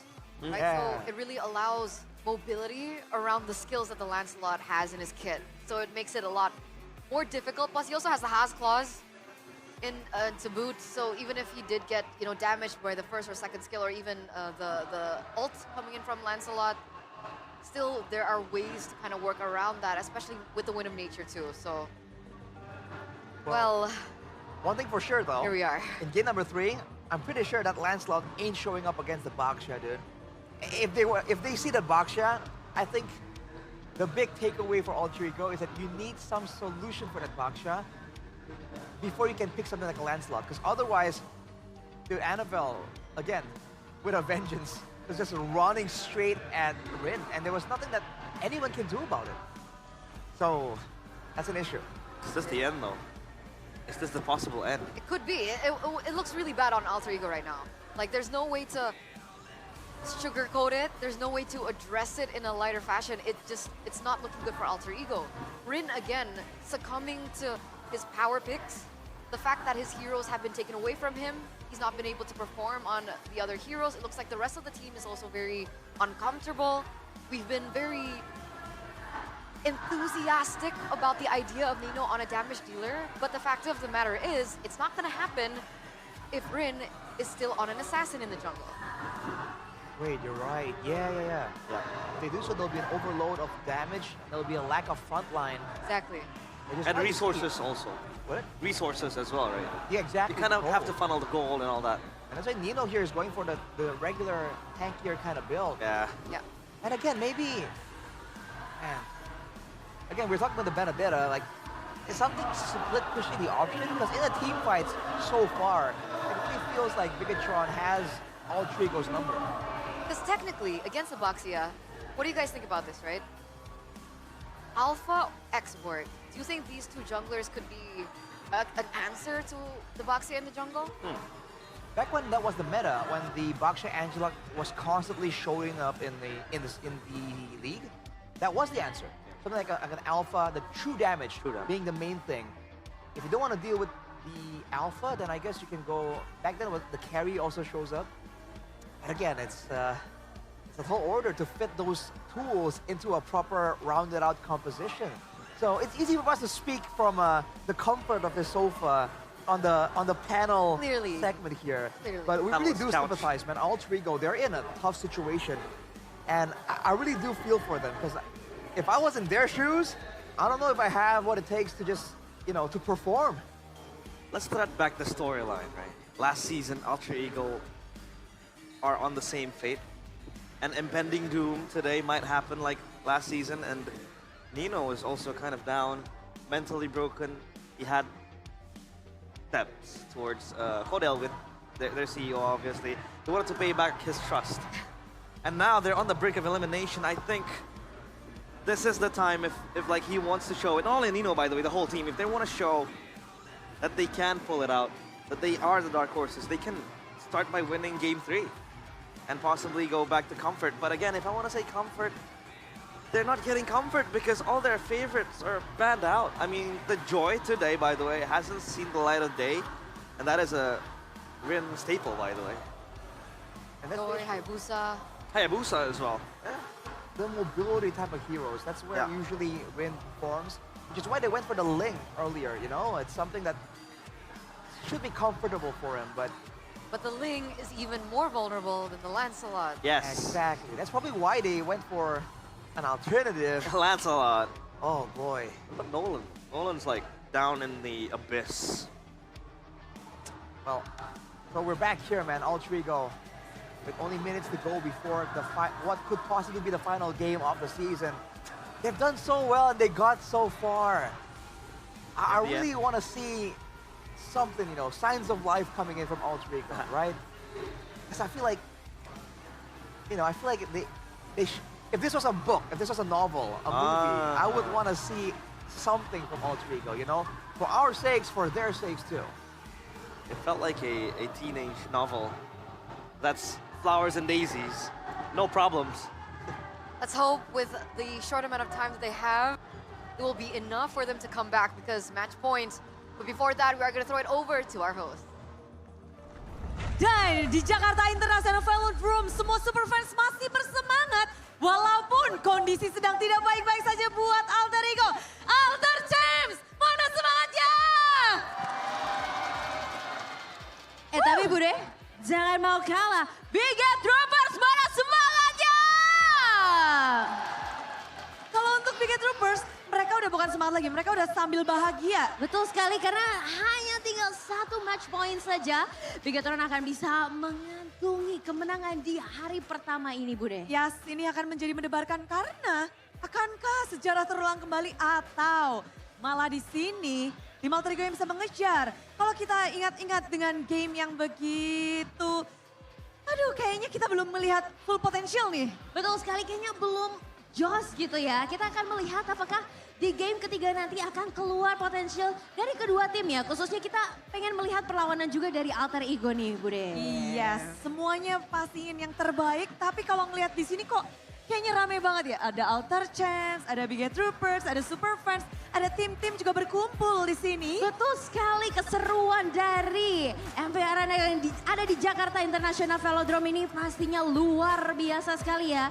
Dan tapi Bude, ngomong-ngomong soal keseruan, tadi Alisa juga udah jalan-jalan nih ke Mpl Festival. Wow. Udah ketemu para super fans dan pastinya tadi udah melihat teman-teman yang lagi watch party juga nih. Rame banget yang ada di depan sana. Gak hanya yang ada di dalam, namun juga yang lagi watch party di luar. Hello semuanya. Hai, dan pastinya Bude, Alisa nemuin sesuatu yang menarik banget nih. Ada apa Alisa? Alisa nemuin logo dari MPL. Bener gak sih Bude logonya yang ini nih? Serius kamu nemu logo MPL? Ih Bude, masa meragukan Alisa? Agak sih, agak ya. Nih. Bude, aku langsung Tunjukin, kasih lihat tunjukin. nih. Nih, logo MPL ya. Bener gak ya? Bener kok Bude, harusnya ya. Nah, tapi ngomongin soal logo MPL ini nih Bude, gak cuman Alisa bisa lihat logo MPL ini aja, tapi logo MPL ini juga Alisa bisa langsung search di Samsung. Pembuktian ya, pembuktian bener atau salah. Nah Bude, lihat ya, ini Alisa tinggal pencet aja home buttonnya, lalu tinggal Alisa circle to search ya. Nanti bisa langsung muncul di Google untuk apa sih sebenarnya logo MPL ini dan langsung muncul nih Mobile Legends Professional League Indonesia. Keren bener, memang nih Samsung Galaxy A36 5G. Ini adalah yang terbaru dari Galaxy A series 5G. Karena kita bisa ngelihat mau cari apapun gampang. Mau tahu apapun gampang. Gampang banget Bude, tinggal cekrek, langsung circle to search, langsung bisa ketemu di mesin pencarian favorit kalian. Tapi nggak cuma itu Alisa, karena ini di Samsung Galaxy A36 5G ini dilengkapi prosesor Snapdragon 6 Gen 3. Yang pastinya buat kita para gamers makin happy. Ditambah RAM-nya hingga 20 GB dan memorinya hingga 256 GB juga. Jadi buat mabar, buat kita para gamers pastinya anti nge-lag. Dan ditambah displaynya itu loh, udah Super AMOLED 120 Hz. Jadi lancar dan gak cuma lancar, mata nyaman. Tapi juga kita kan para gamers nih maunya ngegas terus kan. Baterai habis nggak masalah karena ngecharge-nya itu pakai 45 watt fast charging. Jadi nggak pakai lama. Wow, jadi bisa push rank seharian ya, langsung gas terus nih ya untuk kejar ranking favorit kita. Benar, langsung bisa siap nih gaspol. Tapi nggak cuma itu aja karena kita bisa nge-content, bisa nge-vlog, bisa nge-video, bisa foto-foto dengan kece. Karena ini juga pokoknya awesome banget. Kameranya, nih lihat, 50 megapiksel. Wow. Bentar, nggak cuma itu karena OIS-nya Galaxy A36 5G. Jadi ini kamera 50 megapiksel with OIS-nya Galaxy A36 5G udah bikin kita makin keren. Awesome intelligence-nya ada My Filter. Wow, bisa bikin filter sendiri. Bikin foto kita makin awesome. Wow, jadi kalau aku ada jerawat terus aku foto bisa langsung nggak kehilang gitu ya Bude ya? Langsung aja meluncur ke samsung.com/id ataupun kalian bisa langsung ke toko Samsung terdekat buat dapetin Galaxy A36 5G ini. Harganya mulai dari 5 jutaan aja. Demi apa Bude? Ternyata affordable banget. Serius, dan kalian juga bisa ngedapetin awesome bonus senilai lebih dari 1,5 juta. Ditambah free memory upgrade dan juga travel adapter. Dan ini sampai tanggal 15 Juni 2025 kalian masih punya waktu. Ayo buruan untuk teman-teman semua yang pastinya lagi nonton ya, para super fans, langsung buruan karena ini still deal banget, good deal banget. Harganya mulai 5 jutaan aja dengan berbagai bonus menarik dan pastinya asikin games kamu dengan langsung bisa push rank dan awet seharian juga ya untuk baterainya Bude. Betul, makin awesome dengan Samsung Galaxy A36 5G. Tapi pembuktian untuk keawesoman masih terus berlanjut tentunya untuk match kali ini. 1 nyawa terakhir untuk tim Alter Ego dan Bigatron. 1 langkah lagi untuk melaju ke babak selanjutnya. So, super fans, kita sambutlah game ketiga Bigatron dan Alter Ego.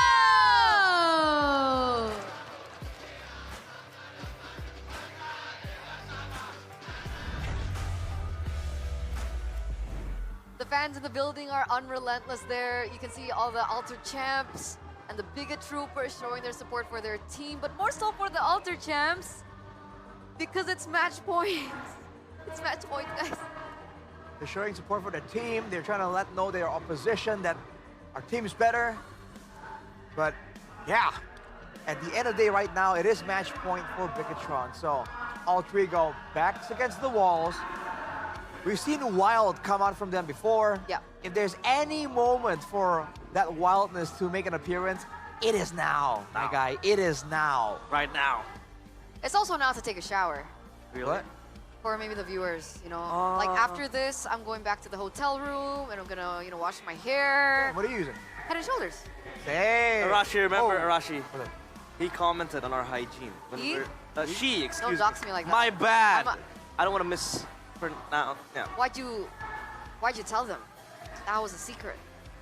Yeah, okay. Cue the conspiracy, you know, meme. A lot of conspiracies, but hey, you want to stay hygienic Nothing happened. with your hair game to Nothing the max. You gotta use Head and Shoulders. Because with Head and Shoulders, you can wipe out 100% of wet dandruff, plus itchiness protection, and of course, CITB. I dropped it. No, CITV. Shepin's in the Velodrome. Velodrome. In the Jakarta International Velodrome. So CI. TJIV. There you go. CITJIV. Sitjiv. Sitjiv. Sounds like a navigation system. Yeah, actually. Well, from the drafting phase at least, how shall Alter Ego navigate through Eterna? Head and shoulders. Head and shoulders. They need the clear mind, especially with this mental dingin. Cold mental. Exactly. That's gonna allow them, you know, like a machine, like an engine, like a. It's gonna overheat when it's working too hard. You cool it down to improve the performance. Lemon sagar. What does that mean? That's fresh lemon. Not lemon is overrated. Lemon Just sagar. want to remind you. What? Sorry, producer man? Zipper man, can you repeat that? What's going on? Oh, so. Okay. Oh, diamond giveaway, dude. Diamond giveaway. Wow. But there's more than a 10K gold difference. Right here, GoPay sharing 10K is the direct translation. 110 diamonds for 1 rupiah for the fastest 100 people, dude. Scan it now. Get your Samsung phone out and scan it. Scan it, guys. You don't want to participate, Eterna? She's on camera, she can't. She was No, backstage. it's just I want to give back. I'd rather the Give viewer. back. You know. Alright. I think they're more deserving. They've been with us. Yeah. I don't know if I Day trust one of the regular season, you know, from week 1 up until week 9, and then now into the playoffs. So you guys deserve it, right? Because of the 10K gold gap, GoPay will be giving free diamonds. So keep your eyes peeled for that, ladies and gentlemen, as we take a look once again to the previous game recap. What needs to change for Alter Ego? Let's start with the drafts, Realize. I mean, the draft, again, just trying to give Rin a favorable position. If that is your one and only winning condition, I think it's going to be good. But again, that becomes hard and difficult because Bigatron are just straight up banning his favorite hero. So I think just shifting and pivoting into the second layer, which is, you know, Arfi, again. Just give him a hero that can really carry the game and focus your entire team playing around it. For example, the Granger, the Harith was also there. And I think number 3 as well is just trying to ban out possible curveballs that Bigatron are throwing at you. For example, that game number 1, the Badang and the Cho. It was some sort of a curveball, I'd say, because then you have to engage, like just lock down the Harith.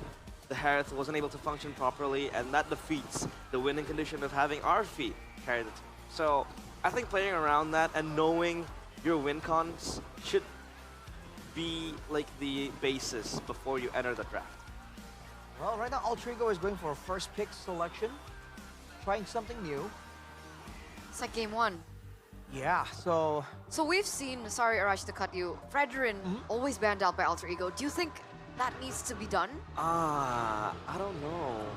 I mean, I think the idea is that when you're on a mobile hero, you like those mobility options.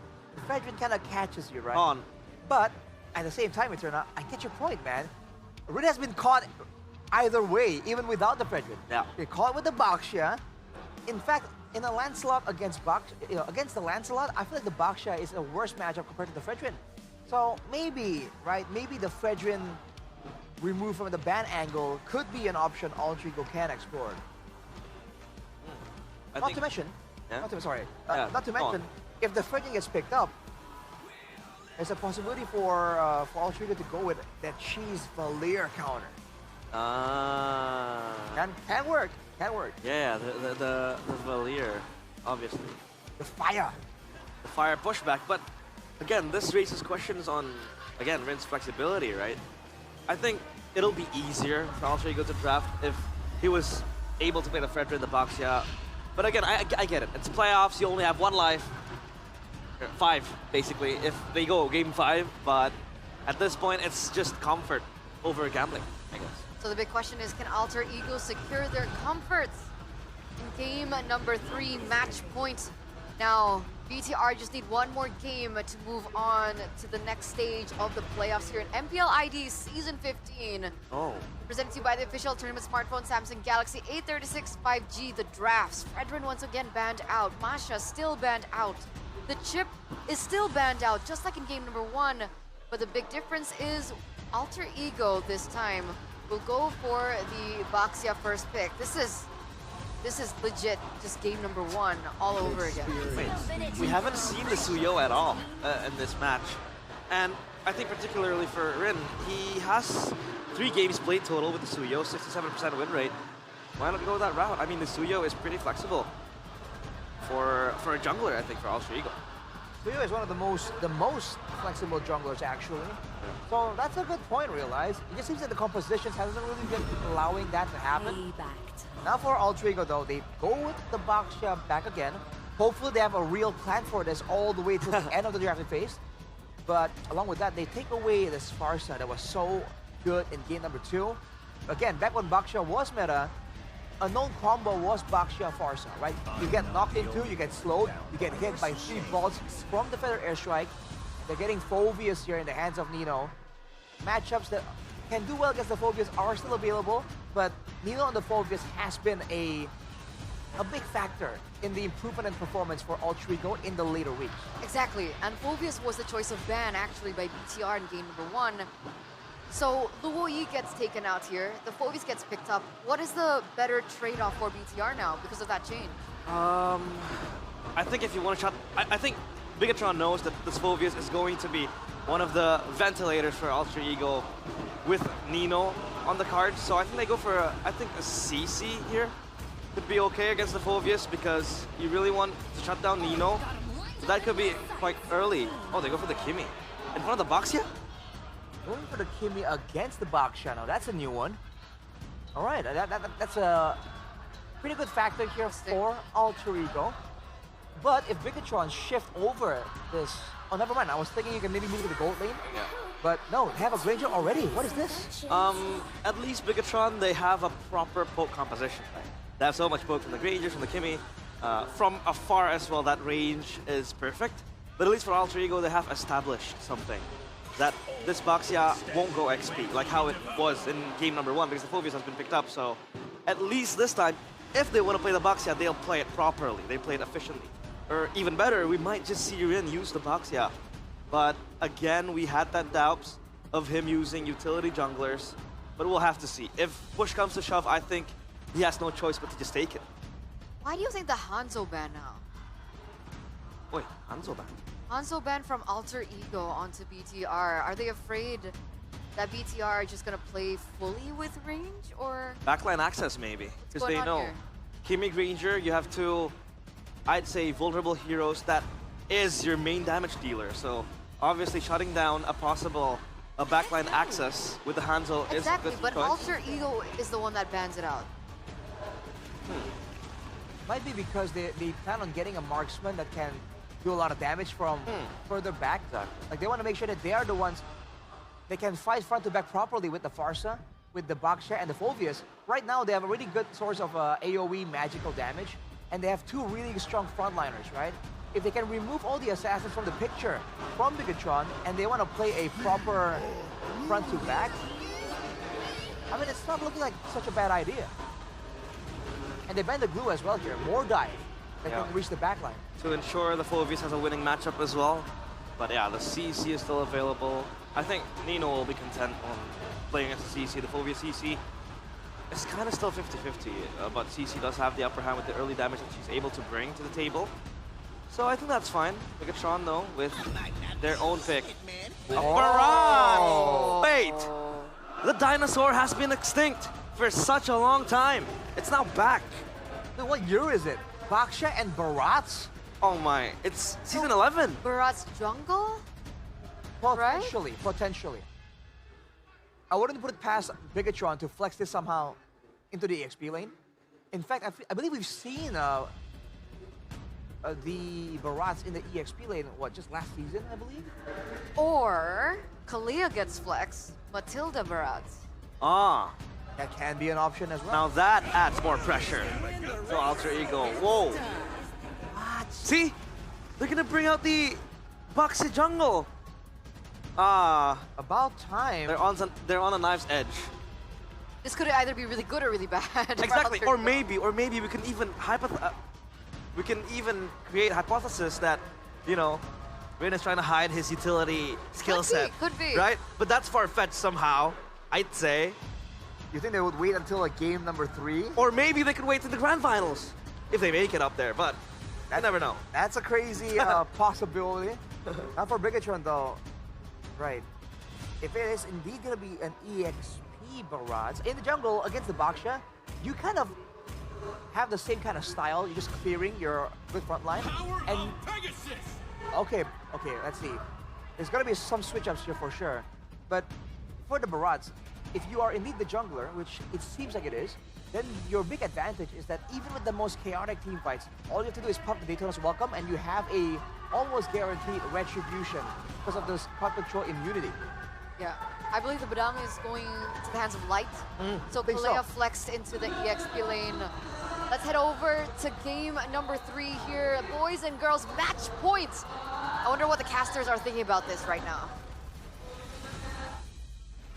Only one more chance left for Alter Ego to prove that they belong in this building.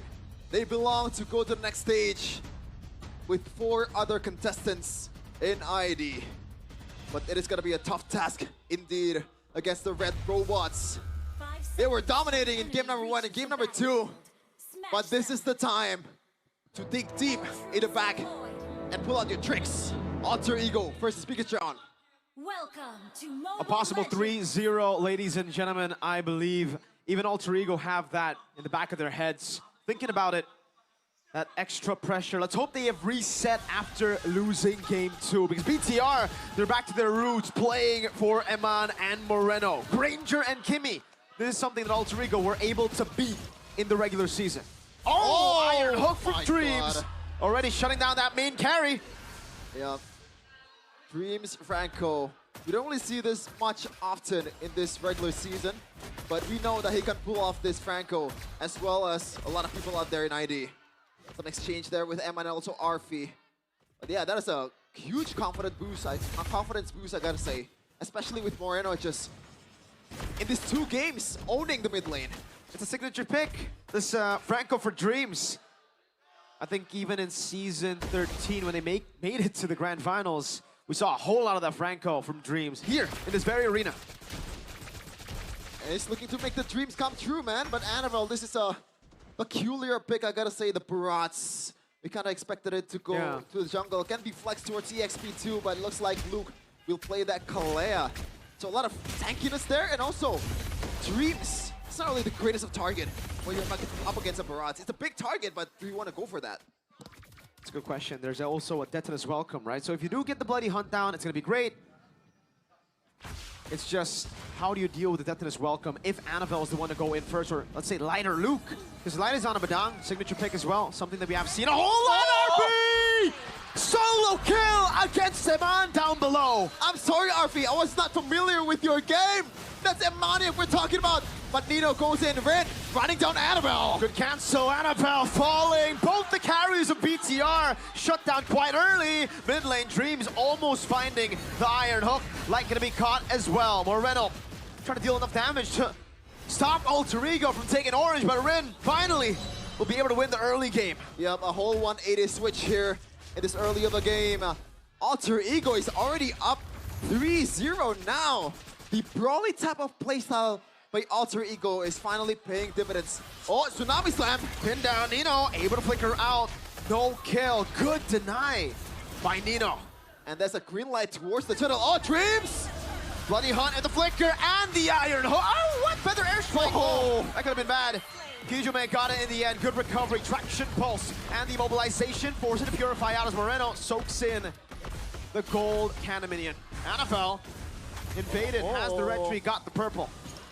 Hijume almost turned into Hijumeng there, missing out on the feathered airstrike. But this is a very interesting matchup when you see it. Barats and also Baxia. We're back to Season 11 once again. Light though, substantial toward Dreams. This crack too, no Tsunami Slam. Luke has it on cooldown. Back to my point earlier, Baxia and Barats kind of the same like jungler in a way, the way they're farming, but the rotating speed is gonna be the one that makes a difference for Rin, and it's already showing in this early of a game. 2.7k gold lead for the 3-phase mask, something that they want to build for in this mid game, especially when they have a Farsa here. Looking at the items right now, that gold lead 999 for Arfi, something that we don't expect him dominating Eman in the gold lane. Good shield unity.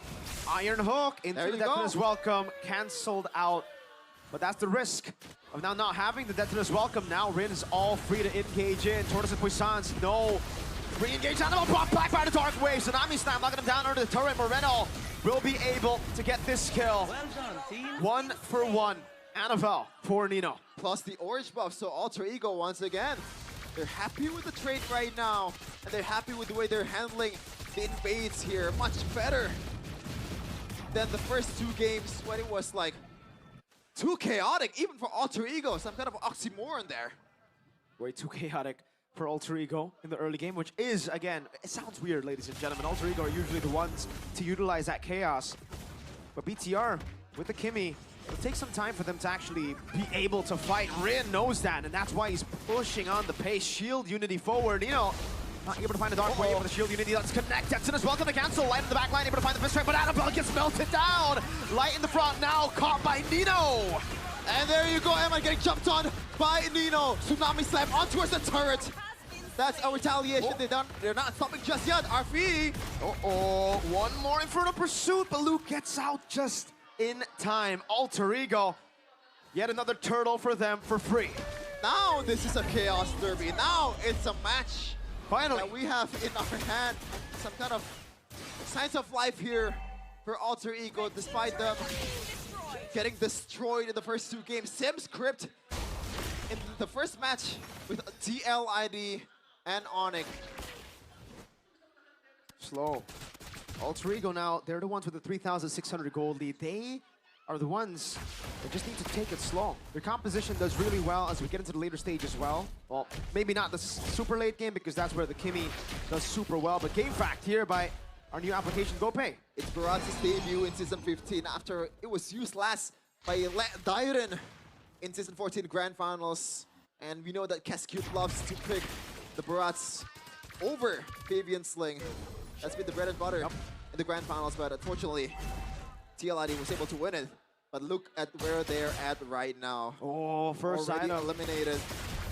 And that's the usual first item for the Franco here. Tsunami Slam right away. Uh-oh, full lockdown, and it will be a kill. Rin gonna be taken down, but now attention as well. No, wait. Traction pulse knocking him down as well. It's gonna be out knocked down. Dark Wave already from Nino. Getting so many in front of pursuit stacks, but Nino will fall. Sky Piercer strike. It's another hook to get the kill. And Mon gunning them down, and somehow it ends up being 2 for 2.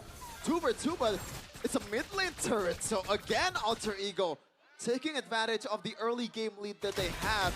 It looked pretty good from Bigatron, but the HP bars of Rin is way too tanky and they need a lot of time, even with the help of the aggro of the turret, to get him down. Luke, though, can be engaged on Bloody Hunt. Luke gonna be caught? No, he gets out. Traction pulse, Dreams gets pulled back, immobilization as well. Knows there's no Bloody Hunt, they're gonna go for the chase light. Oh, the flicker forward too. And it will be flicker for flicker, roam for roam. Yeah.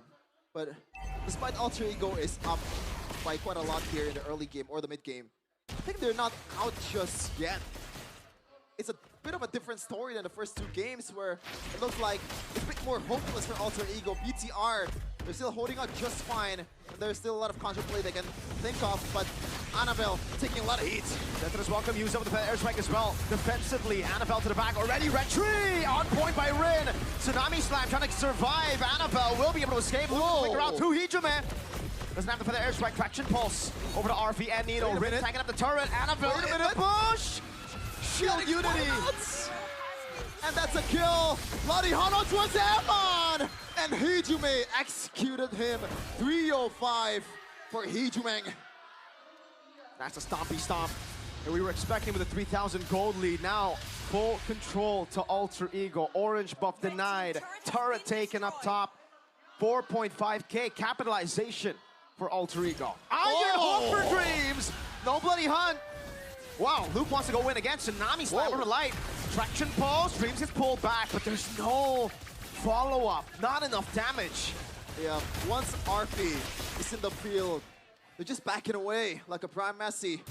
Just destroying the opponents. Well, in this case, it's Neymar with the dribbles.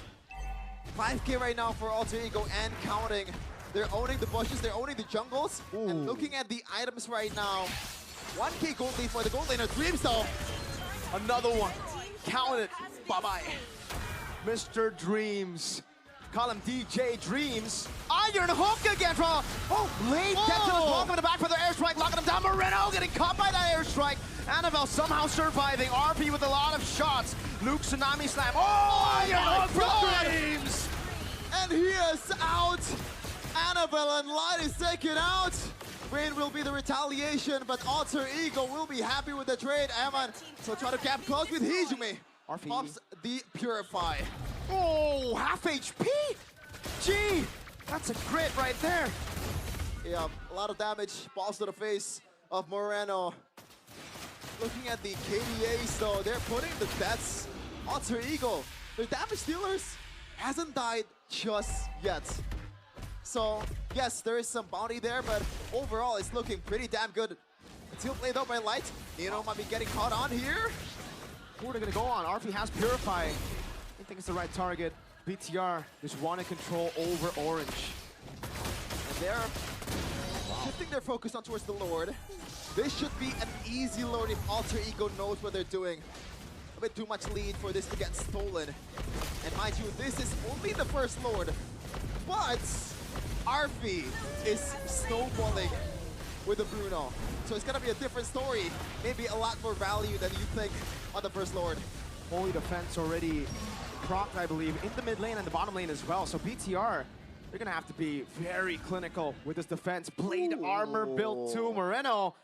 I think now if he deals damage, if he shoots, he's gonna deal more damage to himself than to Rin. The bullet will ricochet onto his head. But Annabelle, though, 0-6-4. Now he is, you know, having the Rin experience in game number 1, right? There is more assists, yes, but he's always the sacrifice, not a team fight, because he is in the front. Even Luke hasn't died just yet, even though he is the engager. Annabelle, he's a small dino right now, no stacks at all. And the airstrike, Denton is welcome, instantly used by Annabelle. He was trying to predict the Iron Hook, but it didn't come through. Dreams is in BTR's mind. Oh my god. Mid lane base turret falling. They have dealt with the side lanes. BTR walk away with just one base turret destroyed by their opponents. Alter Ego wanna come knock it again. Yeah, and by the way, RP already secured that Malefic gun. So he's gonna be shooting it outside from the box for the penalty area. Like KDB, Emma! Oh my god! What was that? Way too aggressive! And he got punished, Tsunami Slam! Eman might be able to get another triple kill from out of nowhere! Disastrous for Alter Ego! Light wants to go for more. Orange buff taken by RP. Light is still chasing. Baby, it's a triple. And they might get some turrets here and there for BTR. Or maybe no, because they have a lot of waves to take care of. But Eman, man, what an outplay there. Let's check the item though. Magic Blade. That's an item that I want to go for when you're up against this much damage, especially Hijime. And finally, he goes down. That was the backliner. The feathered airstrike will be less of a threat right now because he knows that Eman is there to cut them down. There was no need for that, Hijime. That angle, when your team is up top, you need your front to be able to push out the damage. Yes, you're ahead by quite a bit earlier, but was that really worth the risk? Eman now has a shutdown bounty in his hands. Only 200 gold difference between the gold laner. Right. So you know that's big because it was 8k gold lead for Alter Ego. Now he's down to a 4. Half right away after a single exchange. And they can play it a bit slow here. They have decent wave clear with Eman and also Moreno. Even Annabelle can wave clear just a bit with the Marats. So it's not over just yet for the red robots. The 4,000 gold lead. I mean, earlier we got a little bit of a... We got a glimpse at the items. Light walking up again. The biggest lead is actually in the jungle and XP. So when it comes to damage, I think BTR have gone to a point where they can finally put a dent onto Alter Ego's front. Yep, but I don't think they're gonna contest this though. No. They know that they can't. A single face check will spell their demise. Especially with Dreams there. Annabelle getting jumped out again. Yeah, they still decide to walk up somehow. RP gets a kill for free. Iron Hook for Dreams again. Traction ball. No! Getting the dark wave, but getting slain. RP, oh, you gotta be careful. Oh no. Luke walks up, looking for it. Purify out already. Luke gonna be following as well as Eman looks for the play. One more crit is all they need. The magic played paid dividends, but it's only two backliners of BTR. The whiff is coming. It looks like Alter Ego wants to regroup first before they decided to take the base for BTR. 10 seconds for Nino. Lord is coming up instantly, shoving it in the mid lane. This might still be defendable, despite that team fight. Yeah, Nino is nowhere to be seen. Luke, 5 seconds left. So, fan advantage for BTR. Can they divide? Oi! The pin down damage! Right. No flicker this time around for Iman to make an outplay. Lord dealing so much damage towards the base already, half HP. Dreamstick with the iron hook. Looking for it, able to find it now in the backline. Light able to go for the pin down as well as Moreno goes in for the free hits, but Light gets disintegrated by RP. Slowly but surely, somehow is able to escape. The Worldie does not land. Moreno caught very low with the airstrike just outside of the range. Moreno with the flicker out already. Base wide open. They're gonna go for it. Nino in the base already. Alter Ego force a game 4. Whew. A sigh of relief for Alter Ego squad. For Codelwin that's restreaming it right now. And also Alter Champs. We didn't expect this comeback from Alter Ego. They finally got a point on the board. Wow. Well played to Alter Ego. There you go, finally.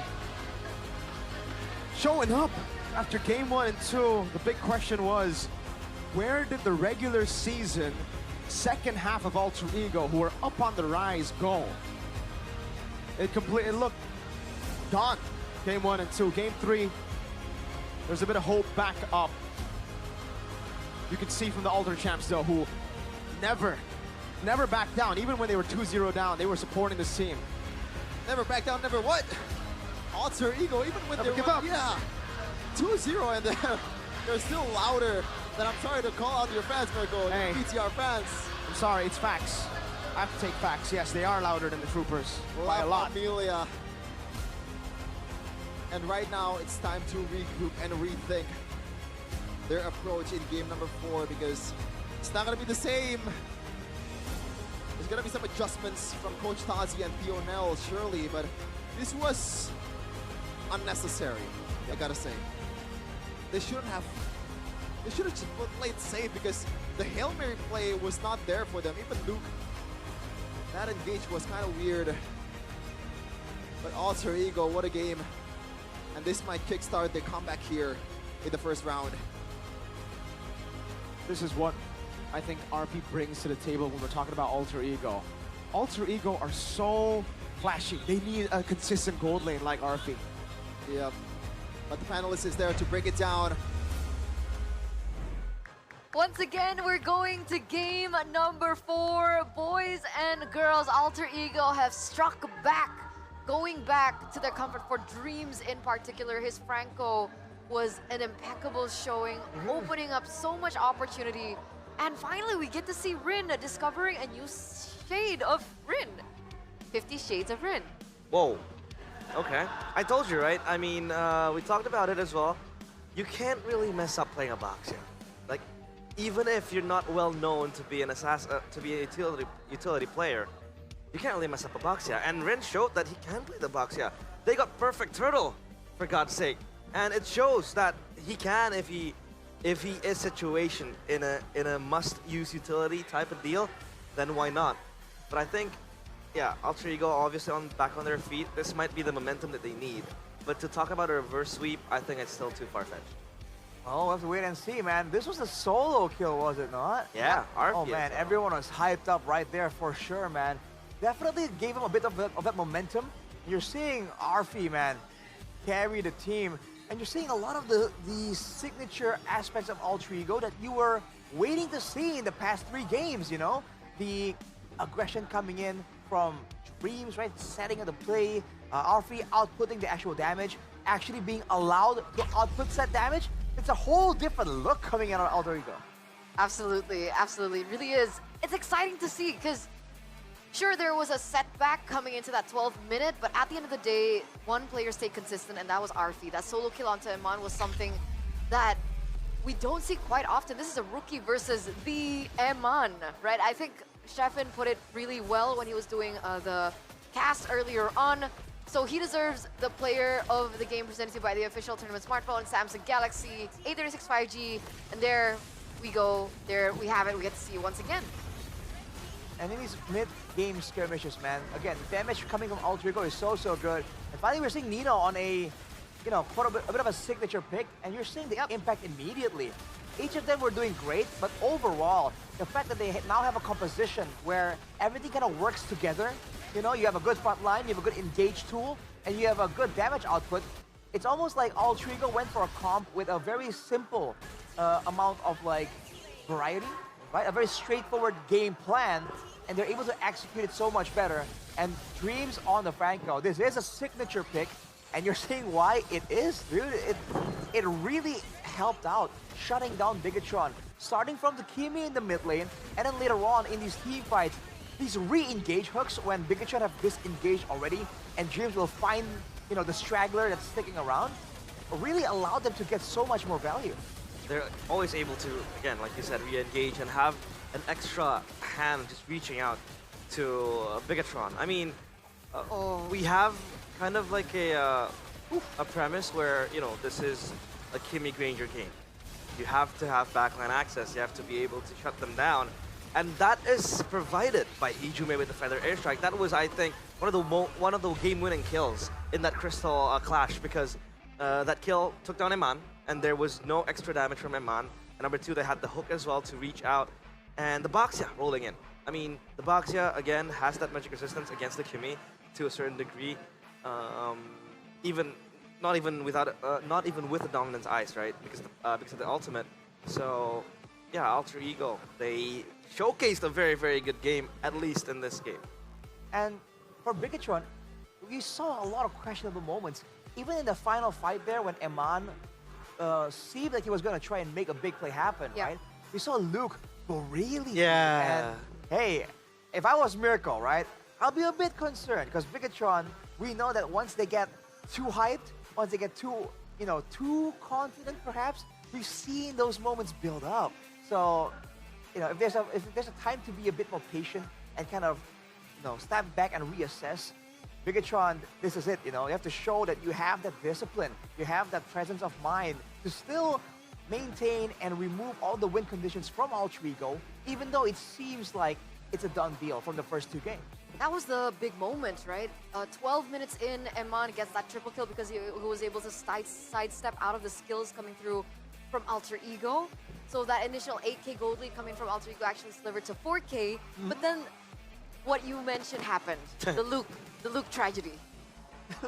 Because initially it looked really good, right? He was able to... It looked really good? It looked really good. I'm sorry, go on. He was able to deny that pick from Alter Ego, but then he flickered back in to perhaps look for a pick onto Arfi. But unfortunately, he got taken down, and then Eman was in a really tough position.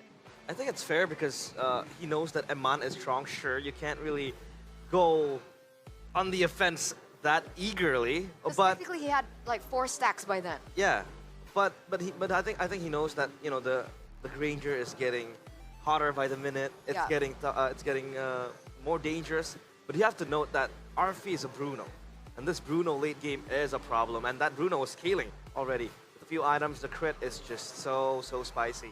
So I think, yeah, underestimating the damage that Alter Ego can also bring. That was also done by Bigatron, and overestimating their own damage. Not to mention, if you look at the item timeline right here, a lot of budget components for Luke. He went for the fleeting time. So, I don't know, man. If you're the EXP laner, I feel like the fleeting time can be a valid item later on. You know, I think your main job is still to be a bit of a frontline instead of focusing too much on utility. So, there's things like that that kind of get you thinking. Is Bigatron kind of being too over-ambitious here? Do they feel like they can get away with it, you know? Because especially in a high-stakes situation like the playoffs, those are the thoughts that can get you if you don't, you know, maintain the proper mindset. Was the Barat's pick existent? I was about to ask. Yeah. I mean, I wanted to talk about it. We talked with Professor KB from the Indonesian panelist desk. We talked about the Barats becoming, you know, a counter towards the Baxia. But hey, I think we'll talk more about it later. Because right now we're going to throw it over to Alyssa and Bude before we get into game numero 4? 4. 4.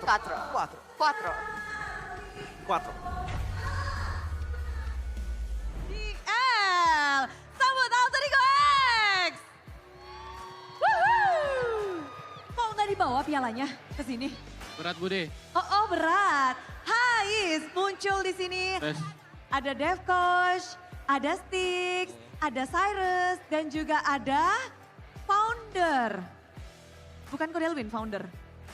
Bukan ya. Tapi di sini menarik banget kalian sebagai juara. Baru banget juara. Perjuangan kalian juara. Pada akhirnya kalian dapatkan. Bagaimana? Datang ke sini sebagai juara tuh beda nggak sih? Beda sih. Lebih banyak yang kenal aja. Agak lebih banyak yang kenal. Agak lebih banyak. Lebih banyak yang kenal dan mungkin jalannya juga lebih dengak gitu ya? Iya, palanya ke atas terus. Oke. Udah gak bisa ngeliat ke bawah. Sombong-sombong. Sombong-sombong, gak apa-apa. Habis juara tapi luar biasa. Dan kita ngelihat kalian kesini untuk tentunya mendukung Alter Ego nih yang lagi memang berjuang. Bagaimana kalian melihat performa perdana mereka di babak playoff? Aku lihatnya dia Alter Ego di game 3 udah balik sih. Ini jati diri Alter Ego? Ya, semoga di game terusnya kayak gitu terus. Tapi Hais, kamu kan pernah bermain dengan mereka juga. Kayaknya berpisahnya juga baru-baru banget. Gimana sih kamu melihat dari mungkin ada 2 player yang baru menjajaki panggung playoff, Rine dan juga Arvi? Aku lihatnya mereka di game 1-2 mungkin agak kurang performa, tapi tadi di game 3 udah balik sih mereka. Udah jago lagi. Udah jago lagi? Iya. Jadi memang game 1-2 mungkin agak sedikit penyesuaian gitu kah? Iya, agak shaky dikit lah. Shaky dikit? Atau memang sebenarnya kalian gimana sih ngelihat dari Alter Ego terlihat benar-benar di pressure. Rine yang biasanya kita lihat dengan linknya set, Assassin Link, segala macam dia bisa. Tapi kayak jadi feeder tadi ya game 1-2. Apa respon kalian? Feeder, kayak udah ngeblank sih tadi. Ya. Oke, udah ngeblank. Respon kalian gimana tuh? Santai aja atau bagaimana? Agak kaget. Masih percaya comeback sih. Masih percaya comeback? Kayaknya emang sengaja sih ini. Skenarionya emang begini. Wah memang Alter Ego ada-ada aja. Game 1-2 sengaja. Biar bikin musuh kaget? Gak kaget sih emang biar gamenya lama aja. Kita juga ngepredik bakal gamenya 5 game kepake semua nih. 5 game? Berarti game ketiga ini jadi titik comeback ya. Tapi bisa dibilang yang bermain bersama Rine dan juga Arvi mungkin ya. Arvi kan bisa dibilang musim ini masih bermain di MDL tiba-tiba dinaikin. Dan gimana sih ini dari kawan-kawan Arvi tiba-tiba muncul? Ya Arvi di MDL emang gendong-gendong. Terus di Mpl dia baru dicoba season ini jadi bagus-bagus aja sih. Terus tadi game 1 sama 2 mungkin emang masih penyesuaian panggung aja. Terus game ketiga tadi bisa dilihat dia solo kill Eman ya. Serem sih. Serem ya. Ini dari Cyrus, MVP dari MDL musim ini. Dan kamu melihat banyaknya perubahan terjadi di tempat kalian dan di Alter Ego. Gimana sih kondisi Alter Ego sekarang? Ini memang Alter Ego, saatnya Alter Ego Prime mengukir sejarah nggak sih menurutmu? Gak tahu ya, saya nggak pernah lihat Mpl latihan lagi. Cuma semoga aja lah sejarah AE sekarang. Semoga mengukir sejarah. Founder kepengen nyemangatin gak sih temenmu yang lagi berjuang nih posisinya memang match point untuk tim Bigetron? Ya semangat buat anak-anak MPL ya. Selagi Dreams masih spam Franco kita masih bisa menang sih harusnya. Kuncinya Dreams spam Franco. Kalau di pen gimana nih ya? Hais, gimana kamu melihat sekarang? Match point, memang udah ngedapetin 1 poin kemenangan tapi kan Bigetron 1 langkah lagi bisa memulangkan Alter Ego lagi. Apa yang kamu ingin sampaikan mungkin? Tetap main kayak tadi sih, soalnya mereka jago banget tadi, parah. Parah. Kamu yakin Alter Ego bisa comeback dan memenangkan match ini? Yakin 100%. Yakin 100%.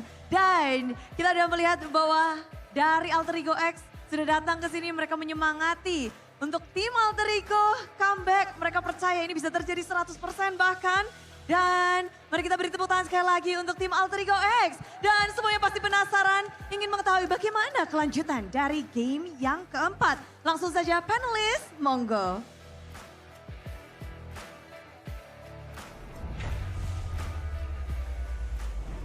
Thank you, Bude. That was Alter Ego X, by the way, for those of you guys who aren't aware, the MDL Alter Ego team. That's Heist. Yeah, the guy who got the Savage in the earlier weeks of Mpl Id season 3. That's Ghani's goat. Ghani's goat. Ghani's goat. That's Aw. important. Yeah, but going back to the previous topic, Barats. Barats. Wait, Barats rhymes with strats, right? And we gotta keep in mind the best strat to win ranked game is a good connection. Ladies and gentlemen, don't let lag cause you to lose ranks because you guys can actually enjoy a seamless gaming experience with the Telkomsel Paket G2 offering speeds up to 100 Mbps for only 375k IDR. So, what are you guys waiting for? Brats, strats. Subscribe now via Mike Telkomsel or tsel.id/nacional. That's why I was lagging. Yeah, I was about to say that's when he because was I did lagging not out. have Telkomsel embedded in me. It's okay, now you do. You need that Now you know. Paket G2. No, I don't know that I can speak fast enough. You know how to speak faster? You take snacks that help you Snacks. develop those We're supposed oral to show skills. off our sucrose snacks, but Yeah, we finished it. But it's all gone. There you go. Sorry, guys. There we It's go. like a We messed up. We messed Oh, up. we have some. We have some. Wait, Oh, can I have some? we have some. This is the fried coated soy, the kadale. I'll have this part. Yeah, okay. It's the top part. I'm This gonna enjoy this Sucro real- packaging. Yeah, well, that's the only one left. Oh, God. That is Good good. though. Yeah. That is good. I call finished these the Kuribo exotic one. flavors. Exotic flavors. Yeah. You like the exotic flavors, realize? I do. They have, I'd say, underground flavors. You know. Oh. Yeah, flavors. People only know, the classic one, the white ball and all that. They have like the kacang kribo, which is Oh, the kribo one is so good. Yeah, That's kribo. my favorite, guys. Personal favorite, kribo. gasla. Best, best, best. Hey, Eterna, we had this conversation, by the way, alongside Mirko. You had a lot of conversation. We do. We talk a lot. We're yappers, basically. Okay.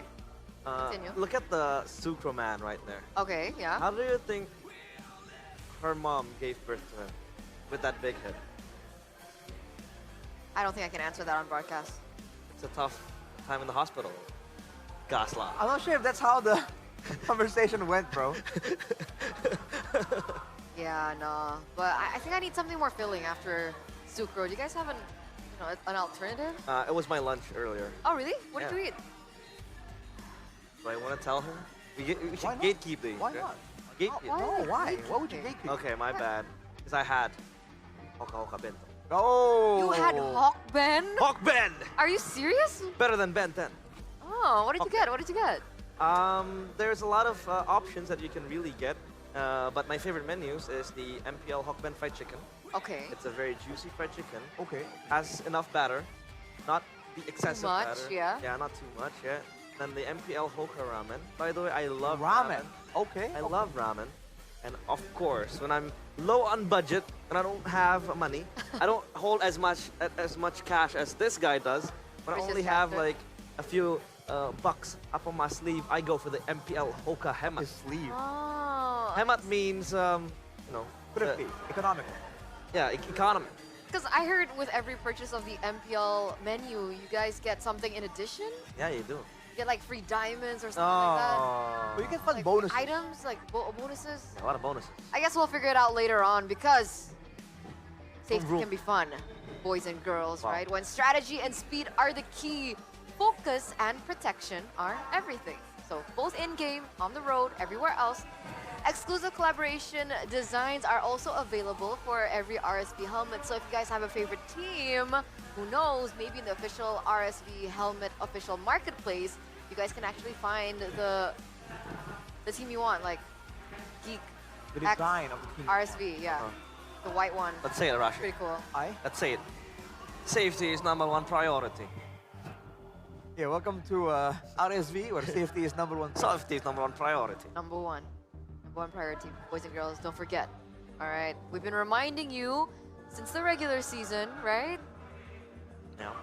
Protection number one, safety can be fun. You know, unfortunately, Miko was telling us that some teams don't have an Protection? addition. Yes, an addition just yet. You know, so like there's some Oh. teams that have an RSV addition. Right. Some teams don't yet. So, you know, we're looking forward to some more of those exclusives. Exclusive. Imagine having a Dewa one, right? Then you have Or Navi. Olympus behind it. Oh. What about Navi. Evos? Evos, it's probably a white tiger, or probably a picture of Albert, maybe. Which is pretty cool. I mean, It is. Or do you want a jacked porcupine on it? Hey, we that saw would be that. funny. That would be funny. Right? Oh, it's Codilwin in the watch party with Fandi. And? He doesn't look too happy. And? Fandi and? And? And? I don't know. That's why I'm asking. I don't know. I don't know her, honestly. Probably a nice person. I'm usually really aware with these people, but Ah. I'll figure it out, guys. Sorry, I let you guys down today. Fandi's a very funny person, by the way. He is. He's hilarious. Prince Fandi to you. Prince Fandi. Okay, my bad. King Fandi. I'll elevate that. It's in his name, bro. Fun. He's fun. Yeah, he's a fun guy. He is. And he's a Didi. Fandi. But moving on to the previous game recap here. Man, RP on that Bruno. How about that, huh? Yeah. The fact that I'm happy to see that crit marksmen still have a place in the meta. Because so far, there's been a lot of those swift build marksmen. There've been a lot of the ability-based kind of, like the Granger, for instance. But when I first started playing, the good old marksmen go for those crits, man. So seeing those big numbers, right, the big chunks, it's a far cry from the good old days where the Bruno would hit you for like half HP in a hit back in the olden seasons. But you know, it's a different sensation. It's a different play style, right? If it's in your team, then you have access to more bursts. If it's on the opposing team, you gotta be more careful. Brings diversity to the game. I agree. I mean, the Bruno was indeed a late game threat. It's bound to be always a Bruno when he's 3 items in, even 4. Make it even more for RP because he was playing a spectacular game. He knew how to kite properly because against the Granger, you don't necessarily lose out because the Bruno also has that range and that crit damage that can just burst quickly compared to the Granger. So we'll see if Alter Ego would like to have that type of hero again. We'll see, because it looks like both teams are actually on the same side. Alter Ego still on blue side, Bigatron on red. I wonder whether or not Bigatron will like to go back or fall back into the same draft that they did in game number 1, considering, like Mirko likes to mention, right? If it ain't broke, don't fix it. Hey, that's true. Drafting phase game number 4 presented to you by the official tournament smartphone Samsung Galaxy A36 5G, and yet still the Luoyi band. So Alter Ego go for the Boxia. But this is the change from the red robots. Barca picked up first. The only one bound. These are a quick set of picks. I mean, the Boxia again being prioritized by Alter Ego. Bigatron again. Fovia snatch in the hands of Dino because they know Luke also plays this.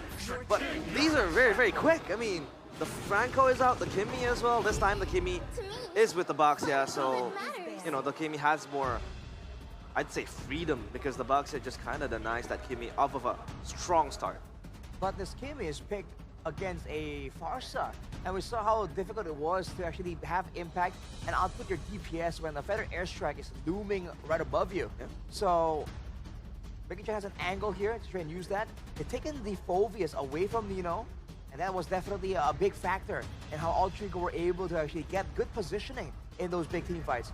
Along with that, the 1-1 that was banned away, I believe, in game number 2 and number 1 by Alter Ego has been let go. So Bigatron with a gold lane type of angle right here. And it makes sense, right? The 1-1 against the Franco, technically a free Purify that he's able to utilize.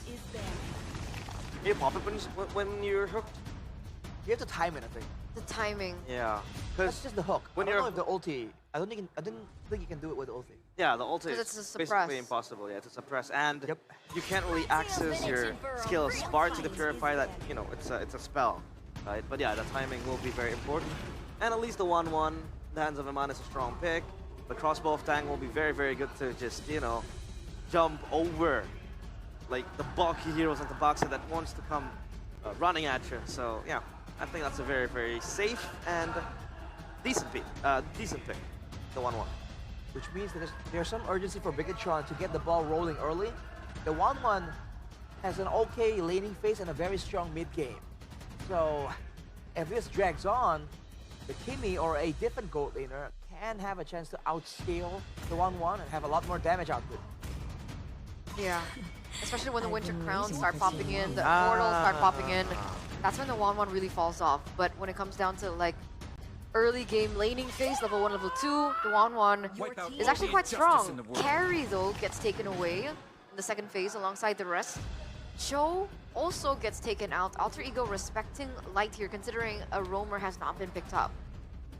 Cool, so the angle right now seems like for Alter Ego is to limit the engage tools. They've been on the back foot and they're unable to mount their own offense again and again because Bigatron has the better engage, has the bigger threat on the map. But now with the Franco that has proven itself very useful, even before the Baksha is even in the picture for the combo, with the traction pulse as well, by the way, can be comboed with the Iron Hook. I think Alter Ego are trying to make sure that, you know, Bigatron can't really get those lockdown type of heroes, and Mathilda will be the option. Mathilda Phobius for Bigatron, but against a Franco, hey, I don't know, man. You can't take the guiding win when you're being suppressed. But remember, this Franco was working only with the Kimi right now, which is why the carry was banned, right? Right. So we're looking at something else that is needed to kind of supplement the Franco if they still want to utilize Dreams for the pickoffs. Matrix? Matrix, yeah, I mean, you need follow-up damage, follow-up burst damage when the Bloody Hunt is out, so you have that pickup potential. But again, we need to note that this Kimi still could be flexed. Yeah, and go in the hands of Hijime. Let them come. Without, there the you Benedetta. go! The Nino special! I've been waiting for this, man, and the Irithel comes through. And some burst damage. It's not the best burst damage. Oh, wow. So if Alter Ego are gonna try and engage with a Bloody Hunt, they have to do so under the Feather Airstrike. This might be a bit difficult, but maybe that's where the Benedetta comes in. Whenever Moreno comes in with the Feather Airstrike, the Benedetta makes sure that he cannot stay there for long. Petrify, maybe? Most likely, I think. What about the Irithel and the 1-1 now? Because earlier we said that the 1-1 would dominate the lane, but with Irithel in the picture. Oh. Interesting. Mathilda Lucas, Mathilda Phobius. A strat we saw just earlier as well. Alright. The laning phase though, to answer your question, Eterna, is gonna heavily favor the Irithel. I think Mirko is very adamant that it's an absolute counter. So that's going to be the next challenge that Aman has to face. Still at match point. Ladies and gentlemen, can Alter Ego go for a full force into game number 5? We're going to throw it over to our casters. Gotta say, I didn't expect to be in this position, but me neither. Alter Ego is here, and their draft is looking mighty solid, Mirko. This is game 5, ladies and gentlemen. If we're looking at the drafts, right? The Lucas and Mathilda is great. 1-1 pick without banning Irithel, though. This is wild. Well, let's see, though. BTR is known to be very systematic, but unfortunately, they're more known as Biga Choke. Oh, no, please. As a lot of people would put it. So maybe that's an omen, bad omen for the BTR fans out there, including this guy right here. Get a load of this guy. Good cut from Alter Ego, really. I mean, at this point, also comfort picks from Alter Ego. It's comfort for BTR. But Iman's really gonna struggle in this lane. He got solo killed by a Bruno against the Granger. Alter Ego, by the way. Super fast pace, a good Iron Hook over. Oh my Not gonna be lord. caught, has a Purify to escape. Hijime putting the pressure on as well. Some early game bravado there from Alter Ego. Very, very aggressive in this early of a game, but talk to me about this matchup, Mirko. Irithel and 1-1, I would reckon that it's leaning more towards Irithel? Oh, dude, it's not even leaning. It's like the 1-1 collapses against Even the Irithel. early game. Especially in the early game, actually. Oh. Like, as long as you have sprint, even if you don't have sprint, you should be able to walk away, poke from afar, and that's why you can see how safe Aman is playing here. He needs to play very, very safe. He's going to lose out in trades. He's not going to be able to all in, and later on, crossbow attack is almost impossible to get against the Irithel, unless the Irithel is like bad. Yeah. And they're gonna try to proc the crossbow tank on towards Rin or maybe Dreams. That's the ideal targets. And the fact that Arfi actually took Thrill instead of like Fatal or like a attack speed boost. I like that. So he can trade a bit better because most of his damage will come through from his first and second skill. Yep. When it comes to this matchup too, by the way, it's technically not the best matchup picking up the Benedetta against the Phobius. You enable the Phobius a bit more, but it is a comfort pick for Nino. Back in Season 7, Season 8. Oh, Iron Hook there. Luke immobilized, so, oh, wait a second. Hedrum is quite low. Luke's not level 4. Nino's 4 first. Annabelle already chunked down. Eye for an eye, good one. Luke pulled back by the Guiding Wind. As cool as it gets, Nino, on the signature Benedetta. So it looks like going by the HP bars is gonna BTR. They're gonna just try to run down 2 levels out to the ground, especially with the Airthel too. Yep. You can see the bottom lane already losing out. Annabelle with a sacred piece on all into the back line. Dark Wave connecting with the Ninetales. Beast Bomb. Good petrify from Nino. God. The damage is insane. Light's gonna get chased down by Nino. Luke still in the front line, still jumping around, dunking on everybody, but Light is there to bail him out. 900 gold lead with 1 kill and a turtle. I believe it's mainly because of this gold lane matchup that they literally let go against Arfi. They gave him a good lane. That's a fast Heptasis if I've ever seen one. And no boots as well, so he's pretty much very confident with this damage. Streams though, still looking, traction pulls! Uh-oh. Good circling Eagle and a Guiding Wind, but Eman is still gonna be the one losing out on a lot of value when it comes to that. Luke walking up. Oh, try to catch it. Feather airstrike from Moreno to snipe him down. Annabelle in his own jungle. Oh, still able to secure his own purple. Rin a bit too early with his retry. And by the way, Dreams is again on the Franco, and mind you that this guy still has 100% win rate this season on a Franco, 3-0. And let's take a look at the item here. Ren actually goes for a Cursed Health right away instead of just maybe more tankiness. So he's confident they can just erase the jungles out of BTR's area, and right away you can see the level difference, 2 level from Annabelle and also Ren. That's a lot. Now it's a 1,200 gold lead for Alter Ego with a composition that I believe actually does better later on too. The Kimmy, the Irithel, we already know of the Irithel matchup. BTR are kind of forced to win the early game with the Phobius and Lucas. Yes, they'll have the Farsa, but even the 1-1 will be heavily, I mean, it'll be very easy to counter in the later stage of the game when Winter Crowns start getting built up. Up top, Shield Unity over to Light. Guiding Wind brings him in. Luke still jumping around again, able to get a few of these procs. Annabelle, Rasengan, Nino, bit too aggressive. Dreams walks off. Iron Hook, landing, traction, pulls the Bloody Hunt too. 1 for 1, Nino for Luke. Yep, that's a good trade. For, it's actually EXP to EXP, so it's a bit more equal than I thought. Annabelle though, Sacred Beast Forward is going in. Another airstrike, Iron Hook missing, but Annabelle's gonna be kited down. Even with the tail beast form, Hijume! With the chase, and Light might be on the other side of the receiving end of the bullets of Hijume. 2 kills, and also Eman falls down with Arfi. Solo killing him again. The double kill, a dunk below Luke. Traction pulse, good night. Alter Ego, 3,000 gold lead. BTR don't know where to go, don't know what to do. Yeah, it really might be a game 5 here on what was 2 match points for BTR. It's a bit too early to call it, but the way the game is going right now. It's not early at all. Hey, called it during the draft. I've been wrong a lot of times in the regular season, and I might be wrong again here. You're not wrong here, Sheffin.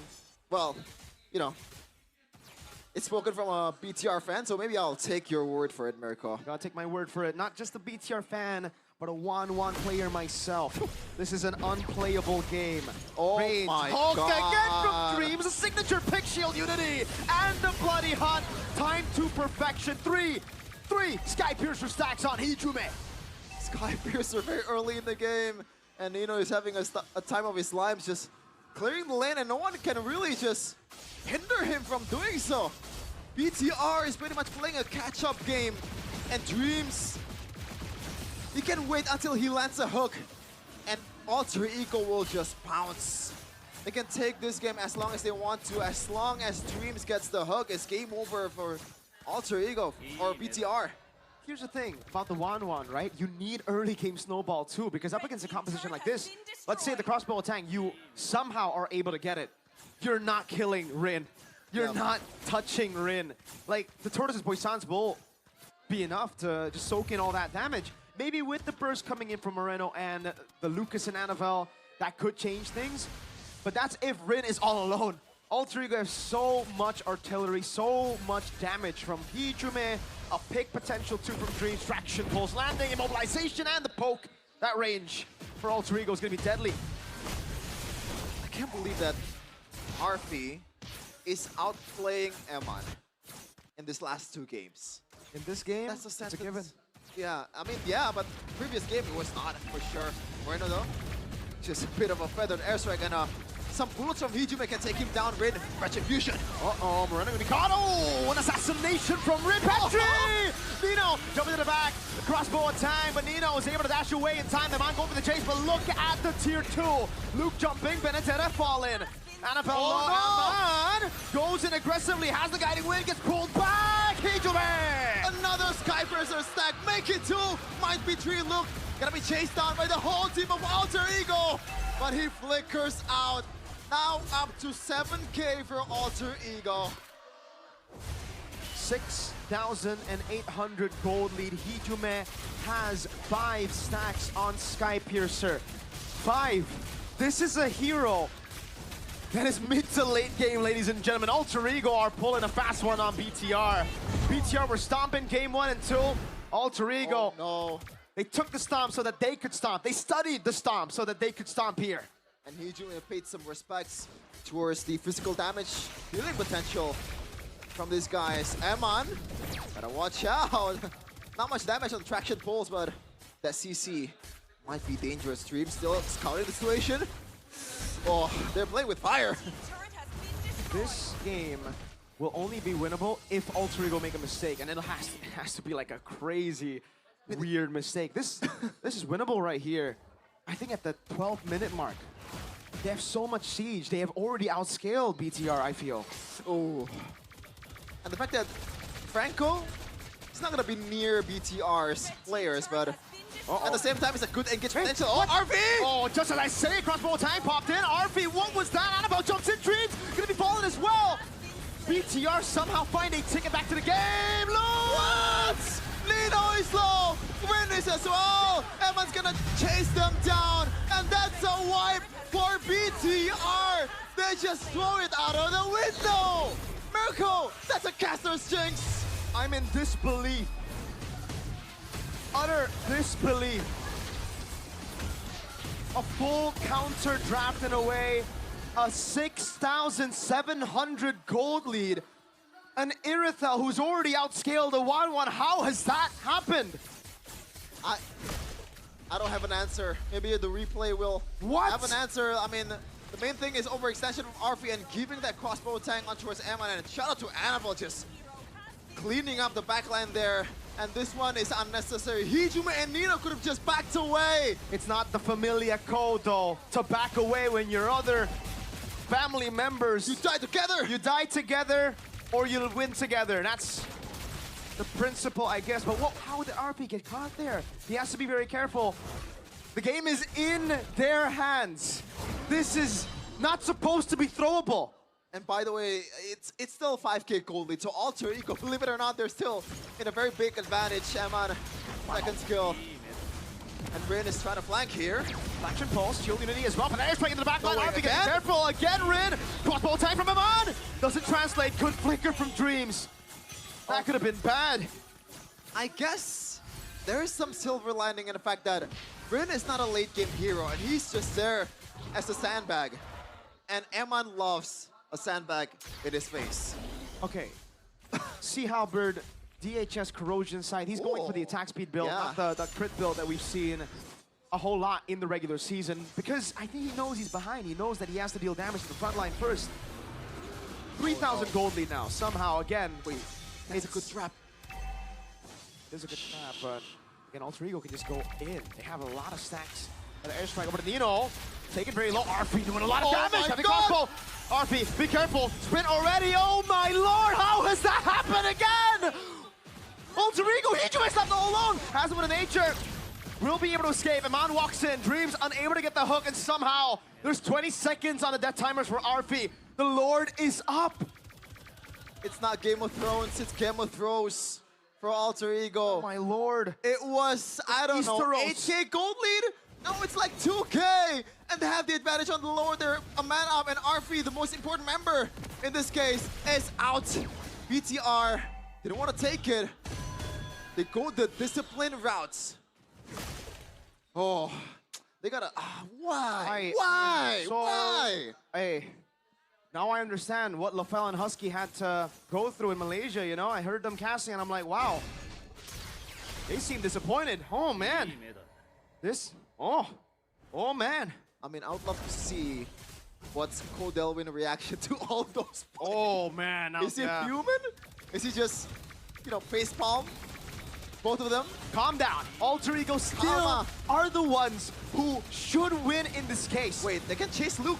No, there's no way. Luke walks in. Traction pulse already used up. Again, Iman walks up with a circling ego. The airstrike lost Arfi down. Heavy control already. Annabelle jumps into the back, but over to nature is ready for Arfi. BTR on the back foot one more time as they look to defend. I gotta say, the wave clear for BTR is actually kind of bad. Yes, Moreno is there, but this is 1-1 we're talking about. It's just tickles the lane. A single hit, like single target damage to the basic attack as well. It's not a Moskov. Winter, and there that's you a go. big item. Surely this is not losable here for Alter Ego unless we saw it Okay, you know two what? times. We don't say it anymore. You know, we might nothing curse is it. out of the window. Nothing is off the table. Let's see. Still a chance somehow, some way. Rinse shield unity cancel. Feather airstrike doing a lot of damage. Reeves! Gets Emma, but don't go up just yet. Once again, the throw is there. Hijume with a nature, and here are trying to throw again. Annabelle! Getting another immortality already popped in. Rin all alone in front. Nino gonna be taken low, taken down by Annabelle. Moreno handling the Lord. A wipeout. Annabelle gets a maniac. 18 seconds on Dreams. I don't think they can end just yet. They need to take care of the Lord, and they don't have a wave at all. But that was probably the sequence. This 3 sequence is probably one of the worst Mobile Legends that I've ever witnessed in MPL. Yo, Chef, and usually I'd be like, man, you're out of pocket for that one. But damn, you're right. Oh. RV is 1-3-1. This is an Irithel that wins laning against Eman. Oh. This is a favorable matchup for Irithel. Why? And still, by the way, ladies and gentlemen back at home, Alter Ego are the ones who have outscaled BTR. Let's take a look at the real-time gold graph. This is a generational throw from Alter Ego. How is it this close against a composition that should have scaled off, that should have been off? Oh man, Light's gonna go in again, circling Ego onto the back. Luke. Oh, I don't know about that. Oh, Nino's gonna be called alone. Eye for an eye for the airstrike. No cancel. He gets away with the final blow. And somehow, someway, BTR has the control. I mean, you can even argue at this point, Alter Ego, draft-wise, composition-wise, they're still up in the air. They're still leading. Like, oh my God, I've said a lot of times in this day that I'm speechless. Yeah. This is like the epitome of speechless. The gold gap was wider than Eterna's forehead. Oh my. And now it's only 100 for BTR. Skypiercer stacks are gone technically for Hijume at this point of the game, right? He had what? I think he had 60 stacks on the Skypiercer, and now it's... I would love to see the count on the Skypiercer now. No. For the airstrike, that was the Kumar push! Annabelle, that's a great bloody on from Dreams! And Luke jumps in. Annabelle, the front line guiding with, is trying to get away. Hijume chasing. Light also trying to get away. Luke might be at the end of the swords of Nino. Shield Unity used it. Luke taken down. I'm on 20 seconds up. Alter Ego. They should get it done here. They should get it done. Surely, now. come on. There's a wave. Do they want to go for that one? It's a 3v5. Iron Hook not landing. Wave in the bottom lane. Still with the pressure pulse again. Annabelle walks up again. It's going to be huge to make Hot very low. Feather airstrike. Locking him down in the back as Annabelle is able to escape. Light comes down. Blowing Bloody Hot. Locking him. Alter Ego, despite the crazy game, brings it to a game 5. Like, I am both relieved and also disgusted with the fact that Alter Ego played that bad, but in the end, they still get the W. How? Dreams. Yes, but like... Dreams. Dreams. This is some Indonesian Mobile Legends, ladies and gentlemen. This is... It is chaotic, for sure. It is Chaos Derby. But we're on to game number 5. The decider on the fates of these two teams. Possible reverse sweep in our hands for day number 1, ladies and gentlemen. Alter Ego, we're down 2-0. And now they're the ones leading. They're the ones with the advantage. Technically not leading, but with the advantage of momentum by their side. Do you have something to say more? Usually, I'd just be like sad that BTR is losing, but I'm sad at the state of this game. It is a peculiar game indeed. And the Big Choke allegations is coming to the surface once again. Oh my god. It might happen again, man. The panelists, like, you gotta break it down for us.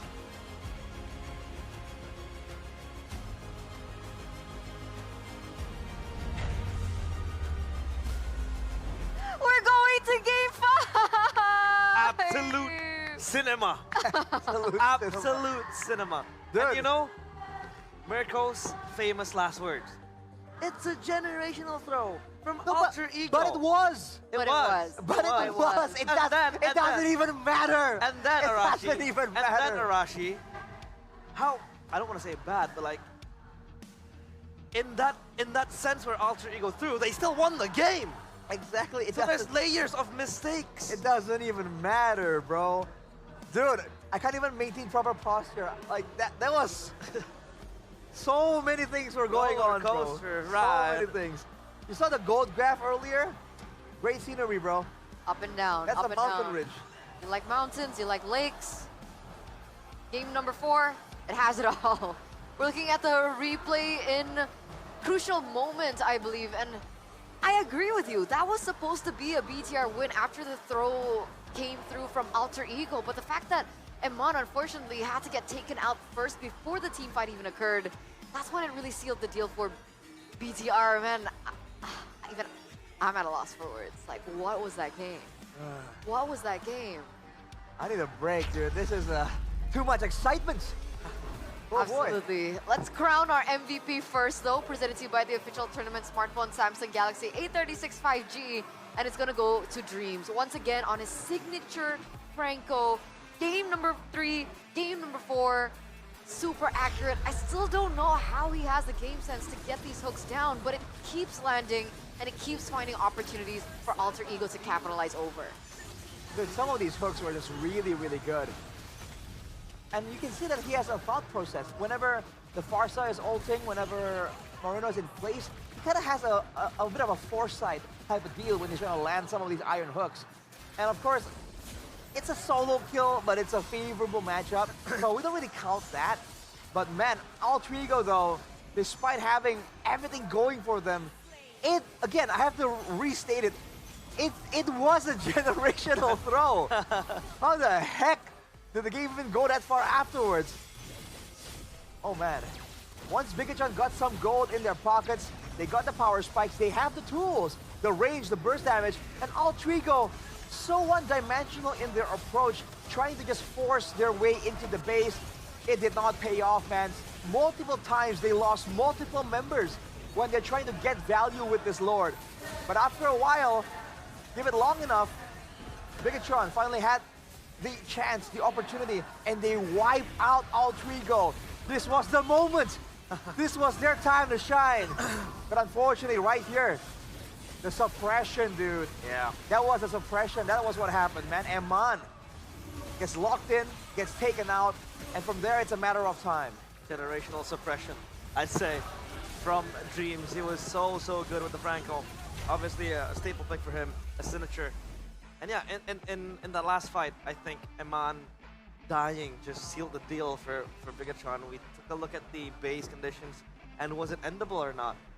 But I feel like after I said it was immediately, like, yeah, it's an end angle, bro. That's true, but like, after what Alter Ego did, that throw, I don't know what was in Bigatron's minds. I mean, they got the Maniac, they were able to turn it around, but they couldn't even still close it out. Well, they probably got swept up in the pace and the momentum, right? In trying to make sure that Alter Ego can't recover, can't set up again with 5 members. They're trying to find something. They're trying to force Alter Ego to react. Unfortunately, in doing so, they lost their main marksman, their main DPS output.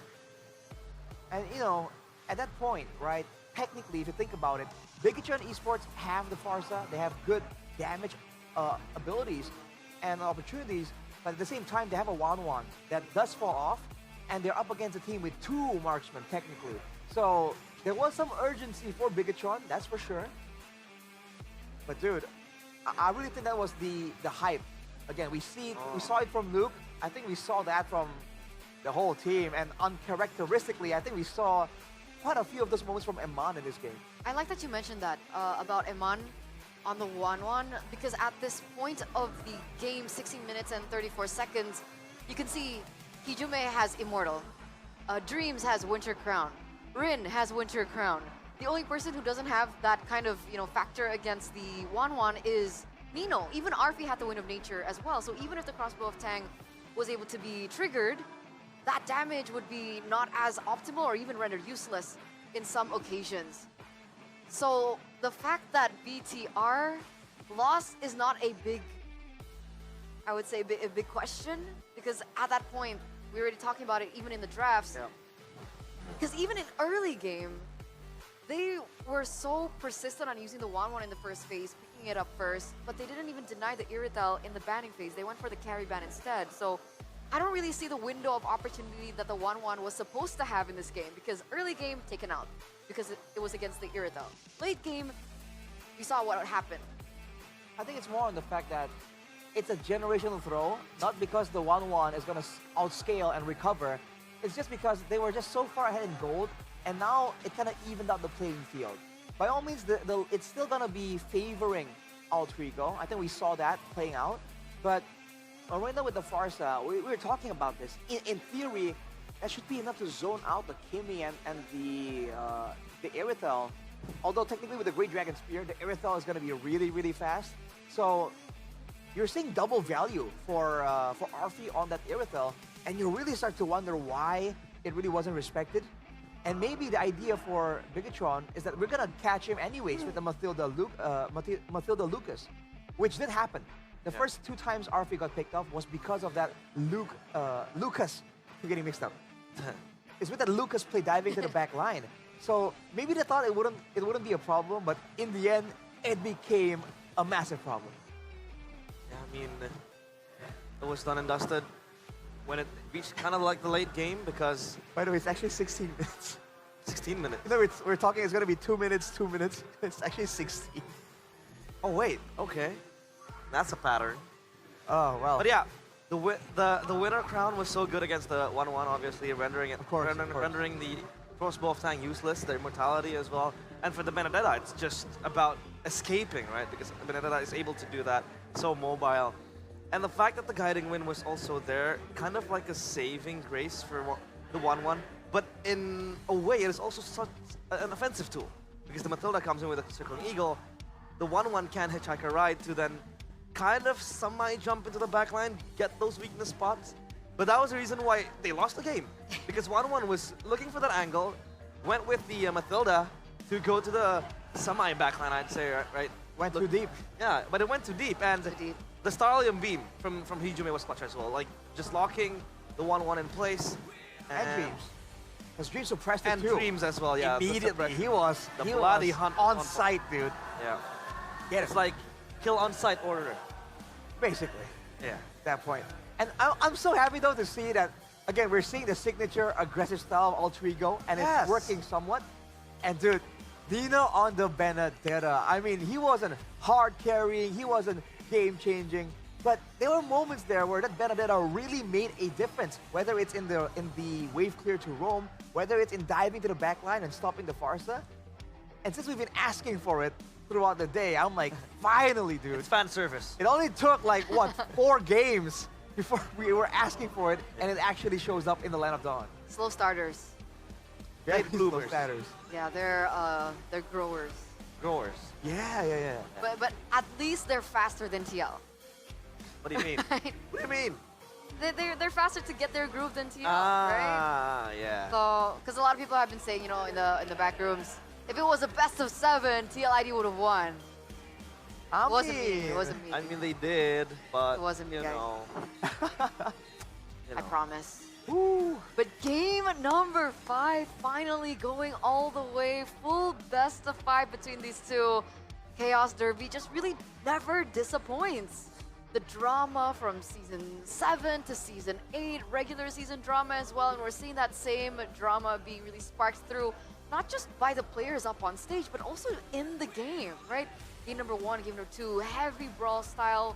We're seeing the exact same, I think, coming into the later stages of the series, but Alter Ego are adapting. Alter Ego are adjusting. They're not Right. as hot-headed.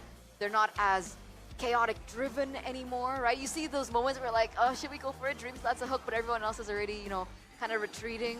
They don't want to overcommit too much. And if Alter Ego can keep this up, I do believe that there is a world and a chance where Alter Ego takes this. Well, you have to remember, it's close, it's exciting in the game, outside the game, also in the caster desk, because someone is quaking in their boots right now. Woo! I believe so. I believe so. He's sweating. He's sweating. Sweating bullets. Codelwin is sweating in the watch party as well. I think everyone's sweating right now. Fortunately, his hair's no longer red. Yeah. That's true. He's no longer gonna have hair if this Huh? is the case. Well, he's gonna bald because of the stress. Oh. Come on. Okay. Oh, wait, we have an interview though. Yep, we Whoa. are going to go to an interview before we get into game number 5 with Buddha Clara Mongstar. Take it away.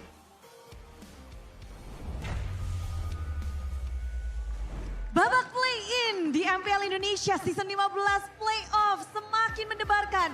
Di match kedua kali ini, dua tim sama-sama nggak ada yang mau pulang, sama-sama ingin berjuang. Dan tentu saja perjuangan mereka terus didukung oleh support system.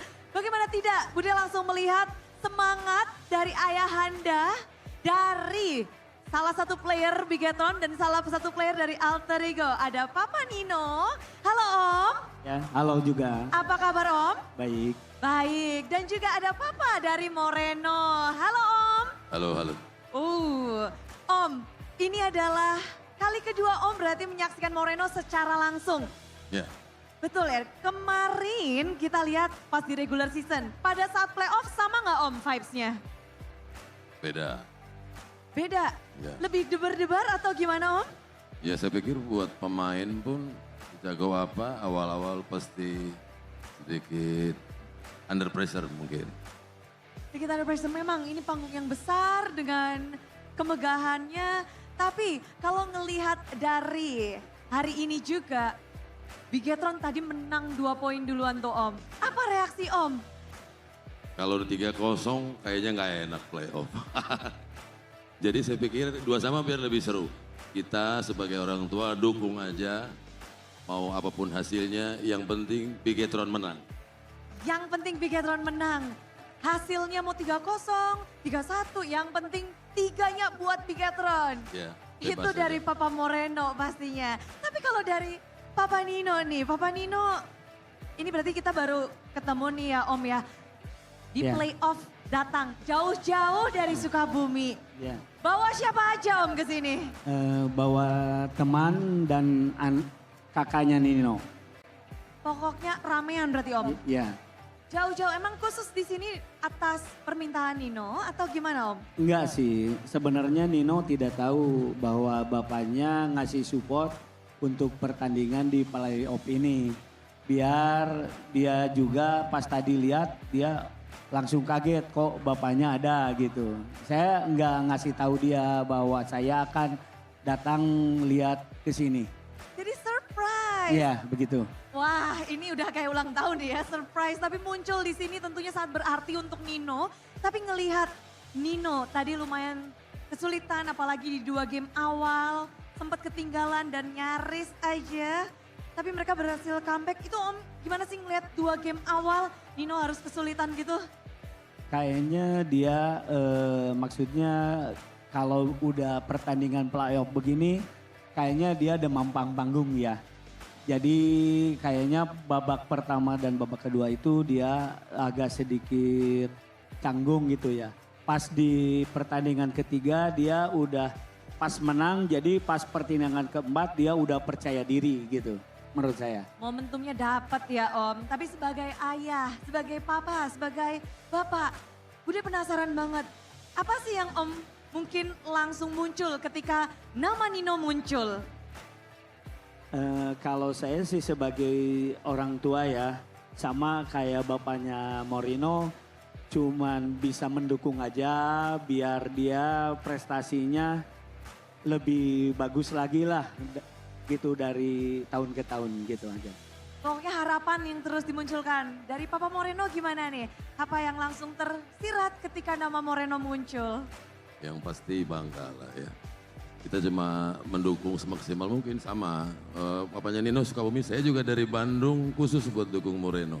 Khusus jauh-jauh dari Bandung. Sama-sama dari Jawa Barat ya. Itu dia. Ya, Pak. Boleh ngomong Sunda langsung nih Om. Sundain ke Moreno Om. Ya, nyuhunkeun dukukangana kanggo warga Jawa Barat karena Moreno dari Nino itu berasal dari Provinsi Jawa Barat. Semoga mereka itu bisa berprestasi dan membawa nama Jawa Barat lebih bagus lagi, begitu. Untuk Jawa Barat, pokoknya ini untuk warga Jawa Barat. Ya. Biar mendukung keduanya. Ya, semua warga Jawa Barat biar mendukung, biar jangan masuk barak militer. Oke, tapi itulah dia. Akan ada satu tim yang masuk ke babak selanjutnya dan satu tim harus berpuas diri. Kepada support system Bude ucapkan terima kasih, hatur nuhun. Sami. Dan kita akan langsung lanjutkan bagaimana game penentuan. So, caster, panelis, semuanya bersiaplah.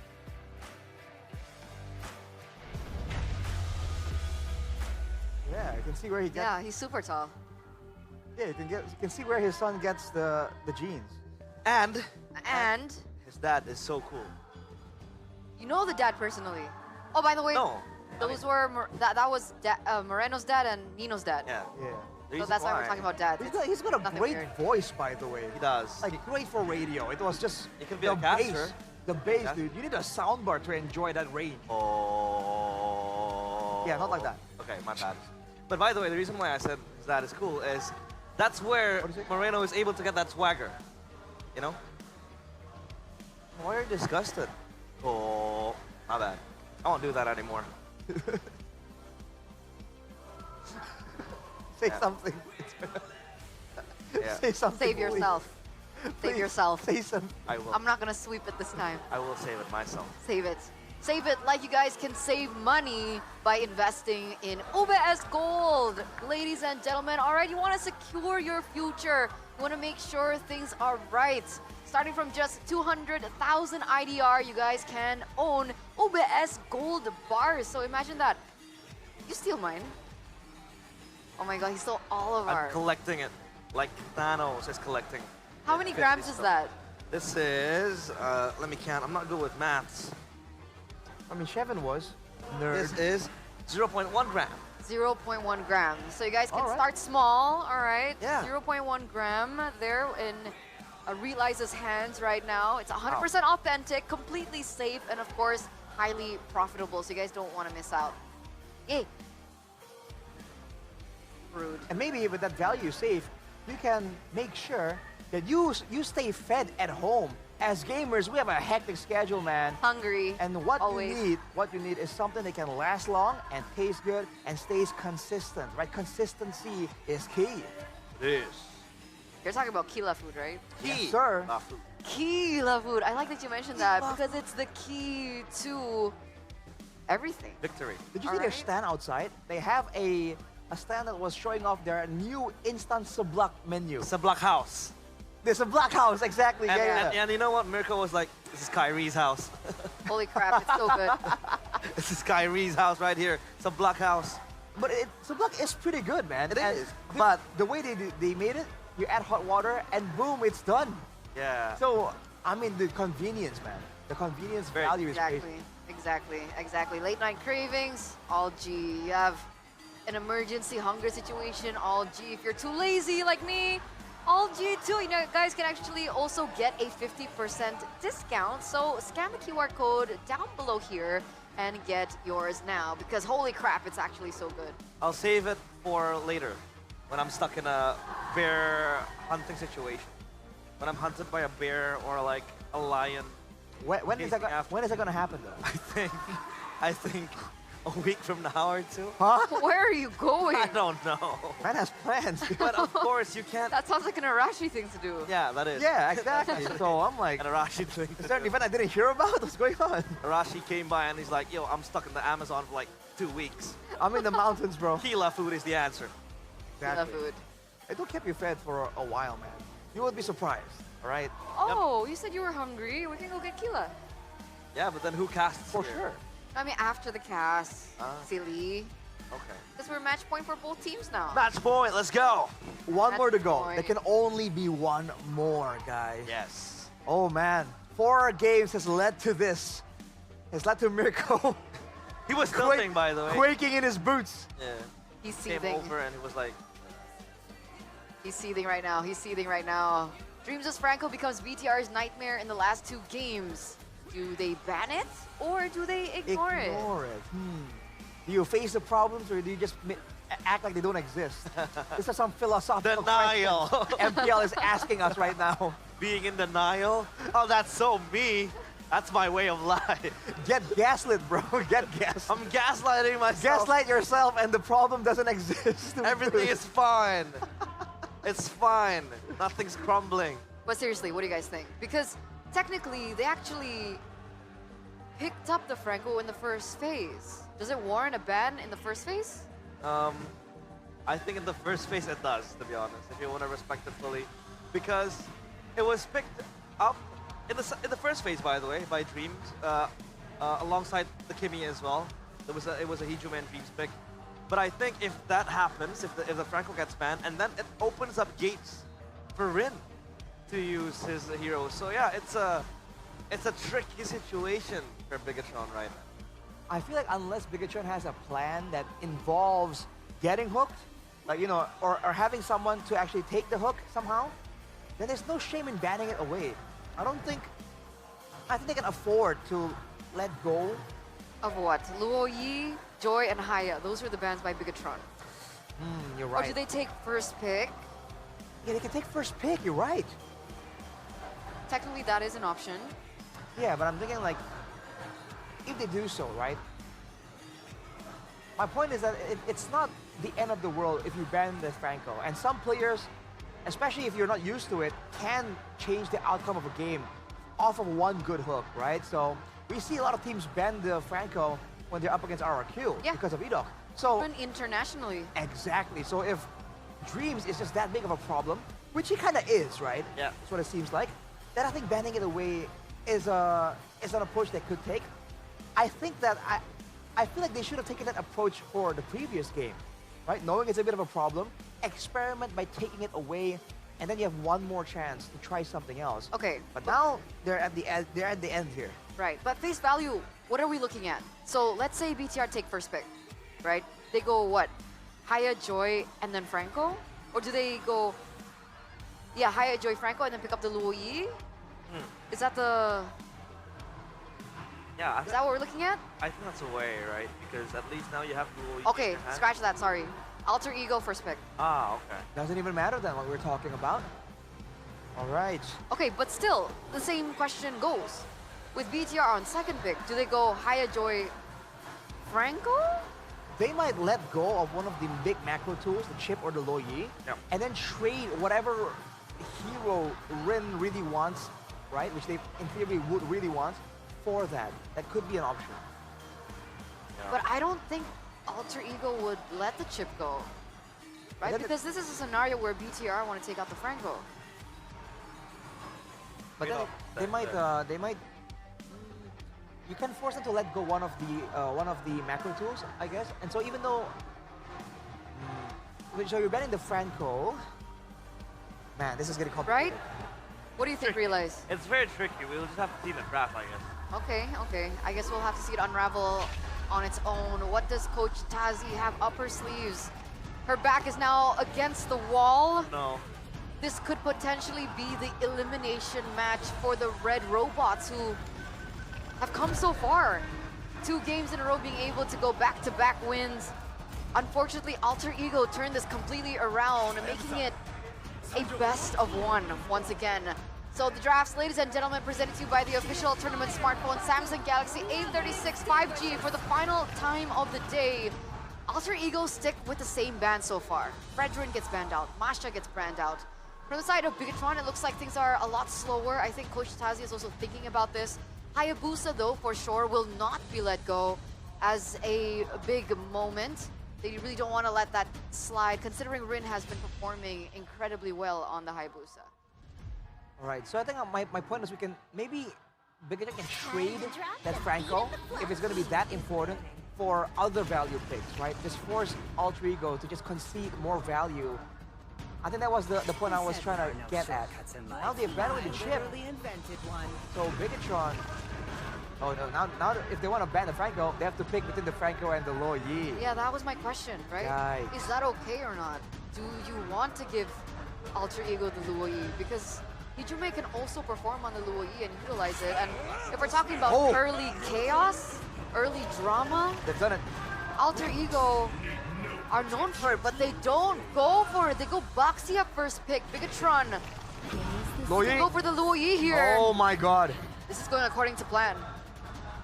All right. So this Boxia is just that prio for Alter Ego, it seems. Man, considering they don't have any flex routes with it, considering that Rin isn't well known for playing with it, this is a surprising amount of prio for that Boxia. Now for Bigatron though, Luo Yi with the Kalia, great potential here, and they can pivot into a lot of different situations here. They can play more front to back. If they want a bit of an assassin potential, they can try and do that as well. It's looking pretty good so far. Still big flex. Still big flex.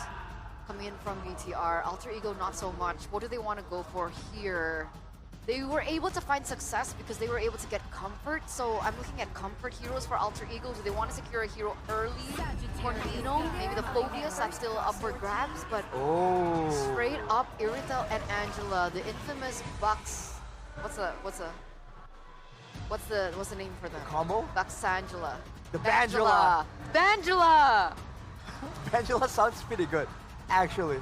Yeah. Angela. The what? Never mind. I don't know about that. A party pooper. It's okay. We like it. Well, the Angela with the Baksha and the Iritel, though, if you've been in a ranked game and you've been ran over by an Iritel-Angela combo, you know that is a pretty dangerous situation. So Bigatron, they have the macro threat, but what could they possibly be planning here? Final pick for the last year, is it going to be... Experience the euphony. Oh, Granger. Eman back to his roots. Alright. Seems like the Granger is going to be much more of a comfort pick for Eman. Obviously it helps them as well, but isn't that a bit too bold going the Granger against the Iritel? Granger against the Iritel. Is that not a good lane for the Granger? Yeah. Early game? No. It's a better lane for the Iritel, I think. Because again, you can move around and avoid most of the shots. Oh, although I see that angle. That's been a bit of a mini counter, the Iritel for the Granger. But at the same time, towards the end of Mpl Id Season 15, we've seen a lot of Grangers like find a way to deal with the Iritel somehow. They've been winning lanes, Granger versus Iritel. So, CC, banned by Bigatron. Interesting. You would think they would be interested in picking it up, but no, okay. Is it a Lucas angle that they're looking for with the CC banned out? I feel like they need either crowd control to stop whoever's getting boosted by the hard guard from wreaking havoc, or they need enough damage or sustain. There's different angles they can go with here, but I feel like looking at the pattern, Vigatron should be looking at damage options here to really make sure that the hard guard can be nullified. Yeah. I mean, sometimes you gotta fight sustain with sustain, right? And quite a few times you go the Florin if you see the Angela, but I think that could be far-fetched at this moment. The Phobius ban does come through. It just denies Nino of a strong pick, a strong lane as well for him, right? With the Phobius. Okay, but there's still an option for Alter Ego to go for something crazy in the EXP lane, right? We saw the Lucas in the regular season. We saw the Benedetta earlier.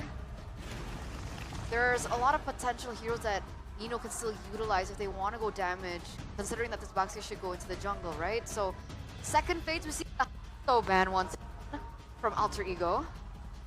All right. Interesting ban from Alter Ego right here. I guess Hanzo. They don't want they want a jungler that can kind of steal camps and run off, because the Baksha wants to force you into that early game brawl, and the Hanzo can be a bit pesky in a sense, but Vigatron back on the Barat. This is the option they went for in game number 3 earlier. Oh boy, this is a bold one. Yeah, again, the premise we talked with Professor KB about this is the fact that the Barats can eat the Baxia when objective takes are happening to stop it from rolling around.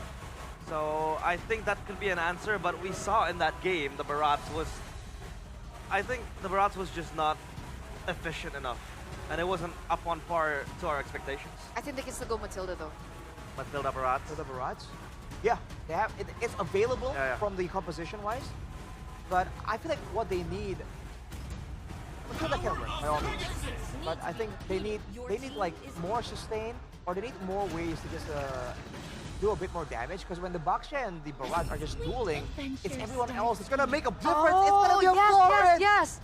No, yes. I was thinking about a support hero for the Barats. I completely forgot about the Florin. This could work, right? Wow, I don't know if we've seen Light, I'm assuming, played as Florin though. Against the Badang and the Kimi, last picks for Alter Ego here. When it comes to damage output, there is more coming out of Alter Ego. The Bigatron, they have the AoE, they have the crowd control from the Yin-Yang effect, and they have this extra bit of sustain right now. So, it's a battle between defense and offense here, and Bigatron are ones defending. Okay, we're gonna throw it over now to the casters, because ladies and gentlemen, elimination match, Chef and Mirko, take it away. Chaos Derby reached its peak. Game number 5, now or never. Win or go home. Bigatron and Alter Ego is gonna fight it out in Jakarta International Velodrome. Last game of the day. Welcome to the Lanadon. You can hear the Jakarta International Velodrome go crazy with the Alter Champs and the Troopers. BTR started things off with a 2-0. Alter Ego responded with their own 2-0. And we are now in a best of one. One game to seal either BTR or Alter Ego's fate.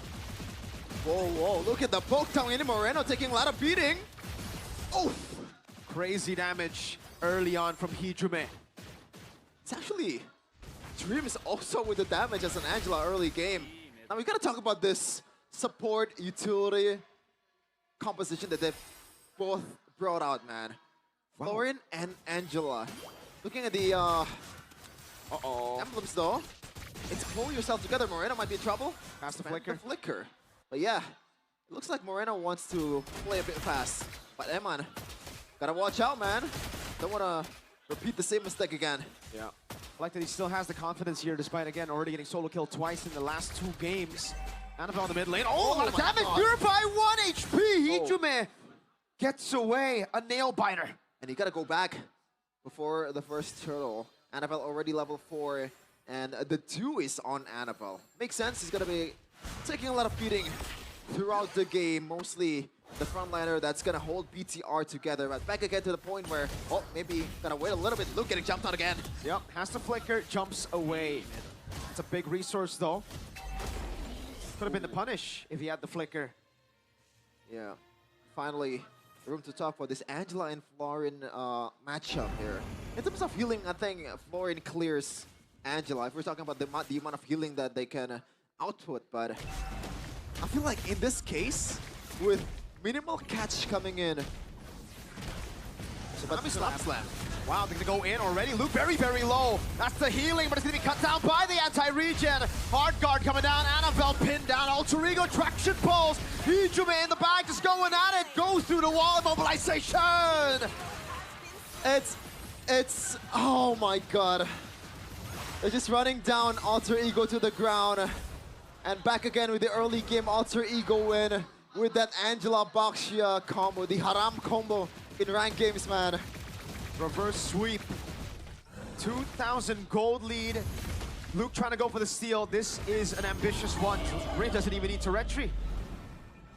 This is looking really bad. Oh, Emando might want to go for RV. Tries to go for it, but will not be able to do it. Uh-oh, Light taken down by RV. Dreams just came there and take the kill for himself. No, actually, it's actually RV taking the kill. It's even better. Moreno, though, taking a lot of hit also, and Hijume just dominating the mid lane matchup here. Even in the gold lane, it's still a W for RV. So overall, BTR is losing in all lanes that they have. Item check, 2 demon shoes from the supports so they can heal their teammates as much as possible. 2,400 gold lead. Again, with the composition that does really well as we get into the mid to late game here, Sheffin. Kimmy, 500 lead against the Lo Yi. The Irithel as well. He's going to do real good once he gets the Haas Claws. This is already a way to win the lane against the Granger. Once you get it, the Granger usually wins out in poke. But when you have sustain to deal with it, the poke is nullified, neutralized completely. Rin already invading the Barats as well, something we were already talking about when we saw it first. Now we see it, I think, multiply that pressure from the Baxia. This is the weird part, right? Oh, Rin, someone in bed of the jungle, and he actually takes it! Yep, Annabelle caught in the bad spot again, and no hard guard committed. It was just hovered over Rin. God. I thought maybe the hard guard was there. He took no damage. So the only thing they can play with is Moreno diversion. But at the same time, look at the composition, Mirko. The early game damage. Which hero that can, you know, output that for Moreno and try to snowball to mid game? At this point, BTR are gonna have to wait. And yeah, I think Moreno still can deal damage. It really depends on how he's able to get the yin-yang reactions. Yeah. But with the healing of Alter Ego, oh, flicker out. You can, oh, traction pulse! Oh! Nino! Gets a massive pin. Hijume gets the kill. Moreno down. Luke now goes in for a play. Tsunami slam under the turret. No follow-up. Annabelle did not have that as welcome. Ring can be pulled back again. It will be a kill over. Wait. Nino taken very low. RP walks up a kill under the turret. Eman gonna be taken very low as well. Still Luke there with a sustained. Dreams. It's chaotic here in Jakarta International Velodrome. Dreams trying to run for the heals or maybe take the kill for himself. Luke is gonna go down to the hands of Dreams. Man, oh man, they're not letting us breathe. 8-2. Constant brawls back and forth, and BTR are the ones losing out in the brawls.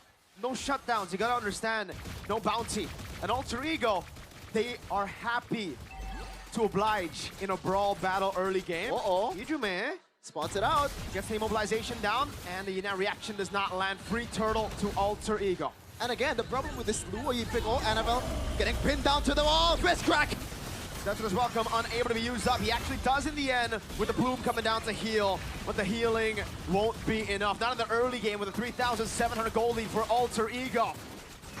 There's no other way to say it. They fell off hard. BTR, just what happened? Is it purely because of the draft? And speaking of the draft, I want to go back to the point of Moreno. Usually you want to pair up Luo Yi with a set. Something like a Tig.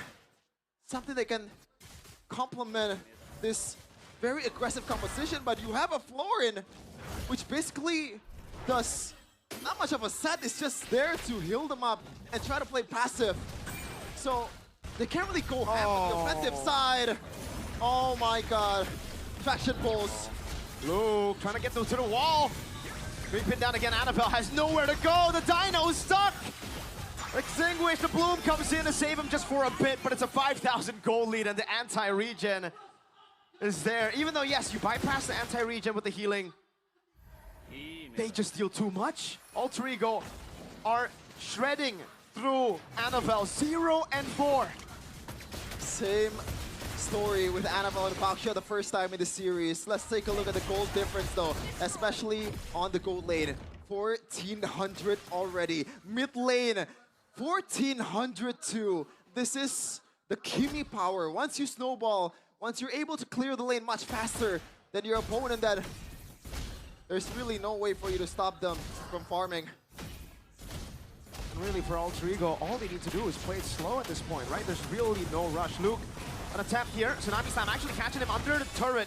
Detona's welcome. Not enough damage, I believe. Oh! In the back line, able to stop the damage from coming in, and Rin is just tagging it all. Zarfi wreaks havoc in the back. Iman forced to flicker out. Mind you, that Rin was in the turret aggro for a solid 40 seconds. That is how ahead Alter Ego is right now. 1k gold difference per minute.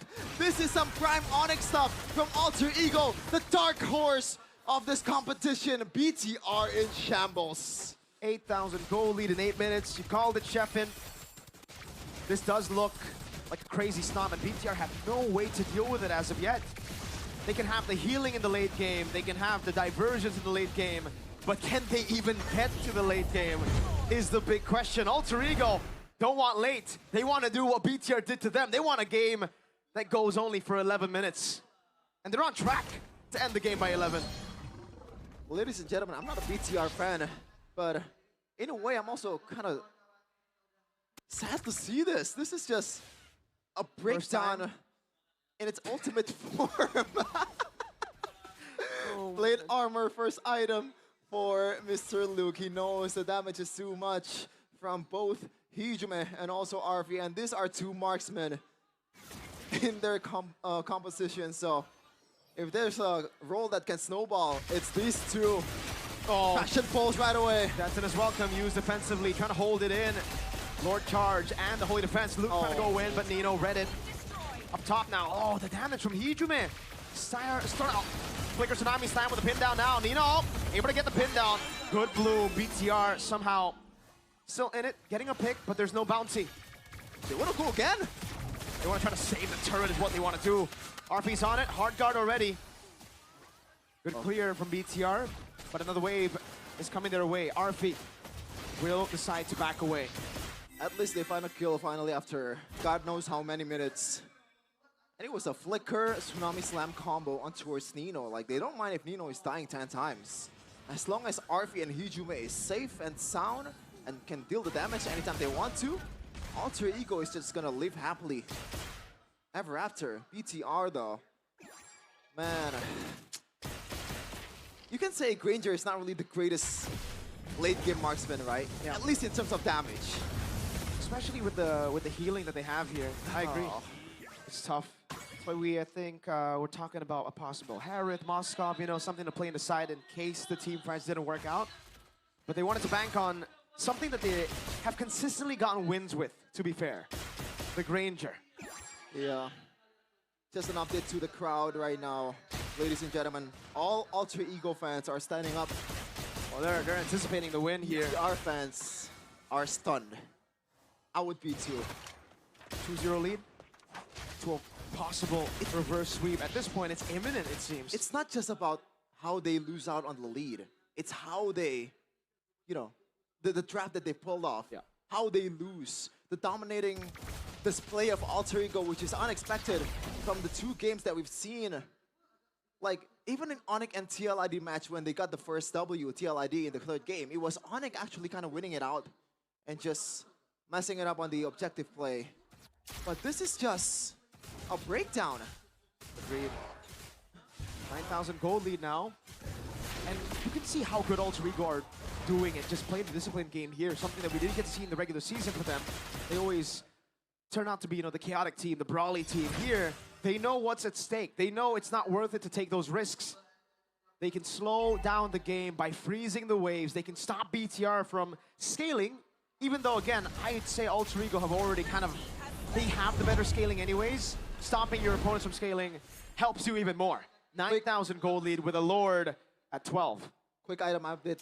Rin has not built, not even a leather jerkin, a single physical defense for himself. It's mostly just magic. Well, it's all magic and HP-based items. So you can see that Eman is a no threat for Rin, unless he's getting, the third aggro, and somehow Eman procs the Sky Piercer. Does he even have Sky Piercer at this point? That's a good question, actually. I don't It's not know. really the greatest item to build right now, but... Probably not. Yeah. This is, and it could be the final moment of the game, ladies and gentlemen. Lord marching in the mid lane. Annabelle caught the traction bolt already. Tenson as well. Oh! The fist to the death! And Arby is going crazy with the crossbows. Rain in the front line. Nino, Hijime, all of them are going crazy! It's all over! Ladies and gentlemen, Bigatron Esports have been reverse swept by Alter Ego! And all Alter Champs are standing up, celebrating this very well-deserved win. What a way to turn the script around. They came out as the dark horse. No one counted them in this matchup. The predictions, they were mostly last in the power rankings.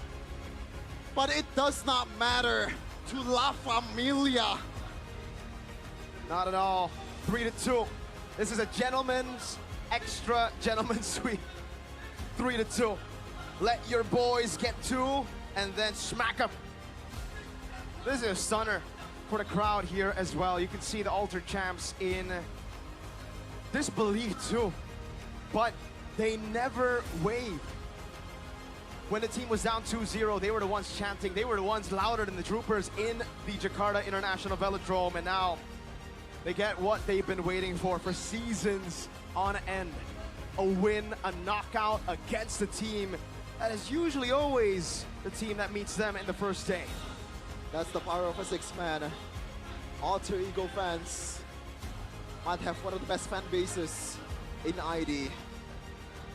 And they are dancing around, just celebrating the W.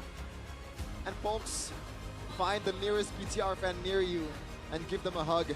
A very well-deserved hug after this performance. I am out of words. And Nino, last season, he gave a very emotional speech about how he's letting Codelwin down, the CEO down. This time, he can hold his head up high and say to his face, I made it, Codelwin. This is Alter Ego that we've been striving to see. What a story. What a series. To get a win in this way is definitely, it's crushing for BTR and Troopers. Trust me, I know. But for Alter Ego, what a moment. A full comeback with a rookie, 2 rookies. And ladies and gentlemen, this is gonna be a hard watch. Let's send off Bigatron Alpha. Dan ini akan menjadi panggung terakhir di season 15 bagi tim yang menorehkan sejarah. Mereka selalu masuk babak playoff, namun perjalanan mereka harus terhenti hari ini. 5 game telah mereka habiskan. Biget Troopers pun bangga kepada Bigetron. Namun kita harus menyaksikan one last bow from Bigetron. Mari sambut, inilah dia, tim Bigetron. Terima kasih atas perjuangan tim Bigetron dan banyak hal yang tidak disangka. Mereka telah mendapatkan 2 game pertama, namun reverse sweep didapatkan oleh tim Alter Ego.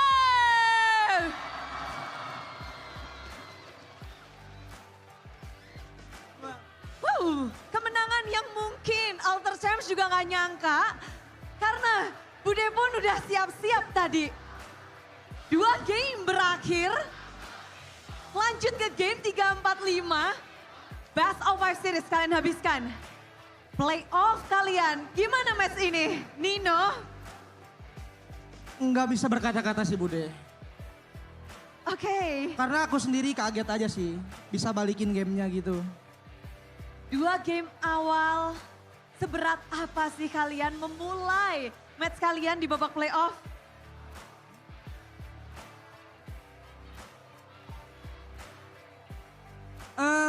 Yang pasti nggak tahu sih, lutut juga udah lemes sih Bude.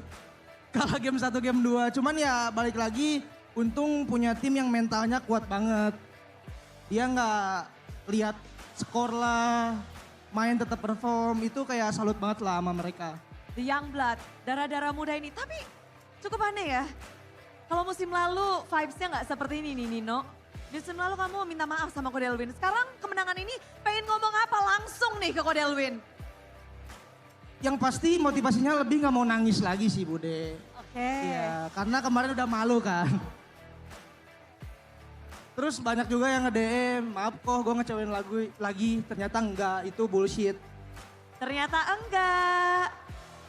Enggak ya, dan terbukti kali ini mereka melalui play-ins. Memang dramatis, tapi kalau ngelihat tadi game 1-2 mungkin kita bakal langsung tanyain kepada The Young Blood ya. Darah-darah muda, Rine, game 1-2 kenapa Rine? Kenapa playoff ini mulai game 1-2? Nggak tahu sih Bude, kenapa ya belum bangun aja kali ya? Oke, cara bangunnya gimana tuh tadi di game 3, 4, 5? Tampar kekalahan biasanya bangun. Oh, tamparannya keras ya. Tapi kalau ngelihat Rine, game 1-2 kita ngelihat sampai banyak yang menyadari bahwa Rine tiba-tiba feeder. Nggak biasanya kita lihat Rine nge-feed. Apa tanggapanmu terhadap dirimu sendiri? Apa ya? Kenapa ya diri aku? Aku juga nggak tahu deh. Oke, lalu bounce back-nya gimana? Bounce back-nya Baxia kuncinya. Baxia kuncinya. 3 game kamu menggunakan Baxia lancar gelinding-gelinding di line of down. Sebuah kesalahan dong Baxiamu dilepas.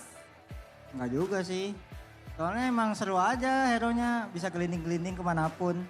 Oke, tapi dari kemenangan hari ini, apa yang Rine fokuskan? Ngelihat musuhmu tadi, Anavel yang bahkan dia sampai dapat maniak-maniak loh. Apa yang kamu fokusin untuk match hari ini, untuk menang? Apalagi lawanmu tuh Anavel yang sampai maniak-maniak. Yang aku fokusin sih cuman cara balikin gamenya aja sih. Udah nggak ada lagi. Dan itu berhasil? Iya, iya kan berhasil kan ya? Ya berhasil. Soalnya tadi dia bilang waktu main link 070 mending main sepeda aja katanya. Mending gelinding aja ya. Itu requestan dari Rine berarti? Enggak, dari coachnya, lu gak bisa assassin dah main Baxia aja. Udah sesimpel itu kalian ya? Iya. Problem solve. Oke, tapi ngelihat hari ini juga bahkan tadi dari Alter Ego X bilang katanya kalau Franco-nya Dream sudah muncul, artinya musuh akan kewalahan. Begitukah Dreams? Nggak bisa ngomong kayak gitu sih. Ya tinggal lihat hasil aja udah. Hasilnya bener sih. Ya udah berarti bener. Oke, singkat pada jelas dari Dreams. Dreams, Ya. masuk ke babak playoff bersama dengan Alter Ego. Dengan histori yang cukup tertatih-tatih, apa nih yang mungkin dari Dream sebagai seseorang yang punya banyak pengalaman, apa yang kamu bisikan kepada anak-anak Alter Ego? Nggak ada sih, udah kayak main satu as a team aja udah. Ya main ya kalah bareng, menang bareng. Menang bareng, kalah bareng. Kalah game 1 kedua, bagaimana kamu menerimanya? Ya lumayan kesel aja kalah, gara-gara botak 070. Oke, jadi gimana kalian menyelesaikan hal itu? Game 1-2, 070, lalu dia bisa comeback? Daripada nggak bisa assassin udah suruh main tank aja udah. Simple ya memang kalian ya. Oke, santai aja dan semuanya ternyata terjawab dengan indah. Dan Arvi ini adalah panggung pertama pula untuk Arvi, The Young Blood. Dua player yang bisa dibilang ajaib sekali. Arvi, panggung pertamamu, gimana sih panggung MPL Playoff buat Arvi? Deg-degan dikit, udah. Kenapa deg-degan? lebih rame aja sih yang nonton. Apakah itu mempengaruhi sedikit banyaknya permainanmu di game awal-awal? Awal doang. Awal doang? Ya. Setelah terbiasa aman? Atau ada Aman. bantuan dari teman-teman? Nggak ada sih. Mikir diri sendiri aja. Mikir diri sendiri. Apa yang kamu pikirkan tuh pada saat itu? Solo kill Eman gitu. Ya. Iya. Apa nih strategi? Kan banyak banget yang juga berteriak Eman adalah salah satu gold laner terbaik di Indonesia. Yang sudah melalang buana. Dan kamu melihat Eman di babak playoff ini. Dan kamu berhasil solo kill juga. Gimana sih pertarunganmu tadi? Biasa aja sih Bude. Jagoan pas di reguler. Oh kamu merasa malah lebih sulit pada saat di reguler daripada di babak playoff? Iya kalau di laningnya lebih jagoan di reguler. Well, apakah kamu yang punya strategi berbeda? Gak tahu sih Bude. Nggak ada sih kalau strategi berbeda. Tapi ngebawa Alter Ego dengan kemenangan satu match di babak play-in. Ada kebanggaan tersendiri atau ada perasaan tersendiri yang mungkin kamu ingin sampaikan? Kalau perasaan seneng sih Bude. Soalnya baru pertama kali menang di playoff. Dari MDL juga gak pernah menang di playoff. Malah di MPL yang ngedapetin. Alhamdulillah. Ini nggak ngedapat boostingan dari Alter Ego X nggak? Jadi terpicu nggak kepengen menang juga dan mungkin juara? Ya Bude, terpicu. Ya, ya dan tidak. Bisa jadi. Dapat dukungan langsung dari kawan-kawan lamamu yang ingin kamu sampaikan kepada mereka?